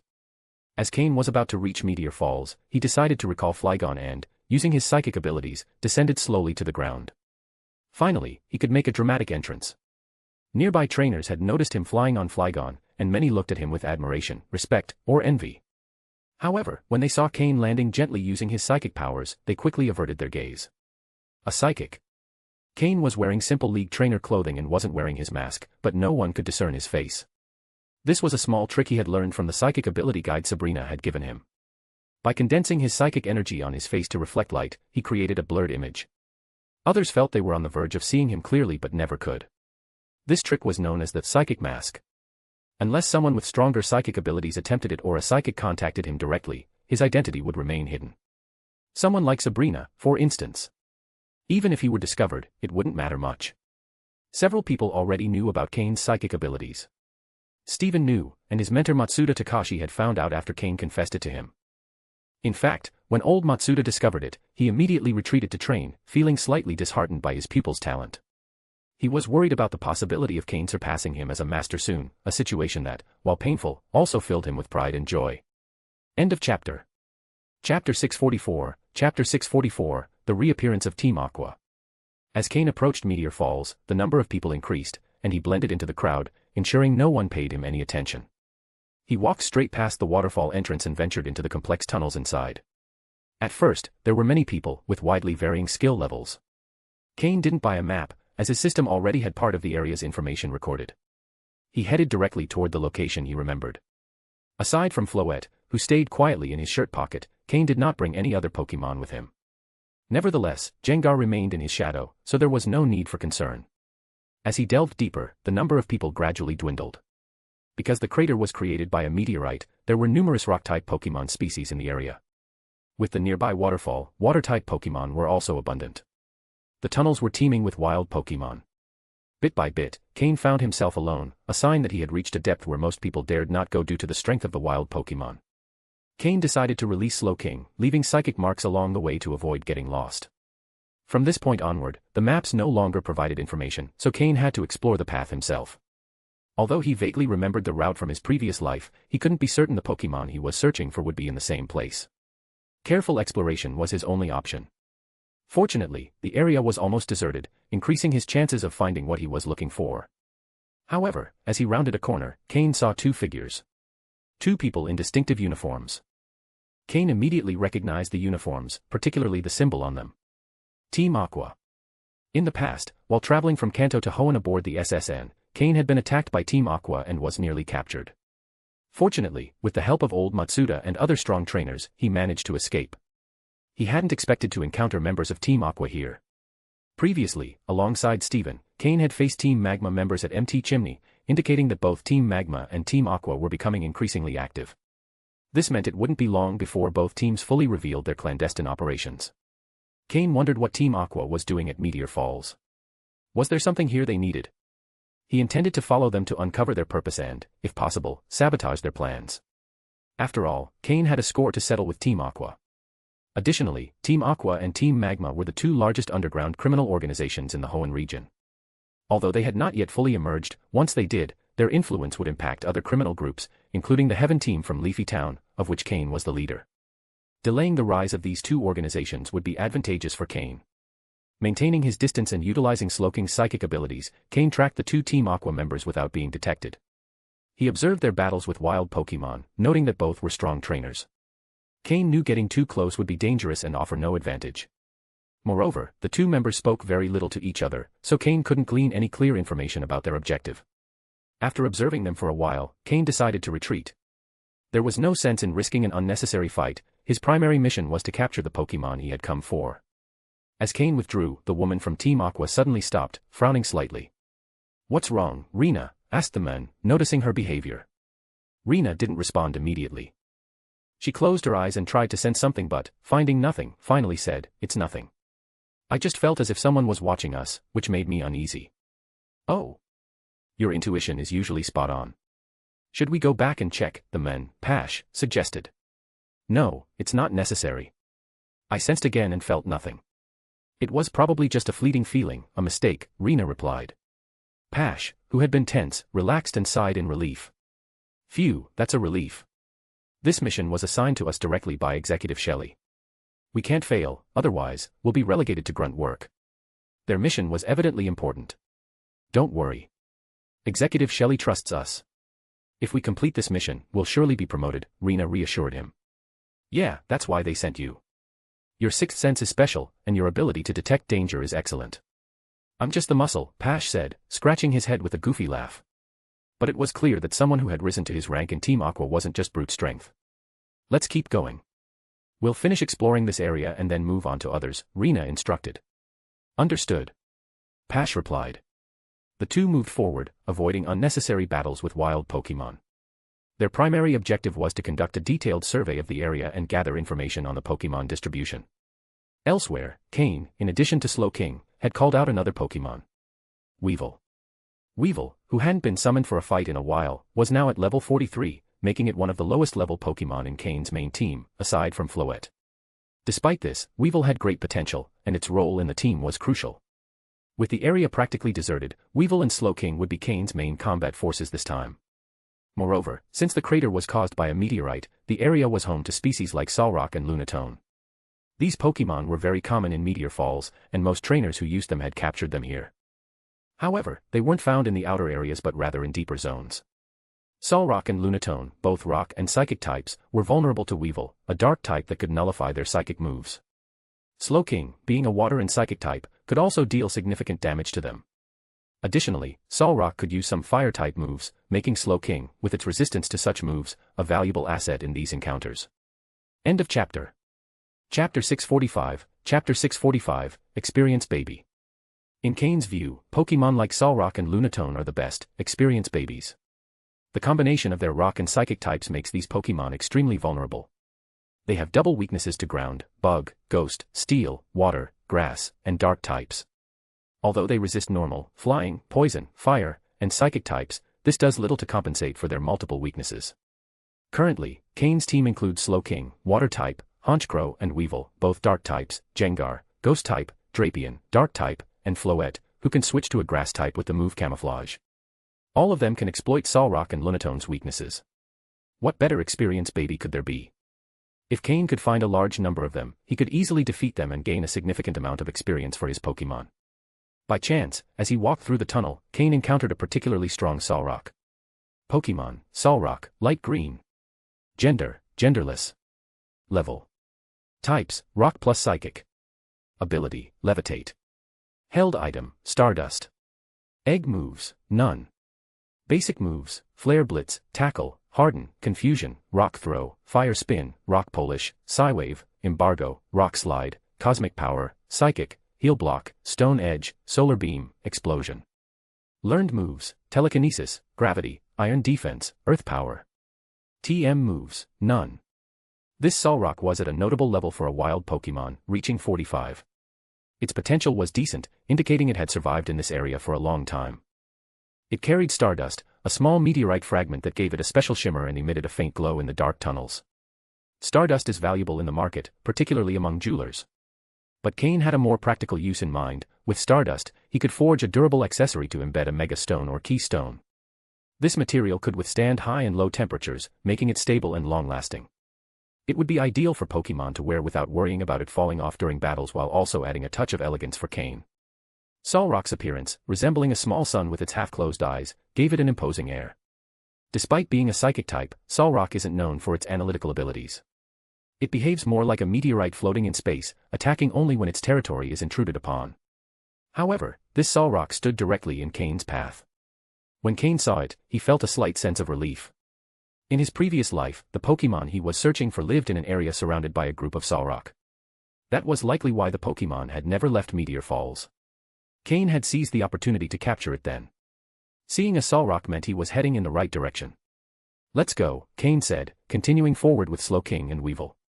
Sensing strangers in its territory, Solrock's eyes began to glow intensely red, focusing on Cain and his Pokémon.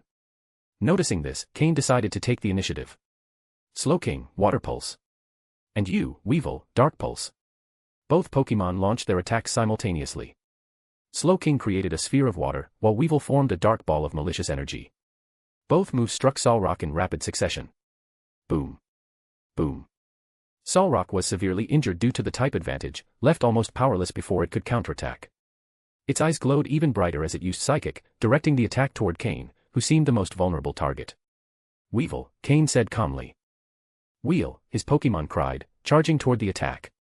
The Psychic-type move had no effect on Weevil due to its dark typing. Weevil continued its advance without hesitation. "Finish it, Weevil," with Night Slash. "Wheel." With a cry, Weevil coated its claws in dark energy and struck. Solrock barely had time to react before the blow sent it crashing into the cave wall, leaving a sizable dent. The Solrock collapsed, unable to continue the battle. Cain chose not to eliminate Solrock. After all, such a valuable experience baby would be useful later. If he let it live, he could return with his second team for training. Leaving the weakened Solrock behind, Cain pressed forward, encountering wider tunnels filled with more wild Pokémon. Aside from Solrock, he also found many rock-type Pokémon like Geodude, Graveler, and several Zubat and Golbat. All fell to the combined attacks of Slowking and Weevil, who worked in perfect harmony. They never wasted unnecessary moves and conserved their energy efficiently. Floette's presence was a great support. Whenever a Pokémon grew tired or injured, she used grassy terrain to heal and restore their energy. There was nothing that couldn't be solved with one use of grassy terrain. And if one wasn't enough, two would certainly suffice. Floette also occasionally joined the battles, and her grass-type moves proved highly effective. Here, Floette didn't need to hide. She could fight freely from Cain's shoulder, launching her moves at will. End of chapter. Chapter 646, Chapter 646, the Pokémon from the past life appears. Cain stopped emphasizing speed as he advanced. After finding traces of Solrock, Cain slowed his pace slightly. At any moment, he could encounter that Pokémon. The further he walked, the more familiar the surroundings felt to Cain.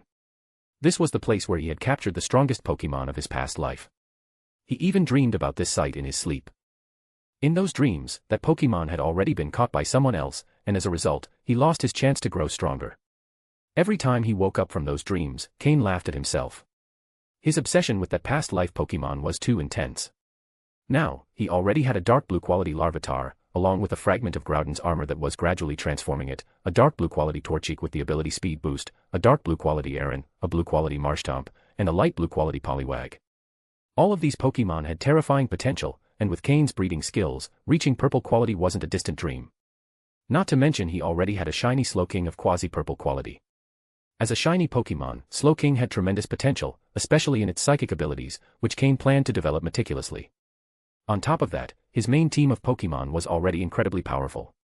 At this rate, Cain was achieving in a short time the strength it had taken him years of effort to reach in his past life. This was the greatest testament to his progress. After passing a fork in the path, he encountered a large group of Lunatones. Solrock and Lunatone differed only in appearance, but their abilities were similar. Solrock excelled in physical attacks and could use some fire-type moves, while Lunatone focused more on special attacks. However, for Cain, the difference wasn't significant. In front of him were about a dozen Lunatones. Interesting. This tunnel is small, yet there are so many Lunatones. Could something important lie ahead? Cain mused with a smile. He took 2 Pokeballs from his belt, releasing Drapion and Honchkrow, while Gengar emerged from his shadow. Although the space was narrow, Honchkrow didn't mind. Being a dark type, it didn't need to worry about Lunatone's psychic type moves, it only had to dodge rock type attacks. Moreover, its Moxie ability gave it an edge in these situations. Was there a better opponent than Lunatone for Honchkrow to power up against? As all his Pokémon charged into battle, Mismagius appeared at Cain's side. Over the past month, Mismagius had begun to adjust to life outside the Shadow Realm. Cain no longer forced her to remain in his shadow all the time. Since there was no one else around, there was no issue with Ms. McGeeus appearing.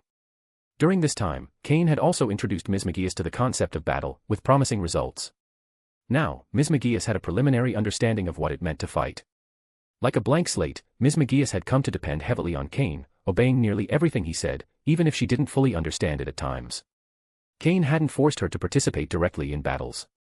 While Ms. McGeeus, as an elite-level Pokémon, was tempting to use, Cain didn't want to rush a Pokémon with a still childlike mindset into combat. First, he showed her what a battle was, gradually teaching its risks and rewards. Ms. McGeeus began forming a basic understanding. Because of the level gap between Ms. McGeeus and the other Pokémon, trust among them grew. The battle was entirely one-sided. Honchkrow and Weevil, immune to psychic-type moves, swept through mercilessly. Drapion darted back and forth, striking Lunatone's weak points. Slowking and Gengar launched powerful ranged attacks from the rear.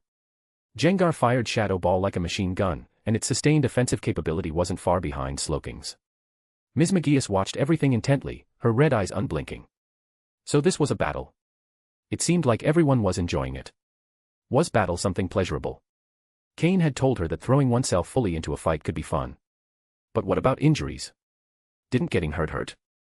As she pondered this, she saw one of the Lunatones use Stone Edge, striking Drapion at the center of the battle. Drapion roared in pain but continued attacking with even more ferocity, his expression turning fiercer. Seeing Drapion's injuries, Ms. McGeeus's little heart trembled. Was that an injury? Did it hurt? Did it hurt a lot? But just as Ms. McGeeus began to worry, she saw Floette wave her flowers, creating a grassy field beneath Drapion's feet that quickly healed his wounds. Drapion, now recovered, fought even harder. Since Floette had joined as the team's healer, minor injuries during battles were hardly an issue. He recovered. Ms. McGeeus displayed an expression of astonishment, her face lighting up with joy. She looked at Drapion, fighting fiercely, then at Floette, focused on her work. If they had such a reliable companion, it didn't matter if they got hurt, right? What a good relationship they had. Mutual trust. Ms. McGeeus's eyes began to shine with a spark of understanding. As she continued watching the battle, her eyes grew brighter and brighter. So this was a battle. This was what Cain had been describing all along. Was this the destiny Pokémon were meant to fulfill after being born? Cain glanced at Ms. McGeeus, who floated beside him, watching the battle with sparkling eyes, and smiled with satisfaction. Ms. McGeeus was finally understanding the concept of battle. Just as they were about to defeat all the Lunatones, Cain spotted a pair of shining eyes in the dark depths of the tunnel, filled with admiration. It was him. End of chapter. Chapter 647, Chapter 647, The Epitome of Weakness. Cain felt a flicker of excitement in his heart and advanced quickly, saying, "Full power. Finish them off quickly." Then, without worrying about the Lunatone that hadn't yet been defeated, he picked up his pace. Upon hearing his command, his Pokémon seemed to synchronize automatically and immediately took down the remaining Lunatone. The sound of his footsteps matched perfectly with the thud of the Lunatone falling to the ground. Once the battle was over, Cain's Pokémon quickly followed him. They knew well what their true goal in this place was, that future companion. The small eyes that had been watching Cain with curiosity now showed panic and suddenly disappeared from sight. Cain quickened his pace even more.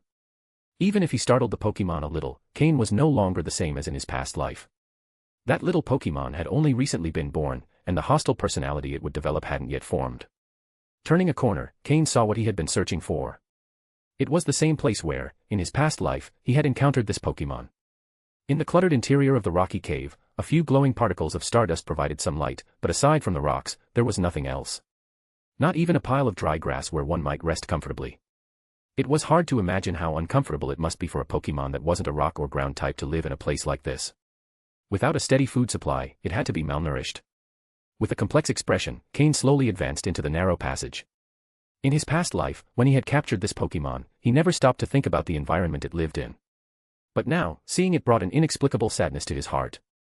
There, huddled in a corner, was that Pokémon. Its small eyes watched Cain cautiously, its body trembling slightly, with scars from different times marking its skin. Living in a rocky cave surrounded by emotionless Pokémon like Lunatone and Solrock had to be extremely difficult. As Cain drew closer, the little Pokémon's trembling intensified. Compassion filled Cain's eyes. He should have come sooner. If he had arrived earlier, this little one wouldn't have had to suffer so much. While he couldn't predict exactly when it was born, at least he could have spared it from enduring so much pain. Finally, the Pokémon's full form came into view. It hadn't changed much from his past life. With a light blue body and a grayish-white helmet-like structure on its head, Bagon was curled up in the corner. Its small arms wrapped around its legs, and its head was tucked into its body as though it believed that hiding this way would make it invisible. Its tiny hands were tense, and its body visibly trembled. Does it already have psychological trauma? I thought arriving at this moment would be enough, but it seems the trauma has already begun to develop, Cain thought as he stopped his hand mid-reach. In his past life, Cain had believed that Bagon's hostile attitude was due to spending so much time in this place. But now, he realized the trauma had started shortly after its birth. A newly hatched Pokémon, in its baby stage, left in such a dark place with no source of food or water. The broken shell of its egg had been its only meal and the sole thing it remembered as something good. In his past life, this Bagon's bitter and hostile personality had seemed excessive, but now Cain completely understood. Any being that grew up in such conditions would turn out the same. Surrounded by emotionless Pokémon like Solrock and Lunatone, even trying to search for food and getting too close to them might result in being attacked. And let's not forget, this Bagon was still just a baby. Surviving in such conditions was almost a miracle. I'm so sorry. I should have come sooner, Bagon. Cain's voice trembled slightly. In his past life, Bagon had fought by his side until the very last moment before choosing to flee. That had been its way of showing gratitude. Cain had never considered how Bagon must have felt. Hearing Cain's voice, Bagon's body began to tremble even more. It didn't understand what Cain was saying but believed it was probably about to be hurt. Yes, this timid and frightened Pokémon was, in fact, a Bagon. The Hoenn region has two pseudo-legendary Pokémon. One is Steven's Metagross, which has already reached its final evolutionary stage, and the other is Salamence. The Bagon before Cain would one day evolve into Salamence. That Salamence, whose trainer earned the title of the Blood Red Moon. But at this moment, this Bagon showed no trace of the aura a Salamence should possess. In fact, it was the epitome of weakness. In his past life, when Cain had found Bagon, it already had a fairly high level, with scars all over its body and a deep knowledge of the cave's geography. Cain had cornered it in a dead end and captured it by force. After obtaining Bagon, Cain had poured all his resources into training it. Although he hadn't managed to unlock its full potential, when Bagon evolved into Salamence, Cain had felt superior to many trainers. It was then that Cain started to grow arrogant. He thought that with his system and a fully evolved Salamence, no one could stop him on his path to becoming a champion. But reality was cruel. Cain's enemies in Team Rocket couldn't tolerate him owning a pseudo-legendary Pokémon like Salamence. Not only them, but other Team Rocket members also envied Cain for having Salamence. That's when his enemies within the team informed the Pokémon League about the location of his base. Cain was ambushed by two elite-level trainers. Although both were powerful, they underestimated Cain and didn't use their strongest Pokémon, allowing Salamence to defeat two of their Pokémon. When they finally brought out their best, Salamence chose to retreat, leaving Cain behind. Salamence had done everything it could, but its bond with Cain was never strong enough for it to sacrifice itself for him. Before closing his eyes, Cain had seen his Salamence flying in the sky under a blood-red moon and finally understood why it had earned that title. He never knew what became of Salamence after that. But now, here he was, standing before this young Bagon. Cain would no longer make the same mistakes. To have a perfect connection with a Pokémon, you must open your heart and truly communicate with them. End of chapter. Chapter 648, Chapter 648, The Helpless Bagon. Pokémon, Bagon, Blue, Declining Quality. Gender, Male. Level. Type, Dragon. Ability, Rockhead. Held item, None. Egg moves, Hydro Pump, Dragon Dance, Fire Fang, Dragon Rush. Basic moves, Rage. Learned moves, None. TM moves, None. The system scanned the data for this Bagon. Its quality was blue, but it was already in a state of decline due to prolonged malnutrition, leaving it in an abnormal condition.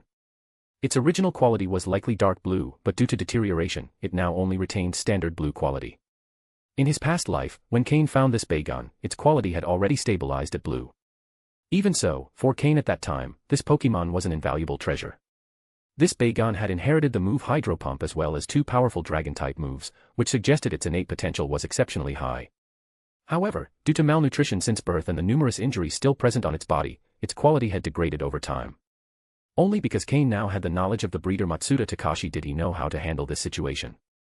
Otherwise, Cain would regret it for the rest of his life. The higher a Pokémon's quality, the harder it is to restore once it starts to decline. Upon reviewing the system information, Cain saw that Bagon had been born almost 2 months ago. In those 2 months, it had neither left its infant stage nor entered the growth stage, highlighting just how little energy it had received during this time. The fact that it was still alive was a miracle. It had probably been surviving by eating damp moss in the tunnels.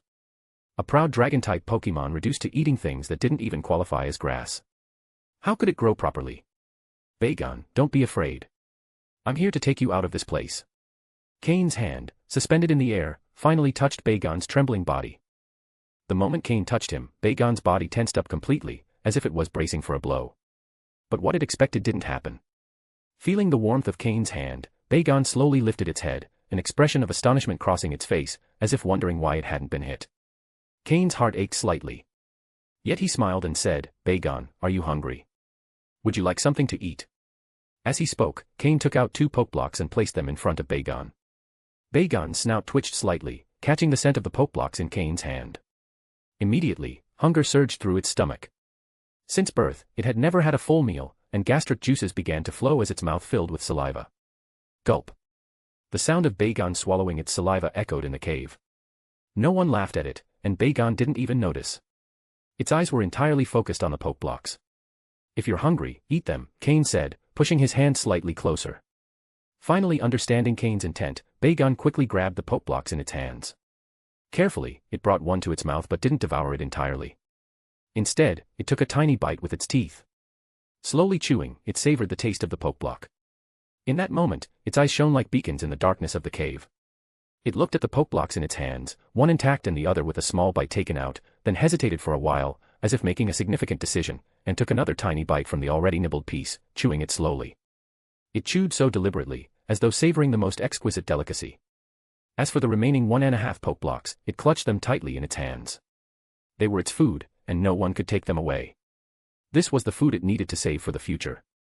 The last time it had eaten anything substantial was when it devoured its eggshell, and since then, it had learned its lesson. This time, it would store the delicious food to eat later. It was its most precious possession. Cain watched Bagon's actions, feeling a lump in his throat. The small gesture revealed how harsh Bagon's life had been in this place. Even with delicious food in front of it, and despite its hunger, it saved the last portion to ensure it wouldn't starve later. Cain's Pokémon also saw what Bagon did. They realized how fortunate they were to be with Cain. However, Bagon's actions made Ms. McGeeus cry. Her red eyes filled with tears as she realized how good her life had been. Opening her personal dimensional space, Ms. McGeeus took out the Pokeblocks she had hidden earlier and placed them in front of Bagon. Bagon looked at Ms. McGeeus and then at the dozens of Pokeblocks she offered. Although they smelled different, it immediately accepted them. But because it was so small, it couldn't carry them all at once. It quickly got up and lifted a rock from beneath itself. There was a small hole there where it had stored some moss. That was its food stash. Carefully, it placed the Pokeblocks inside and covered the hole with the rock again. Once done, it sighed in relief. Cain's Pokémon were even more moved. Bagon had lived such a harsh life. But it didn't matter. Cain had found it now. From this moment onward, it would never go hungry again. Cain would raise it alongside the others, and it would grow normally. Cain didn't stop Bagon, allowing it to act as it wished, watching as it dusted its hands off in satisfaction. Despite its hunger, it hadn't touched the moss it had saved as food. Because that was its last resort, its lifeline. The fact that Bagon, surviving only on moss, still retained blue quality was a testament to its incredible potential. Bagon, come with me. From now on, you can eat as much as you want. Cain knelt down and looked Bagon in the eye. At the same time, he pulled out a box full of Pokeblocks and placed it in front of Bagon, reinforcing his promise. Bagon stared at the box brimming with food, unable to stop itself from swallowing its saliva again. It was stunned. For the first time, it looked directly into Cain's eyes, with a clear question written in its gaze. Is this all for me? End of chapter. Chapter 649, Chapter 649, Obstacles. This time, Bagon understood what Cain was trying to tell him. He was given something to eat, and then he was told to follow him. It was delicious, and there was plenty of it. But when looking at the person in front of him, Bagon felt a sense of rejection deep inside. This type of Pokémon, from the moment they're born, develops a strong sense of self-awareness. I can fly. Even in front of Groudon. Well, to avoid getting sidetracked, the important thing is that Bagon has always fantasized about flying. Even in this dark underground place, Bagon still believes he can fly. It's said that Salamins are violent, but in reality, it's because their obsession with flying is too strong. From the time they're Bagon, they have this obsession. So, when they evolve and can truly fly, to express their excitement and joy, they often do things that are out of the ordinary. For example, while flying, they might suddenly feel so thrilled about being able to fly that they unleash a fireball into the forest below, and the Pokémon there suffer the consequences. In short, flying is an obsession these Pokémon are born with. This Bagon standing in front of Cain is no exception, even though he is somewhat underdeveloped. He doesn't know if, by following Cain, he will one day be able to fly or what it would mean to follow him. Cain, noticing his hesitation, smiled and said, I know your goal is to have wings and fly. If you follow me and do as I say, I promise you'll be able to fly with no problems, just like Honchkrow. As he spoke, Cain summoned Honchkrow and placed him in front of them. Bagon looked at Honchkrow's wings in admiration. Fly. Bagon seemed tempted. Cain knew that with a little more persuasion, Bagon would accept him. Although he already had some bad habits, they hadn't solidified like they had in the past life. It was still possible to correct him. This Bagon still had great potential for development. But first, Cain needed to help him regain his condition and adjust his physical state to avoid future problems. Bagon was deep in thought, and Cain didn't interrupt him. However, even though Cain left him undisturbed, others would not. 2 Team Aqua members Cain had noticed earlier were now entering the fork Cain had passed through. They had taken another path earlier but soon realized it was a dead end, so they turned back. They entered the fork where Cain was, noticing some defeated Solrock and Lunatone. They realized someone had already been through there. Deciding to investigate, they couldn't allow anyone to interfere with Executive Shelly's important mission for Team Aqua. After a brief discussion, they chose to move in and see who it was. If they weren't strong, they'd take care of it quickly. Thus, they approached at high speed. Yatten, Slowking shouted. Through telepathy, Slowking relayed to Cain what he had sensed. Though the 2 Team Aqua members were moving quickly, Slowking's psychic abilities allowed Cain to detect them before they arrived. Jengar, hide, Cain instinctively ordered Jengar to conceal himself. I didn't expect to run into them now. I wasn't looking for trouble with you, but if you come to me, I have no choice, Cain muttered as he slowly stood up, his expression turning cold. Just then, the 2 Team Aqua members, Rena and Pash, appeared at the entrance of the cave where Bagon was. By the glow of the walls, they could see Cain. And they also saw Bagon behind him. Immediately, their eyes gleamed with greed, filled with surprise at finding such a rare and valuable Pokémon like Bagon in a place like this. Greed consumed them. This is a Pokémon that, if trained, could easily reach the pseudo-elite level. Even reaching the elite level wouldn't be out of reach with a Pokémon of such potential. But seeing Cain in front of Bagon, their expressions turned less friendly. Obviously, Cain was in the process of capturing Bagon, and if they hadn't arrived, he probably would have succeeded. Unknowingly, the 2 already considered Bagon their personal property. This would be the resource to elevate them and bring them greater success. Even if they didn't use it, they could sell it and make a fortune. Stealing someone's opportunity to get rich is akin to killing their family. Thus, hatred brewed between them and Cain. Of course, that was their perspective. But Cain felt an even stronger hatred toward them. He couldn't allow the current Bagon to be exposed to the public, just like he couldn't let anyone see his Larvitar. Cain didn't have Steven's powerful connections or come from an influential family, he was merely a gym leader from a small town. Although he had titles granted by the League, they weren't enough to ensure his safety. Too many people would go mad over a pseudo-legendary Pokémon. Therefore, these 2 Team Aqua members had to die. From their attire and the Pokémon accompanying them, they seemed quite strong. Being able to move freely in the depths of Meteor Falls meant they were at least at an advanced level. The woman had a Crawdaunt by her side, while the men had a Mytiana. Both were dark types, clearly chosen to counter Solrock and Lunatone. Moreover, Crawdaunt, being water/dark, was a formidable opponent for Solrock and Lunatone. They had come well prepared. Hey, kid. Hand over the Pokémon behind you, and we might let you walk away, Pash said arrogantly, his eyes fixed on Bagon, determined to claim him. Bagon noticed their menacing gazes and gave a small tremble, retreating a few steps to the back of the cave. Ms. Magius, who was near Bagon, reassured him with a gentle pat. At that moment, Ms. Magius was also furious. Pokémon are not tools. Don't look at Bagon with those eyes. In that instant, Ms. Magius seemed to transform into an elder sister, while the frail Bagon was the younger brother she wanted to protect. Bagon's injuries and earlier actions had touched Ms. Magius's softest side. Although her mind wasn't very mature, that didn't mean she lacked the desire to protect Bagon. After receiving Ms. Magius's support, Bagon regained some composure. He looked at Cain, who hadn't moved a step from his spot, and saw him as a towering figure. For the first time, he thought that this human wasn't bad. If he's strong enough, maybe he can teach me how to fly. End of chapter. Chapter 650, Chapter 650, Drapian's ability. Slowking, use Nasty Plot and Miracle Eye. Honchkrow, Tailwind. Weevil, Icy Wind. Drapion, Toxic Spikes. Cain wasted no time with words. After scanning the information on the enemy Pokémon, he launched his attack immediately. A Crawdaunt at level 43 with dark green quality and a Mytiana at level 45 with green quality, these weren't particularly strong opponents, so there was no need to waste time. At that moment, they had struck Cain's most sensitive nerve. Straight to action. Slowking simultaneously used Nasty Plot and Miracle Eye, its eyes flashing with a multicolored, commanding glow. Both Crawdaunt and Mytiana were dark type, so for Slowking to attack them, Miracle Eye was necessary. Honchkrow, having already defeated several Lunatone, had accumulated 3 stacks of the Moxie ability. After boosting with Tailwind, it prepared to attack at full force, however, the tight space limited its movements. Drapion charged forward, using toxic spikes beneath the enemy's feet. By now, it had mastered this move completely. Meanwhile, Weevil used Icy Wind. In such a confined area, the move was highly effective, affecting not only the enemy Pokémon but also their trainers, who were chilled to the bone. Damn it, Mytiana, charge! Pash shouted, tossing another Pokeball. A Swalot appeared, stepping in to block Weevil's Icy Wind. On the other hand, while Rena was also being attacked, she didn't react with the same fury as Pash. Instead, she frowned, deep in thought, feeling a vague familiarity with Cain. Mytiana advanced alone, but even with its strength, it couldn't handle 4 Pokémon simultaneously. It was swiftly intercepted by Drapion. Drapion knew Mytiana well. During its time as a Skorupi, it had defeated many of them, knowing exactly where their weak points were. Drapion, Toxic Strike, Poison Fang plus Venoshock. Cain ordered. If Poison Fang caused poisoning, Venoshock would deal double damage, enough to finish Mytiana in a single blow. Drapion let out a roar and grabbed Mytiana with its pincers. The grip was so strong that Mytiana couldn't even struggle.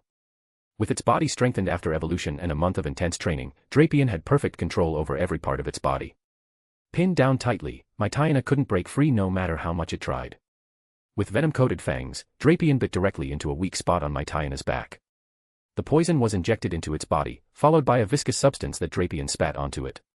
Poison Fang inflicted poisoning, activating Venoshock's double damage. Additionally, hitting a weak spot triggered Drapion's sniper ability, maximizing the damage. With a single move, Mytiana was instantly defeated. Feeling that Mytiana was no longer capable of fighting, Drapion tossed it aside like trash. At that moment, Drapion had fully mastered its sniper ability. The one-hit victory had emerged. Pash froze, staring at Mytiana lying to the side, unable to comprehend what had just happened. Why? By appearances, the 2 Pokémon should have been evenly matched. Even if Mytiana was slightly weaker, how had this happened? He had sent Mytiana intending to hold off Cain's 4 Pokémon. If Cain had known what Pash was thinking, he would have mocked him. Had he lost his mind? How could he think a single Pokémon would hold off 4 of Cain's? Where did that confidence come from? Rena, stop standing there. Send out your Pokémon, or we're done for. Pash shouted, his eyes bloodshot with rage. Pash's superior had sent Rena to prevent him from acting impulsively. Well, it seemed that had failed. Rena sighed in frustration but had no choice. As Pash had said, if they hesitated any longer, both of them would be eliminated. Pash, let's go all out. Send out all your Pokémon.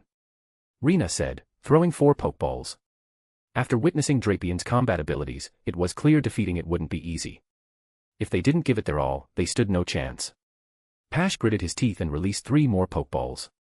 Suddenly, the cave was filled with 7 additional Pokémon. Including Crawdaunt and Swalot, there were now 9 Pokémon on their side. Meanwhile, Cain had only revealed 4 of his Pokémon. Cain assessed the situation seriously, his eyes flashing as he activated the data system to gather information on the new Pokémon. After reviewing the results, his expression turned disdainful. He hadn't wanted to confront them earlier to avoid trouble, but now trouble had found him. So be it. This way, he could show Bagon just how strong his trainer was, so it would understand the kind of power it could have by following him. Watch closely, Bagon. Not only will I make you fly, but you'll become as strong as them, Cain said to the Bagon behind him. Upon hearing this, Bagon's face lit up with admiration. Flying and becoming powerful were its greatest dreams. It had seen the strength Drapion displayed in battle. What overwhelming power. If it had that kind of strength, it would no longer have to worry about being bullied by those annoying rocks. Slowking, unleash your full power with continuous psychic. Honchkrow, attack mercilessly. Sky attack. Weevil, blizzard. Drapion. Cain paused as he gave the order. Drapion turned its head with a cruel smile, waiting for the command. Crush them all. Cain said coldly. Cha. Drapion roared excitedly, charging forward at full speed. For the past month, it had been holding back its power. Though it had mastered control over its body, it was eager to unleash its full strength. Fully armed, it lunged at the 9 enemy Pokémon, grabbing one and pummeling it mercilessly with its pincers, mouth, tail, and every joint available, ignoring the others' attacks. Slowking and the others unleashed their full power as well. This was the first time Slowking used its maximum psychic power since consuming the blood of Mew. For their enemies, facing this gang of beasts was a grave danger. End of chapter. Chapter 651, Chapter 651, the Psychic Cannon is ready, all units stay alert. Cain's Pokémon unleashed their maximum combat potential, fueled by the rage simmering within them. It wasn't just anger toward the 2 Team Aqua members but also toward himself for arriving too late to find Bagon. Just as the 2 Team Aqua members crossed paths with Cain, he found an outlet to vent his frustration. Drapion charged into the group of Pokémon, targeting a Dustox that didn't seem very strong, pinning it to the ground and mercilessly pummeling it without giving it the slightest chance to resist. The other Pokémon tried to help, but Drapion paid them no attention. At that moment, the attacks from Cain's other Pokémon also began to land. Slowking, in its most powerful form, utilized its maximum psychic energy, its attack level amplified far beyond its expectations by the blood of Mew. Each dark psychic energy ball it generated was not only faster but had also doubled in size. Originally, it needed 6 psychic energy balls to execute the move Psychic, but now it only needed 3. It had turned into a long-range automatic turret, with double the firepower. The Psychic Cannon is ready, all units stay alert. It specifically targeted Pokémon vulnerable to Psychic-type moves, launching relentless attacks as if they cost nothing. This significantly alleviated the pressure on Drapion. Slowking's offensive capability alone was equivalent to half of the enemy's 9 Pokémon. It was incredibly strong. Next, Weevil unleashed Blizzard, a move it now mastered perfectly. With precise control, it adjusted the area of effect and snow quantity, ensuring Drapion, in the middle of the enemy Pokémon, was unharmed. Snow quickly filled the confined space, and with Weevil's full power and control, the ice fully enveloped the blizzard. The temperature around several enemy Pokémon dropped to over 10 degrees below zero, reducing their speed, making it easier for Drapion and Slowking to land precise attacks. Then came Honchkrow. Its Moxie ability had already stacked 3 layers, and with the charged Sky attack, no Pokémon it struck could escape without being incapacitated. Thanks to Alteria's advice, Honchkrow had drastically reduced its charge time, and its aerial combat skills had also improved. The blue energy layer forming the celestial bird was much more detailed and sharp, with all patterns clearly visible. It was far stronger compared to when it first learned the move. Caw. With a cry, Honchkrow soared through Weevil's blizzard. The celestial bird's blue layer was adorned with snowflakes, making the attack appear even more impressive. Boom. With a single strike, Honchkrow withdrew without checking the attack's effect, folding its wings and flying backward out of Weevil's blizzard. As it emerged, Honchkrow felt its energy surge once again. With 4 stacks accumulated, its explosive power intensified even further. Pash and Rina's faces were pale, partly due to the blizzard's cold and partly due to humiliation. Their 9 Pokémon were no match for Cain's 4. Rina suddenly remembered why Cain seemed vaguely familiar. Earlier, she had felt as though someone was watching her, but the sensation quickly faded, and she ignored it. Thinking back now, it was probably Cain who had been observing her. He had already spotted them beforehand but chose not to confront them to avoid unnecessary trouble. And now, these 2 had come straight to him. They had run into an immovable wall. Pash, retreat. We can't win this time. We'll try again later. Rina said to the burly men beside her. Retreat. Don't you see that Bagon behind him? Hold out a little longer. Drapion can't last much longer. If we defeat Drapion, his other Pokémon will be easy prey, Pash said, his face frozen but his anger undiminished. He had already lost his Mytiana to Drapion, his Dustox was being savagely beaten, and Breloom had been taken down with a single strike from Honchkrow. They were all his Pokémon. If he failed to capture Cain's Bagon, his future in Team Aqua would be over. With so many rivals within the team, returning weakened would mean certain death. He had no choice but to fight to the end. Give it everything you've got. Take down Drapion first. At that moment, Drapion, covered in scars, was just beginning to snap out of its frenzy of pummeling Dustox. Dustox, utterly defeated, showed no signs of life. However, Drapion had also sustained multiple injuries. Floette, use grassy terrain on Drapion. Cain ordered the small Floette on his shoulder, who had been ignored until now. Fleet. With a spin of its flowers, Floette created a bright green field beneath Drapion, glowing lights quickly restoring its energy. Feeling a surge of renewed strength, Drapion roared and leapt back into the fight. This time, instead of just venting its anger, Drapion attacked the enemy Pokémon's weak points with precision, achieving great results with simple moves. Seeing the effect of Floette's grassy terrain, even Pash realized they couldn't win this battle. However, Rina had already decided to abandon him. In his current state, Pash was just a burden. As she turned to flee, she saw a grotesque ghostly face slowly emerging from her shadow. Ah! The fright was genuine. Kakik.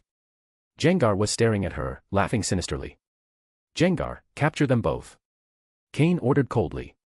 Kakik. Jengar laughed again, but this time with a serious expression, shedding its mocking grin.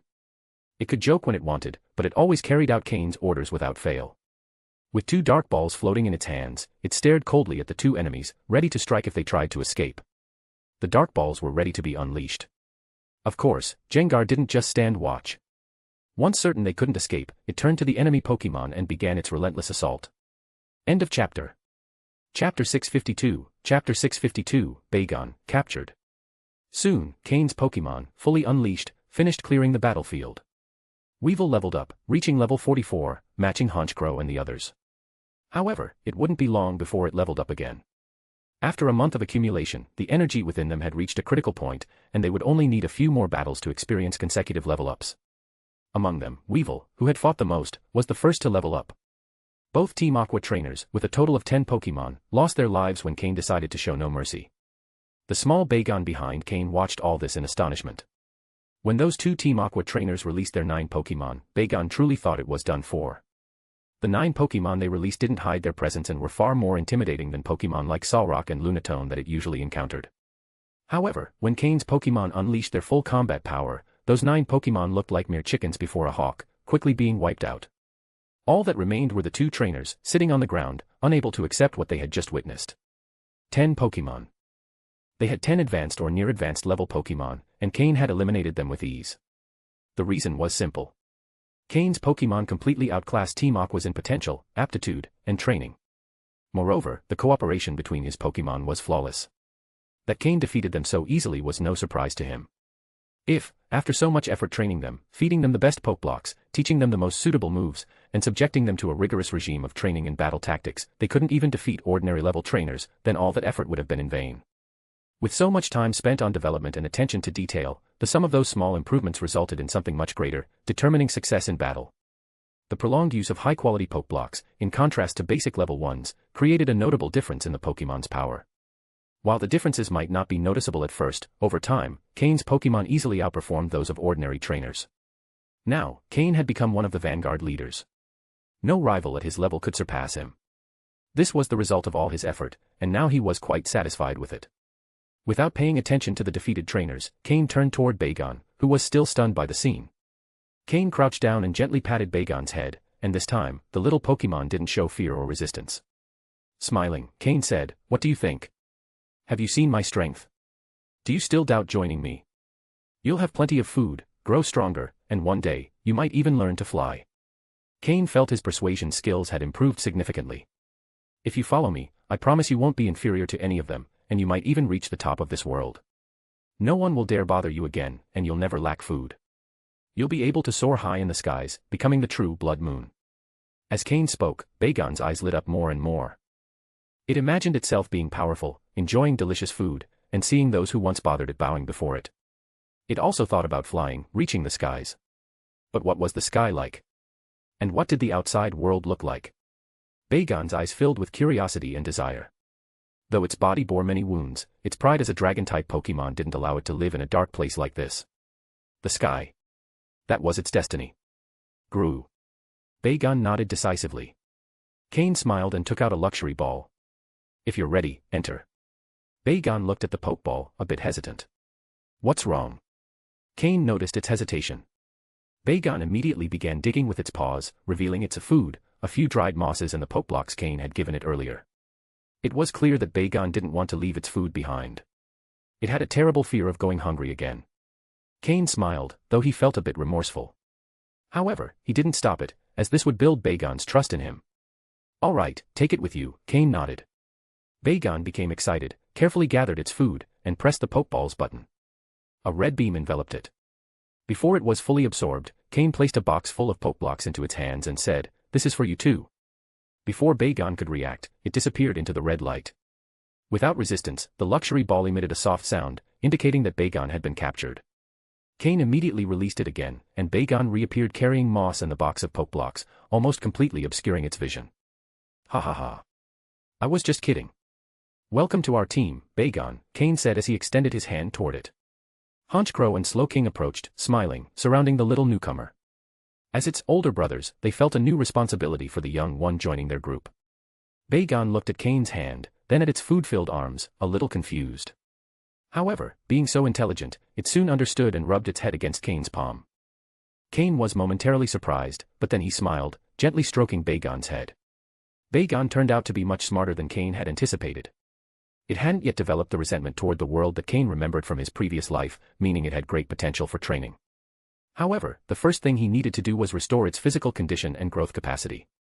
The box of Pokeblocks Cain had given it was specially made to help Pokemon that had suffered a loss of vital energy regain their full potential. In time, Bagon would become as strong as it was destined to be. End of chapter. Chapter 653, Chapter 653, Team Aqua's Plan. After capturing Bagon, Cain was finally able to resolve a significant matter on his mind. As a pseudo-legendary Pokemon from the Hoenn region and a pure dragon type, Bagon's future potential would not be inferior to that of Larvitar. Moreover, Bagon's final form, Salamence, like Tyranitar, is capable of Mega Evolution. With the knowledge Cain possesses, far superior to anyone else in the Pokémon world, having more Pokémon capable of Mega Evolution would only bring greater benefits in the future. Cain patted Bagon's head, offering the new team member his first gesture of praise. "Bagon, eat something first, but remember not to eat too much at once. In your current state, you can only handle a maximum of 15 Pokeblocks. After digesting those, you'll be able to eat more. Mismagius, make sure to watch over him," Cain instructed, trusting Mismagius to oversee the process. Mias. Mismagius responded cheerfully, as if receiving an important order. Since witnessing Bagon's living conditions, Mismagius had transformed completely into a sort of protective older sister. Her mentality seemed to have matured, and she paid close attention to everything concerning Bagon. Cain knew the task couldn't be in better hands. It was as if a woman had suddenly become a mother after giving birth. That seemed to be the change Mismagius had undergone. Finally, Cain had time to deal with the two captured Team Aqua members. Both were tied up with the vines Floette had created. Still affected by the cold and having seen their Pokemon defeated by Cain, the two knew they had no hope of survival. They seemed resigned to their fate. Cain slowly approached them and crouched in front of the woman named Rena, ignoring the man, who was merely muscle without much brainpower and held no interest for him. "What is Team Aqua doing here?" Cain asked directly, looking into her vacant eyes. Rena had lost all will to resist. Without her Pokemon, she knew she couldn't survive in this place, so she had no reason to hide anything. "Lady Shelley ordered us to come to Meteor Falls to collect data and maps," Rena replied, her voice devoid of emotion. Hearing this, Cain was intrigued and continued to ask, "What is the purpose of collecting that information?" Rena's eye showed a flicker of emotion, a spark of fervor. "It's for the arrival of the great god of the sea. What we're doing here is just a small contribution to that purpose. When the god of the sea descends, the entire world will be covered by oceans." The god of the sea Rena referred to had to be the legendary Pokemon of the Hoenn region from ancient times, Kyogre. "Kyogre?" Cain asked. Rena's dull eyes reignited with fervor. Despite knowing she was about to die, her devotion to Kyogre didn't waver. "All right. I think I understand the situation. Jengar, take care of them," Cain ordered Jengar. "Kakik." Jengar let out a sinister laugh before merging with the shadows of both prisoners. Gradually, life drained from their bodies as Jengar absorbed their energy, a source it needed to grow stronger. During Jengar's evolution, an elder at Mt. Pyre had thrown a black crystal at it. Cain still didn't know exactly what the crystal was, but the abilities Jengar had gained after absorbing some of the crystal's energy were new to him. Although he didn't know if the crystal would have any side effects on Jengar, when Cain scanned it with his system, everything appeared normal, even showing a tendency to strengthen, so he decided not to worry too much. Perhaps the next time he visited Mt. Pyre, he could find out more. Incidentally, after leaving Mt. Pyre, Cain had sent a message to his master, Matsuda Takashi, asking him to inform the president of the Hoenn League that someone was waiting for him at Mt. Pyre. He wasn't sure if Phoebe had already surfaced. Cain set those thoughts aside for now and looked at the lifeless bodies of the Team Aqua members. Then he remembered something important. Team Aqua and Team Magma were searching for Kyogre and Groudon, and one of the key pieces they needed to awaken these legendary Pokemon was buried in Meteor Falls. Has Team Aqua already discovered that what they're looking for is here? Even so, according to the timeline, it will take them some time to find it, and right now, I'm not in a position to stop them. When the problem grows larger, the Hoenn League will take care of it, Cain thought. In any case, the brainwashing in Team Aqua and Team Magma is impressive. Even in the face of death, these two still worship Kyogre. After finishing the interrogations, Cain noticed that Bagon had finished eating. Although it wasn't completely satisfied, for someone who had been starving for so long, the poke blocks it had just eaten were the best thing it had ever tasted. So, it didn't mind eating less. Ms. McGeeus floated beside Bagon, holding the box of poke blocks. Cain smiled. Let's move forward. There's still much to discover here. Hearing that they would continue, Bagon tensed. Cain didn't know what lay ahead, but Bagon did. It was well aware that they were about to encounter more Solrock and Lunatone.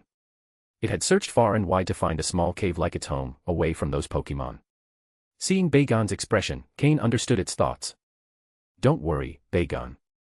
You now have very powerful companions, Cain said with a smile. Bagon looked at its new companions, especially the fearsome Drapion, and felt more reassured. Ms. McGeeus floated beside it, patting its head and whispering something softly. It seemed that Ms. McGeeus would also take on the role of teaching Bagon the basics. Cain trusted that by taking care of Bagon, Ms. McGeeus would also grow further. After calming Bagon, Cain and his Pokémon continued advancing through the cave. The Solrock and Lunatone were an invaluable source of experience, and the more they encountered, the better. It didn't take long for them to come across a group of Solrock, about 20 in total. Cain immediately ordered his Pokémon to engage in battle. Bagon stayed by Cain's side, eagerly watching his teammates fight. It waved its tiny arms in the air, mimicking being in the battle, with a serious expression on its face, as if avenging its old enemies. End of chapter. Chapter 654, Chapter 654, Bagon's Shadow.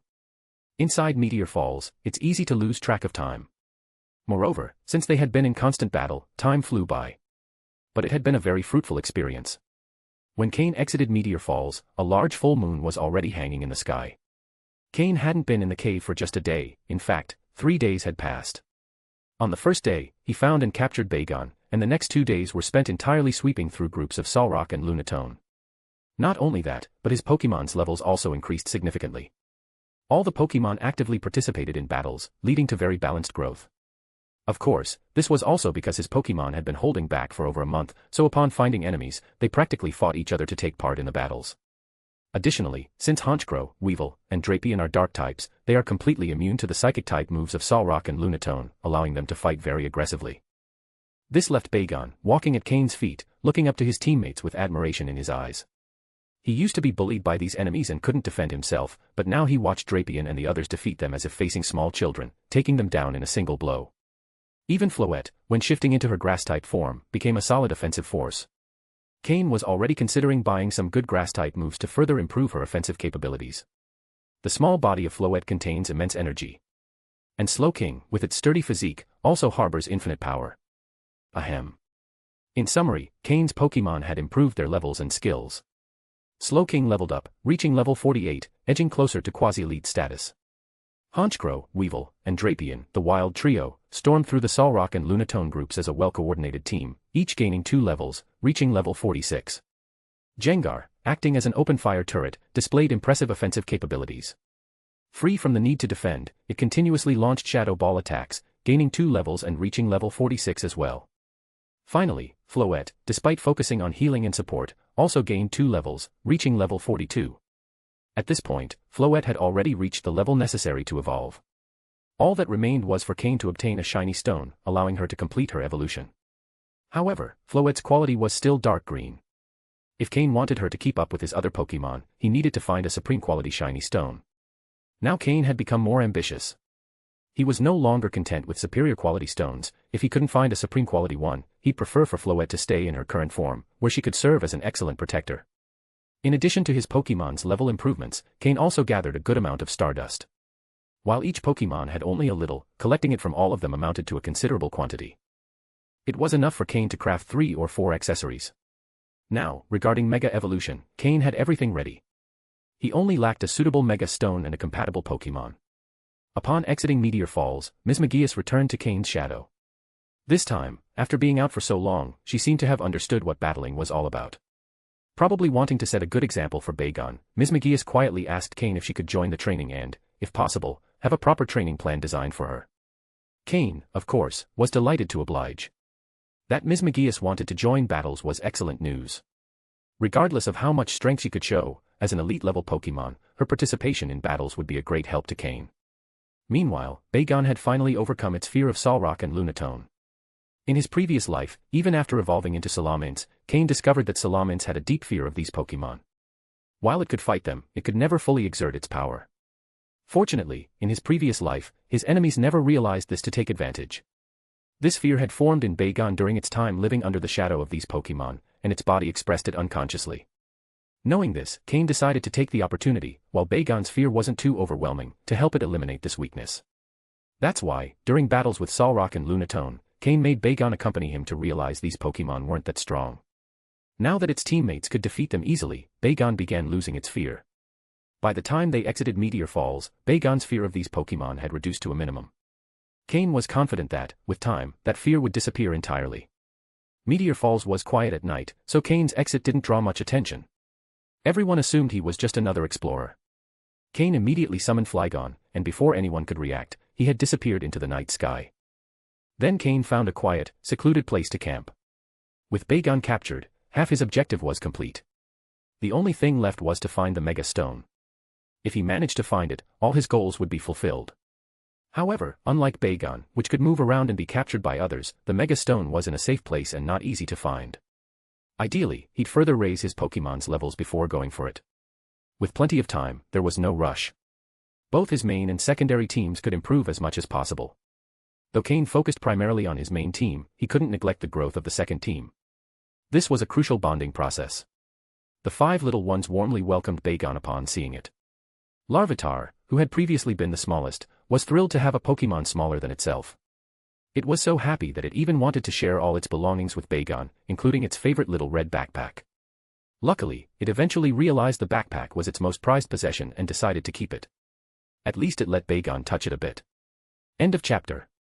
Chapter 655, Chapter 655, Torchique's Transformation. Right now, the location is on the edge of Route 114, north of Meteor Falls. After passing through Route 114, they would arrive at Leafy Town. The area they are in doesn't have high-level Pokémon, making it a suitable place for the secondary team to participate in battles. However, it's still nighttime, and Honchkrow and the others have been battling for 3 consecutive days. Even though Floette has been constantly helping them recover energy, prolonged battles demand significant mental focus, which isn't easy for Pokémon. That's why tonight there will be no training, it's time for a good rest. They'll recover their energy, and tomorrow will be the turn of the smaller ones to fight. At dawn the following day. First thing in the morning, Cain prepared breakfast for his Pokémon and supervised Bagon as it performed recovery exercises. Bagon's wounds had already been completely healed by Cain, leaving only a few old scars that hadn't fully disappeared yet. With time, it's likely Bagon will make a full recovery. For Bagon to regain its full physical capacity, good nutrition alone isn't enough, it needs to exercise to improve digestion and nutrient absorption. Combining this with Cain's unique massage techniques and internal treatments, Bagon should overcome its malnourished state within a few days. However, since Bagon had been weak for quite some time, it will require a longer period to recover 100% of its abilities. Cain hopes Bagon can restore its potential before entering its growth phase. Otherwise, once it reaches that phase, improving its abilities will become much harder. After all, during their juvenile stage, Pokémon's bodies still have a high capacity for self-regulation and transformation. One example is Torchique, whose quality fluctuated between blue and dark blue during its juvenile stage. After finishing everything, Cain stored most of his Pokémon, leaving only Torchique and Aaron out. Torchique had reached level 15 a few days ago and could evolve at any moment in the coming days. On the other hand, Aaron, who levels up more slowly but has a type advantage in this area, was chosen by Cain to face the stronger Pokémon. Torchique had been very excited lately, as Cain had allowed it to participate in numerous battles. Since crying during its first battle, Torchique hadn't shed a single tear due to pain. Now, even mild hits were ignored. It had also started enjoying fighting. Thanks to its speed boost ability, the longer Torchique fights, the faster it becomes, giving Cain more tactical options during battles. Although the tactic isn't very complex, with speed boost and agility securing the advantage, Torchique simply harasses the enemy, attacking from a distance without being caught. This will be an essential tool for Blaziken in the future. Training Torchique now and perfecting this strategy will bring significant benefits later. For instance, Torchique encountered a level 16 Botifley in the bushes. After reaching its maximum speed, it ran circles around Botifley non-stop, launching small flames that gradually exhausted Beautifly's stamina until it was knocked out. Although Torchique had already mastered the move Flame Burst, using high-power fire moves in a forest can be risky and hard to control. Of course, when facing a truly powerful enemy, those precautions could be disregarded. Cain, monitoring Torchique's progress in real time through his system, observed how it was gradually improving its physical strength. Though still at level 15, Torchique's body continued to grow stronger. This indicated that Torchic was on the verge of evolution. It only needed a bit more build-up, or perhaps a sudden trigger, for the evolution to happen. Cain began closely monitoring Torchic's condition. Torchic, already excited, ran around with small flames erupting from its beak. The fire-type energy within it was accumulating, almost impossible to contain. Suddenly, Cain frowned and shouted, "Torchic, watch out." Kayak. Torchic stopped and looked back, a confused expression on its face. It didn't understand why its trainer was warning it, as it didn't sense any threat.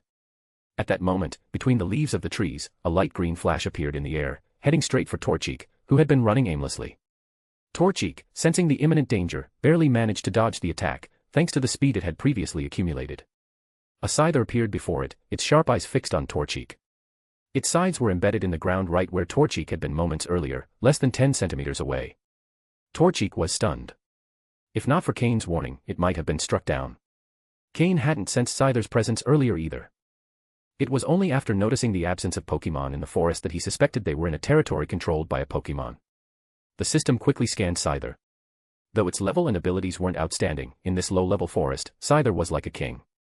This Scyther was likely the only one in the area, explaining why it attacked Torchic so fiercely for causing a commotion in its territory. At level 19 with light green quality, Torchic, though only level 15, had a chance due to its type advantage and speed. Torchic, counter with flame burst. Cain commanded. Torchic, still enraged by the surprise attack, couldn't contain the flames within it. With a fiery explosion, it launched a powerful flame directly at Scyther's face, burning several parts of its body. Scyther, furious from the pain, slashed at Torchic with its scythes. Torchic, use agility and follow up with flame burst. Cain continued.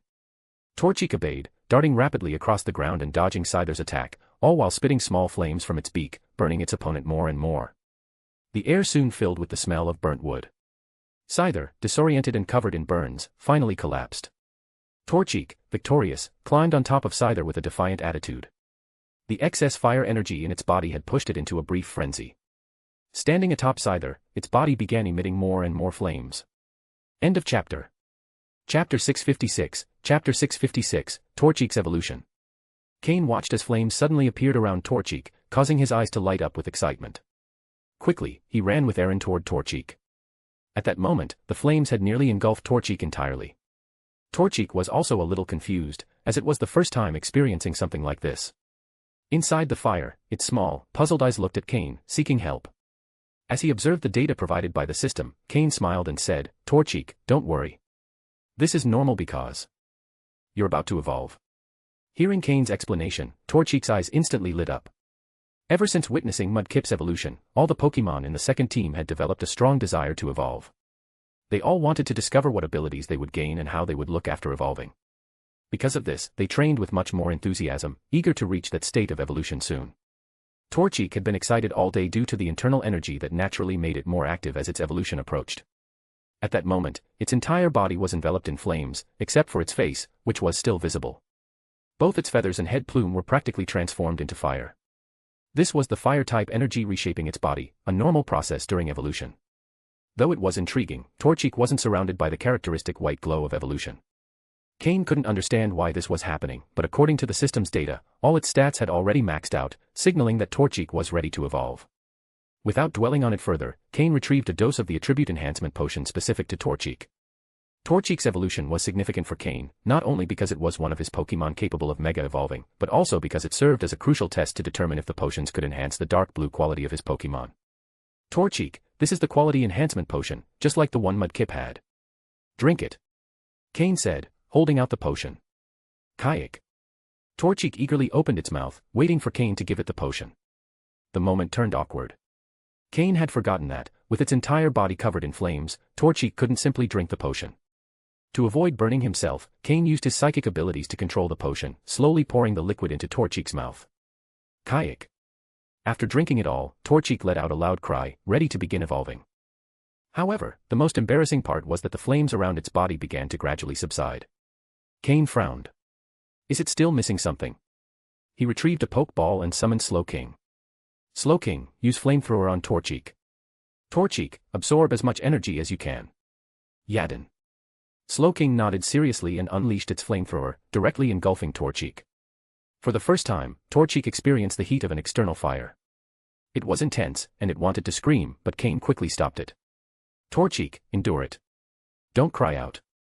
If you do now, the potion's effects might diminish. Absorb all the fire energy from Slowking. Hearing this, Torchic closed its eyes and endured the discomfort while absorbing the fire energy. 1 minute. 2 minutes. 3 minutes. After 5 minutes, when Slowking was nearly exhausted, Torchic's body began showing new changes. That's enough, Slowking. You can stop, Cain said, handing a pokeblock to Slowking. After all, Slowking, being a water/psychic type, wasn't specialized in fire moves, so it was natural for it to tire after such an effort. Torchic absorbed the last breath of fire from Slowking, and the flames around its body exploded, fully engulfing it in a red and yellow fireball.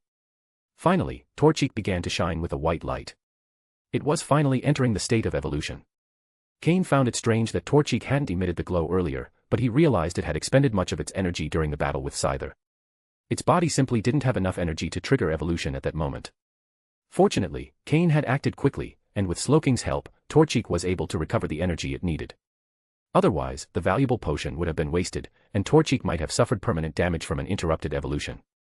Finally, the evolution process began correctly. The system monitored Torchic's changes in real time.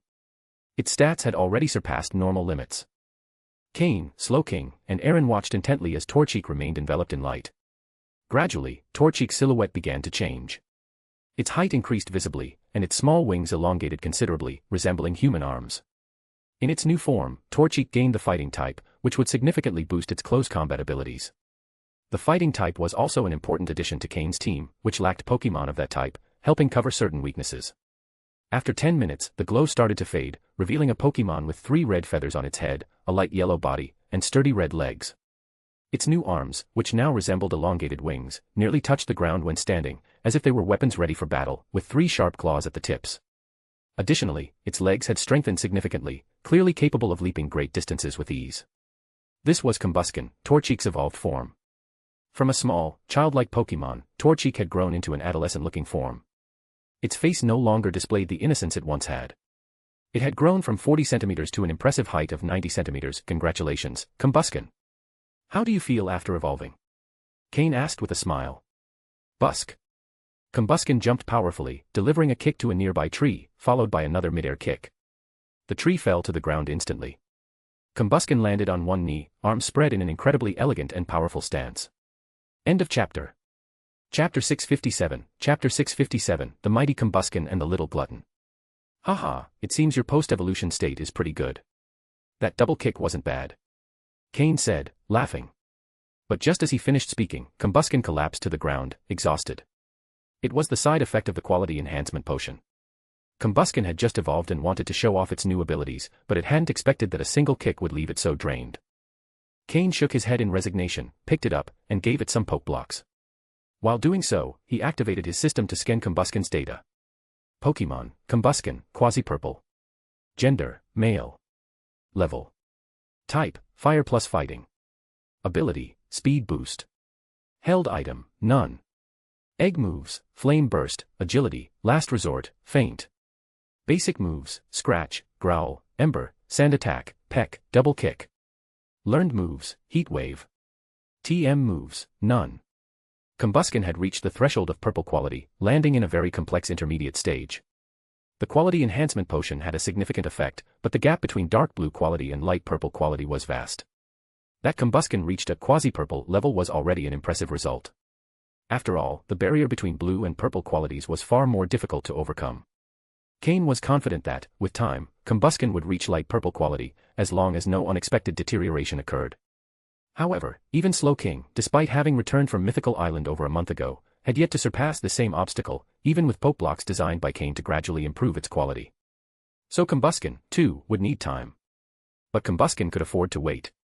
As long as it successfully improved its quality to light purple before evolving into Blaziken, it would be sufficient. With Combusken's evolution, Cain was also able to confirm that the aptitude medicines worked, even on Pokémon with dark blue quality. This alone was satisfying for him. Combusken still had one more opportunity to evolve and could use another quality enhancement potion in the future, increasing the chances of reaching purple quality or, with a bit of luck, even dark purple quality. Imagine a Blaziken with purple quality and the speed boost ability, combined with its mega evolution. It would be capable of defeating any rival with ease. After its evolution, Combusken gained the fighting type in addition to fire. While this made it more vulnerable to flying and psychic type moves, it also removed its weakness to rock type. Overall, it gained only one new weakness. Combusken now held a type advantage over 6 other types, though some aspects had changed. Its resistance to bug-type attacks had increased from 2 times to 4 times, offsetting the new weakness it gained. Adding a fighting-type Pokémon to the team was a significant strategic advantage. After giving Combusken some poke blocks, Cain returned it to its Pokeball. The medicine's side effects would last for a while, so it was best for it to rest. Cain then summoned Larvitar, who carried its little backpack. Poliwag had a level advantage, but the environment wasn't favorable for its type. Larvitar, despite its low level, could use this time to train. Crack! As soon as it came out of the Pokeball, Larvitar made a crunching sound. It noticed it had been summoned and, with a bit of awkwardness, revealed that it was holding a diamond in its tiny hands, from which it had bitten a piece. Larvitar looked slightly embarrassed, but Cain couldn't help feeling a bit exasperated at the sight. Am I raising a glutton? Cain wondered. I've given it so many diamonds, yet it still isn't satisfied. This meant the rate at which it consumed the diamonds in its backpack would be faster than anticipated. When Larvitar saw Cain and Aaron, it grew excited and quickly offered them the diamond it had been chewing on, looking happy. It was clear it wanted to share. Before Cain could say anything, Aaron stepped forward and snatched the diamond with a bite. Ha! I knew you were hiding snacks. Now I've caught you, Aaron thought as it chewed on the diamond, unbothered by the fact that Larvitar had already bitten it. Realizing what had happened, Larvitar pulled out another diamond from its other hand and offered it to Cain, showing that it didn't have any more left. Cain couldn't help but facepalm. All right, eat it quickly. We've got a battle to fight. Hearing this, Larvitar's eyes lit up, and it immediately swallowed the diamond. It clenched its tiny fists, signaling it was ready, though it continued chewing on the diamond. Aaron stood beside Larvitar, having finished its diamond. Larvitar also sped up its chewing. Cain, Aaron, and Slowking patiently waited for Larvitar to finish eating. A minute later, it was finally ready for battle, but just as Larvitar turned around excitedly, a small diamond fell out of its red backpack. The scene turned awkward once more. The small backpack that once only held a fragment of Groudon's armor was now bulging, full of diamonds. Sweat appeared on Cain's forehead. I've definitely raised a glutton. He held out his hand. Larvitar, give me the diamonds. I'll return them after the battle if you perform well. With some reluctance, Larvitar emptied its backpack, which contained more diamonds than expected. If you don't fight well, I'll cut your food in half, Cain added. Larvitar's eyes widened, and it suddenly displayed a hostile attitude toward the surrounding forest, causing small sand particles to rise from the ground. I'll fight. Nothing will stop me from eating properly. Larvitar thought, ready for battle. Cain smiled, realizing that raising a little glutton wasn't so bad after all. At least it had great motivation to fight, food. End of chapter. Chapter 658, Chapter 658, Preparing a Plan. When Cain arrived in Fall Arbor Town, it was already the second day. He had spent 2 days training Larvitar and Aaron on Route 114, focusing on improving their combat skills. By the time he reached Fall Arbor Town, Larvitar had reached level 15, gaining 3 levels, while Aaron, already at level 20, hadn't leveled up further. For Pokémon, this not only represented a level increase but also an improvement in experience and combat techniques. No matter how much you train, it's in real battles where combat techniques truly become part of your strength. Unlike the first group of Pokémon, who faced constant invisible dangers on the Trial Island, forcing them to grow and strengthen quickly to survive, the second group of Pokémon had a much calmer life, allowing them to grow steadily. Fall Arbor Town is one of the largest towns in the Hoenn region, similar to Verdanturf Town. The most important building in Fall Arbor Town is the Contest Hall, a venue where the league regularly holds contest competitions. By comparison, the town's gym isn't as well known. Fall Arbor Town is located on the opposite side of Mt. Chimney. Unlike Verdanturf Town's fresh air, Fall Arbor Town is surrounded by volcanic ash floating year-round, giving the place a grayish appearance. However, these mineral-rich volcanic ashes allow vegetation in Fall Arbor Town to grow lushly. Thanks to this, the town has become one of the most important agricultural centers in Hoenn, producing nearly 50% of the region's food supply. Although Cain came to Fall Arbor Town intending to challenge the gym, his main goal was to visit a famous local figure, Professor Cosmo. He remembered Professor Cosmo after his encounter with the Team Aqua members in Meteor Falls. This Professor Cosmo was the one who, while excavating a meteorite in Meteor Falls, unwittingly uncovered what both Team Aqua and Team Magma needed to summon Kyogre and Groudon. It could be said that this marked the beginning of the entire incident. Although Professor Cosmo hadn't done it on purpose, Cain wanted to ensure he had a backup plan or at least stay one step ahead. Fall Arbor Town isn't very large. Cain headed straight to Professor Cosmo's house after asking a few locals for directions. He was lucky, as Professor Cosmo was home and hadn't gone out searching for minerals. Knock, knock, knock. Cain knocked on the door. Moments later, a middle-aged, thin man dressed in an archaeologist's outfit opened the door, showing a curious expression upon seeing Cain. Professor Cosmo, nice to meet you. I'm Cain from Leafy Town, Cain introduced himself. Cain. Professor Cosmo didn't seem to recognize him. I'm the new gym leader of Leafy Town. I came to pay you a special visit, Cain said, scratching his head with a bit of embarrassment. There's nothing more awkward than believing you're well known and realizing the other person doesn't recognize your name. Oh, I see. Please, come in. Professor Cosmo quickly responded, inviting him inside. Though Professor Cosmo was a researcher specializing in meteorites, he wasn't a famous Pokémon professor, so his status in the Pokémon world wasn't very high. This was evident in the modest size and layout of his home. On the other hand, as a gym leader, Cain held a much higher position in terms of both power and status. Thus, receiving a special visit from Cain flattered Professor Cosmo. Professor Cosmo's full name was Icarus Cosmo, a researcher passionate about meteorites. While he was a Pokémon trainer, he wasn't very strong, as his interests lay elsewhere. Cain, with his excellent interpersonal skills and superior status, knew how to talk to Professor Cosmo in a way that made him feel comfortable and appreciated. Despite Cain's youth, if he hadn't declined, Professor Cosmo might have insisted on forming a closer bond with him. Cain had vast knowledge thanks to his system, which contained a wealth of information not only about Pokémon but also about rarer topics. By sharing some of this knowledge, he quickly connected with Professor Cosmo. Cain's ability to persuade people was at its peak. By the end of the visit, the two had exchanged contact information and promised to stay in touch. Cain asked Professor Cosmo that if, during any future research in meteor falls, he came across completely red or blue stones, to let him know immediately, as they might be items Cain had lost. Professor Cosmo didn't suspect anything, especially since Cain described the objects in great detail and gave a convincing reason. While being chased by Lunatone and Solrock, he had accidentally dropped the items while running. When he returned to search for them, they were gone. To avoid getting lost, he had decided to postpone the search. He knew an expert in meteorites lived in Fall Arbor Town, so he thought of asking for help during any future exploration of meteor falls. This was the plan Cain had improvised. It seemed perfect, and any lingering doubts were filled in by Professor Cosmo's imagination. For example, why had Cain gone so deep into meteor falls? Professor Cosmo assumed it was part of Cain's Pokémon training. Perfect. After leaving Professor Cosmo's house satisfied, Cain headed to the Fall Arbor Town gym. However, this time he wasn't so lucky. According to the gym staff, the gym leader had been absent for some time, and the next challenge day would be next month. Cain didn't have time to wait for someone unimportant. Without the leader present, there was no way to enter. What a disappointment. Cain left the Fall Arbor Town gym feeling slightly frustrated.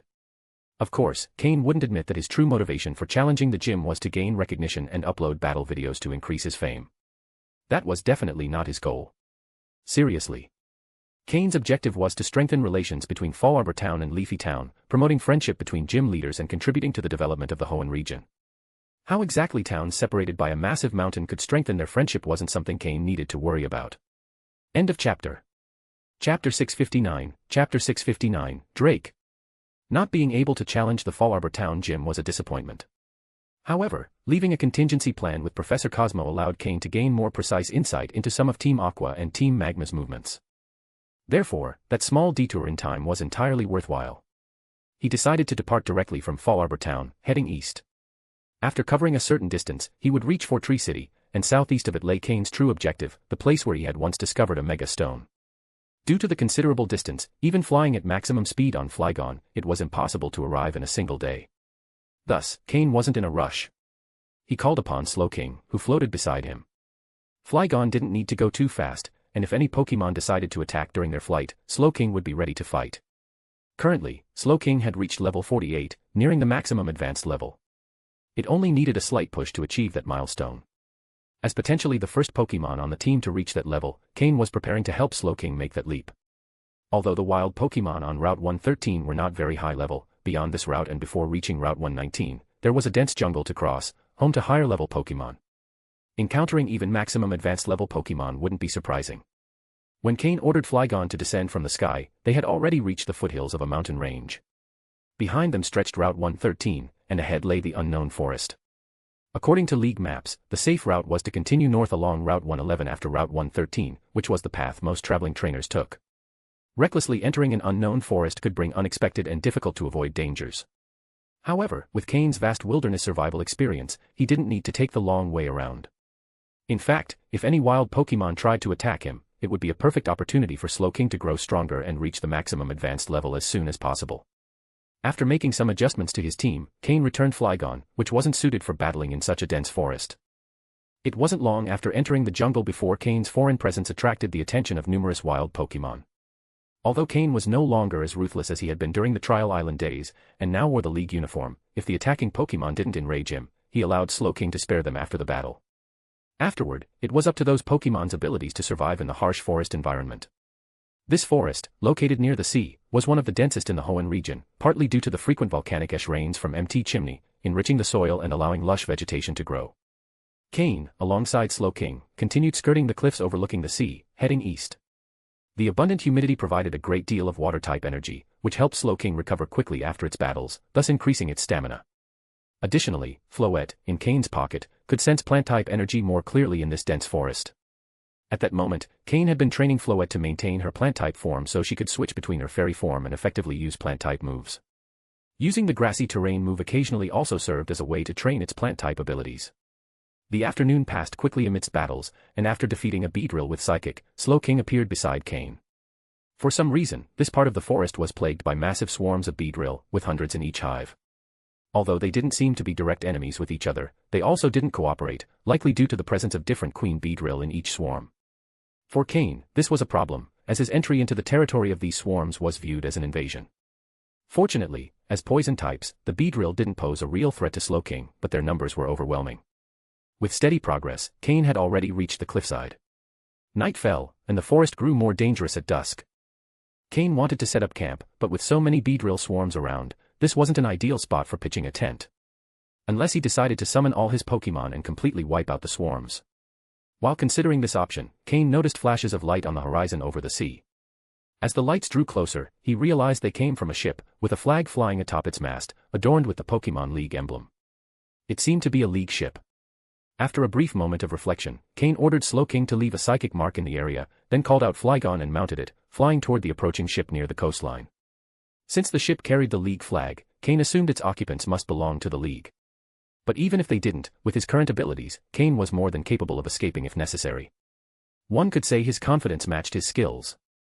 Before Cain reached the ship, the sailors on board had already spotted him. This wasn't a modern vessel like the SS and cruise ship Cain had previously been on, it resembled an old wooden ship. However, the ship was considerably large, with enough space on its deck for more than 100 people. When Cain arrived, some sailors left their tasks and ran toward the cabins, while the others continued their work, as if they didn't care much about Cain's arrival. Even Flygon's presence, which would usually draw attention, seemed unremarkable to these sailors. Without any obstacles, Flygon landed smoothly on the ship's bow. At that moment, the sailors who had retreated returned, accompanied by a burly man with a large white beard, dressed in a captain's uniform. Although he wore the signature jacket of a captain, the man had nothing on underneath, exposing his muscular chest and abs, marked with numerous scars. He held a smoldering cigar as he stepped heavily onto the deck, exuding a fierce and commanding aura. A name suddenly came to Cain's mind. Drake. Could this be Drake, the dragon-type member of Hoenn's Elite Four? End of chapter. Chapter 660, Chapter 660, The Master of Deception, Cain. Cain watched as Drake appeared on the deck. Drake observed the newcomer, Cain, along with his Flygon and Slowking. Cain quickly spoke up. Sorry for showing up like this. I mean no harm. I was just training on the cliff up there, and as night fell, I wanted to find a place to camp. And then I saw the ship at sea. But if it's a bother, I'll leave right away. Hearing his words, Drake took a puff from his cigar and gestured for the sailors to carry on with their work. Drake approached Cain, towering over him, much taller than Cain had imagined. Don't worry. Since you're here, stay the night. There are plenty of spare rooms in the cabin, Drake said calmly before turning his gaze to Flygon. This is Flygon. Mister, are you a strong trainer too? Cain noticed Drake's gaze and decided to ask the question. Drake's imposing figure, aside from a somewhat lean face, exuded the aura of a man shaped by the sea. His white beard covered his face entirely. Perhaps this was someone who had been born into the wrong world.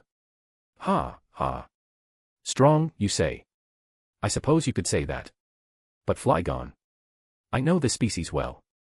Young man, your Flygon isn't fully developed, and you haven't unlocked its true potential, Drake said with a smile. Drake's words sparked something in Cain. Drake was the Dragon-type Elite Four member of the Hoenn region, an expert in Dragon-type Pokémon. While some of his Pokémon also had Flying-type traits, they all fell under the Dragon category. Undoubtedly, he knew far more than most. Cain currently had Flygon and Bagon, and in the future, he might even acquire an Altaria. But even if he couldn't catch Altaria, just having Bagon was reason enough to invest significant time and effort. If anyone knew how to train a Salamence to its maximum potential, it was Drake, Hoenn's Dragon-type Elite Four member. His ace Pokémon was precisely a Salamence. It was said that this Salamence had once saved Drake's life, and because of that, Drake had dedicated himself to training it. However, raising a pseudo-legendary Pokémon like Salamence was no easy feat when Drake was a young sailor. He barely had any income. He spent years training Salamence until he finally developed it fully. This is why, when Drake became one of Hoenn's Elite Four, he was the oldest among them. But a pseudo-legendary is always powerful, and becoming a Dragon-type Elite Four member granted Drake formidable strength. Besides Salamence, Drake had also trained other Dragon-type Pokémon over the years, including Flygon and Altaria. If Cain could gain advice from Drake, he could save significant time and effort in training his Dragon-type Pokémon in the future, especially in unlocking Bagon's full potential. Although Cain had experience training Bagon in his past life, the methods he used back then were no longer as effective. Additionally, the Bagon he had now had much greater potential than the one before, so his old techniques wouldn't suffice. Drake's appearance at this moment, pointing out flaws in Flygon's training, was a golden opportunity for Cain. If he could gain some insight from Drake, it would be incredibly beneficial. But first, Cain needed to earn Drake's trust. For now, Drake likely saw Cain as just a regular trainer passing by, looking for a place to stay the night. Perhaps Cain was stronger than the average trainer, but to Drake, it wasn't anything remarkable. The only thing that had caught Drake's attention was Cain's possession of a Dragon-type Pokémon like Flygon. Yes, Flygon hasn't been with me for long. To be honest, I'm not very skilled at training Dragon types. But if we're talking about my Slowking, I have more experience, Cain said with a shy smile, scratching his head. Flygon, under its previous trainer Ren, had never been fully trained. Despite its great potential as a Dragon-type Pokémon with a blue-tier quality, its development wasn't optimal. Even though its level had reached 49, it struggled against Cain's Honchkrow, which also had a blue-tier rating but was only level 46. Flygon, at its current advanced level, was no match. Flygon had relied too much on orders from its former trainer, Ren, who lacked much strategy in battle and often resorted to direct tactics. Brute strength only works if the Pokémon has enough power. Intelligence remains a key component of success. I see. Your Slowking is very well trained. If I only saw Flygon or only Slowking, I'd think they belonged to two different trainers. The difference is noticeable, Drake observed, studying Slowking closely before letting out a sigh. Cain couldn't help but think. If Flygon had just arrived under my care, I'm sure Drake would tear Ren apart for wasting its potential. What a lost gem. Yeah, it's a shame. I don't have any friends who are experts in training dragons, and as a gym leader, I can't spend much time away from my gym. This time, I ventured out to handle some business and train a bit, Cain said, revealing his identity as a gym leader with a hint of resignation. As expected, Drake's eyes lit up upon hearing those words. You're a gym leader? Drake asked with a smile of intrigue. Which gym are we talking about? A small town, nothing significant. I'm the leader of the Leafy Town Gym. My name is Cain, Cain replied modestly. Hearing this, Drake's eyes gleamed even brighter. Cain. The gym leader the league has been promoting as one of the two young prospects of the Hoenn region. The one compared to that kid from the Stone family. Ah, if by Stone kid, you mean Stephen Stone, then yes, I think that's me, Cain replied with a sheepish smile. Cain thought maybe he should try his luck in acting someday. Who knows, perhaps he could share the screen with Diantha, the future champion of Kalos, in a movie one day. And you are? Cain asked curiously. Ha, ha, ha. My name's Drake. You can call me Uncle Drake, Drake said with a hearty laugh, clearly pleased. End of chapter. Chapter 661, Chapter 661, The Challenge of Elite Four Drake. Drake. Are you the Elite Four Drake? Cain said, trying hard to show an expression of surprise. If there's no other Elite Four named Drake, then the one you're talking about must be me, ha ha ha. Drake mimicked Cain's words, laughing with satisfaction. As one of the senior members of the Elite Four, Drake, like others of his age who care about the league's development, pays close attention to the talents of the next generation. For this reason, in the future, when Ash meets Drake and asks for a battle, Drake won't refuse. Although Ash isn't very well known at the top levels of the league, he has the support of Professor Oak, which has given him some notoriety. Drake, curious to see Ash's level and skills, won't hesitate to face him to gauge his potential. Similarly, Cain is much more famous now than Ash will be at that time. Therefore, it was only natural for Drake to want to do something to acknowledge him. Moreover, Cain has a significant advantage over Ash. He also owns Dragon-type Pokémon, which means he could gain valuable training advice from Drake. Come on. Let's not talk on the deck, let's head into the cabin. I want to show you my captain's quarters, said Drake, with his cigar in hand, clearly pleased, as he led Cain inside. Although Drake spends much of his time at sea and rarely attends Hoenn League meetings, he is well informed about their contents. However, he is not someone with lofty ambitions for power. Even after becoming a member of the Elite Four, he dislikes getting involved in managing things. As a man of the sea, he enjoys the freedom of sailing and rarely returns to the League. So Cain's visit was something special to him. Cain followed him through the ship's corridor. The ship was a large wooden sailing vessel. Despite being made of wood, the materials and techniques used were so advanced that the vessel could withstand even the strongest storms without issue. In fact, combined with the captain's and sailors' skills, the ship was much safer than some made of metal. The ship's interior was imbued with a strong masculine aroma. Unsurprisingly, there were few women aboard, as the smell of sweat was almost unbearable for anyone unaccustomed to such an environment. Nonetheless, the wandering life at sea seemed quite appealing, as long as one had enough power to face any dangerous situation that might arise. Sudden storms or powerful Pokémon could appear at any moment, and one had to be prepared to face them. When they arrived at the captain's quarters, Cain noticed that the space was quite large and, thankfully, did not have the overwhelming stench of sweat. Instead, there was a strong smell of tobacco and alcohol. It seemed Drake had a considerable fondness for both. The atmosphere was far more comfortable than Cain's previous missions, so he showed no sign of discomfort, which made Drake appreciate him even more. After sitting together on the sofa, they began to chat casually. However, they didn't talk about dragon-type Pokémon but rather about everyday topics in Cain's life, like his master Matsuda Takashi and his close friend Steven. Eventually, Drake offered Cain a cleaner room to spend the night, suggesting they talk more in the morning, reasoning that young people should go to bed early. With no other option, Cain went to sleep. The bed was much more comfortable than sleeping outdoors. Cain understood what Drake wanted but didn't mention it, letting himself drift into slumber while Jengar, hidden in the shadows, kept watch to ensure his safety through the night. After Cain left, a sailor entered Drake's quarters. Unlike the other sailors on deck, this one had a far more intimidating presence. "Captain, what are your orders?" the sailor asked in a deep voice. "I want you to verify the identity of the young man who just boarded the ship. Find out if he's the famous Cain people have been talking about recently," Drake said, exhaling a puff of smoke. "Yes, sir," the sailor responded firmly before leaving. Drake stared at the spot where Cain had sat moments earlier, deep in thought. Although he dislikes getting involved in League matters, as an Elite Four member, he is cautious. He wasn't going to trust Cain's words without prior investigation. Half an hour later, the burly sailor returned with a report. Drake reviewed the report on Cain.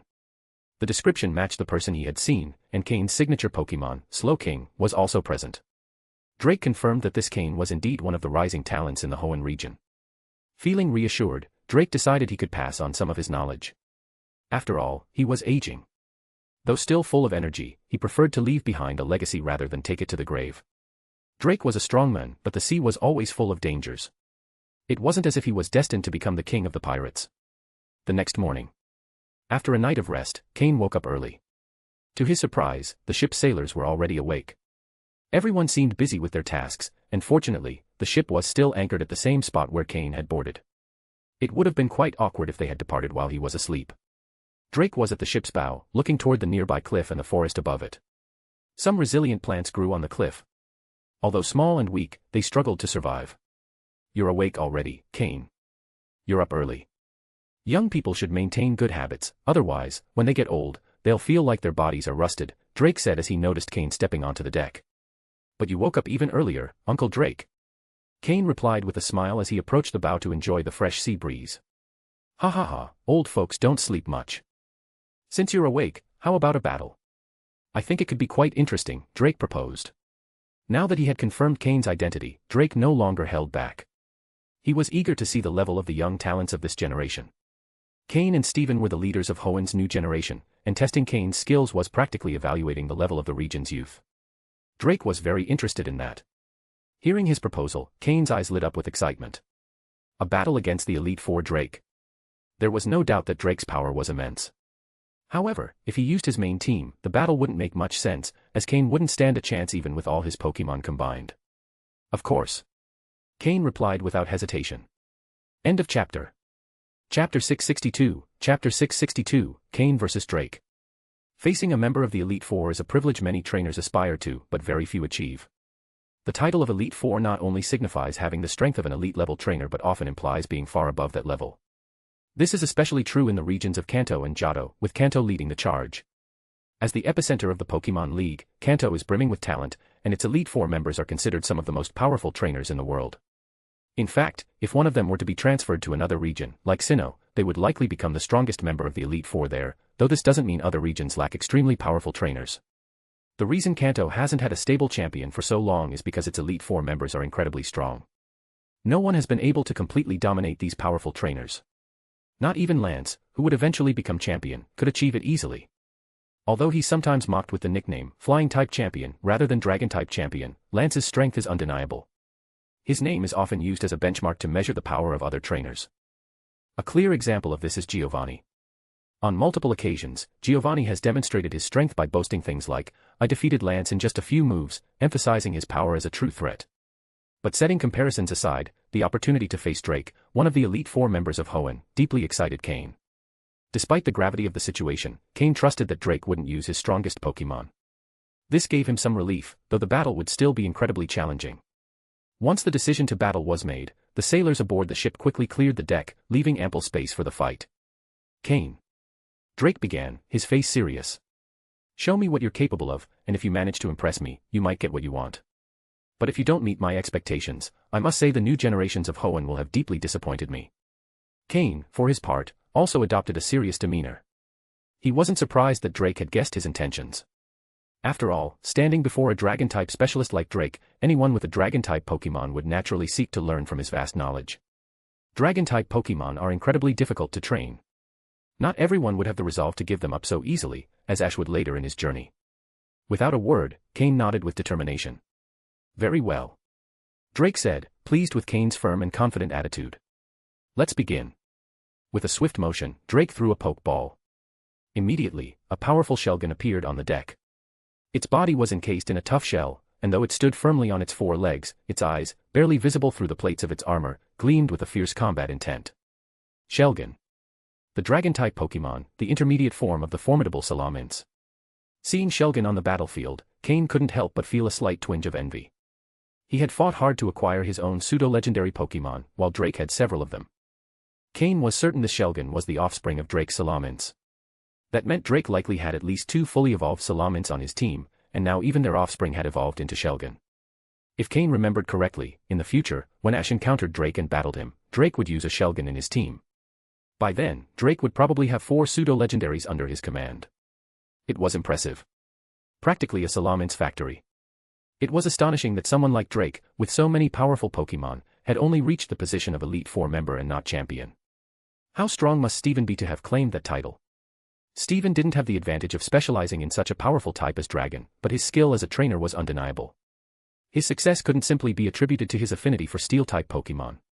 His talent was authentic. Steven is incredible. Cain thought to himself as he activated his system to skin Shelgon and gather its details. Pokémon, Shelgon, Dark Blue. Gender, Male. Level. Type, Dragon. Ability, Rockhead. Held item, None. Egg moves, Dragon Rage, Twister, Dragon Rush, Defense Curl. Basic moves, Protect, Rage, Ember, Leer, Bite, Dragon Breath, Headbutt, Focus Energy, Crunch, Dragon Claw, Zen Headbutt, Scary Face, Flamethrower. Learned moves, Draco Meteor, Outrage, Dragon Pulse, Iron Defense. TM moves, Hidden Power, Fire, Rock Tomb, Shadow Claw, Rock Slide, Sleep Talk. This Shelgon, at level 49 and of dark blue quality, was one step away from evolving into Salamence. Its level was just shy of elite status. The dragon lineage was evident, with powerful egg moves showcasing the purity of its bloodline. Drake, however, hadn't brought out one of his strongest Pokémon. But even so, the Shelgon in front of Cain was much stronger than any of his team members. Cain knew his best chance of victory lay in his Slowking, the water, and Psychic-type Pokémon. Although speed wasn't Slowking's strength, the system had revealed that his Slowking was very close to reaching the maximum advanced level, giving him an edge over Shelgon. Interesting. Drake commented with a smile. Your Slowking is famous, I'm eager to see how strong it is. Cain knew the battle wouldn't be easy, but he was ready. Slowking, prepare yourself. Unleash your full psychic power, and use nasty plot. Slowking's eyes shone brightly as it increased its special attack. Shelgon, use Dragon Pulse to start the battle, Drake ordered seriously. The dragon energy condensed in Shelgon's mouth, which then unleashed a violet blue beam straight at Slowking. Slowking, counter with Water Pulse and then use Trick Room. Although Shelgon was slow, Slowking was even slower. By changing the rules of the battle with Trick Room's effect, Cain intended to give his most strategic Pokémon the advantage, relying on wit to compensate for the power gap. End of chapter. Chapter 663, Chapter 663, Can the move Outrage be controlled? For the second time, Slowking used the move Trick Room in an actual battle, and the opponent was also a Dragon-type Pokémon. It couldn't be denied that this was a peculiar phenomenon. A strange space unfolded, encompassing both Slowking and Shelgon. Although Drake's Shelgon was powerful, it wasn't as strong as Cynthia's Garchomp, so Slowking could exchange ranged attacks with it. This was Slowking's strength and advantage. Slowking, use Psychic. Cain commanded. Hearing this, several psychic energy spheres, the size of fists, appeared around Slowking's body. Once formed, they flew directly toward Shelgon. Shelgon, jump.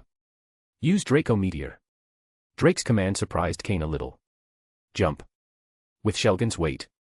Could it really jump? But an astonishing scene unfolded before his eyes. Shelgon slightly flexed its limbs and, as if equipped with springs, leaped into the air. It couldn't be denied that Drake had a unique way of training his Dragon-type Pokémon. Although Shelgon didn't completely avoid the psychic attack, it evaded part of it. As for the hits it took, Shelgon only felt a slight dizziness, but that didn't stop it from using the move Draco Meteor.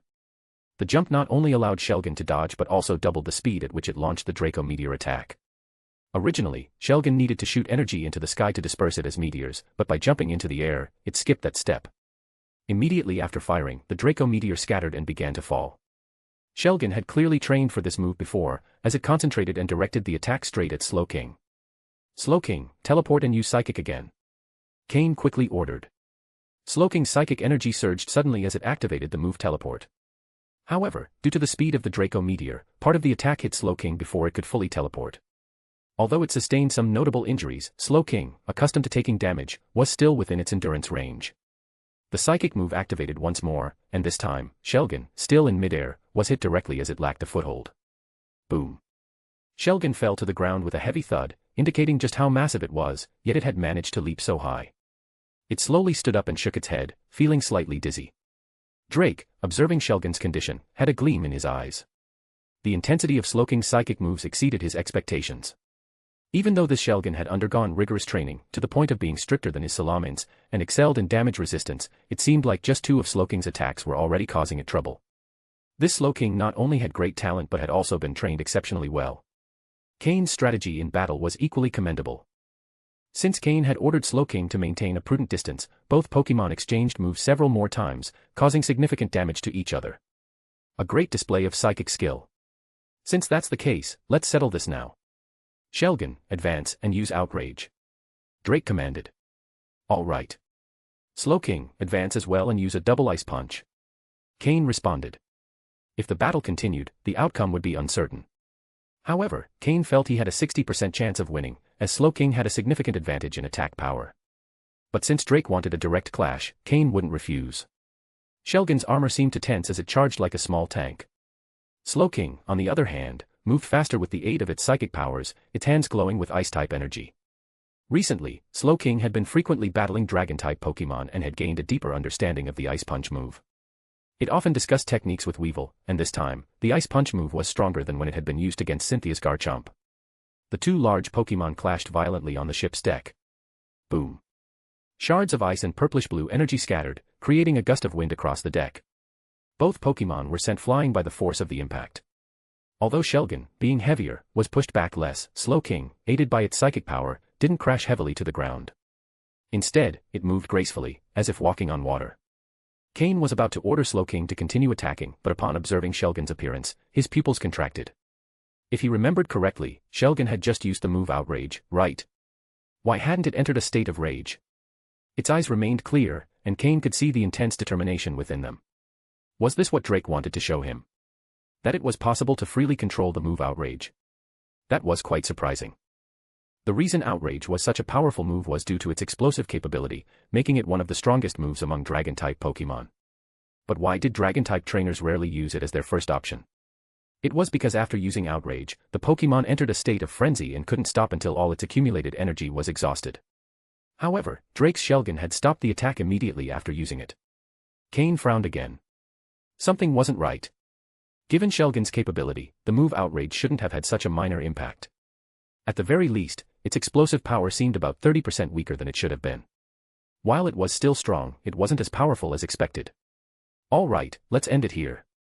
Cain, your skill is quite impressive, and Slowking is very well trained. There's no doubt you're a prodigious breeder, Drake said, laughing as he approached Shelgon, patting its back to calm it. Slowly, Shelgon settled down, folded its legs, and with a soft thud, lay down on the ground to rest and bask in the sunlight. Slowking looked at Cain, and upon receiving his approval, deactivated the Trick Room move and positioned itself by his side. Cain retrieved some Pokeblocks from his storage and fed them to Slowking. Seeing this, Drake's eyes sparkled once again. He knew the Pokeblocks Cain had just given Slowking weren't ordinary, and having an advanced breeder mentor clearly had its advantages. Did you see it? Drake suddenly asked. Cain was startled but then smiled and nodded.